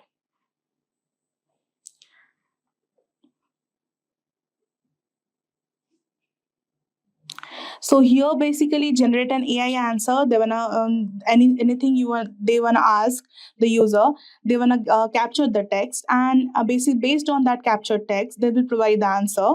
And so it looks good to me. So I will move ahead publishing this. So it is published. So if you're really interested in shaping the future of AI, then Simplilearn's professional certificate program in generative AI and machine learning in collaboration with IIT Guwahati is for you. In just 11 months, you will gain hands-on experience with cutting-edge tools like ChatGPT, OpenAI, and Hugging Face, learning directly from IIT faculty and industry experts. With 25 plus real-world projects, IBM hackathons, and a campus immersion at IIT Guwahati, you will be ready to lead in the AI revolution. Moving on, the most important thing is the knowledge that you feed in. Now click on this knowledge base and you need to add new. Presently there are no data sources added, so you need to add new. So here are basically various options through which you can feed the chatbot: website, sitemap, URL list, document, text, fact, and Zoho. In case of website, you can add URL and it can read it. In case of the sitemap, it is basically the scanning of a particular website. In case of URL list, you can give it a list of URLs. And the best way is obviously FAQs, the frequently asked questions. And let me add those. I have previously made a copies of the famous FAQs. You can also search it and get it there. Let me copy the question and paste it over here. Let's add more. It depends basically on how you add it and what are the things you are adding on that will make your chatbot good. Let's add a quite more, okay? It won't take time. Okay, let's keep it up to this. And let's click on submit. Like you can add as many as you want. You have that freedom, and let's make it a good one. After I have added the FAQs, let's move forward on the appearance side. When you click on the appearance, there are design, text, and configure. In the design part, basically there are colors. You can customize it as you want it. Like the primary color is black, chat width, positioning, bottom right, it will appear over here. It is good. Let's change the image. Let's browse it. And already had added one. Yeah, it looks good. Let's make it up to 70. It looks good and people will find it attractive. You can obviously change it, like now it is a typical chat icon. You can even change it. So it is nice. Let's save it. It is saved. Chatbot saved successfully. Now let's move on to the text section. You can write a particular header title. Let's keep it as ask me support. For obvious reasons, support, save. It is saved. Then let's move on to the configure part. So, height powered by Chatling text. Obviously, it is you need to move to the upgrade plan or purchase add-on to use this option. So I can't do this. Ask a user to rate AI response. This is very important because you always find a reason to improve and then rate it. So let's do this. Hovering message, enable on desktop, enable on mobile. So let's keep it. I like it like this only, disable option, because sometimes it gets clustered. So basically, I will not enable it. Then this is also an upgrade plan option. You need to upgrade it and to auto open chat. So it is fine. Let's save it and move forward. Now let's move out of the dashboard. Now coming to the website widget. The first is select the display type. Like you can choose the floating chart, inline, and full screen. Floating chart is obviously the typical way that when you open a website, it will like appear like this on the right bottom corner. Inline, it will take half the screen. Full screen, it will be a full screen. So I like it floating chart. So now the most important thing, you're getting your chatbot is ready and you're getting this JavaScript snippet and you need to copy this for obvious reasons to link it to your website. Now I will tell you how to link it. Now finally we are ready to paste it to our website. I have already made a food delivery website using Cursor AI. If you still don't know how to use Cursor AI, you can check out the description below and learn how to use it. Coming back, we can just open on the index.html while viewing the website. Like what you need to do is in the index.html, after the script tag, like before this body and tag, you just need to enter and you need to paste it. Yeah, like this. And you need to save it and open with live server and you can see here is your chatbot. I'm an AI chatbot that can answer all your questions. You need to give your name and email and submit it. Now, the second tool is po.com. So, you need to go to the browser and search for Po. So basically, I got it directly because I've already logged in. You need to log in with your email account and you will get a terminal like this. So when you click on your bots, you will get to see all the bots it has. Chatterflow is what I created before, and Claude 3.5 Sonnet, it are all these bots that makes po.com special. It even has GPT. Without wasting our time, we can just click on create a bot. And it will give you options like prompt bot, image generation, video generation, role play, and server bot. Today I will teach you how to build a prompt bot. So the bot type is prompt bot and you can click and edit the picture. It looks professional. So name of the bot, just keep it as simple and professional. Chatly underscore 2.0. Now you can click. Basically it will give you two options, Claude 3 Haiku and GPT-4 Mini. You can choose anything between these two as the result is same and it works great. After the base bot is done, you can write the prompt. It is basically tell your bot how to behave and how to respond user messages. Try to be as clear and specific as possible. It is even given the example like you're a travel assistant, you need to specifically tell the bot that you are this. And then what is the use? Like provide travel recommendations for destinations, hotels, and activities in a friendly and informative manner. So I want to give instructions as you are a food delivery customer support agent. Okay. Keep your answers clear and informative and friendly. Enter. Always be available to help customers out. If they ask you what all you have, answer them. We have pizza, burger, salad, and pasta. Always apologize when you don't know the information. In a polite way. After you are given the prompt, you need to give the knowledge base. And when you click on to add knowledge base, there basically you can select the files and you can write it manually. So, as I have already created the file, let's see in documents. Yeah, I have already created the facts and let's add it. It is processing it. It may take a time. Till then, let's keep it. Hey,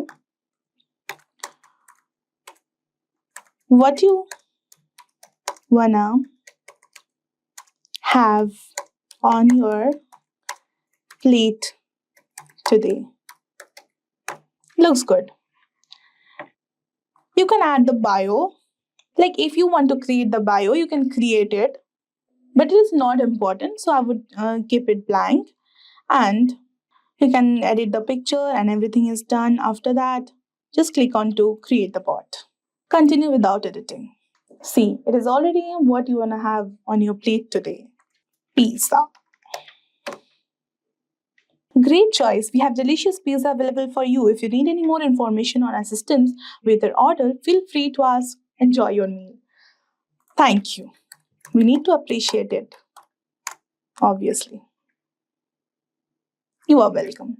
Imagine giving your website a boost with the power of AI, helping it climb higher in search results and attract more visitors. Exciting, right? That's exactly what an SEO audit does. It's like a health check for your site where AI tools can quickly find the little things that might be showing you down, from page speed to broken links, and such as smart ways to fix them. By using AI to optimize your site, you not only improve how it looks to search engines like Google, but also give users a smooth, faster experience.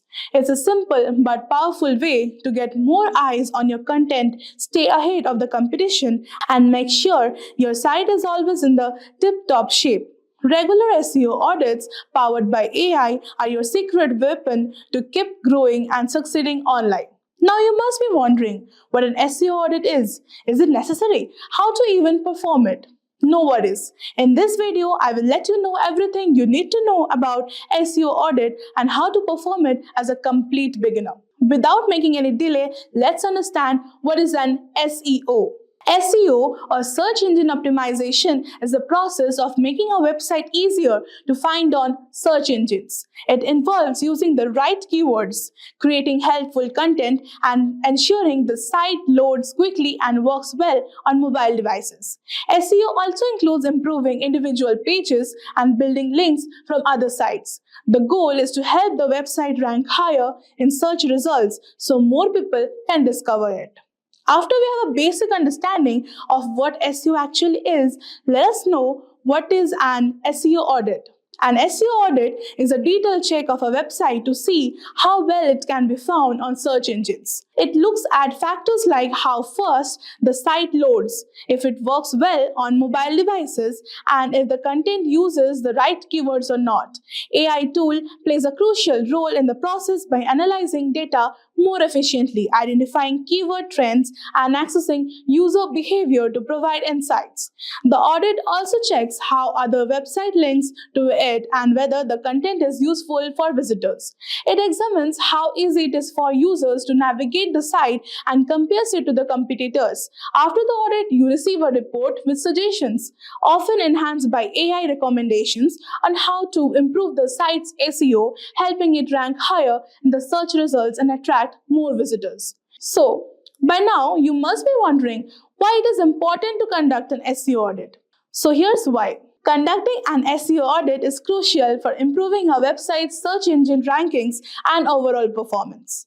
It helps identify technical issues such as broken links or poor site structure that can hinder search engine crawling and indexing. Additionally, an audit enhances user experience by ensuring the site is mobile friendly, fast, easy to navigate, which reduces bounce rates and increases conversions. It also ensures content remains relevant and optimized for target keywords, driving organic traffic without the need for paid ads. Regular SEO audits help websites stay updated with algorithm changes and provide insights into how to outperform competitors. Now, the most important part, I will let you know the 2 AI tools to conduct a basic SEO audit for complete beginners. So let's get into the video. So the first SEO audit website I would be talking about today is AIO SEO, that is all-in-one SEO.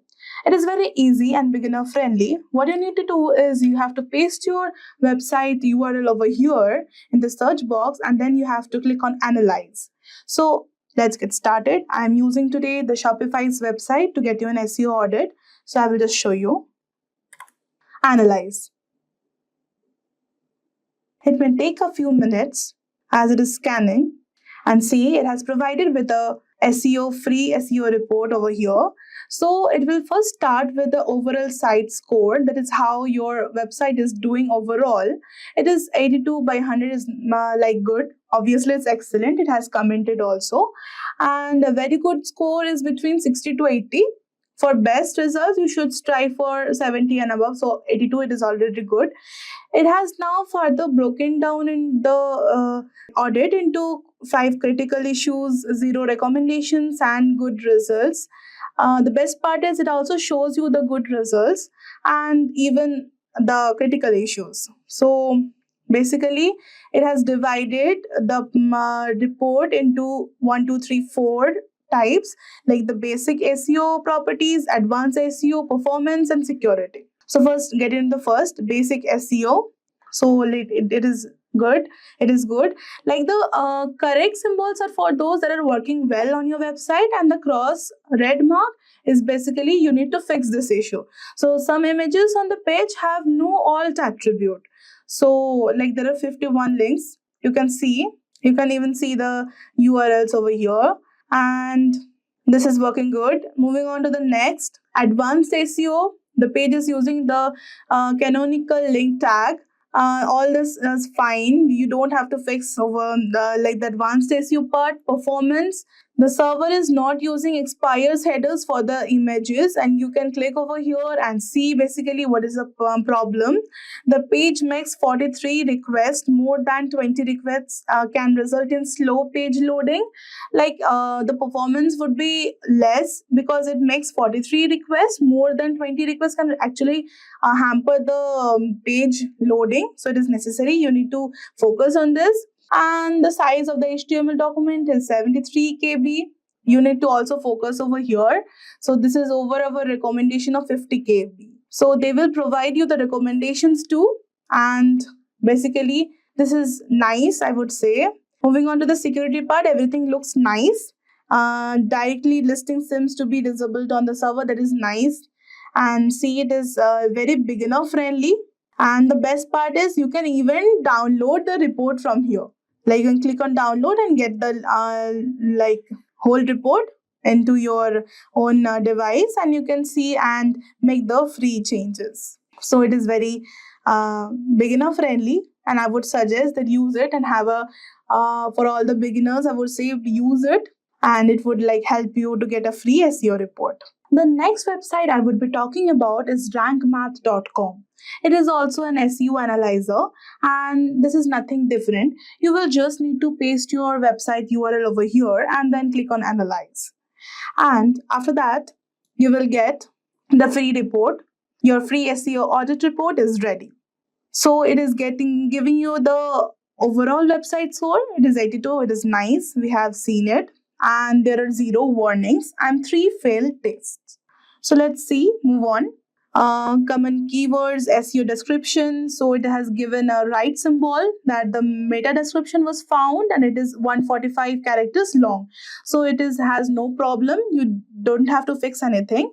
And yeah, coming to the image alt attributes, as we have seen in the previous website, SEO audit, that some images on your homepage have no alt attributes. So yeah, you will need to say this. And the best part over here is, you will be getting some recommendations on how to fix it. So if you click on it, basically it will give you some suggestions that check your images for missing alt tags and add useful descriptions to each image. Add your keywords or synonyms, but do it in a natural way. So you basically need to check your images, that you are giving it the alt tags and using the descriptions for each image, that what that image is about, and you have to give the keywords or synonyms of that to make it a better one. So this all looks good. Links, ratio, SEO title. Coming to the next, advanced SEO. Search preview is good. No problem is there. And scrolling down, you will see that it all works good. Performance is also good, but yeah, we can see one cross symbol. Your homepage makes 42 requests. More than 20 requests can result in a slow page loading. We have found this in the previous audit also. So like it will give you how to fix. Try to replace embedded objects with HTML5 alternatives. This HTML new version has some alternatives, and you need to replace the embedded objects of that. Page size, the size of the HTML document is 71 KB over the average of 33 KB, and our recommendation is of 50 KB. You need to their recommendation is they're recommending you need to do it on 50 KB, and you are having 71 KB. Then let's see how to fix it. First, remove any unnecessary tags from your markup. Okay, from that HTML, you need to remove the unnecessary tags. This includes developer comments, which are invisible to your users, search engines, and ignore the text in comments too. Sometimes inline CSS is a culprit. Okay, a little inline CSS can help your page render faster. Too much will bloat the HTML. Obviously, they prefer outline CSS, and inline CSS is not preferred. You can reduce the CSS repetition with HTML class and ID attributes. That is fine. Everything you need to change on the HTML CSS, that is coding part, and everything else looks fine. You can even share an email and print this SEO audit, and I will say this is 3 million plus happy users. So it is basically a very good website for a free SEO audit, and is very beginner friendly, and I will recommend to use this. So both the free AI tool will help you get a free SEO audit and make sure you fix your website issues and make your website rank higher. Did you know that you can easily build a website for free using AI? And that's not a trick. It's completely true. Thanks to the amazing new AI tools, anyone can create a website even without writing a single line of code. Even if you have no technical experience, you can set up a professional website quickly and easily.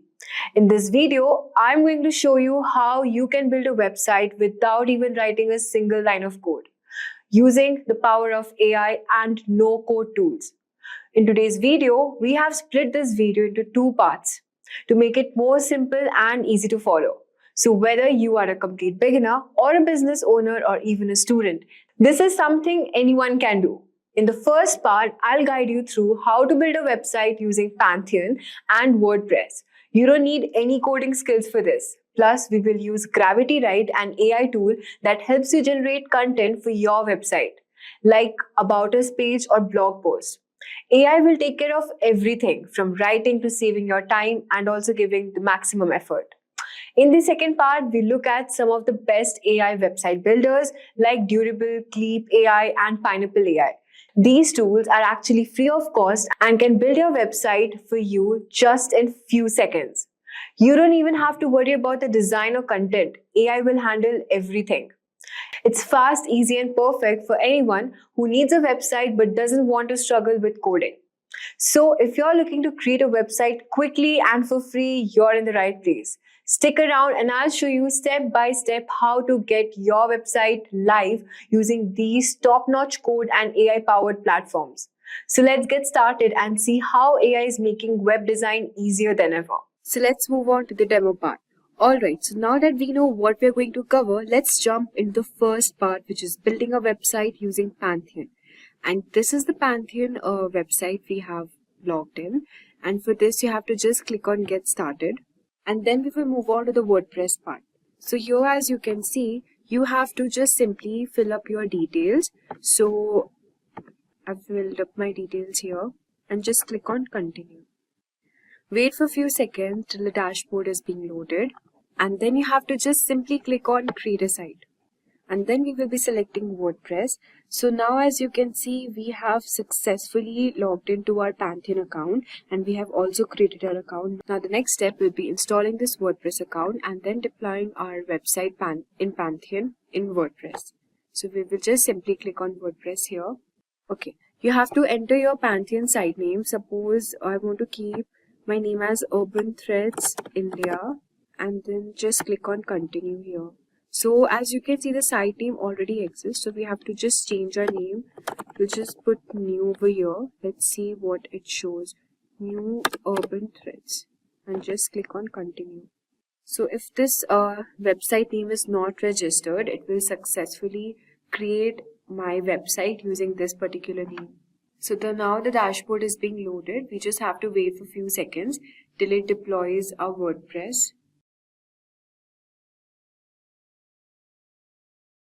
Okay, so now that our WordPress is successfully deployed, we just have to click on Visit Your Pantheon Site Dashboard. And then it will load the dashboard. So now you have to click on Visit Development Site. And here you have to select the preferred language which you'll be using. So I've already selected my language, which is English here, and just click on Continue. And now as you can see that our WordPress installation is successfully done. So now I'll be just writing my title name, which is New Urban Threads. And write the username here, provide your name, and yeah, this password you can copy it or you can change your password accordingly. Just provide your email address here and click on discourage search engines from indexing this site and just select on Install WordPress. So now that our installation is completely done, we can log into our WordPress account, and here you have to provide your username and the email address which you have used in order to create this account. Copy paste the password here and just click on login. So this is the WordPress interface here. Now, okay, so this is the WordPress installation we have done, and now the next step will be building our website. So as you can see, we have successfully installed our WordPress and this is the dashboard being shown. Now you have to click on plugins and just select add new plugin. And from here, you have to select plugin, which is a starter template, and just select enter. So this is the template which we will be using to create our website. So you have to install this template here, wait for a few seconds and then click on activate. So there are two ways of building our website here. The first one is using the AI website builder, which will be using features like Zip WP to help to build a website faster. And the second step, which is quite old and traditional, which is using the classic starter template. So using this method, you have to create a website, professionally designed templates to meet the requirements. I mean, you have to just select a template, already made website template, and from there you can customize and edit accordingly. But for the first step, I'll be showing you how to make using the AI website builder. So just simply click on build with AI. Okay, and here you have to select let's get started. So as you can see, we are building our website using Zip WP, which is an AI tool that can automatically create our website content and layout, and it makes our work super easy. So now, as you can see, we are connecting our Zip WP account with this website, Pantheon website, and then we will click on continue here. Okay, so as now you can see, we have logged into our Zip WP account, and from here you can select as per as your use. So for now, we will be going with the free version and just click on get started here. So this is the verification code it has sent to my email.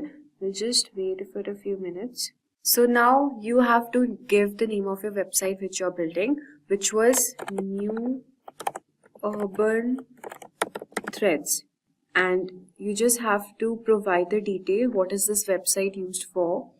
Is it for clothing, spa, gym, local business, non-profit, entrepreneur, agency? So here we will just click on entrepreneur and just click on next.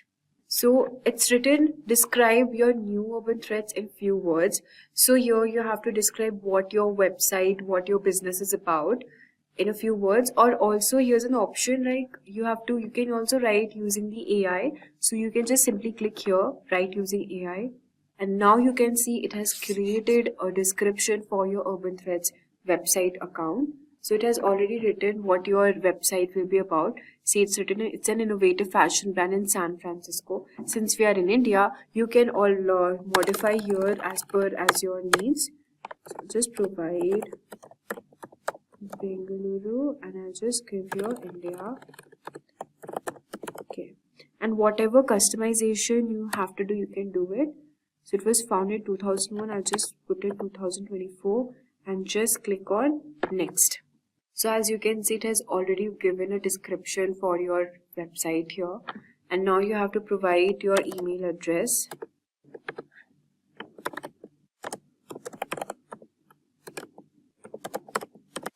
You can also add your social media account if you want to and just click on next here. Okay. So these are the images you want to pick. So just select on the images. Since it's my clothing online store, you can just select few images from here. You can select this. You can also just simply search here fashion or street style fashion. Okay.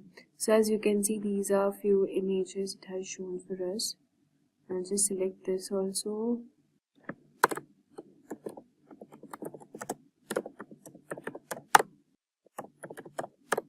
You can also upload your images if you want to, and then we will click on next. So now since we have described our website and given our contact details and address and also uploaded the image here, the next step is choosing the design. So here from this templates given, you can choose your design, whatever you want your website to be displayed as.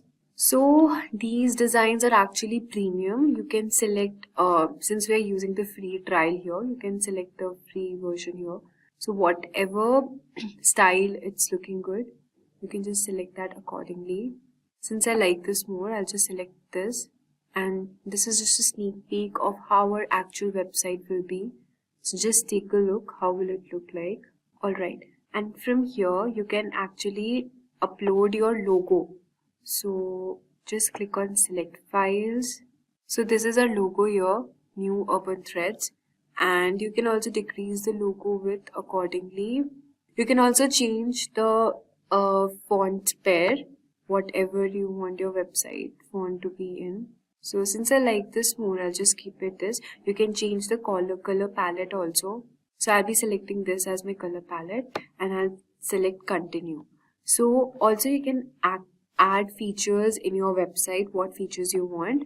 Blog, contact form, automation integrations, video player, page builder, e-commerce, that cart, donations, free live chat. So I will just simply click on free live chat as I want this to be displayed as a feature in my website, and I'll just select start building. So we are preparing your website. You just have to wait for a few seconds till it prepares our website. So as you can see, our website is now ready and you can just click on this option. Okay, and now the next step will be editing our layout and the content in our website according to. Just simply click on edit page here.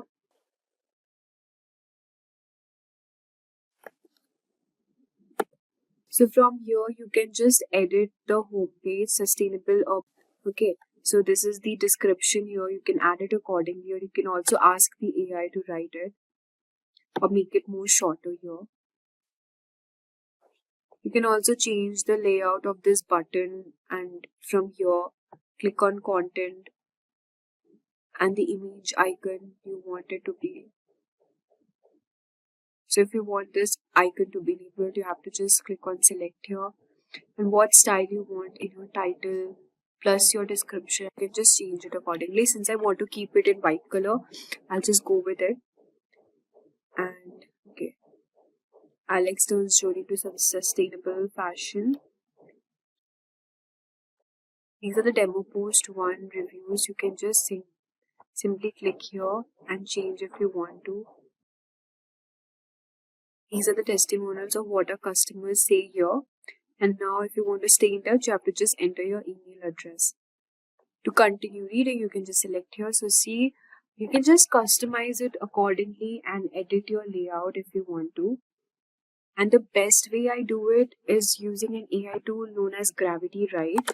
So you can just search your Gravity Write. This AI tool will help you to generate content for your website.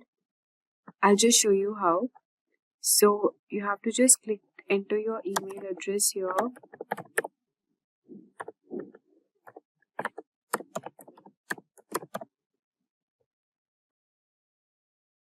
Okay, so as you can see, it has got bundles and plenty of option here to provide you content for any of your thing, for booking management, course creator, music, website content. So since I want content for my website, see, you can even get some domain name ideas and create homepage, service page content using this AI tool, which is really amazing.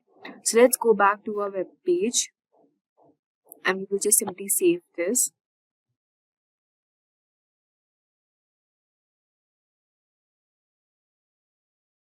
So now we have finally viewed our page here. So this is how our actual page will look like. Our actual website, how it looks like. Isn't it really amazing? Just within few seconds, following few steps, you are now able to create an amazing website. Also, just a quick info for you, if you want to make your career in machine learning and AI, you can unlock your potential in machine learning with Simplilearn's professional certificate course in generative AI and machine learning, which is in collaboration with IIT Kanpur, which is designed for aspiring AI professionals. This program will offer hands-on experience with machine learning algorithms, deep learning, NLP, and many more. A year of experience is preferred. So you can hurry up now and enroll in this course and start your step forward in the future of AI and machine learning. You can find the course link in the description box and in the pinned comment. So now that we have created a website, the next step is purchasing a domain name. For this, you can use one website which is called Web Space Kit or Hostinger. So I'll be showing you here. Just simply type Web Space Kit. And if you think you can buy a free domain, I don't think so it is possible to buy a free domain. It's obviously paid, but then you can use this website to actually buy your domain in lesser price, which is only 139 rupees per month, and you can just view the plans and simply buy. And the next website is Hostinger. So these services will let you buy your domain and host your website in a very small fee. So all the links will be added in the description box if you want to check out these websites and create and buy your domain for publishing it online in the internet. You can use either Hosting It or WebSpaceKit. Also, one more thing. Now that we have decided to move our website for WebSpaceKit for hosting, you need to install a plugin on your Pantheon website, which is known as Migrate Guru. And using this plugin, you can actually wait. I'll show you the plugin here.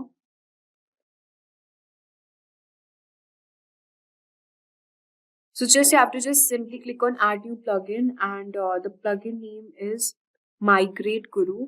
So we'll just search for Migrate Guru here.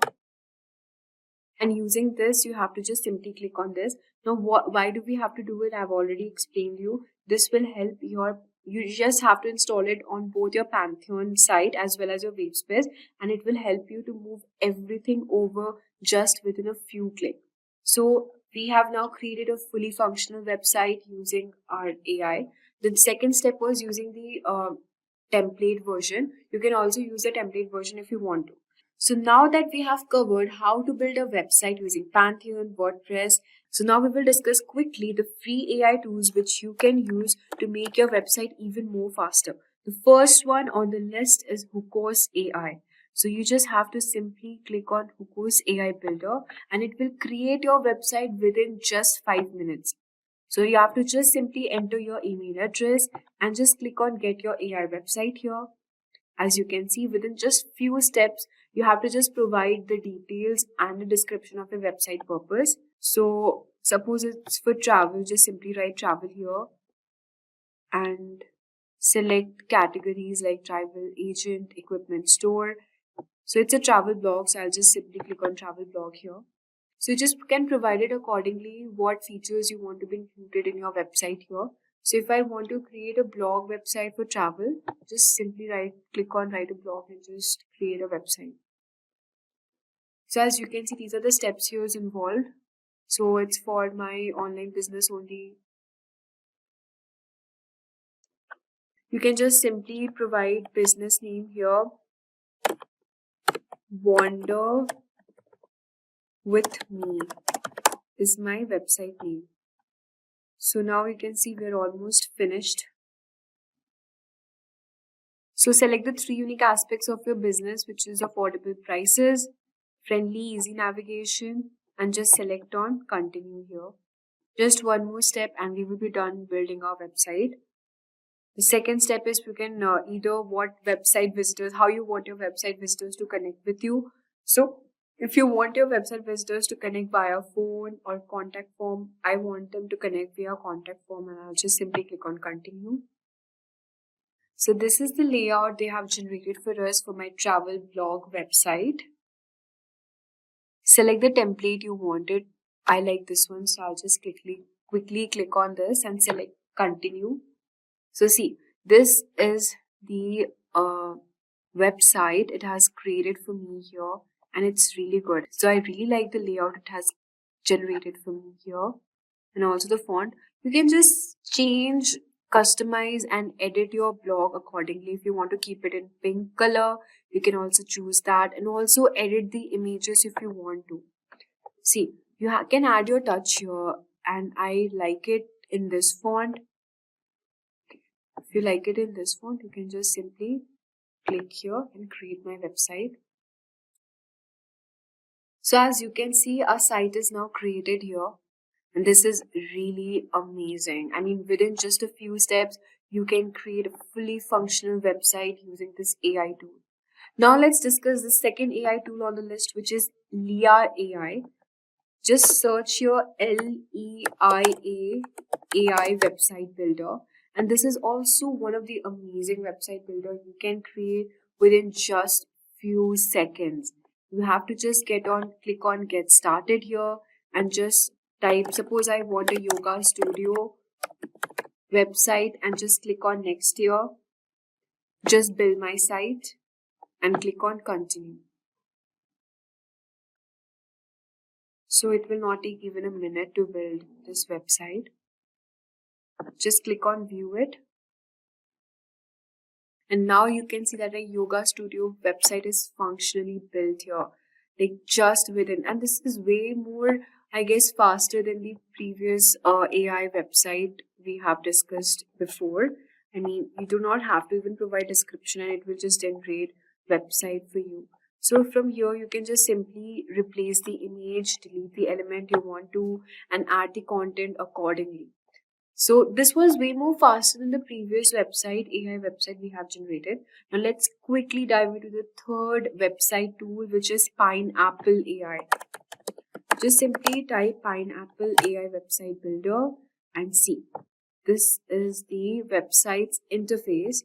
And here also you can just simply write your website you want. For example, you want a website for kindergarten school. You want to create a website for kindergarten school offering best education in town with all the modern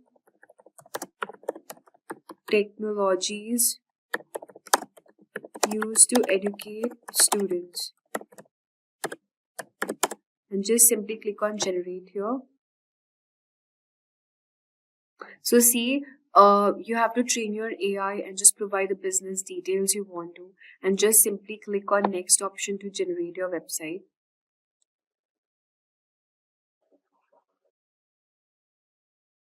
So you can just simply click on the website template you want to. So if I like this one, I'll just simply click here and just click on AI customize, and see, it will generate a website for you.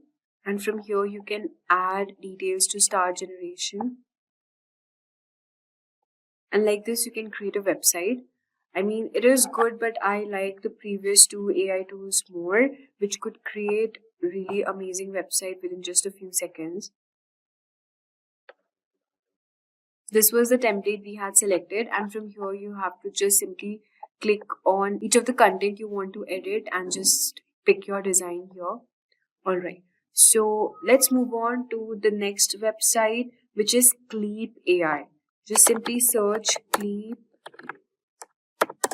AI website builder, and let's see how this website is. So you can just simply click on try for free option here and search for business. If your business is related to health and beauty, just select that. If you're an entrepreneur, select entrepreneur. What name it should be? Fit India. What's your goal to make money online? Location you can set accordingly. With AI, add some information. For information, you can use either ChatGPT or your Gravity, right, to generate content.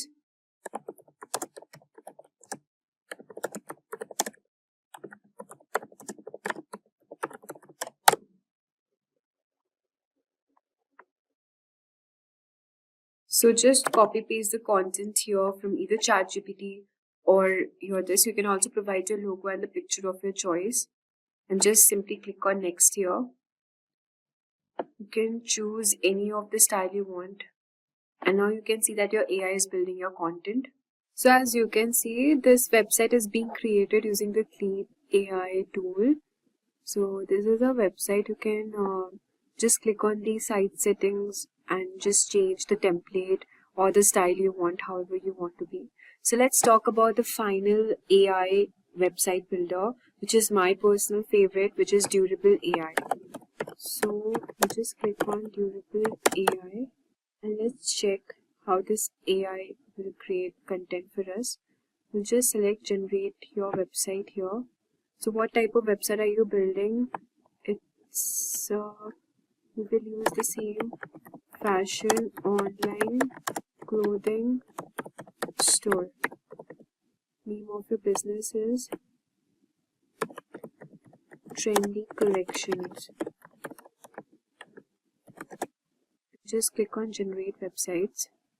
So you just have to wait for a few seconds and a website will be generated. So since I had provided my location, Bangalore, so it has created my website called Bangaluru's latest collection website. You can check it now. So as you can see, our website is now ready and you can also edit your website accordingly. This tool creates websites in a matter of seconds.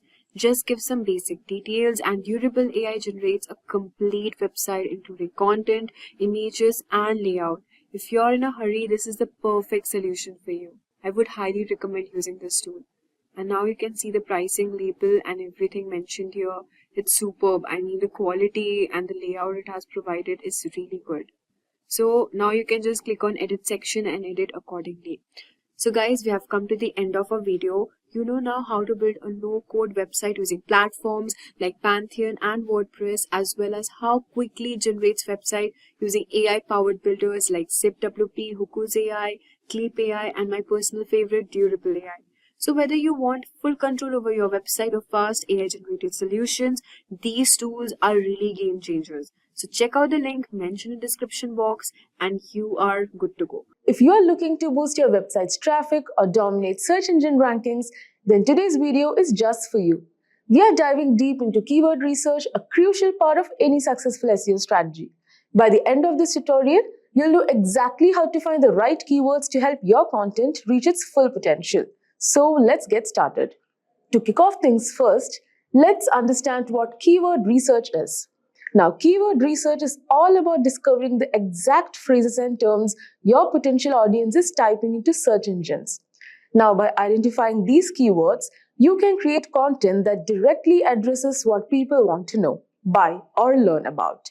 This not only drives more visitors to your site, but also helps you connect with those who are most likely to engage with your content. In essence, keyword research is the backbone of a strong SEO strategy, guiding you in crafting content that resonates with your audience. Now that we know what keyword research is, let's dive into why it's so important. Picture this, you're hosting a party. Would you invite random people who might not even be interested? Or would you carefully choose guests who are excited to attend? So keyword research helps you do the latter by attracting the right guests to your website. When you know the exact keywords your audience is searching for, you can tailor your content to meet their needs. This increases your chances of not only driving more traffic, but also engaging visitors who are genuinely interested in what you have to offer. The better you understand your audience search behavior, the more effective your content will be. Remember, it's not just about quantity. Getting the right kind of traffic is key to conversions and overall success. Moving on, let's talk about the different types of keywords you'll encounter in your research. This is important because not all keywords are created equal, and understanding the distinctions can greatly impact your strategy. So, short tail keywords are broad and usually consist of one or two words like SEO or marketing. Now, these keywords have high search volumes, which means lots of people are searching for them. However, they're also highly competitive, making it tough to rank for them unless you have a very authoritative website.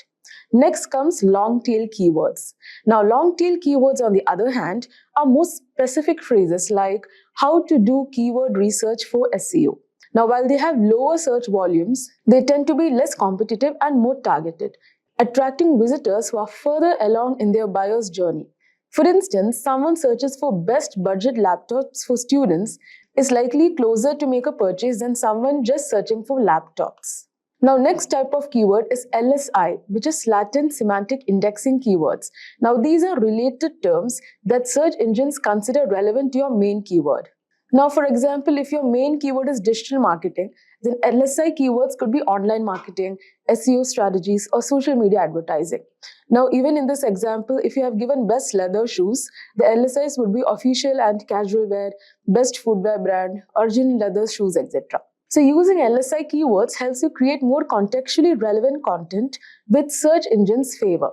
Now, by balancing these types of keywords, you can create content that appeals to both broad and niche audiences, giving your website a better chance to rank well across different searches. So, alright, now that we have covered the types of keywords, let's explore some of the tools that can help you find them.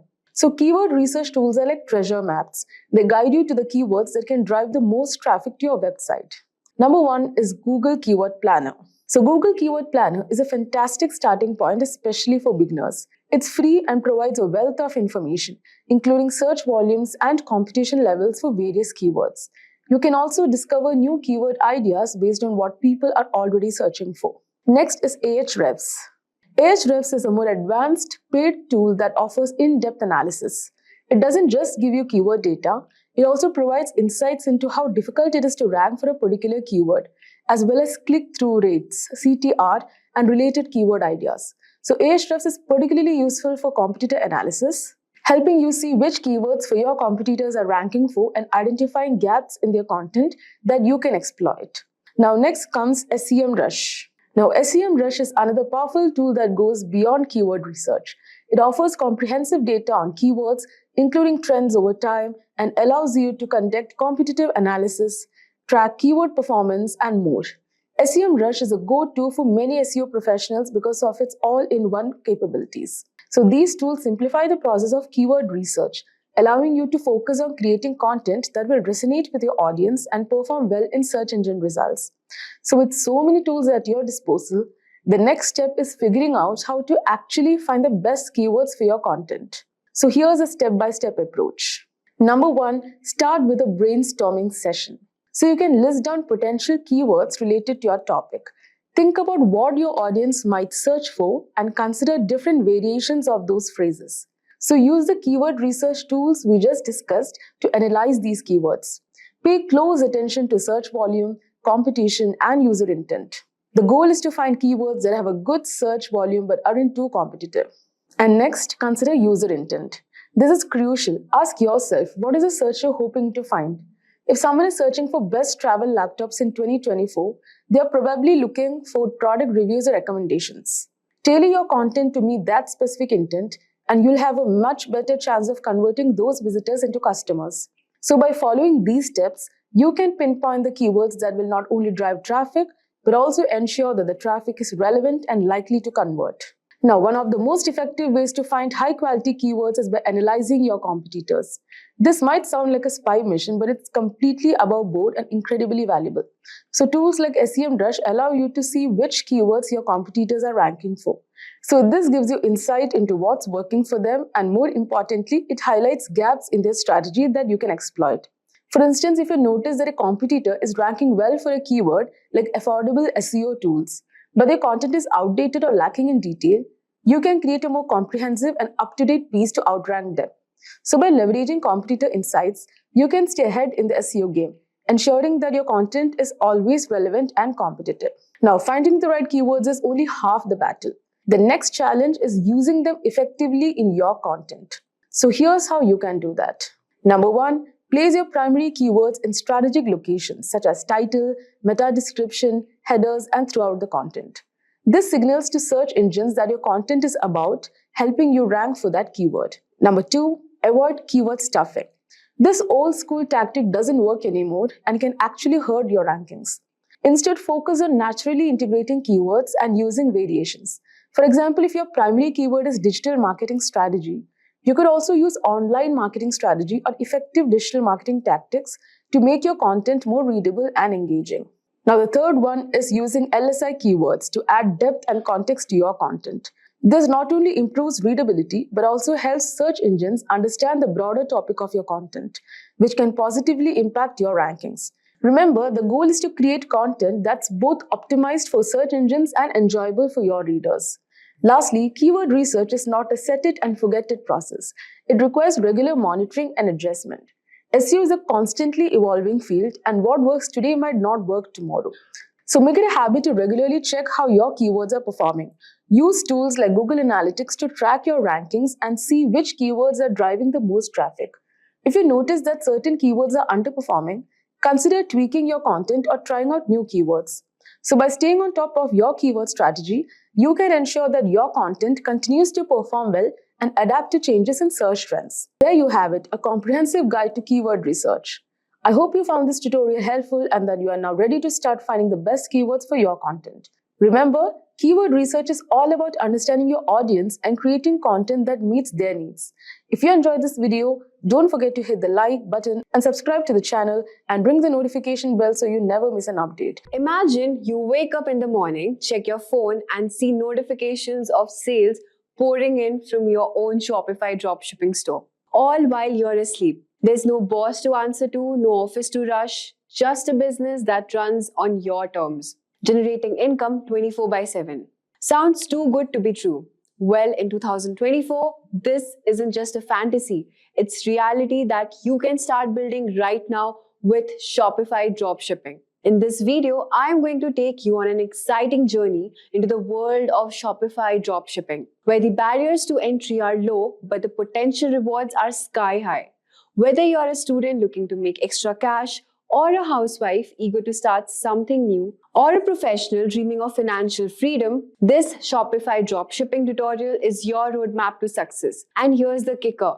You don't need any inventory, warehouses, or even prior experience to get started with Shopify dropshipping. I'll walk you through every step from creating your Shopify dropshipping store to finding trending products and finally turning those products into profit. By the end of this video, you won't just have an online store, but also have the foundation of a Shopify dropshipping business that could change your life. So let's start with setting up our Shopify store. To do this, first log into your Shopify website. So let me show you how to do so. Just search on Google Shopify and just click on the first link. All right. Just click on Start Free Trial. But before that, sign up with Google, choose your account and select Continue. So as you see, my name is over here and I've created the password. So I'll simply log into my Shopify website. So this is your first interface of your Shopify website. To do this, the first window that pops here is where would you like to sell these items. So we will just click on online store and then click on next. Which of the best describes you? So you can just click on I'm just starting. And here you can click on drop shipping products and get started. So which plan do you want to try? So these are the plans which you would need to buy. So initially we'll start with a free trial. So we'll just select on I'll decide later. Okay, so this is our interface of our Shopify website, as you can see. So starting a Shopify dropshipping journey begins with creating your store and importing products on Shopify. So in this video, I will show you how you can actually import your products and customize your dropshipping Shopify according to your product needs. So Shopify will first offer you a free trial to get you started. And the process is very simple. As you go through these steps, Shopify, I'll guide you in setting up your homepage, product pages, and the navigation menus. So this is the navigation bar you can see, and this is my store here. We'll just click on my store. So these are the stores I have created before. And okay, so I'll show you step-by-step process. So there are 8 processes to complete. First, you have to find products to sell, then add custom domain, customize your online store, and many options are there. So let's start with the first process, which is find products to sell. So this is our home application. These are the orders. We do not have any orders yet. So first, let's start with setting up our account. So I'll just click on Browse Product Sourcing Apps. Okay, so these are the drop shipping apps which you would need to connect. So our first step was to find products to sell. So we'll just click on Browse Product Sourcing App. And you can see these are the drop shipping apps, but the apps we are finding is different ones. So we'll just click on Shopify App Store. And here you can import and find products to sell. So we will just search on this bar. We'll just search Ropso, ROPSO, Ropso Cloud Drop Shipping. And we'll just press enter. So as you can see here, we can see the Ropso Cloud Dropshipping. This is a good dropshipping application which you can connect it with your Shopify. So we'll just click on this and you can see the features are mentioned over here. So you buy products, import products from this application and sell it in your Shopify app store. So it's free to install and additional charges may apply later. So we'll just click on install button here.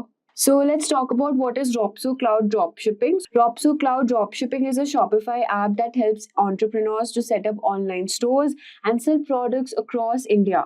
It's a partnership between Ropso's India first short video app and Shopify. The app offers a variety of features including product sourcing, management, order management, shipping, tracking, analytics, and many more. So, okay. So we have seen here, we'll just click on install. So this we have linked our Ropso Cloud with Shopify. We'll just click enter. And this is my Shopify store name. You can also change your store name according to your customization. So suppose I keep my name here as a brand new shop. Anything you can keep. And just click on submit. So I've created my store and linked it with Shopify here. So as you can see, Ropso Cloud X Shopify partnership with Shopify. So just check out the products they have. You can see in so less prices, we are getting this natural hair growth oil. And so many things are there. So let's suppose I want to purchase this product. I'll just click here. And this is the product here. So I'm just getting it for rupees 190. So I'll just push it to Shopify. And here, this is my shop name. And you can just keep the margin, the profit rates at how much price you're selling. Suppose I want to sell it for rupees 390. All right. So 200 is my margin rates. And I'll just push it to Shopify. Okay. So as you can see, I have pushed it to Shopify account. So we'll just go back to our store and we'll just refresh this. Okay. So we'll just click on this product option and you can see our product is here. It's imported, natural hair growth oil, inventory, sales channel, markets, and the vendor name. Everything is here. So, okay. So for the collection, we do not have anything much. Just click on home page. Okay, I'll show you later how to do this, but for starting, let's just click on home. Okay, so we have learned how to, import products using different application like Ropso. There are many dropshipping apps available, each with its own strength. Some includes Modulus, S-Pocket, and many more. So they will allow you to browse through products, import them directly to your store, and automatically send order details to suppliers for fulfillment. So while choosing a dropshipping app, you consider factors like supplier location, shipping time. Connecting the right app to your store is very important for ensuring a smooth customer experience. So after connecting to dropshipping app, it's time to move on to the next step, which is add a custom domain. So you can actually add domain according to your need. We'll just click here, add domain. All right, so you can buy a new domain or connect as existing domain. So for the time being, we cannot just buy new domain. So we'll just let it be how it is, whatever it is. So, okay, we'll just click here as done. Because to buy a domain name, you need to go through a lot of more process. We'll explain it in our later video. So we'll just click on to the next step, which is customize your online store. So this is quite important. So let's check how we do this. Okay, so describe your product or brand. Suppose it's a hair care brand. Okay, hair care product. So we'll just write hair care product here and browse themes. Okay. So as you can see, you can customize. You have this option here to customize your website. How your Shopify store should look. So this is my store home catalog. And you can see so many options are here available. So you can also change this is our featured product, which we are selling. So we can change the image in the image banner and in the header section. You can also write anything you want to. This is the header section bar, ad block, ad section. This is the announcement bar, and see so many options are there. For template, you can also change your template image banner. So we'll just click here, browse buttons options are there. So just click on button to browse the latest products. So we can just write here, check out our latest products, and heading size you can keep it medium, and just click on save. Okay, I've just typed here wrong, so I'll just write latest and just click on save here. Alright, you can customize according to your personalized, however you want to make your website look more attractive. And announcement bar is there, so whatever you want to write, it's written welcome to our store. If you want to change it, you can. So you can see, you can explore free images here, and suppose like I want to keep any images from here. Suppose this image, I'll just click here and select. So these are so many options available here according to your need. So you can just customize it whatever, however you feel like. So we'll just move on to our next. We'll just check out the next options. So now we have know how to customize your online store.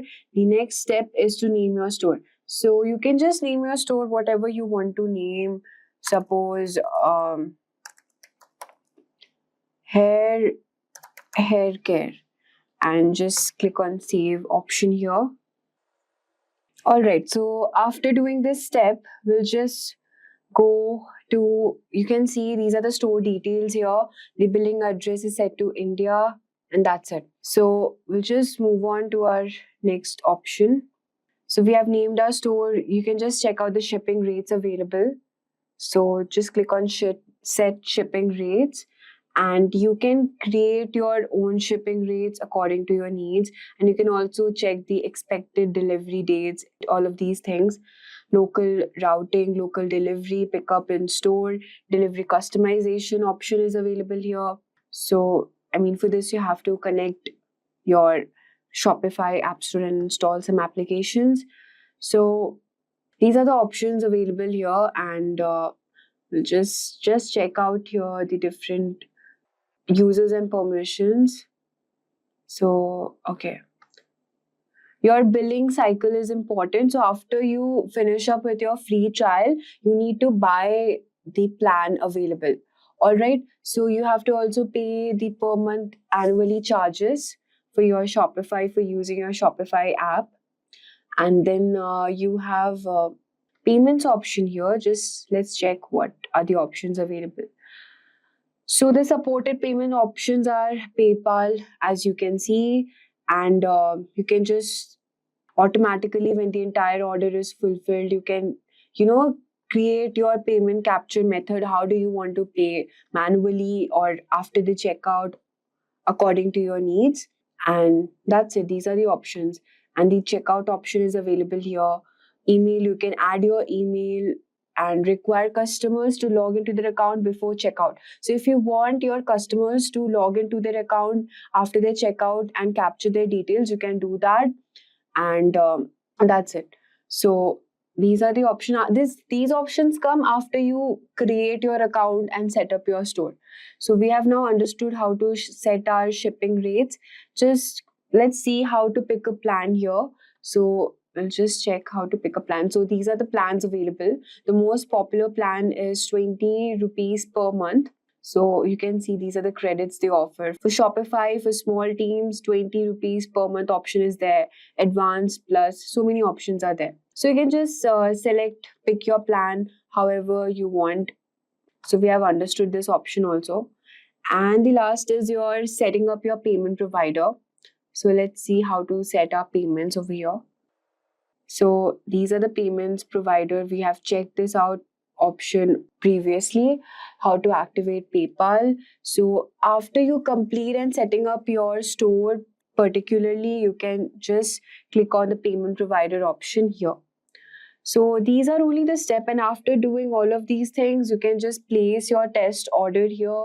So first you can just read, by placing test order, you can make sure the checkout processes, order processing. You can just check out the inventory methods, shipping, email notification, everything is correct or not.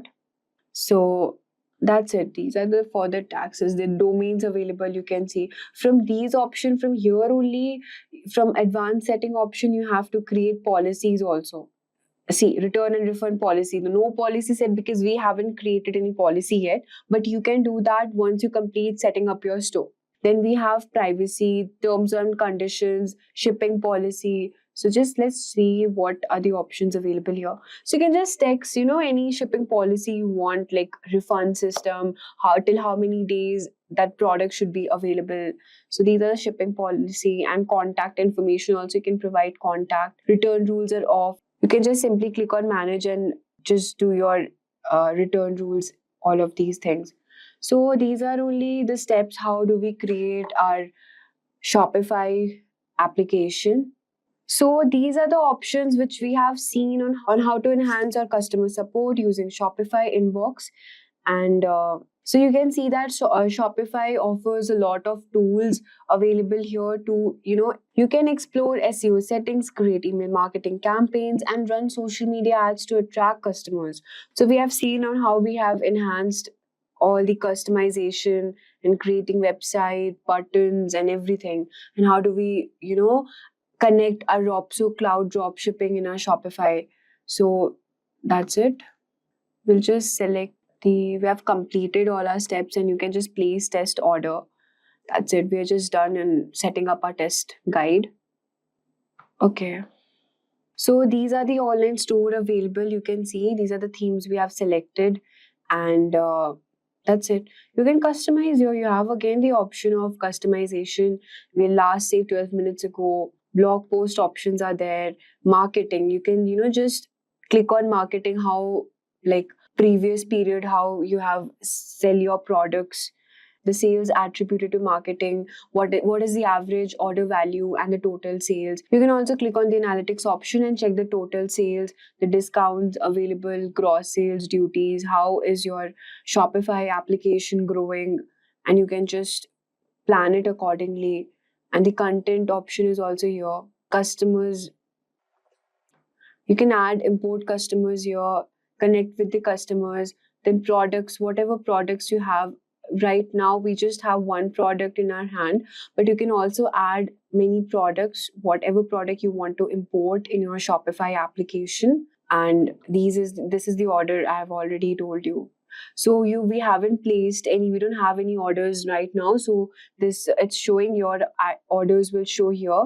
And there we have it. By following these steps, you'll have a fully functional Shopify dropshipping store ready to start making sales. The beauty of dropshipping is that it allows you to run a business with minimal upfront investment, giving you the flexibility to experiment with different products and marketing strategies. Did you know that 93% of online experiences begin with a search engine? That's a massive audience you are missing out on if your website isn't ranking high on search result pages, that is SERPs. But SEO can feel challenging, filled with complex algorithms and ever-changing practices. Enter ChatGPT, the AI assistant that's like having a secret SEO weapon in your arsenal.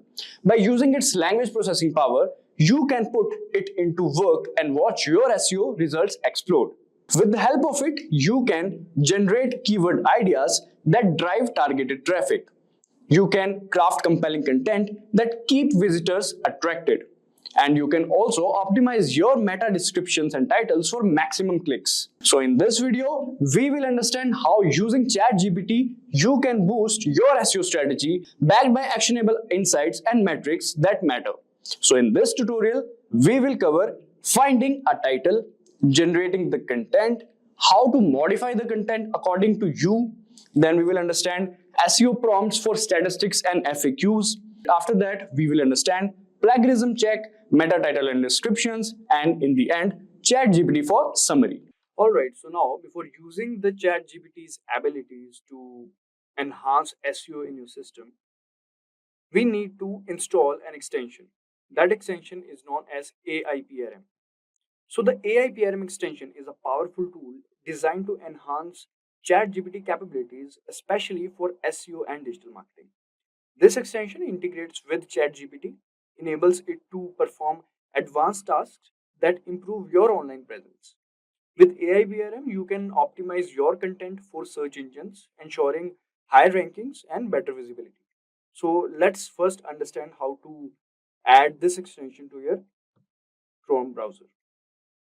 So this is our Chrome browser. Here we'll go and we'll type AIPRM extension.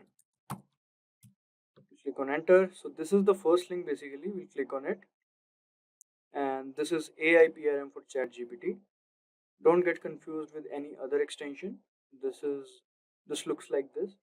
And now we'll click on add to Chrome and then add extension, and that's it. Now let's just click on allow, and it is integrated, I believe. Yes. So as you can see, it is also showing a quick start tutorial. Select a prompt template, enter the word phrase or more, send message. So we'll click on get. If you want to view tutorials, you can click on this. Otherwise, you can get started with AIBRM. So as you can see, the whole layout, the whole interface is changed. There are a lot of things over here. Let me explain to you guys what all these things are. Alright, so there are various options under public and on, from which you can filter prompts by topic, as you can see, or activity. And then prompts can be sorted by top videos trending, as you can see. And there are actually 4892 prompts available, and you can see the first 12 on this page, as you can see. And some examples of prompts here is like, you can say Yoast SEO optimized content writer, human written 100% unique SEO optimized article. So these are the examples of prompt. Now first of all, we'll ask ChatGPT to write a blog post for us on, let's say, fitness. All right, so we'll ask ChatGPT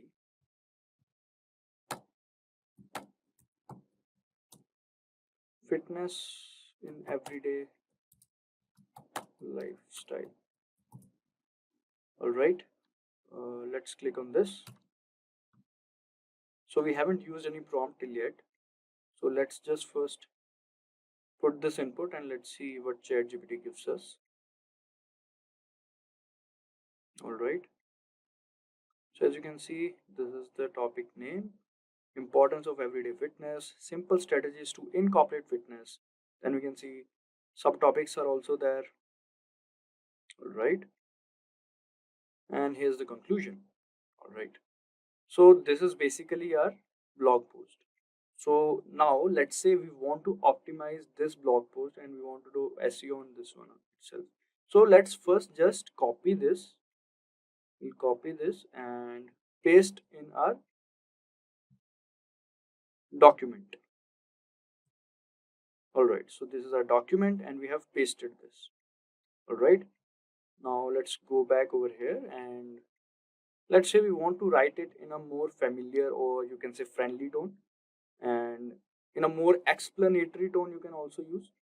So let's just write this.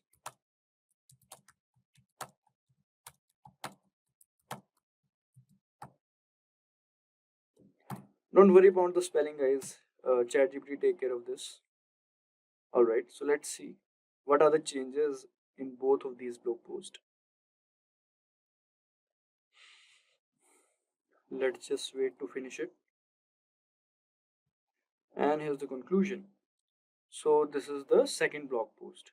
So let's understand the difference in between these two first. We'll first check out for this one. Start small, begin with manageable changes. All right.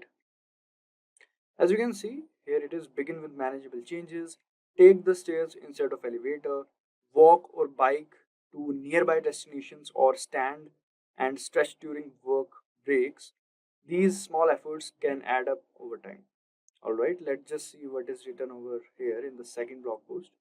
In the second blog post, it is written: begin with manageable changes that fit seamlessly into your daily routine. For example, or for instance, choose to take the stairs instead of elevator, walk or bike to nearby destination instead of driving, or stand and stretch during work breaks. These small efforts can accumulate over time and contribute to your overall fitness. So if we want to take the second one, which is a few changes, it is more bit explanatory. compared to the first one. We can just copy paste this one as well. So you can write a second prompt as well, in which if you want to write in a friendly tone or in a formal tone, you can write like that. All you have to do is to just write the prompt in ChatGPT. Let's just copy paste it. We'll replace it with the second one.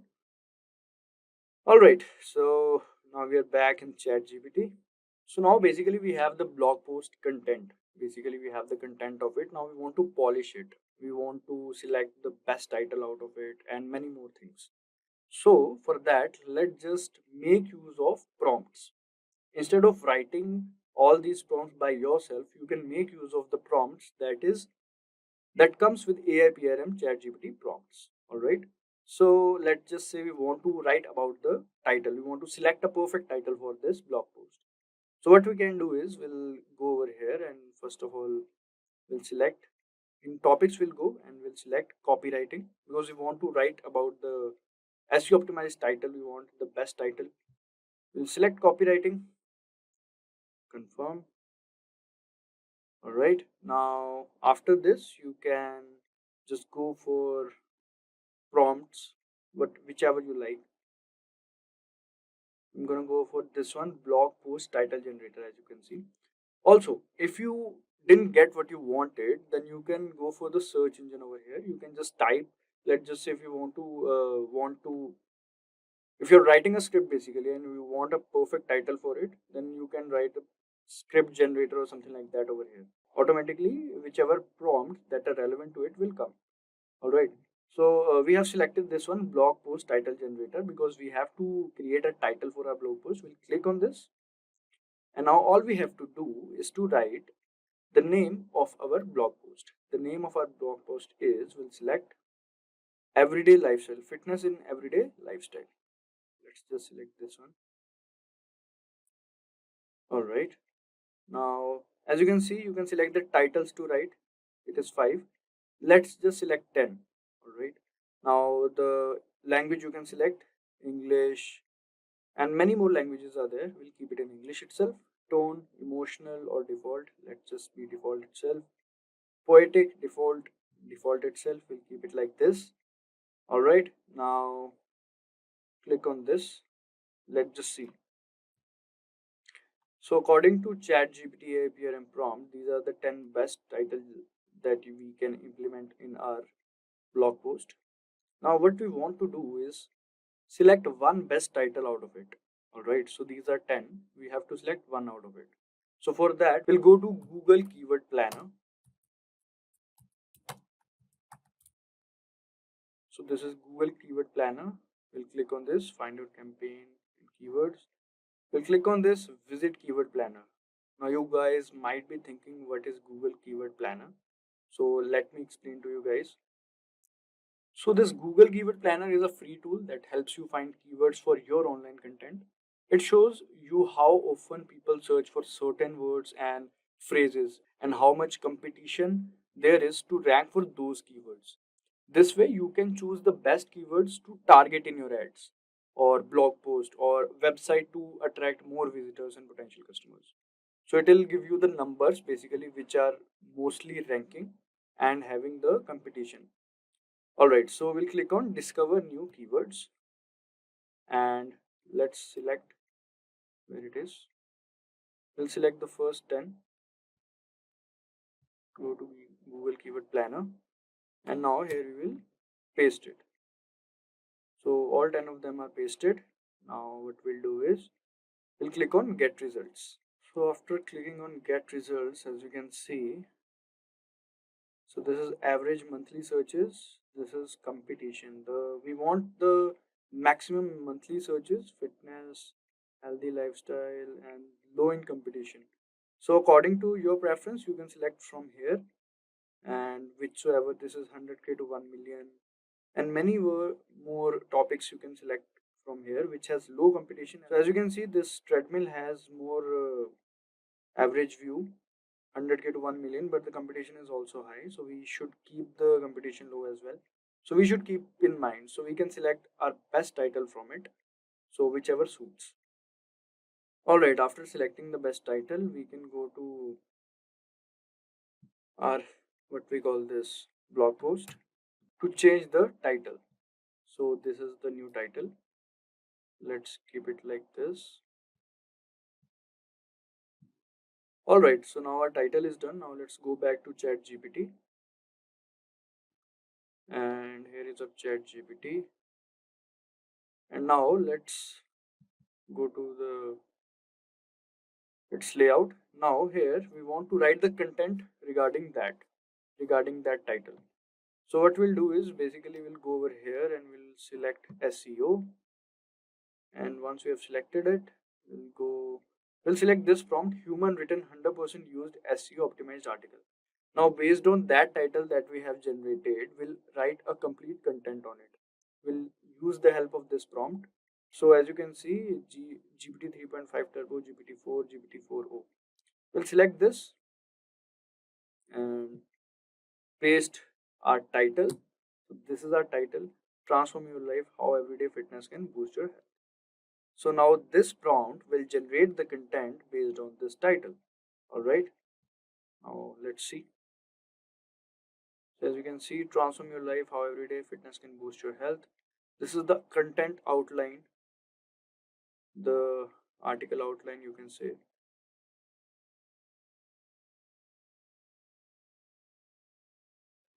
So this is the introduction, what is everyday fitness, then physical fitness benefits, and it keeps on writing. I believe it'll be a long article or blog.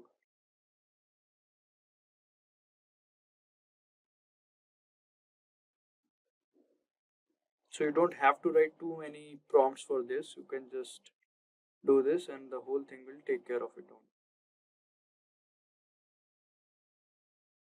As you can see, FAQs are also being generated by this prompt. Otherwise, we would have wrote another prompt for the FAQ. And many things are there that should be in there in the article or blog. So yeah, now we can select our article or blog, we can say. So we have the title. We don't want the outline, let's say. We'll take it from here, from the introduction. It's a long article, I believe.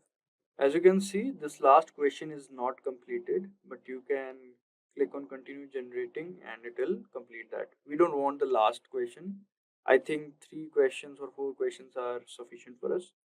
So now as we have copied it, first of all, we need to make sure that our content is unique. It is not plagiarized, because we can't publish or use the plagiarized content. So we have to be sure that we are using the unique content. For that, we'll have to go to this site known as Dupli Checker. We'll click on this first link, and now as you can see here, we can copy and paste it.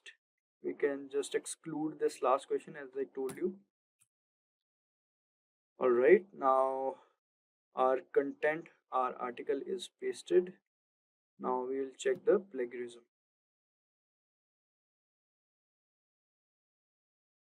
Alright, first of all, we'll have to tell them that we are not a robot, and then we have to click on check plagiarism.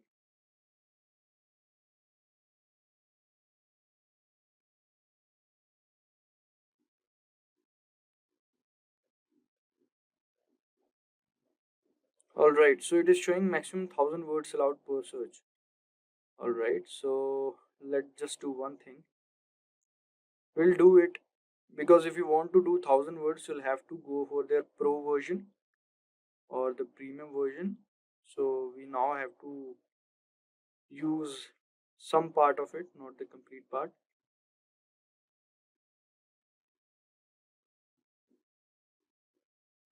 It's actually a long article. So from the role we'll take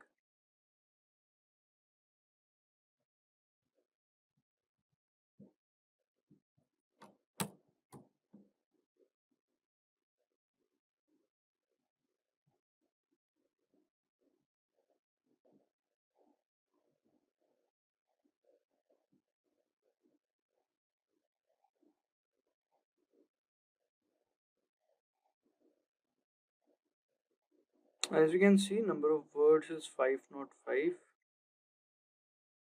and result found 0, 0% plagiarism, 12% unique. Alright, so plagiarism is 3%. I think we can neglect it. And now let's check for the rest of this one. Alright.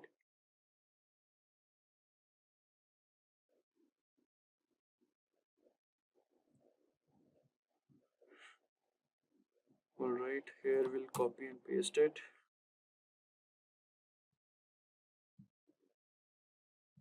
Check plagiarism.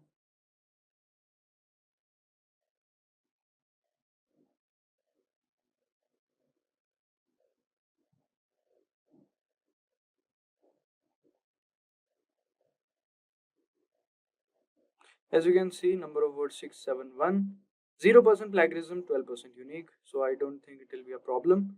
So it is good to go, I believe. And now we just copy and paste it.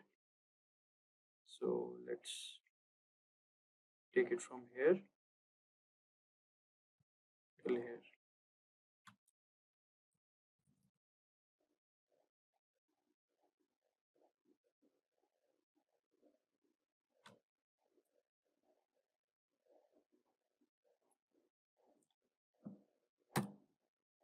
Alright, so this is our content now. So our content was not plagiarized, but let's just say if it is plagiarized and is not unique. So what should we do? Then we can simply put a prompt in ChatGPT that make it non-plagiarized or make it unique or rephrase it.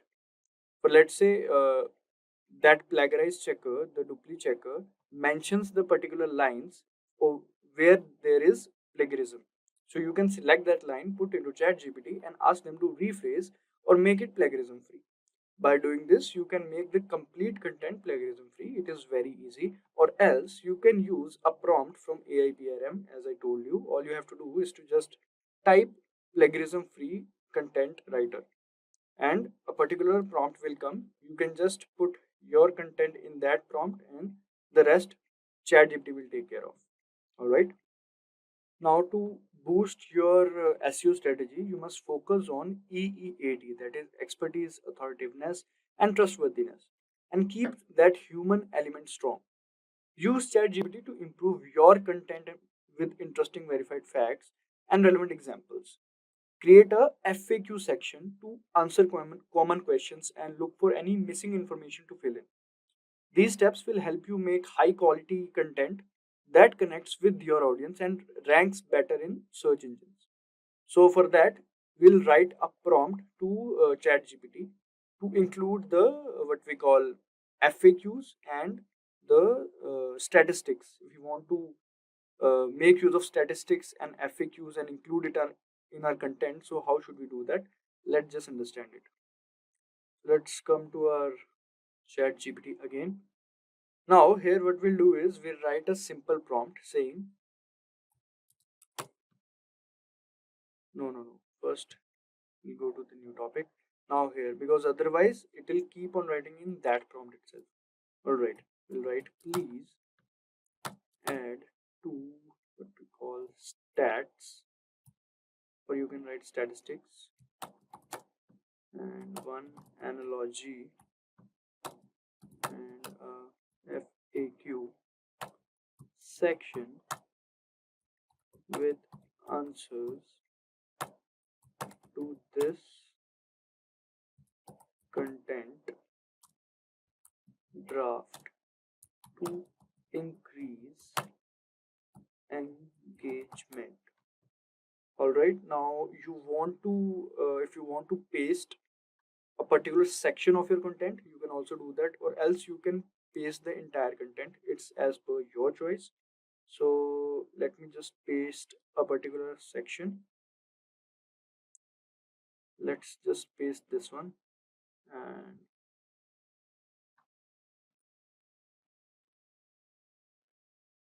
all right, let's see.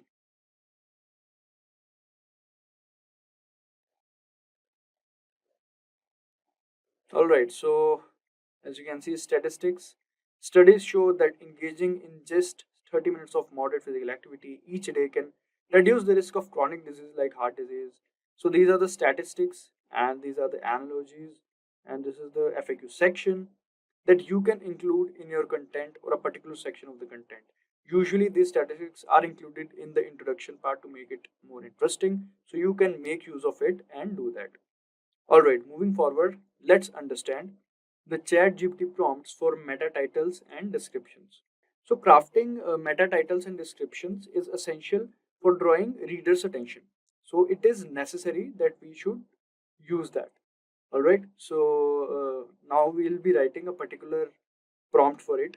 For that, for the content part, I'll be leaving the space content here and create a meta description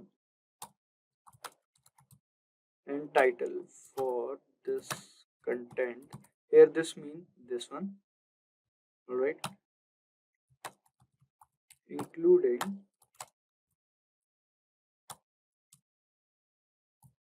the keyword. Now here we'll mention the keyword.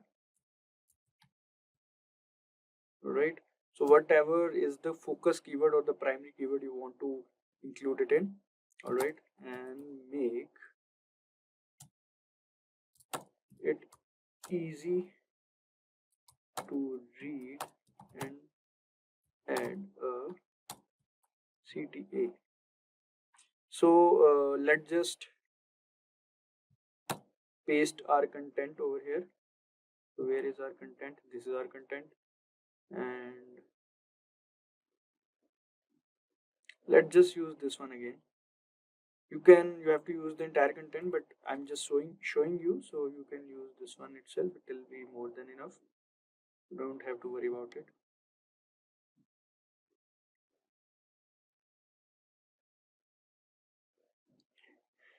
And the focus keyword is healthy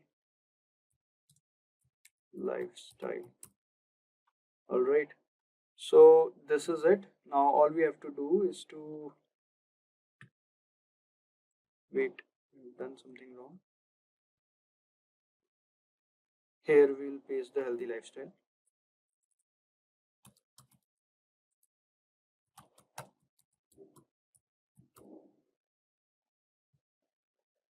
And as we can see, title, transform your health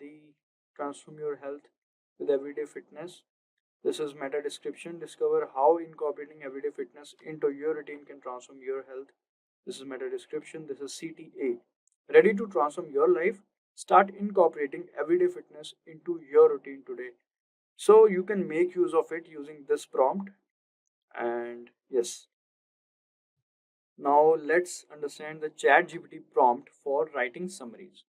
So now, like, writing blog summaries and posting them on LinkedIn and Twitter helps you reach a wider audience. By sharing engaging snippets, you can attract more visitors to your blog, increasing traffic to your website. This practice also establishes you as an expert in your field, building your brand and reputation. So social media platforms facilitate interaction through likes, shares, and comments, boosting engagement with your content. So posting a blog summary in your social media like Twitter, LinkedIn, etc., will be helpful for you. So now let's just write a particular prompt in ChatGPT for creating that blog summary for us. All right. So let's make use of it. We'll write, please create 100-word summary of this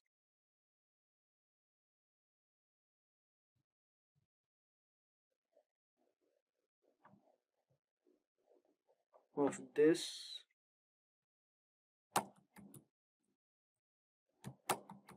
post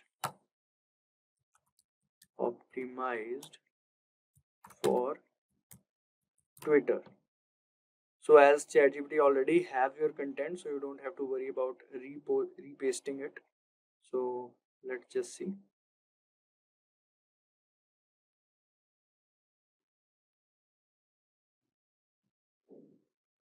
Alright, as we can see, looking to improve your health without spending hours at gym, everyday fitness is the key. Incorporate physical activity into your daily routine for profound effects on your physical and mental well-being. Just 30 minutes of daily activity can reduce chronic disease risk by 30% and boost mental health. So yeah, it has included all the things that we wanted from our content or blog to this. And it also has mentioned the hashtags, hashtag lifestyle, hashtag everyday fitness, hashtag wellness. You can easily post this on Twitter and drive traffic from there. And you can also post this on other social media handles as well. Alright guys. Welcome to this session on brand management course.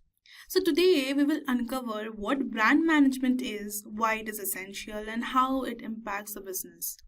So let us get into the first chapter, that is Introduction to Brand Management.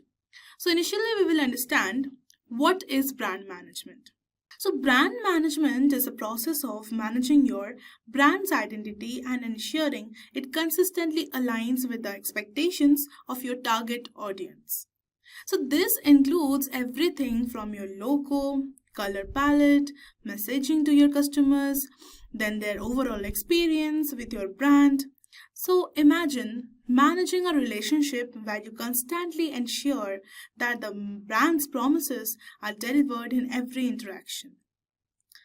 So now, after we have a basic understanding of what is brand management, let us get into why is brand management so important. So brand management is more than just about marketing your products. It's about creating a distinct, memorable identity that resonates with the customers and stands out in the competitive market. It also includes the strong brand management that results in customer loyalty, trust, and even advocacy, which are priceless for a company's long-term success. In fact, the companies with a strong brands can charge a premium for their products because customers are willing to pay more for a trusted brand.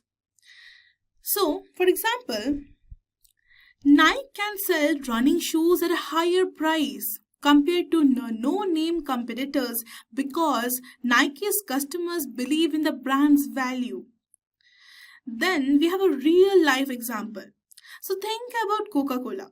Their branding is so consistent that just seeing their logo or hearing their tagline, that is the taste, the feeling, immediately brings to mind a feeling of joy and happiness, regardless of the product. So that's the power of strong brand management. So let us get into the next chapter. So now that we understand what brand management is, let's take a closer look at the building blocks of a brand.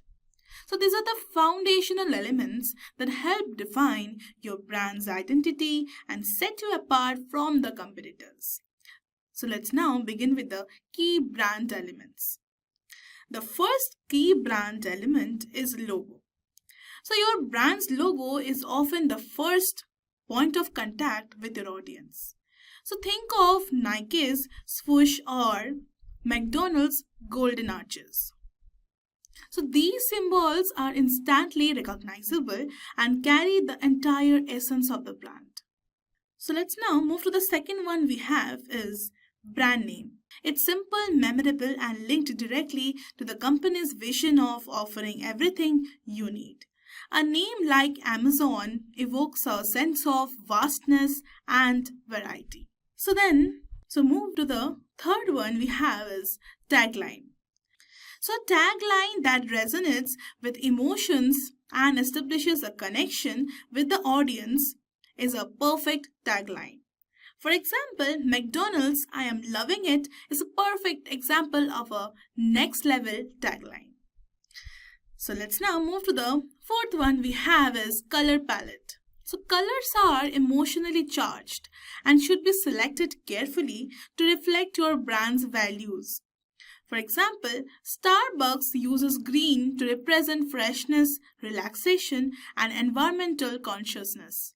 So, after we have a basic understanding of a key brand element, let's now move on to how these elements actually shape a brand's identity. So brand's elements such as the logo, name, tagline, color palette and typography play crucial roles in shaping how a brand is perceived and how it connects with its audience. So let's break it down. For example, we have the first one as logo. So what is it actually? So the logo is a visual symbol that represents the brand. It's often the first thing people notice about a brand, so it carries significant weight in the brand identity. So let's now get into the impact it creates. So the logo helps customers immediately recognize a brand and recall its values or personality. For example, we have Nike's swoosh is associated with the movement, performance, and athleticism, instantly evoking ideas of action and motivation. So logos are very simple yet powerful representation of what the brand stands for actually. For example, think about McDonald's golden nuggets.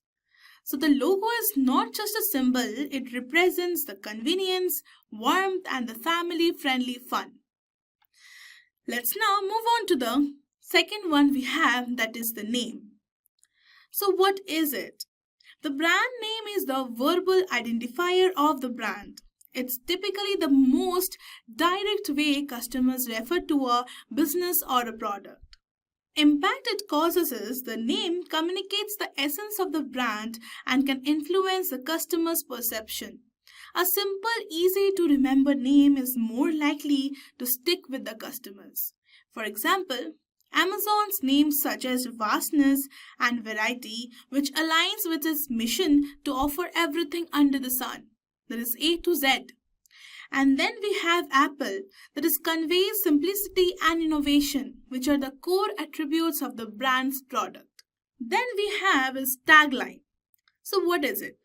A tagline is a short, catchy phrase that encapsulates a brand's promise or essence. So the impact it generates is it communicates with a brand's stand for in just a few words and helps create a lasting impression in the consumer's mind.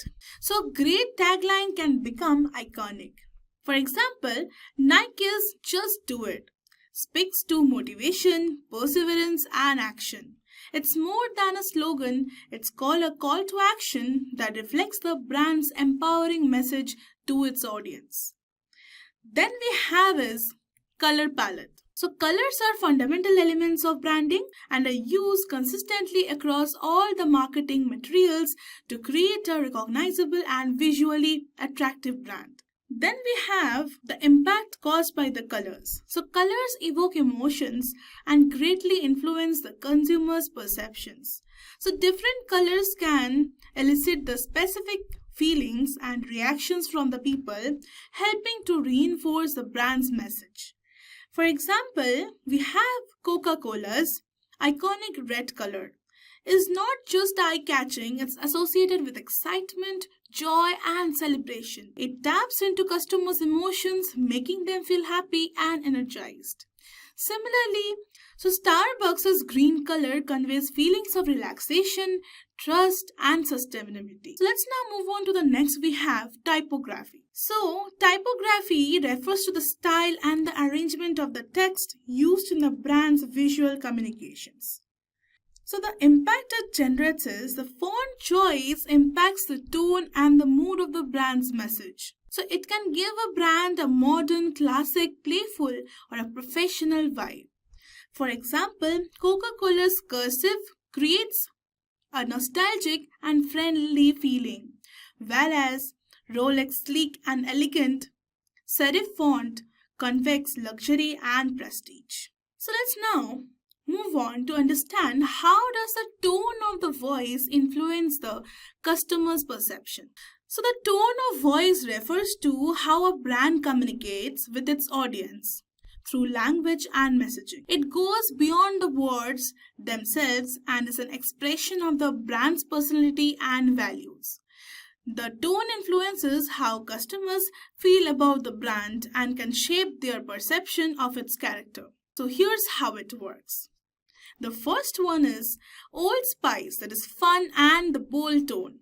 So, the Old Spice uses humor, quirkiness, and over the top ads to create a bold, playful brand personality. So, the humorous and the exaggerated tone of the voice makes Old Spice memorable and stands out in the often serious world of men's grooming products. It positions the brand as fun, youthful, and fearless. For example, the Old Spice's ads, such as the man your man could smell like, use humor and outrageous scenarios to create a sense of fun and boldness, making the brand feel approachable and entertaining. So let's now move on to the second one we have is Rolex, the refined and the luxury tone. So Rolex uses a more reserved, refined and luxurious tone in its communication. The language used is sophisticated and elegant, appealing to the customers who value exclusivity and prestige. So the impact it generates is the tone reinforces the brand's image of high status and luxury. It positions Rolex as a symbol of achievement, wealth, and sophistication, targeting the affluent customers who associate the brand with success. For example, Rolex ads focus on craftsmanship, timelessness, and prestige, using refined language and imagery to emphasize the brand's commitment to quality and exclusivity. So words like precision and craftsmanship resonate with the customers who see owning a Rolex as a status symbol. So then, let us understand why the tone of voice matters. So let us now understand this with the help of some key points. The first one is the emotional connection. So the tone helps forge an emotional connection between the brand and its audience. For instance, Ike's friendly and approachable tone makes it relatable and inviting, while BMW's tone conveys a sense of premium quality and driving excitement. So then we have consistency. So maintaining a consistent tone across all the communication is crucial. A brand's tone should reflect its core values and personality consistently across all the touch points. So whether it's on social media, advertisement, or customer service interactions. Then we have brand perception. So the tone of the voice influences how the brand is perceived by the target audience. A funny casual tone might appeal to the younger generations, while a formal and authoritative tone might resonate with a more matured or a professional audience. So let's now understand this with the help of some real life examples. Consider Nike and its "Just Do It" slogan. The tone here is motivational, encouraging action and perseverance. So this tone aligns with Nike's brand as a promoter of the athletic performance and achievement. The brand's language, so whether in ads or social media posts, continues to inspire customers to push through their limits. On the other hand, Apple uses a tone that is simple, aspirational, and elegant. Their messaging is often minimalistic, focusing on the beauty and the innovation of their products. The tone reflects the brand's commitment to the clean design and the cutting-edge technology. So let us now move on to the next chapter. Welcome back, guys, to this next chapter. So let's kick things off by talking about types of brand management. So the first one we have is corporate branding. So corporate branding is all about shaping the identity of the entire company, not just one product or service. So think of it as a big umbrella that covers everything under a single brand. For example, we have as Virgin is a fantastic example of corporate branding. So whether you're flying with the Virgin Airlines, using Virgin Mobile, or even taking a trip to the space with the Virgin Galactic, the overarching brand message is the same: adventurous, bold, and fun. The Virgin brand conveys these values across all its services and business, which means no matter what you're experiencing, you know you're getting the same spirit of innovation and excitement. The benefit here is that everything the company does is linked to one big, consistent image. It helps build trust because customers know that they can expect the same experience no matter which part of the company they are dealing with. So let's now move on to the next one, that is product branding. So now let's talk about this.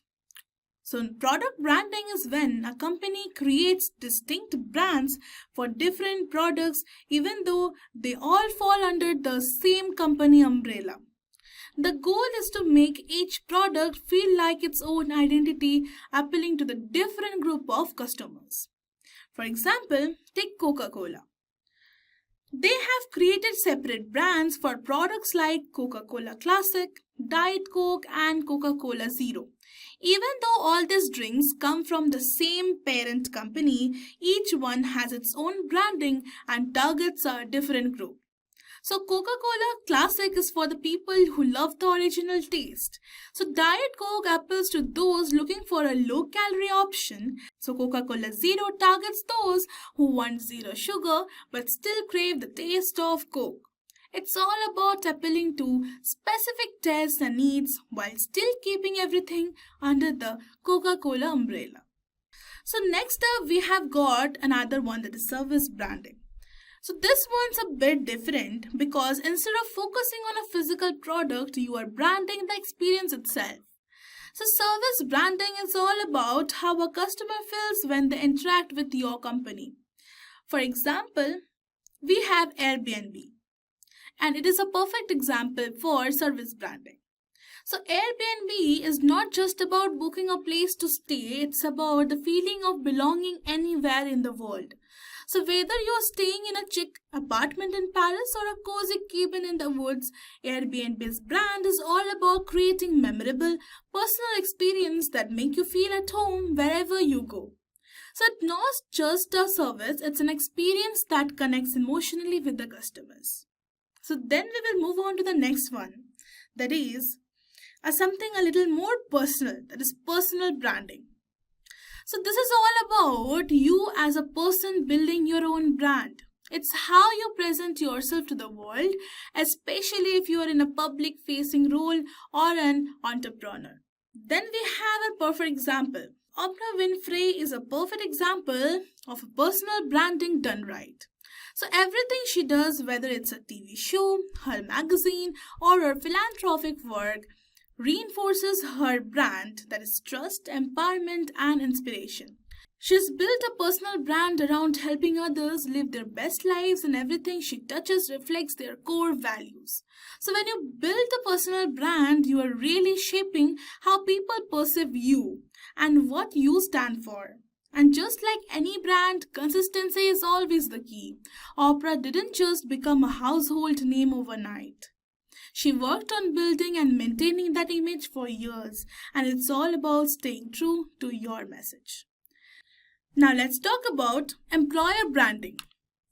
So employer branding is all about how your company is viewed as a place of work. It's not just about attracting customers, it's about attracting the best employees. So look at Google. Their employer brand is so strong that people are constantly trying to work there. They have built a reputation as an innovative, creative, and a fun workplace. Perks like flexible work hours, free meals, and a culture of creativity are all a part of Google's employer branding. So by cultivating a work environment that reflects their values, they attract people who are passionate about technology and innovation and who want to be a part of their company that values collaboration and creativity. So employer branding is a key because in today's competitive job market, talented professionals are looking for companies that align with their personal values. So if you have a strong employer brand, you will not only attract great talent but also retain it. So let's now move on to the real life example. So let's put all this into one perspective with a real life example.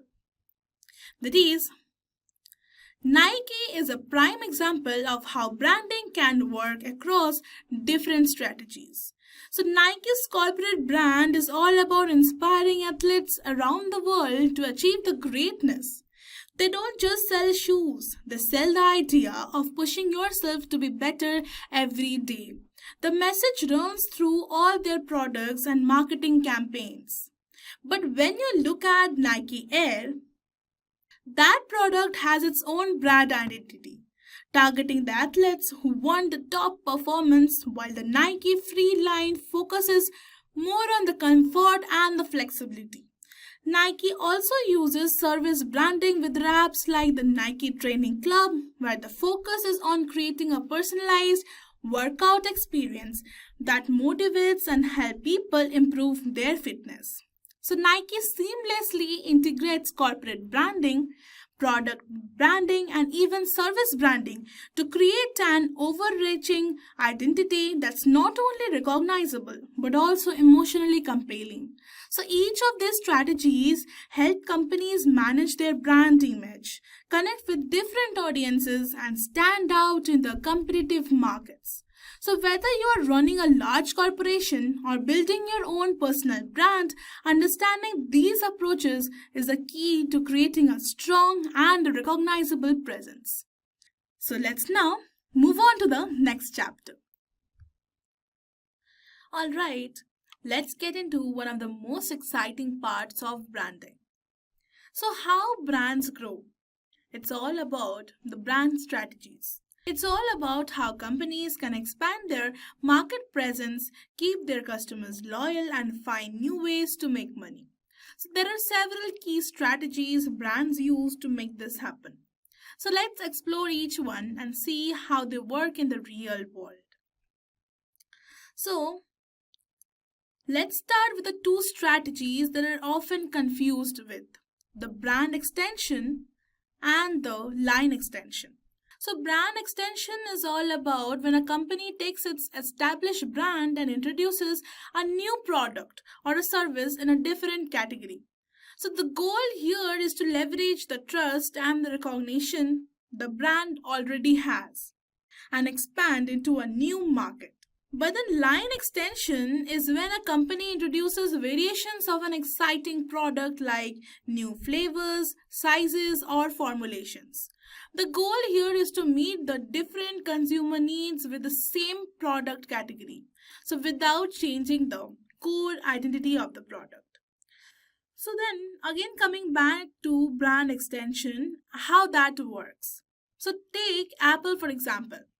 So they started with computers and then over time they expanded their brand to include smartphones, tablets, and wearables like the Apple smartwatch. When Apple launched the iPhone, they didn't need to start from the scratch. Their brand was already associated with quality, design, and innovation. So when people saw Apple releasing new products, they trusted that the same quality would carry over.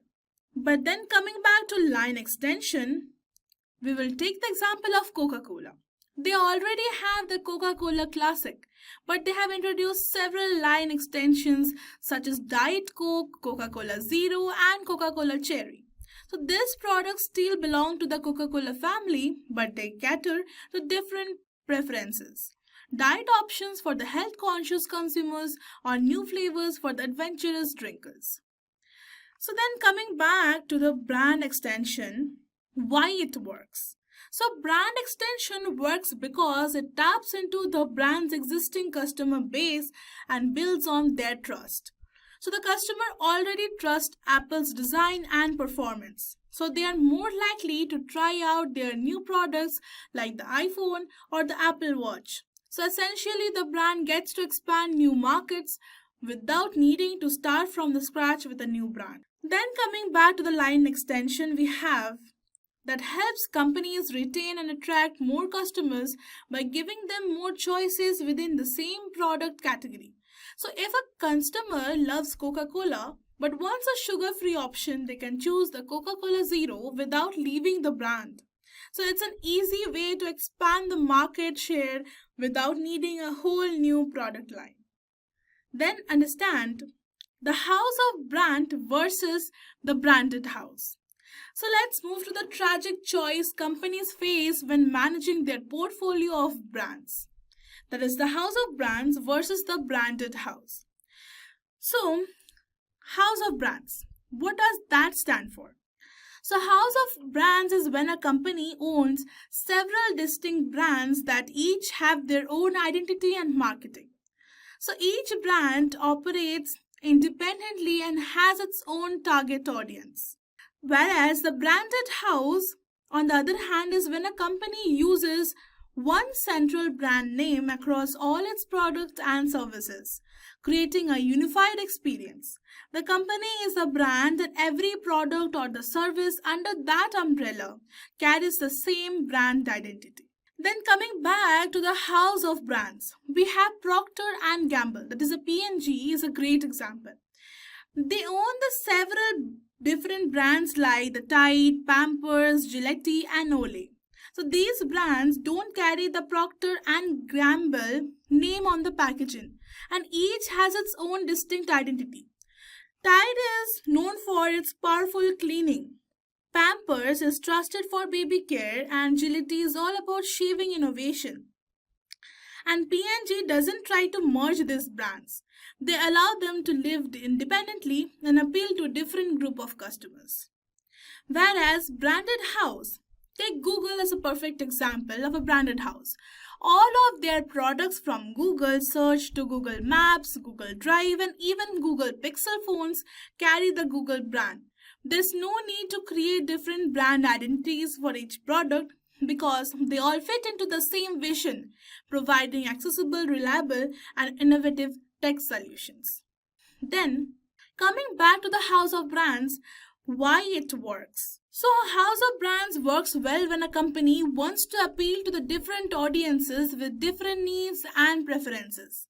So, by keeping the brands separate, P&G can target distinct markets without one brand diluting the other's image. So, each brand can have its own messaging and personality tailored to its specific customer. Then, coming back to the branded house, we have a branded house works well when a company wants to create a cohesive brand experience across all the products and services. So by using one consistent brand, Google can build customer loyalty and recognition across all their offerings. So when you trust Google search, you are more likely to trust the Google Maps or Google Drive because they all share the same brand values and the user-friendly experience.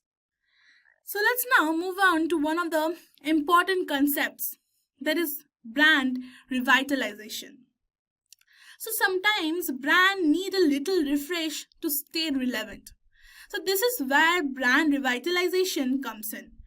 Brands that have been around for a while may need to reinvent themselves to appeal to the new customers or keep their existing audience engaged.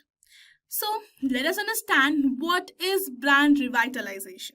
So brand revitalization is when a company updates or changes its brand identity, messaging, or products to reconnect with the customers and stay fresh in a competitive market. So let us now understand how it works. So take the example of Pepsi. Is a classic example. So over the years, they have updated their logo, packaging, and even their marketing campaigns to reflect the changing customer attitudes. Pepsi has had to stay relevant by focusing on youth culture and the trendiness, something that's at the heart of the brand. So let us now understand why it works. So revitalization allows a brand to adapt the new market conditions or consumer preferences. So it's about giving the brand a modern twist while still retaining the core values that made it successful in the first place.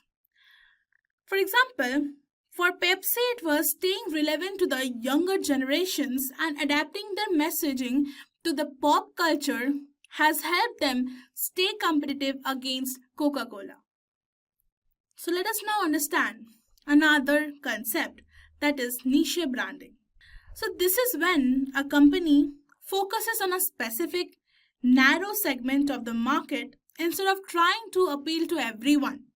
So niche branding is about catering to a particular group with specialized needs. So what is it? So niche branding involves identifying and targeting a specific customer segment with a tailored products, messaging and experiences. Now let us understand how it works. Take an example of Tesla. So Tesla doesn't make any car. They focus on creating luxury electric vehicles that cater to a market of the eco-conscious consumers who also want the cutting-edge technology. So Tesla is about innovation, sustainability and performance, so which resonates with a specific group of customers who value these traits. Now, you must be thinking why it works. So by focusing on a niche market, Tesla can build customer loyalty stronger. Their branding is deeply tied to their audience's value, that is innovation, sustainability and performance. It's a powerful way to connect with a specific group, and because Tesla is offering something unique, they can command a premium price and build long-term customer relationships. Now, let's understand this with the help of a real-life example. So let's zoom in on Tesla as a real-life example.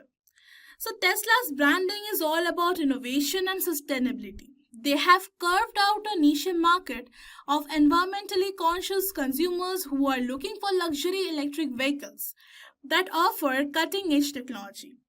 So Tesla's commitment to the eco-friendly driving and advanced technology makes it appealing to those who want to be at the forefront of the green innovation while enjoying a high-performance driving experience.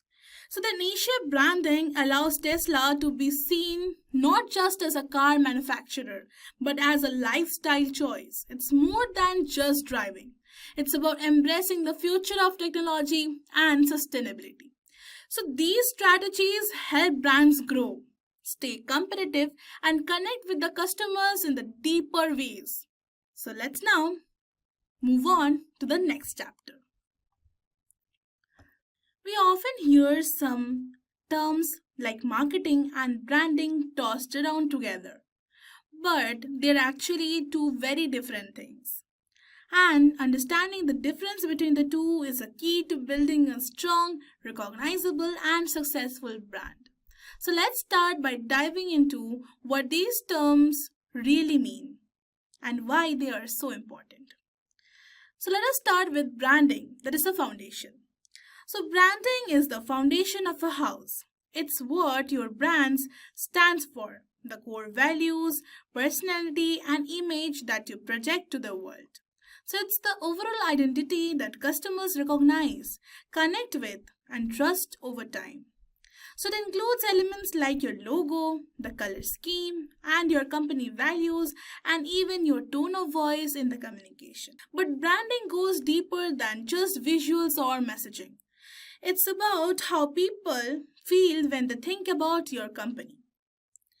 For example, whenever you hear Nike, you probably think of athleticism, determination, and empowerment.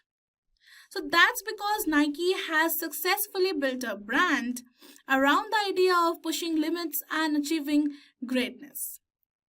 Now let's talk about marketing, the strategy to communicate your brand. So if branding is a foundation, marketing is like the house's interior. It's how you communicate the brand's value to the world and drive action.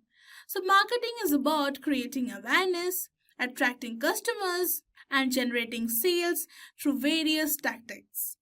So marketing includes things like advertisements, social media posts, email campaigns, SEO, and even public relations. So essentially, marketing is about telling your audience why your brand is relevant, solving their problems, and getting them to act. So whether that's making a purchase, signing up for a newsletter, or sharing your content. So while branding is about who you are and what you stand for, marketing is about how you communicate the message to the world and inspire the action. So now, let's understand how brands make and deliver on their promises over time. So the first point is making promises. Now, it's one of the most crucial aspects of branding is a promise that a brand makes to its customers. Then let me ask you, what does your brand promise? So think about the promises that Coca-Cola makes. It promises to deliver a refreshing, happy, and joyful experience every time you take a sip. Or think about Tesla. They promise innovation and a sustainable future with their electric cars. Your brand promise is a reflection of what you want customers to feel, experience, and expect from you. But here's the catch. A promise is only valuable if you deliver on it. If your brand promises something but fails to deliver, that trust evaporates quickly and it's hard to rebuild. So consistency is the key over here. Now let's move on and understand delivering on your promises. So how do brands actually deliver on their promises over time? So it's all about consistency and the customer experience. A brand needs to be consistent across all the touch points, whether it's online, in store, or in customer service. So every interaction should reinforce what the brand stands for. For instance, Apple has built its brand on innovation, simplicity, and premium quality. So from the design of their products to their retail stores and customer service, everything they do reflects these values. So if you walk into an Apple store, you are greeted with a clean, sleek, modern environment. The customer service is always top-notch, making you feel like a valued customer. So Apple doesn't just talk about innovation, they show it in every interaction. But it's not just about the big brands. Small businesses can use the same principles. So imagine a local cafe that promises to deliver a cozy, homey experience with every cup of coffee. The barista knows your name, the decor is warm and inviting, and the smell of fresh coffee fills the air. That's delivering on a promise of comfort and warmth. So over time, customers will come to expect that same experience every time they walk in. So let's now understand this with the help of a real life example. So now let's take a real life example to make this clear. So let's talk about Nike. So Nike's brand promise is all about inspiring the athletes to reach their full potential, no matter who they are. Their iconic slogan, "Just Do It," reflects this bold, empowering message. So Nike delivers on its promises through high-performance products, impactful marketing, and the athlete sponsorships. Their products are designed to enhance the physical performance and inspire the empowerment. Now, Nike creates an emotional connection, making you feel capable of achieving more when wearing their gear. So marketing campaigns feature both professional athletes and everyday people, highlighting Nike's role in helping them perform at their best. So Nike has built trust over time by constantly delivering on its promise through quality products, campaigns, and sponsorships. So let's now move on and understand how brands build the trust and loyalty. So consistency plus value is always equal to loyalty. So think about it. When brands consistently deliver on their promises, they build trust. And trust is crucial to customer loyalty. So if a brand promises one thing but the experience doesn't live up to their expectations, customers will look elsewhere.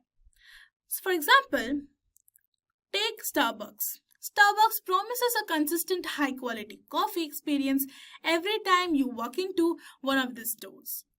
So consistency builds trust. So when a brand delivers the same experience consistently, whether it's the taste of the coffee or the ambience of a store, customers know what to expect. So this reliability fosters trust, encouraging customers to return time and time again. Then we have is branding becomes a ritual.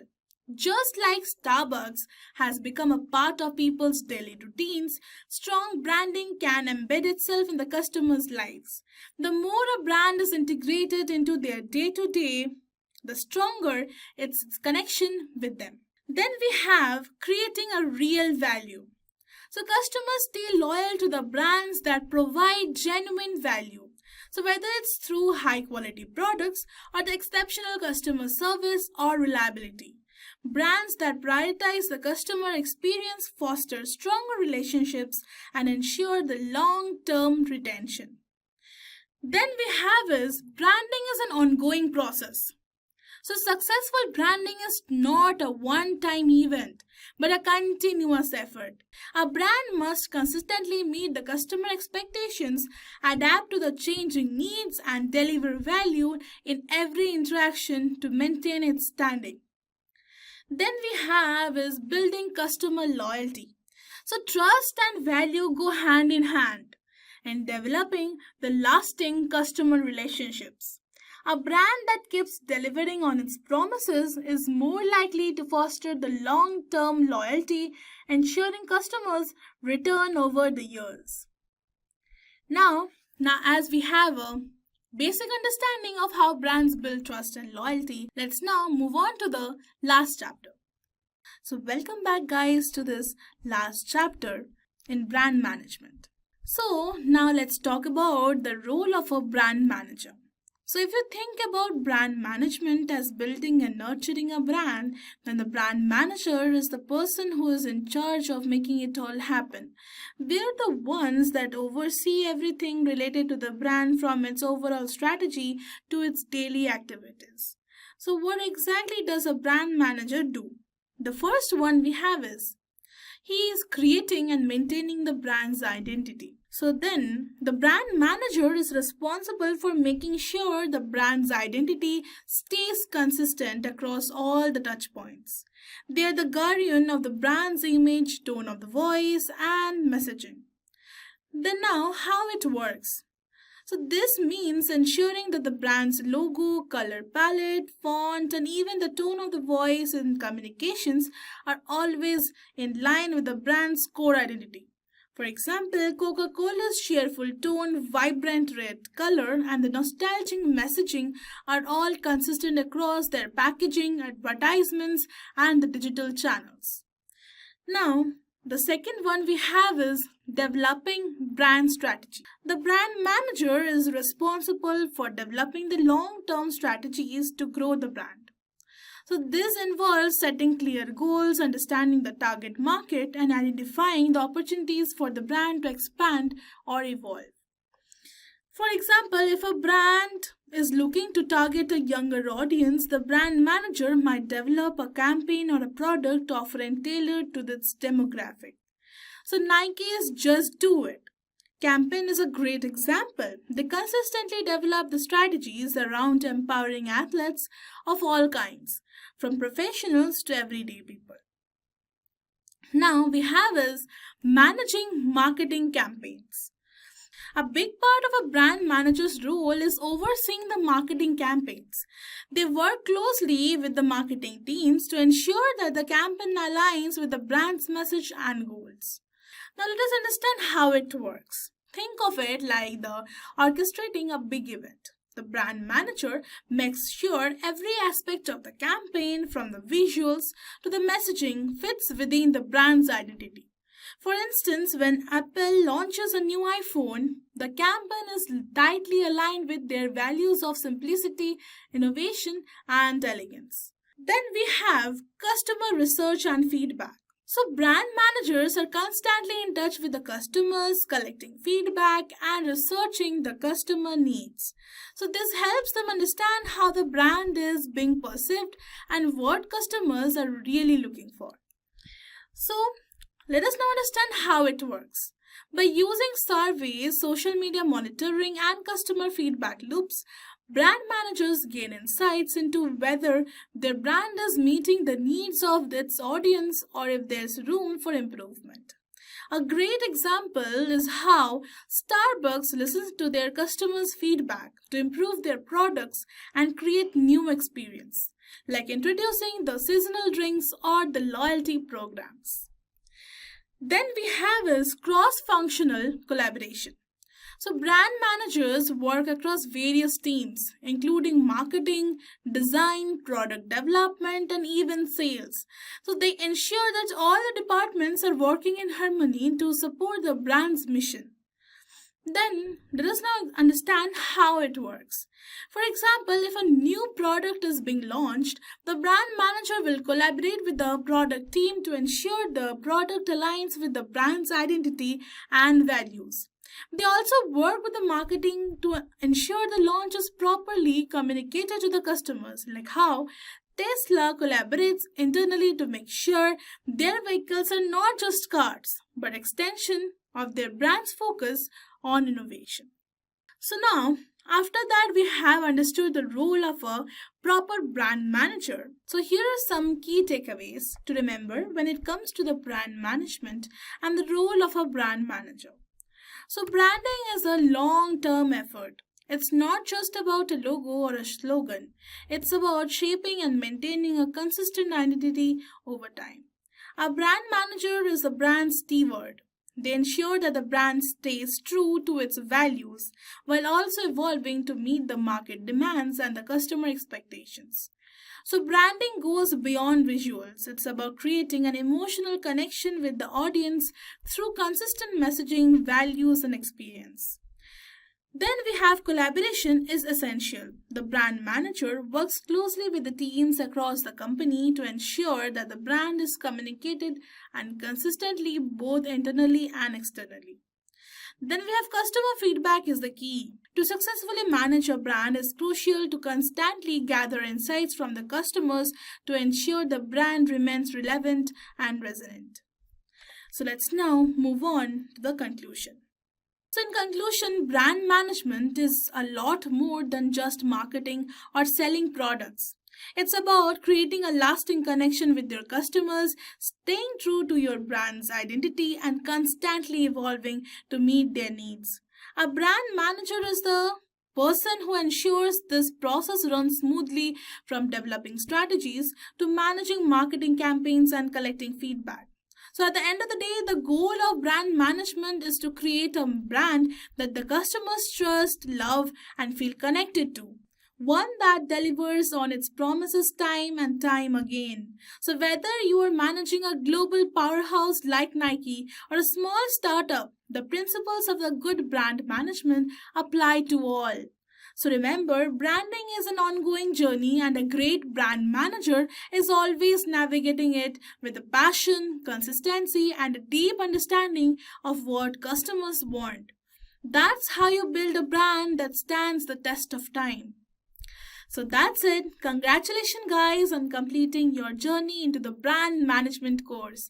You have now got a solid understanding of what brand management is all about and why it plays such a powerful role in the business world. From the basics to the most exciting aspects of building and growing a brand, you have explored how brands shape perception, build loyalty, and create lasting value. Most importantly, you have realized the true impact a strong brand can have, not just on customers but on an entire business. As you move forward, use this foundation to think creatively, act strategically, and build brands that truly stand out. Thanks for being part of this journey. Keep exploring, keep creating, and let your brand building skills shine. Your brand story is just getting started. We will learn the key principles and strategies that drive effective marketing in today's dynamic business environment. So this course is designed to provide you with a comprehensive understanding of the entire marketing process, from market research to customer acquisition and the retention. We will start by exploring the fundamentals of marketing management and marketing research, giving you the tools to identify customer needs, evaluate market trends, and develop effective marketing strategies. You will learn how to conduct research that provides valuable insights into consumer behavior and preference, forming the foundation for all the future marketing decisions. Next, we will dive into consumer behavior and marketing strategy, where you will gain insights into how consumers make decisions and what influences their buying habits. Understanding these behaviors will allow you to craft marketing strategies that resonate with your target audience. And this course We'll also cover digital marketing and implementation, providing you with practical knowledge of how to leverage digital platforms and tools for reaching and engaging customers. From social media to search engine optimization, SEO, you will learn how to implement cutting edge digital marketing tactics that drive business growth. Finally, we will explore the process of customer acquisition, onboarding, engagement retention, and monetization. You will learn how to acquire new customers, onboard them effectively, engage them with personalized experience, retain their loyalty, and monetize your offering successfully. So by the end of this course, you will have a deep understanding of marketing management, and you will be equipped with the skills to execute successful marketing studies in any business environment. So now let's jump into what is marketing management. So marketing management is the process of planning, executing, and controlling marketing activities to meet organization goals and satisfy consumer needs. It involves understanding the marketplace, developing strategies, and executing marketing plans that deliver products or services to the right customers at the right time in the most effective and the efficient manner.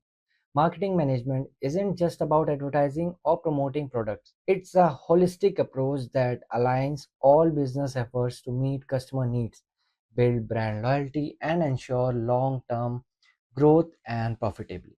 At its core, marketing management is about creating value for customers by identifying customer needs and developing products or services that solve their problems or improve their lives.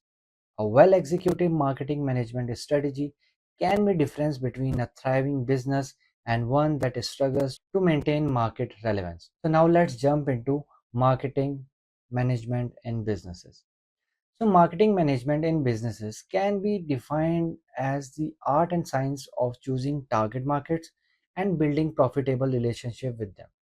It involves the analysis, planning, implementation, and monitoring of all activities related to the product development, pricing, distribution, and communication strategies. So, what is the importance of marketing management in business? So, marketing management is vital for the success of any business. Without an effective marketing strategies, a company risks losing market share, customer loyalty, and ultimately profitability. So, marketing management influences not just product design and branding, but also pricing, distribution channels, and customer service.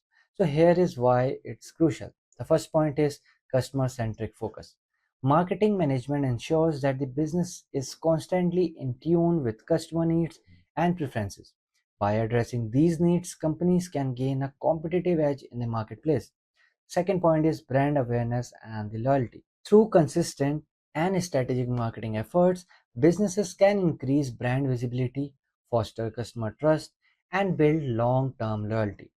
The third point is revenue generation. Marketing is directly tied to the sales and revenue. Effective marketing strategies drive customers to make purchases, thereby fueling the company's profitability. Fourth point is strategic decision making.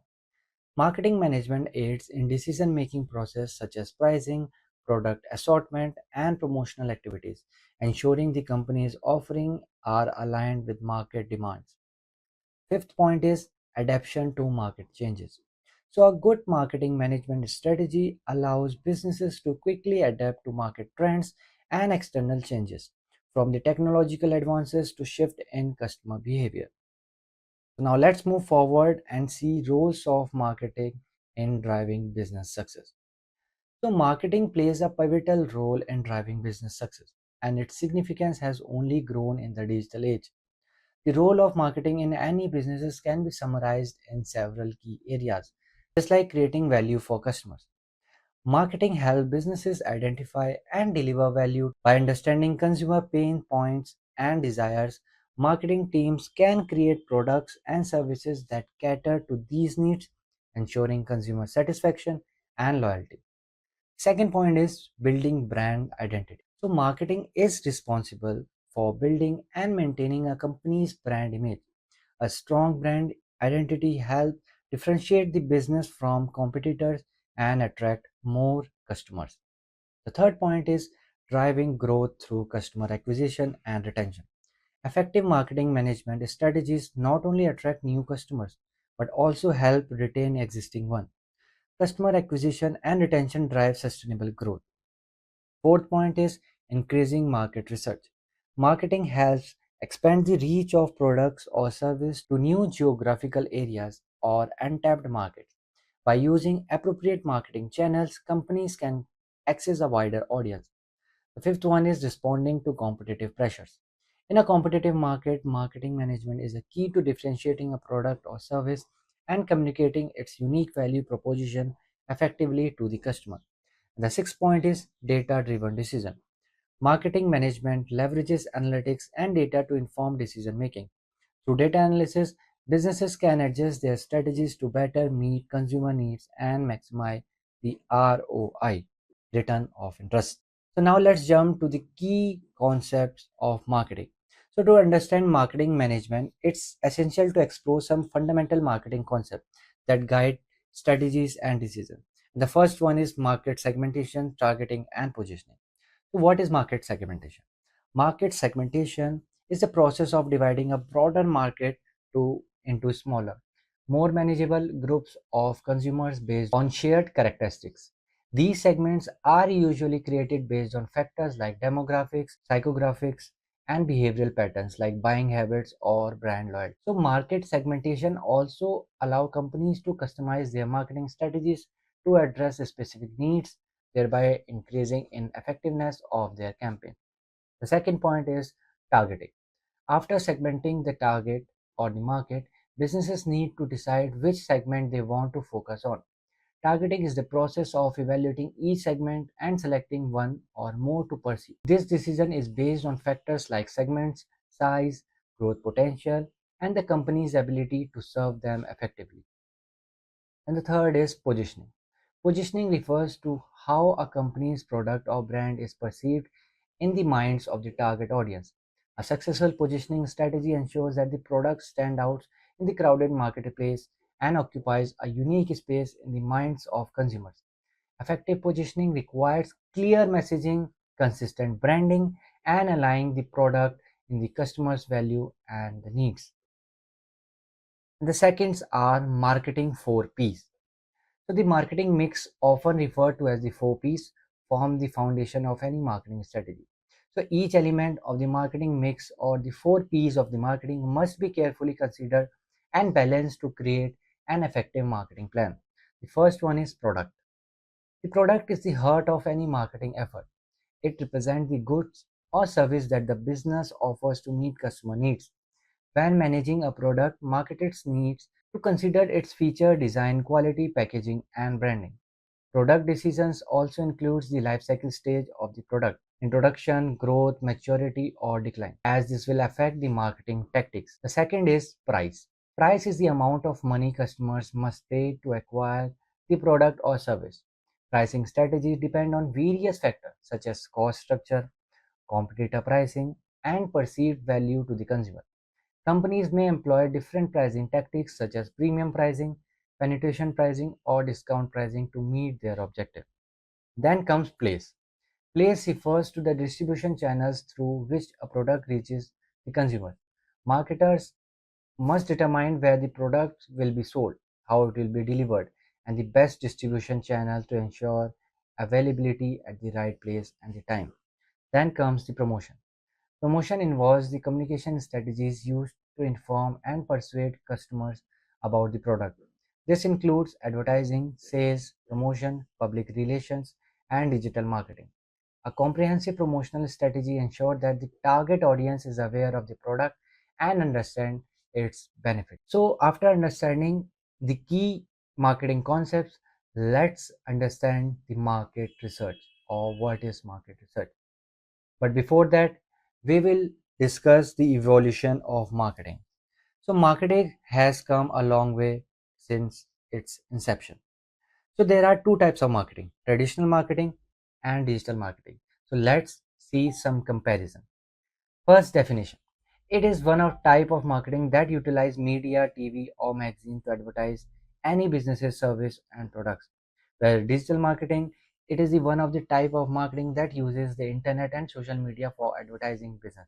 Then comes engagement. In traditional marketing, engagement is low. In digital marketing, engagement is very high as compared to the traditional marketing. Then comes the conversion rate. In traditional marketing, conversion rate is slow. In digital marketing, conversion rate is extremely fast. Then the nature is static of traditional marketing, where in digital marketing, this nature is dynamic. Investment returns not easy to measure in traditional marketing, and in digital marketing, it is very simple to measure. Effectiveness, more expensive, less effective is traditional marketing. Digital marketing is less expensive and more effective. So here you can see digital marketing is far better than the traditional marketing. Now let's understand the market research. So market research is the process of gathering, analyzing and interpreting information about a market, including target audience, competitors and the overall industry. Market research plays a crucial role in marketing management as it provides the data needed to make informed decisions. So there are two types of market research. The first one is primary research. Primary research involves collecting new data directly from the sources.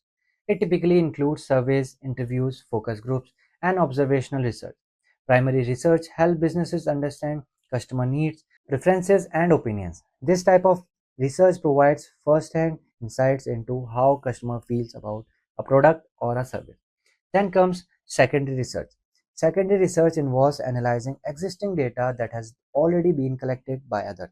This can include reports, studies, government publications, and market analysis from industry experts. Secondary research is typically less expensive and quicker to conduct than primary research, through it may not always provide most up-to-date or relevant information. So there are some tools and techniques for market research. Businesses use various tools and techniques to gather and analyze market data. So some of the most common tools include surveys and questionnaires. These are commonly used to gather customer opinions and feedback on product, service, or marketing campaign. Then comes focus groups. A small group of people is interviewed to discuss their opinions on a product or idea.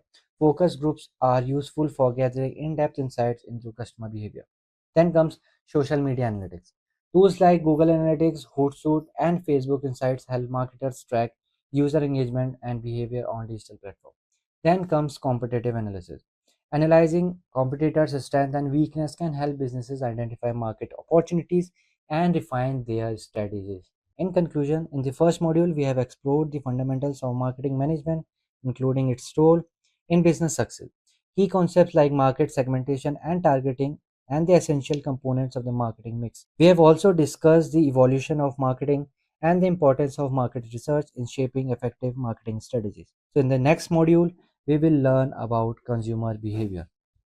Hello and welcome to the module 2. In this module, we will talk about consumer behavior and how to develop marketing strategy. So let's get started with what is consumer behavior.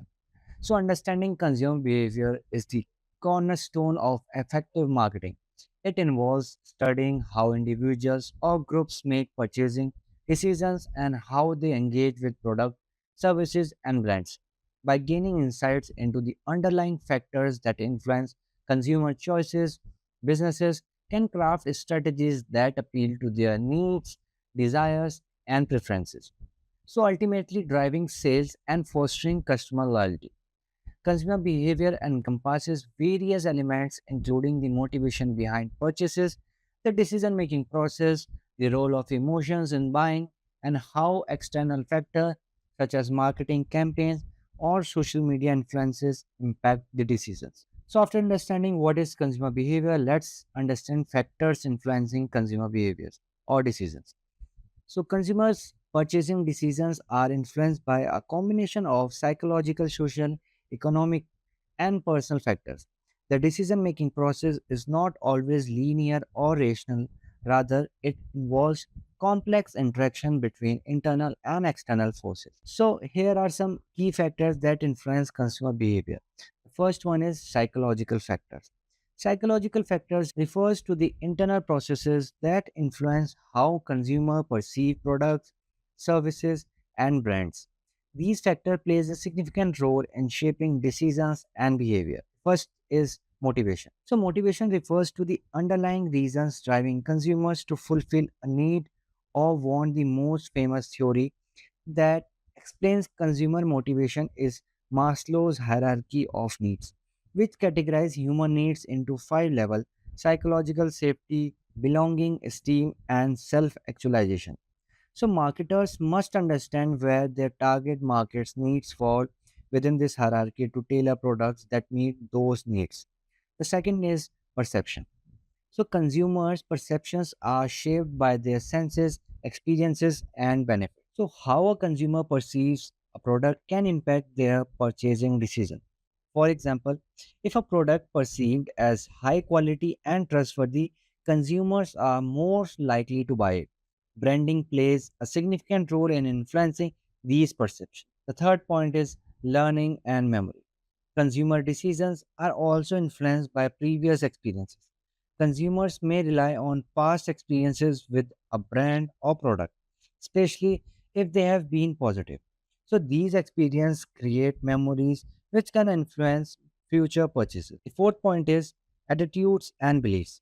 A consumer's attitude toward a brand or product influences how they engage with it. If a consumer has a positive attitude, they can more likely to purchase. Beliefs often shaped by culture, education, and social influences also affect decision making. The second point is social factor. So social influences plays a crucial role in shaping consumer behavior. People do not make purchasing decisions in a vacuum. They are often influenced by the people around them. The first is family. So family members are some of the most influential people in the consumer's life. Decisions about buying certain products, especially in the categories like food, clothing, and technology, are often influenced by family members. Children, for example, can be key influence on a family purchasing decision. The second is reference groups. So, our reference group is a group of people that significantly influences a consumer's attitude or behavior. These can be family, friends, colleagues, celebrities, or even social media influencers. So, consumers may choose products or services that align with the preferences of their reference group, striving for social approval or acceptance. Then comes social classes. So, a consumer's social class, determined by factors such as income, occupation, and education level, can influence their purchasing habits. People in their higher classes may prioritize luxury or high status brands, while individuals in lower social classes may focus more on value and affordability. The third point is cultural factors. So, cultural influences shape consumers' values, behaviors, and preferences. Marketers must understand cultural norms and values to effectively target diverse markets. The first one is culture and subculture. A culture consists of shared values, beliefs, and custom within a specific group. For example, cultural differences across countries, Western versus Eastern cultures, may lead to different consumption patterns. Subcultures, such as ethnic or religious groups, also influence purchasing decisions by shaping preferences for specific products. Then comes social and cultural norm. Social norm and expectations also impact consumer behavior. In some cultures, group purchasing decisions are common, while in others, individual preferences dominate. Understanding these norms helps marketers design strategies that resonate with local customs and expectations. Then come the economic factor. The economic environmental also plays a significant role in shaping consumer behavior. Consumers' purchasing power is influenced by factors such as income, employment status, and overall economic condition. The first point is income and affordability. Consumers with higher disposable incomes tend to have more spending power, allowing them to purchase premium products during times of economic recessions. Consumers may become more price sensitive, opting for budget friendly options. Then comes economic conditions. Flourishing economy typically leads to increased customer confidence and spending, while an economic downturn can lead to reduced spending and more cautious buying behavior. So let's discuss consumer buying process. So the consumer buying process refers to the stages that customers or consumers go through when making purchasing. So the first one is problem recognition. So the buying process begins when consumer identifies a problem or need that require a solution. For instance, a consumer might realize they need a new smartphone because their old one is outdated. So this stage is influenced by factors such as lifestyle changes, advertising, and word of mouth. The second point is information search. Once the need is recognized, the consumer searches for information about possible solutions.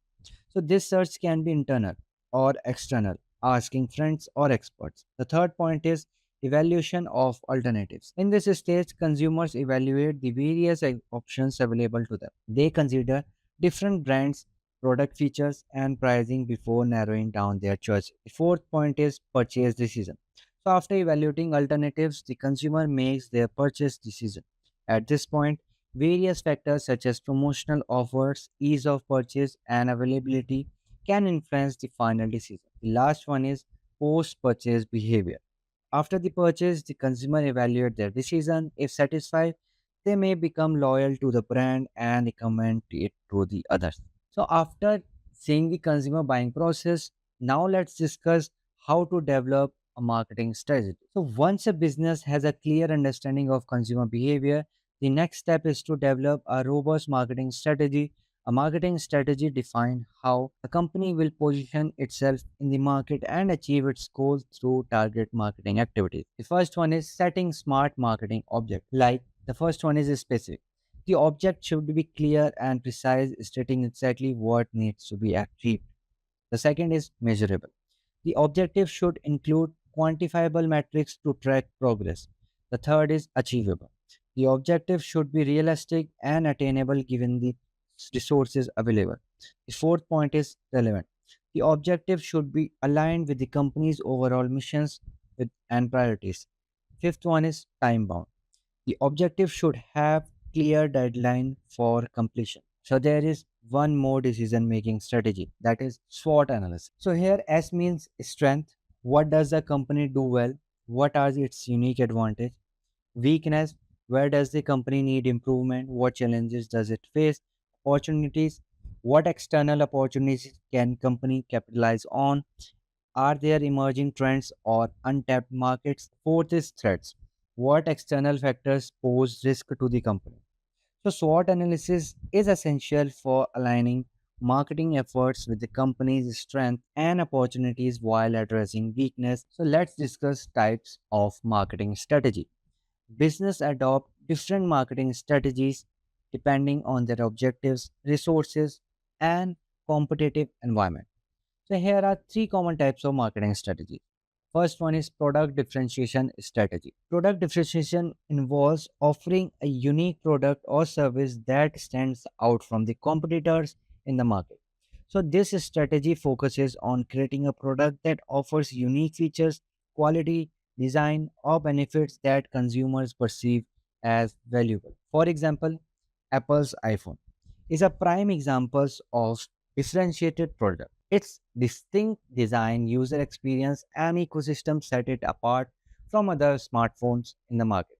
So customers are willing to pay a premium for the brand's perceived superiority. The second one is cost leadership strategy. A cost leadership strategy focuses on becoming the lowest cost producer in an industry. Companies that adopt this strategy aim to produce high quality goods at lower prices than their competitors, allowing them to attract price sensitive customers and achieve economies of scale. For example, Walmart uses a cost leadership strategy by offering a wide variety of products at lower prices, making it a go to option for budget conscious shoppers. The third point is focus and niche marketing strategies. So, focus strategies involve targeting a specific segment of the market rather than appealing to the mass market. Companies using these strategies focus on meeting the unique needs of a narrow audience, often in a niche market. So, the goal is to become a leader in that particular segment. For example, Tesla. A brand Tesla focuses on niche market for electric vehicles catering to environmentally conscious consumers who values sustainability and cutting edge technology. So, in conclusion, understanding consumer behavior is critical for developing effective marketing strategies that resonate with target audience.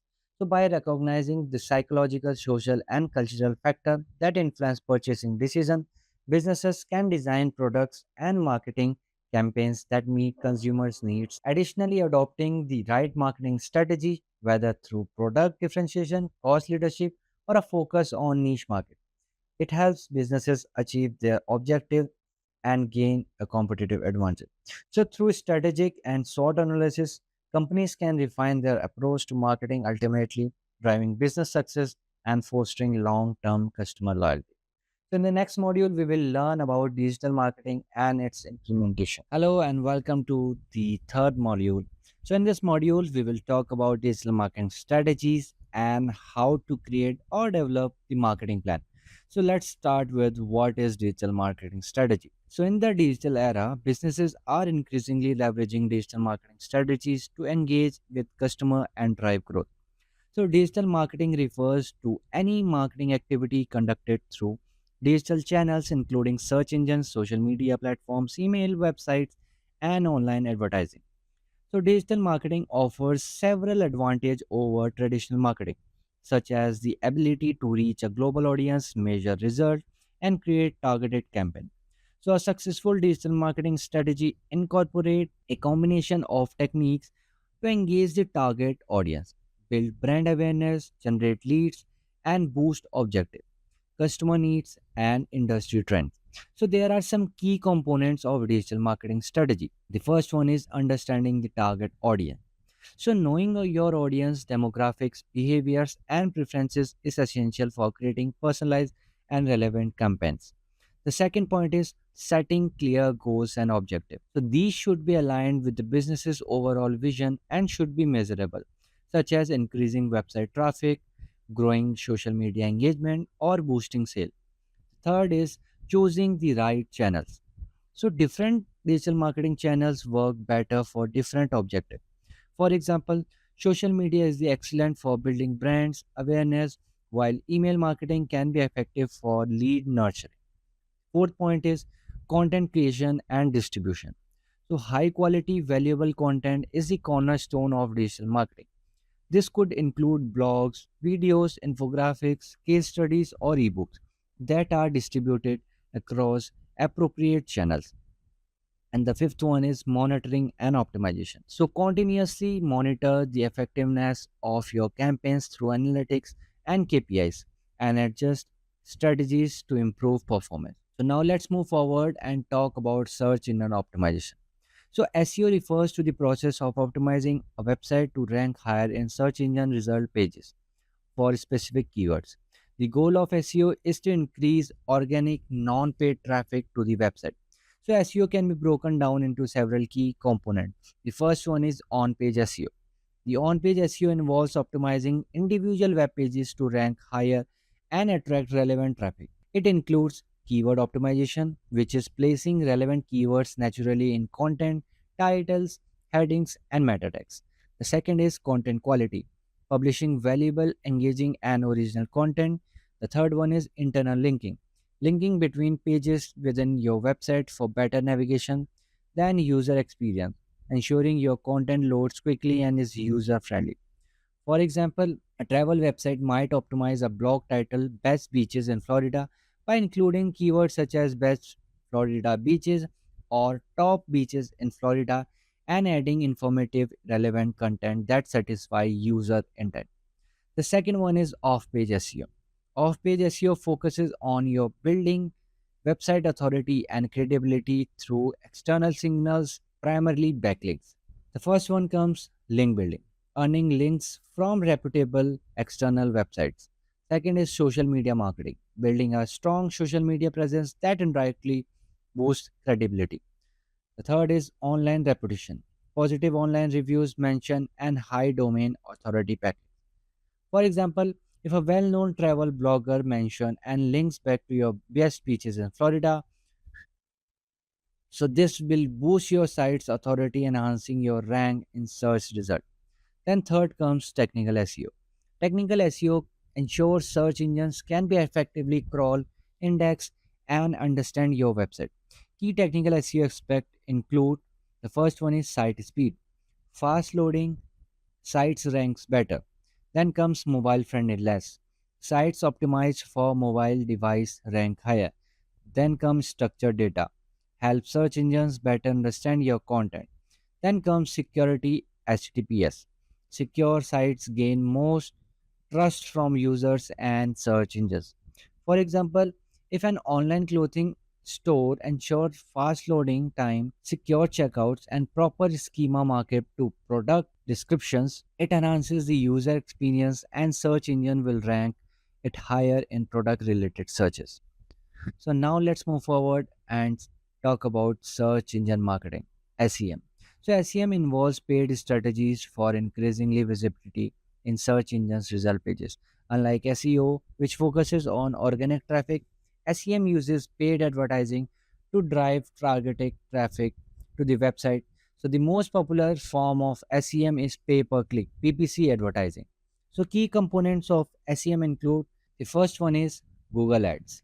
Google Ads is the most widely used PPC platform, allowing businesses to create ads that appear on Google search result and display networks. Advertisers bid on keywords and the ads are shown based on the bid amount and their relevance. Then comes keyword research. Effective SEM campaigns rely on thorough keyword research. Businesses need to choose the right keywords that match the intent of their target audience and have a reasonable cost per click. Then comes ad copy optimization, crafting compelling ad copy that grabs attention and takes user to click. So this includes using strong calls to action, CTAs, highlighting benefit and aligning them with the searcher's intent. Then comes bid management. Managing bids is crucial to ensuring that the ads appear in the right position without overspending. Businesses can use automated bidding strategies to optimize their ad spend. Then comes content marketing. So, content marketing is the creation and the distribution of valuable content to attract, engage, and retain customers. The goal is to provide information that helps the audience solve problems, answer their question, or entertains them. So, the key elements of the content marketing include blogging. Regularly posting valuable content on a business blog helps improve SEO, build brand authority, and keep customer engaged. Then comes video content. Videos can effectively communicate message whether for product demo, tutorial, or customer testimonial. Video content is engaging and shareable, making it a powerful marketing tool. Then comes ebook and white papers. So these long form pieces of content can be used to provide in-depth information on topics relevant to the audience, helping build trust and the credibility. Then comes infographics. Infographics visually represent complex data or processes, making them easy to understand and share. So they are highly engaging and can increase website traffic. Then comes email newsletters. Regular emails with valuable content, products, updates, or promotional offers can help businesses nurture leads and maintain customer relationships. So now let's move forward and see marketing plan development. So developing a marketing plan is essential step in marketing or implementing digital marketing strategies. A marketing plan outlines the objective, tactics, and resource needed to achieve the business's marketing goals. A well developed plan ensures that all marketing activities are aligned with the company's mission and the budget. So, key elements of marketing plan include, the first one is setting the budget. Defining a clear budget has determined how much will be spent on each marketing channels, that is social media, PPC, or content creation.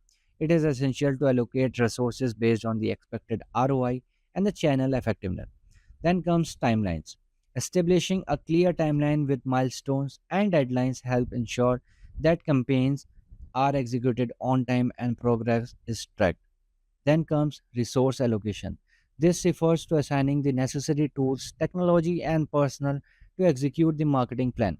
Ensuring that teams have the resource they need will increase the likelihood of the success. Then comes goal settings. The marketing plan should include measurable goals that align with the broader business object. So these goals should be smart, specific, measurable, achievable, relevant, and the time bound. Now let's move forward and see execution of marketing campaigns. So once the marketing plan is developed, it's time to execute the campaign. Effectiveness execution requires coordination, collaboration, and adaptability. So this involves implementing the strategies across the various channels, optimizing content, and launching the campaigns according to the planned schedule. So key steps in executing marketing campaigns are, the first one is content creation, developing high quality content that aligns with the campaign message. Then comes platform management, managing a various platform where the campaign will be launched, whether it's social media, Google Ads, emails, or company website.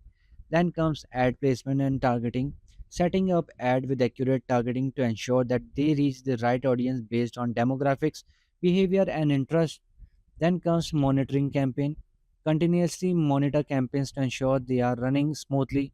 So this can involve adjusting budgets, tweaking and copy, or testing different strategies. So how to monitor and evaluate marketing performance?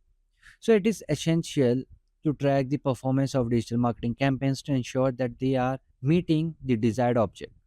So monitoring helps marketer understand what's working and what is not working, so enabling them to make data driven decisions. So there are some common KPIs include, the first one is website traffic. So the number of visitors to website is an essential indicator of campaign reach. Then comes conversion rate, the percentage of visitor who can take the desired action. Then comes customer acquisition cost, the cost of acquiring a new customer.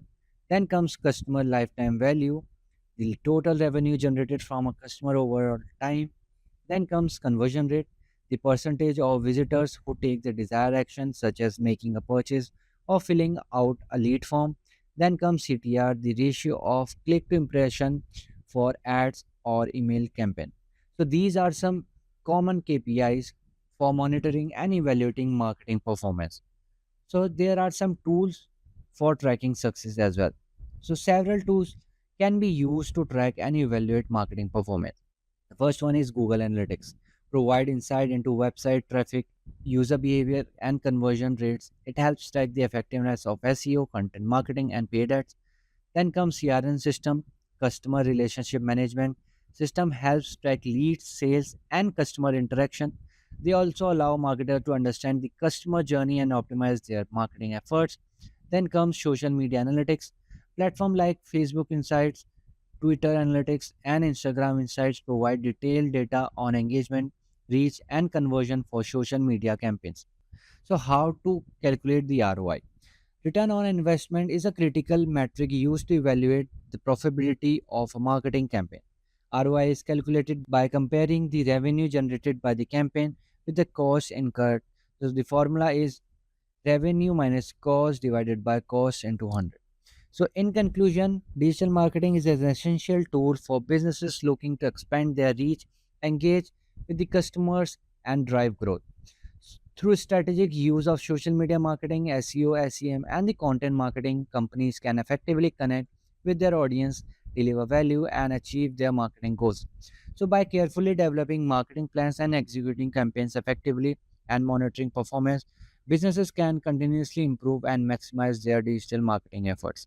So, in the next module, we will learn about customer acquisition, onboarding engagement, retention, and monetization. So, in this module, we will talk about customer acquisition, onboarding engagement, retention, and monetization. So, let's start with what is customer acquisition. So, customer acquisition refers to the process of attracting new customer to a business and converting them into loyal user or client. So, it's a critical phase in the customer lifecycle, and it involves the strategies, tactics, and techniques used to bring in new customer, educate them about your offerings, and eventually convert them into paying customer. Effective customer acquisition is the first step in building a profitable business, and a strong consumer or customer acquisition strategy helps lay the foundation for long-term success. There are some stages of the customer lifecycle. The first one is awareness. This is the first stage where the customer becomes aware of your product or service. It's critical to attract attention through marketing strategies such as social media marketing, SEO, or advertising campaigns. The second one is consideration. At this stage, the customer is evaluating options and considering whether your product or service meets their needs. This is where your value proposition, product details, and customer testimonials become crucial. Then comes decision. The customer is now ready to make purchase decision. This is where incentives such as discount, free trials, or strong calls to action can be powerful tools to convert interest into a sale.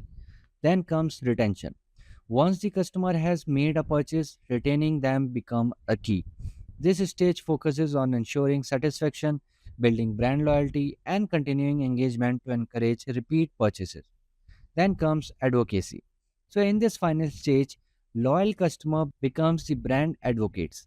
They recommend your product to others, helping in generating new leads and expanding your customer base. So by understanding each stage of the life cycle, businesses can tailor their marketing messages and action to guide potential customer through this journey. So after understanding the customer acquisition, let's understand lead generation strategy. Effective lead generation is the central to the customer acquisition process. It involves identifying potential customers and nurturing them through the various stages of the customer lifecycle. So here are some key strategies to generate leads. First one is social media marketing. Social media platforms like Facebook, Instagram, Twitter, and LinkedIn offer powerful tools for lead generation. Social media marketing enables businesses to reach a large audience, engage with potential customer, and drive traffic to the website. Through organic posts, paid ads, contests, and influencer marketing, businesses can generate qualified leads by attracting users who are already interested in their products or the services. The second is pay per click. PPC is the paid advertising strategy where businesses pay for each click on their ad. Google Ads, Facebook Ads, and LinkedIn Ads are popular platforms for PPC campaigns. By targeting specific keywords and demographics, PPC allows businesses to quickly drive traffic to their website and generate leads. PPC campaigns should be continuously optimized to ensure they are cost effective and reach the right audience. First one is search engine optimization. SEO is the process of optimizing your website and content to rank higher in the search engine result pages by targeting keywords that your potential customers are searching for. SEO helps businesses attract organic traffic. Effective SEO strategies involves on-page optimization, off-page optimization, and technical SEO, improving website speed and mobile friendliness. By utilizing these lead generation strategies, businesses can attract a steady stream of prospects, turning them into customers through a well-crafted marketing funnel. So, what is user onboarding? User onboarding refers to the process of introducing new users to a product or services in a way that helps them understand its value and become using it effectively. A seamless onboarding experience is essential for retaining customers and preventing churn. So the onboarding process is the first impression users have of your product, and it sets the tone for their long-term relationship with your brand. So what is the importance of seamless user onboarding? A seamless onboarding process helps user understand how to navigate your product, get started quickly, and experience its value right away. A confusing or frustrating onboarding experience can lead to user abandoning your product before they have a chance to see its full potential. What are the benefits of seamless process onboarding? The first one is reduced churn. When users are guided through the product effectively, they are more likely to stick around and continue using it. Second comes increased user adoption. A smooth onboarding process ensures user understand how to use your product, leading to higher adoption rates. The third is promotes long-term engagement. A positive initial experience sets the stage for continued use and engagement with the product. What are the reducing churn by engaging users early? So the churn is the rate at which customer stops using your product or service. One of the best way to reduce churn is to engage users early in their journey with your product. So here are some ways. The first one is welcome emails. A well-crafted welcome emails introduce new users to the product and sets expectation for the experience.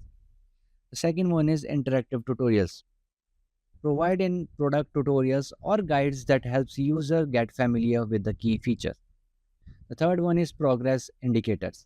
Display progress bars or steps that show users how far they are in the onboarding process, creating a sense of accomplishment. Fourth is personalized onboarding. Personalizing the onboarding experience by asking users what their goals are can help tailor the experience and make it more relevant to them. So now let's move forward and see how to personalize the onboarding experience. Personalization is a key element of effective onboarding. So by customizing the experience based on user preferences, needs, and behavior, businesses can create a more engaging and relevant experience.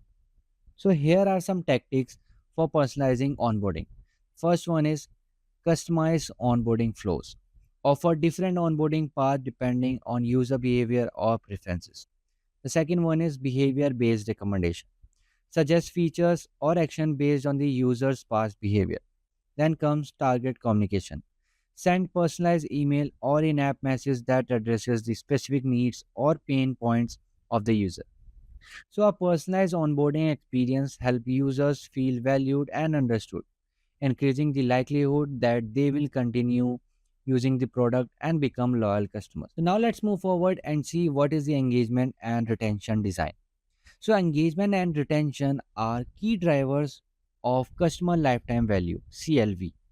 While customer acquisition brings in new users, retention ensures that these users continue to find value in the product over time. Designing for engagement and retention requires businesses to create strategies that keep user interested and motivated to continue interacting with the product. So, how to build engagement through content marketing, email campaigns, and the loyalty program.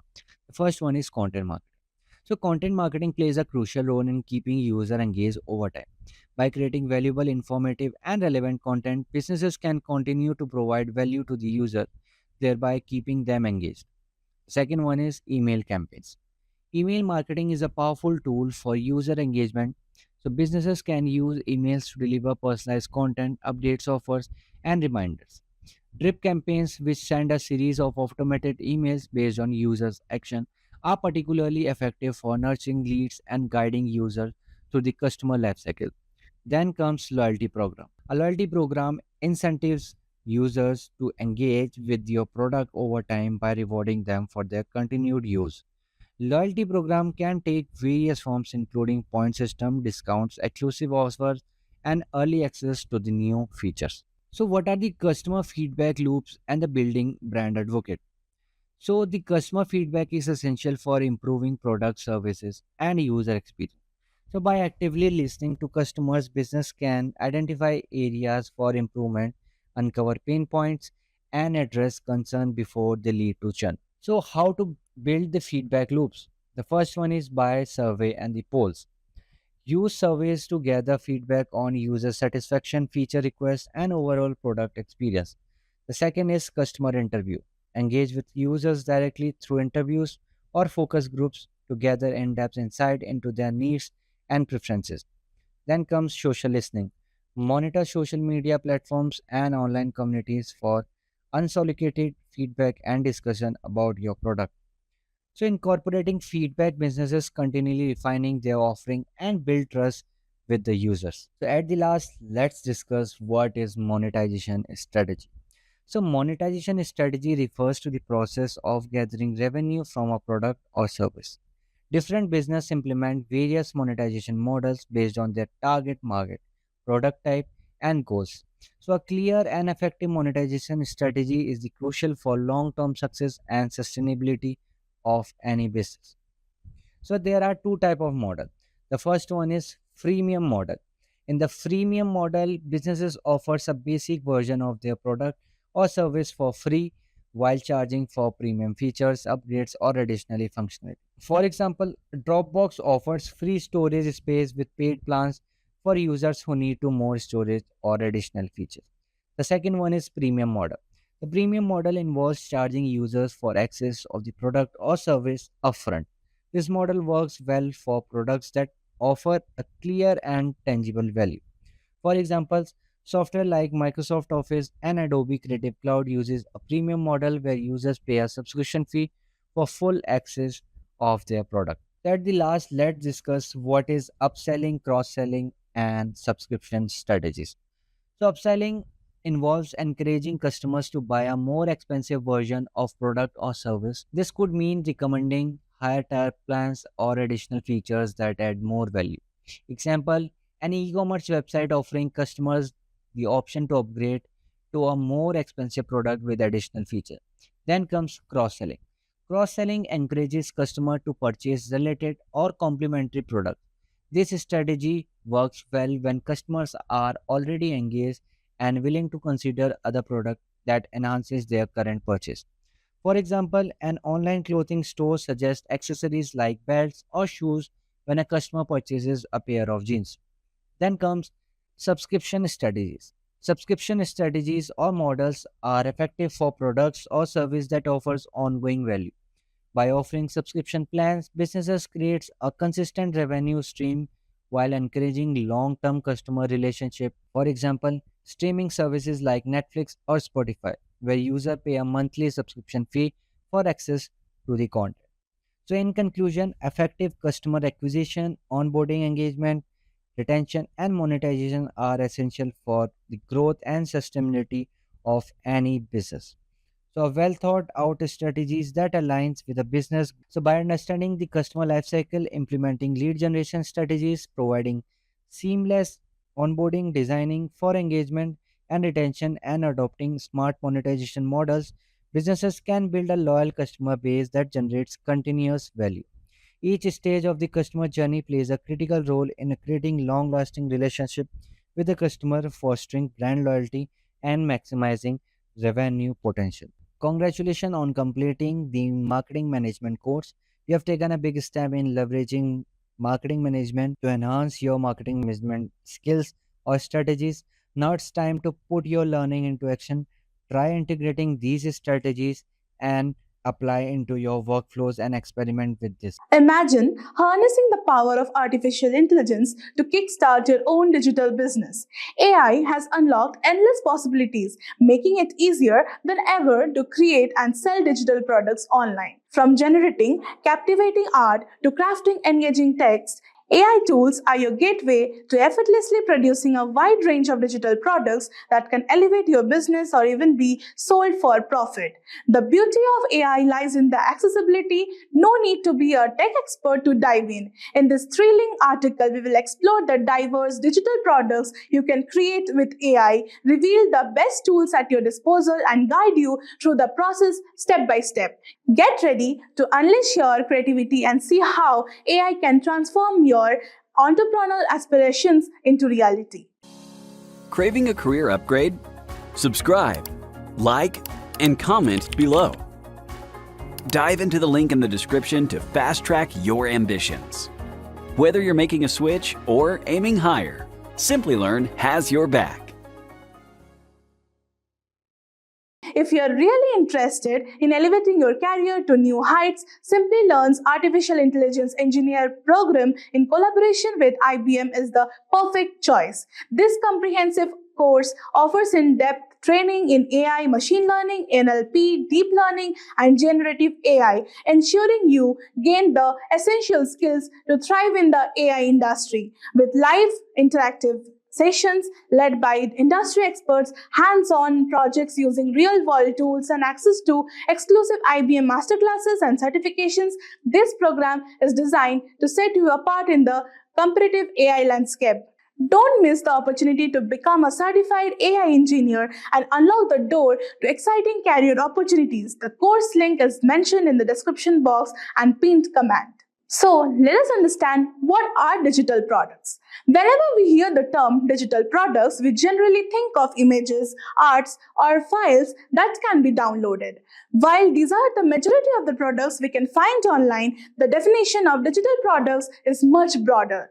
Digital products include paintings, illustrations, graphic designs, photographs, or other forms of visual and multimedia content, and other web-based services. And these are intangible items that are created, sold, and distributed online. Unlike physical goods, digital products exist in a digital format, meaning they don't require inventory, shipping, or storage. Examples of digital products like software, ebooks, online courses, memberships, digital music, and other web-based services. Now let us understand why sell digital products. Selling digital products using AI offers numerous advantages that can significantly enhance your business's efficiency, creativity, and profitability.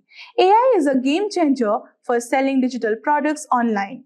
Whether it's generating stunning artwork, composing music, or writing compelling text, AI expands your creative possibilities, allowing you to produce high-quality digital products quickly. Leveraging AI reduces the need for extensive human resources, cutting down on costs associated with hiring designers, writers, or developers. AI can even analyze customer data to help create personal digital products that are catered to specific audiences. This targeted approach increases the likelihood of sales and customer satisfaction as the products are tailored to meet individual needs and preferences. AI constantly evolves, providing you with cutting-edge tools and techniques to stay ahead in the market. By integrating AI in your digital product business, you position yourself as an innovative leader offering products that stand out with competition. In short, selling digital products using artificial intelligence enables you to tap into the enhanced creativity, efficiency, and scalability while keeping costs low and maintaining a high level of personalization and innovation. It's a smart, future-focused approach to building a successful digital product business. Now let us understand where to sell digital products exactly. Sell your digital products in multiple online sales channels to increase their reach and expose more people to your brand. Starting an online store to list your digital products, promoting your brand, and publish the content that appeals to your audience. Try promoting your digital products in social media and set up social media storefronts so that users can check when they scroll. Most importantly, initially use an e-commerce platform which already has a bunch of perks like huge audience, easy setup, and so much more. For example, Etsy, Gumroad, and Shopify. Now let us understand the top 5 digital products to sell online. The first product is generating guides. There are some famous shops in Etsy that have guides for everything, including the real estate guides, Airbnb cleaning checklists, cooking guides, and so much more templates. Basically, they have good templates with attractive fonts. With the help of AI, you can make it personalized depending on your interest. For example, you can ask the ChatGPT all the things an individual needs to know on Airbnb cleaning and make a good guide of it. Here, 75% of the work is done by AI, and you yourself need to copy the template to Canva or Word and ultimately make it look good. The next product is logo design. Let me tell you, one doesn't need to be a graphic designer to design logos, as Midjourney has the ability to create logos for almost everything. Take up the list from the ChatGPT on which business you can create logos for, and you're halfway there. Finally, you need to utilize your idea and write your prompt in the Midjourney, and the result will shock you for sure. It is one of the most profitable business among all, but you need to understand the language of AI, Midjourney, and a bit of Photoshop. The next product is business cards. This is one of the top selling cards online as it is demanded by most businesses. Basically, it's a card carrying information regarding the type of businesses, their landmarks and contact details, etc. You need to go to the Midjourney to tell it your exact card design and pick up a design and put it in Canva to make it personalized and usable. The next product is resume templates. Without any doubt, this product is booming in the market. With the advantage of AI, it can be one of the most profitable businesses overall. Professionals are continuously searching for better resumes that create impressions and even cross the application tracking system and finally get hired. You just need to tell ChatGPT to create a particular type of resume with necessary sections. You can just write a prompt in Midjourney to create great looking resumes that are unique, and you are done. Using both the things together, you can just start the most profitable business. The next product is product mockups. Product mockup is a broad market including frame mockups, t-shirt mockups, pillow mockups, etc. The hero product is the mug mockup, which are actually best for gifting purpose.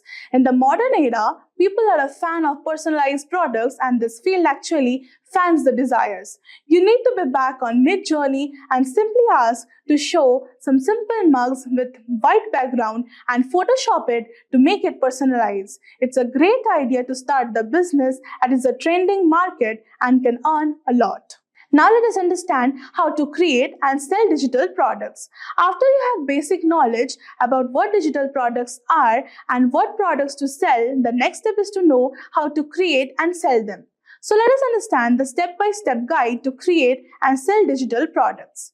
The first point is identifying a product. Begin by identifying a digital product that's in demand. Kate's research led her to gallery wall art. Kate identified a potential product by conducting market research on Etsy, a popular online platform for selling homemade goods. She spotted a demand for a specific type of product, gallery wall art sets, bundles of printable art images. She analyzed the listings using the Adobe Chrome extension to estimate the potential revenue and total sales. Seeing the demand for this type of product and its high earning potential, Kate decided to utilize AI technology to simplify the creation process. Follow the same process and you can identify the real diamond pretty soon. The next point is the website to generate designs. Use websites like Midjourney to generate designs, images, text, anything and everything in just a few steps. Midjourney uses text prompts to generate the search. The next point is download the design. After you select a particular type of design of the product, download it in your system for further process. The next point is use of AI tool. ChatGPT is the next wonder of AI. Use that wonder to make the product personalized and gain all the knowledge if you are making any type of guides. The next comes use of photo editor. For selling digital products online, one of the skills you need to master is the use of photo editors like Photoshop, Canva, etc. The better you can use, the better your product will look. Having intermediate knowledge of photo editors will be great to start with. The final step is listing the product. After everything is done, give life to your product by listing it on a website like Etsy, Gumroad, etc. and you are good to go. Now let us understand the tips to sell digital products. Before you start a business, understand your target audience.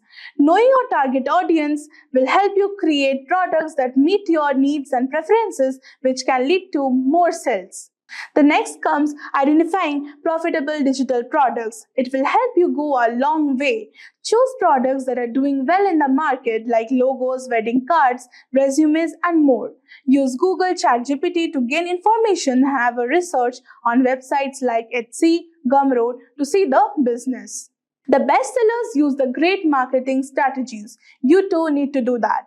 AI can help you market your digital products. You can use AI-powered chatbots to answer customers' inquiries and send automatic generated mail, marketing campaigns, and create an audience. The last but not the least, the most important step is to have a competitor analysis.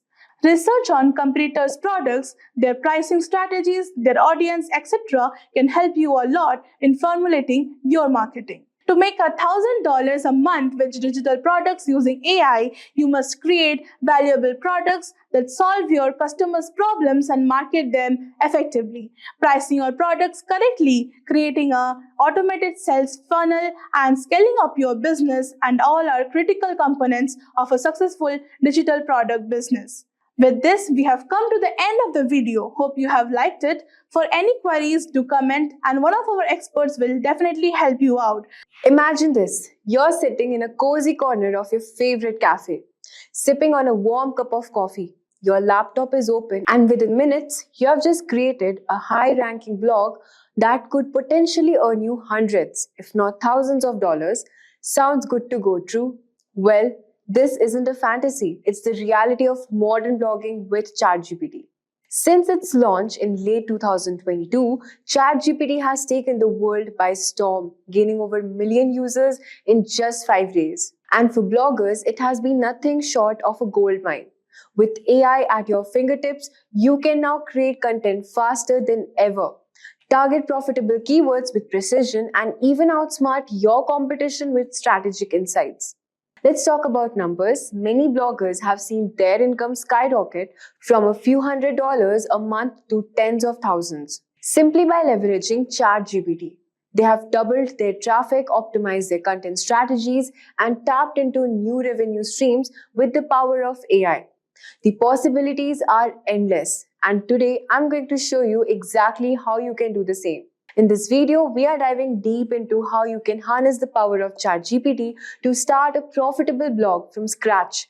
Step by step, I'll walk you through everything you need to know, from content planning and keyword research to writing posts and promoting them effectively. So without wasting much time, let's dive into our first step, which is creating a content plan.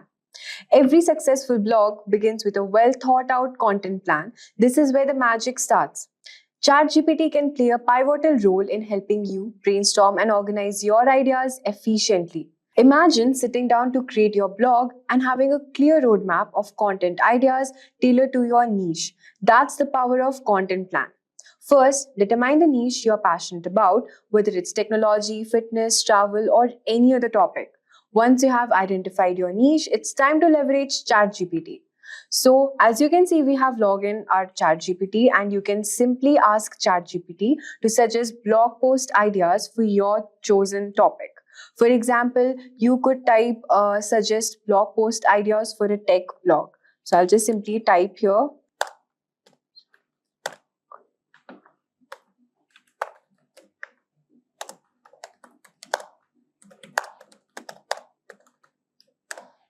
And I'll just press enter. So as you can see, ChatGPT has given some blog post ideas, and these are the topics we can look into. So these ideas aren't just random suggestions, they are the building blocks of your content calendar. With these topics in hand, you can plan out your blog post for the upcoming months, ensuring that your content creation is consistent and targeted. The approach not only keeps your blog organized, but also helps you stay focused on delivering value to your audience regularly. So now that we have our content plan in place, it's time to move on to the next crucial part of the blogging process. This step will ensure that your blog post will not only reach your audience, but also rank highly on search engine. So you can pick any topic you want from here. Suppose my topic is cybersecurity threats in 2024. All right. Now the next step is keyword research. In the world of blogging, keywords are like GPS for your content. They guide your readers straight to your blog. So the next step is conducting keyword research. Keywords are essential for search engine optimization, which is SEO, because they help your blog rank higher in search engine result, making it easier for your target audience to find your content. With ChatGPT, the process becomes incredibly efficient. You can start by asking ChatGPT to generate a list of potential keywords for your blog. For example, let's type here, give me short tail and long tail keywords. Give me short tail and long tail keywords for the particular topic which you have chosen. For example, I've chosen this topic, which is cybersecurity threats in 2024. So I'll just press enter. So as you can see, ChatGPT will give a list of short tail keywords and long tail keywords as well. It's important to validate these keywords using an SEO tool like Google Keyword Planner.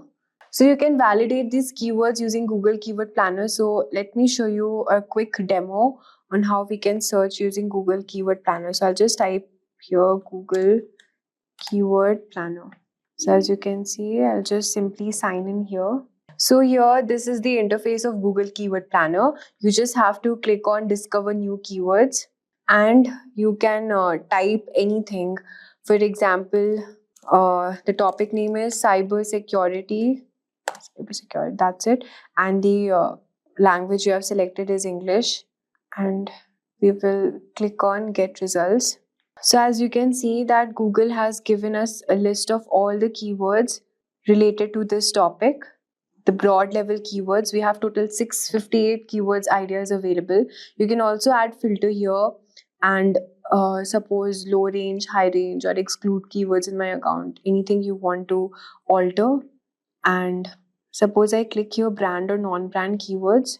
Suppose you want keywords for your platform like Coursera, Code, Udemy, anything. So you can just untick the other brands, and then it will give you the keywords related to that particular platform. And yes, these are the monthly searches and the competition status, everything you can just simply see from here. So these are the keywords which are having monthly searches of around 100k to 1 million. All right, so you can pick any keyword from here. Suppose this is cybersecurity. I'll just copy paste. You can also download your keywords. So this is how you can search your keywords using Google Keyword Planner. So we'll go back to ChatGPT. As you can see, these tools will provide you the valuable data such as search volume, keyword difficulty, and competition level. This ensures that you're targeting the right keywords that can bring substantial traffic to your blog. So by combining the power of ChatGPT with reliable SEO tools, you are setting the foundation for a well-optimized blog that can rank well and attract the right audience. Now let's move on to our next step, which is analyzing content gaps. Now that we have understood the content plan and how do we do the keyword research, it's time to gain a competitive edge by analyzing content gap. So content gaps are opportunities where your competitors might be missing out and you can step in to provide valuable content that fills those voids. So ChatGPT can assist you in this process by helping you to analyze what top ranking blogs are doing and how they might be lacking. So we can just simply type a prompt here, which is analyze the content gaps. Suppose analyze the content gaps. And you can just mention the competitor's blog post. So we can simply search for that keyword which we have chosen, cybersecurity. And you can see the first blog post, which is from Cisco, what is cybersecurity. So we'll just copy this domain, the web address. And here we'll just copy paste and just simply click enter. So as you can see, the ChatGPT was unable to analyze the content gap. So we will just, we will give the prompt, analyze the content. Just copy paste this post, press enter. So as you can see, ChatGPT will highlight the areas where you can improve or expand your content to offer something unique and comprehensive. By identifying these gaps, you can tailor your blog post to cover topics or angles that others might have overlooked, giving you a distinct advantage in the crowded blogging landscape. So this strategy not only enhances your content but also position you as an authority in your niche, attracting more readers and high ranking on search engines. So as you can see, we have understood this step. Now it's time to move on to a fourth step, which is building topic clusters. To truly establish your blog as an authoritative source in your niche, it's important to create topic clusters. So topic clusters are groups of related blog posts that revolve around a central theme. This strategy not only helps with SEO but also provides your readers with a comprehensive understanding of a particular subject. So using ChatGPT, you can easily build these clusters. For instance, you might ask create topic clusters for a blog post. Suppose I just type a prompt here, create topic clusters for a blog about cybersecurity in 2024. All right. So we'll just simply click on enter. So here are the list of topic clusters, which are more than just a collection of posts. They create a robust site structure through internal linking, which helps search engine understand the relationship between the content pieces. This improves your blog's visibility and ranking while also guiding your readers through a logical and informative content journey. So as you can see, your topic clusters are now here ready. You have laid the groundwork for a powerful content strategy. Now it's time to dive into the actual writing process where ChatGPT can once again be your invaluable assistant. So after doing this topic cluster thing, we'll move on to our fifth step, which is outlining and writing the blog post. So the next step of our journey is creating a well-structured outline, which is very important for organizing your thoughts and ensuring that your content flows smoothly. So we will start by asking ChatGPT to generate an outline for your blog post. You might type something like this, which is create an outline for a blog post titled, suppose the title name is Cybersecurity in 2024. Okay. So as you can see, it has created an outline, introduction, emerging cybersecurity, and what all topics you need to include. So it will provide a detailed structure, including headings, subheadings, and that you can use as a blueprint for your post. Once you have your outline ready, you can ask ChatGPT to help expand each section into fully written content. For example, you could input expand the section on heading with the keywords name of the keyword list. So suppose this is the heading, all right. So you can just type here expand the section on heading name with the keywords, and you can get your keywords from Google Keyword Planner, as you can see here. So just simply copy paste the keywords.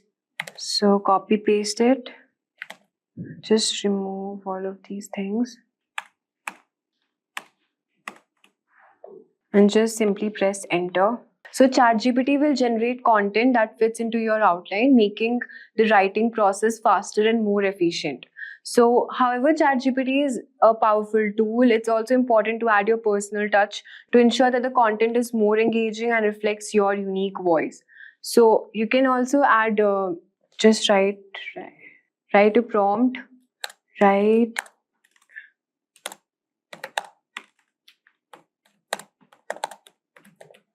friendly tone blog post and just press enter. So you can modify according to your needs. So as you can see that the ChatGPT has generated a topic cybersecurity, and it's starting from all the topics which needs to be included. So any modification you need to do, you just simply type the prompt here and then ChatGPT will give you the required results. Our next step is adding FAQs and also doing SEO optimization. So now this post as a blog is ready. So to enhance your blog post users experience and search engine performance, we also consider adding a frequently asked question FAQs. So ChatGPT can generate FAQs that are relevant to your topic. Just simply type here, create 5 FAQs. So it will create all the FAQs you need. You can also ask for tags, meta tags. For this, you need to type create meta tags for blog post titled cybersecurity in 2024. So it will create all the meta tags. So by adding these SEO enhancements, you are ensuring that your blog post is not only informative and engaging, but also optimized to rank well and attract a larger audience. Our last step is promoting our blog. The final step includes writing a great post. Effective promotion is the key to driving traffic and growing your readership. So ChatGPT can help you in assisting and creating promotional content for various platforms. So you can just simply type a prompt here, which is create a tweet to promote my blog post titled cybersecurity 2024. So as you can see, ChatGPT will generate a concise and engaging tweet that you can share with your followers. You can also do the same for other platforms like Facebook, LinkedIn, and all of that. So just simply you can also write a newsletter to promote my blog using the title name, and then ChatGPT will generate the content allowing you to quickly share your post to your audience. And there you have it, a comprehensive step-by-step guide using ChatGPT for blogging. From creating a content plan and researching keywords to writing posts and promoting them effectively, ChatGPT can streamline your workflow and help you focus on what matters the most. Now that's a wrap on a full course on digital marketing. If you have any doubts or questions, you can ask them in the comment section below. Our team of experts will reply you as soon as possible. Thank you and keep learning with Simplilearn.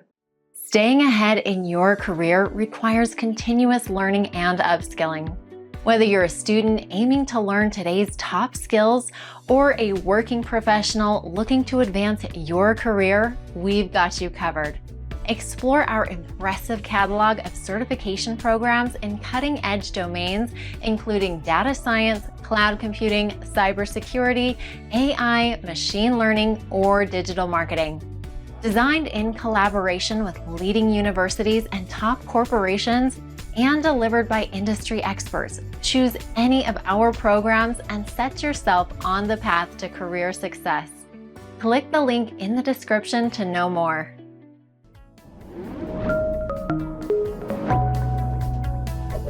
Hi there, if you like this video, subscribe to the Simplilearn YouTube channel and click here to watch similar videos. To nerd up and get certified, click here.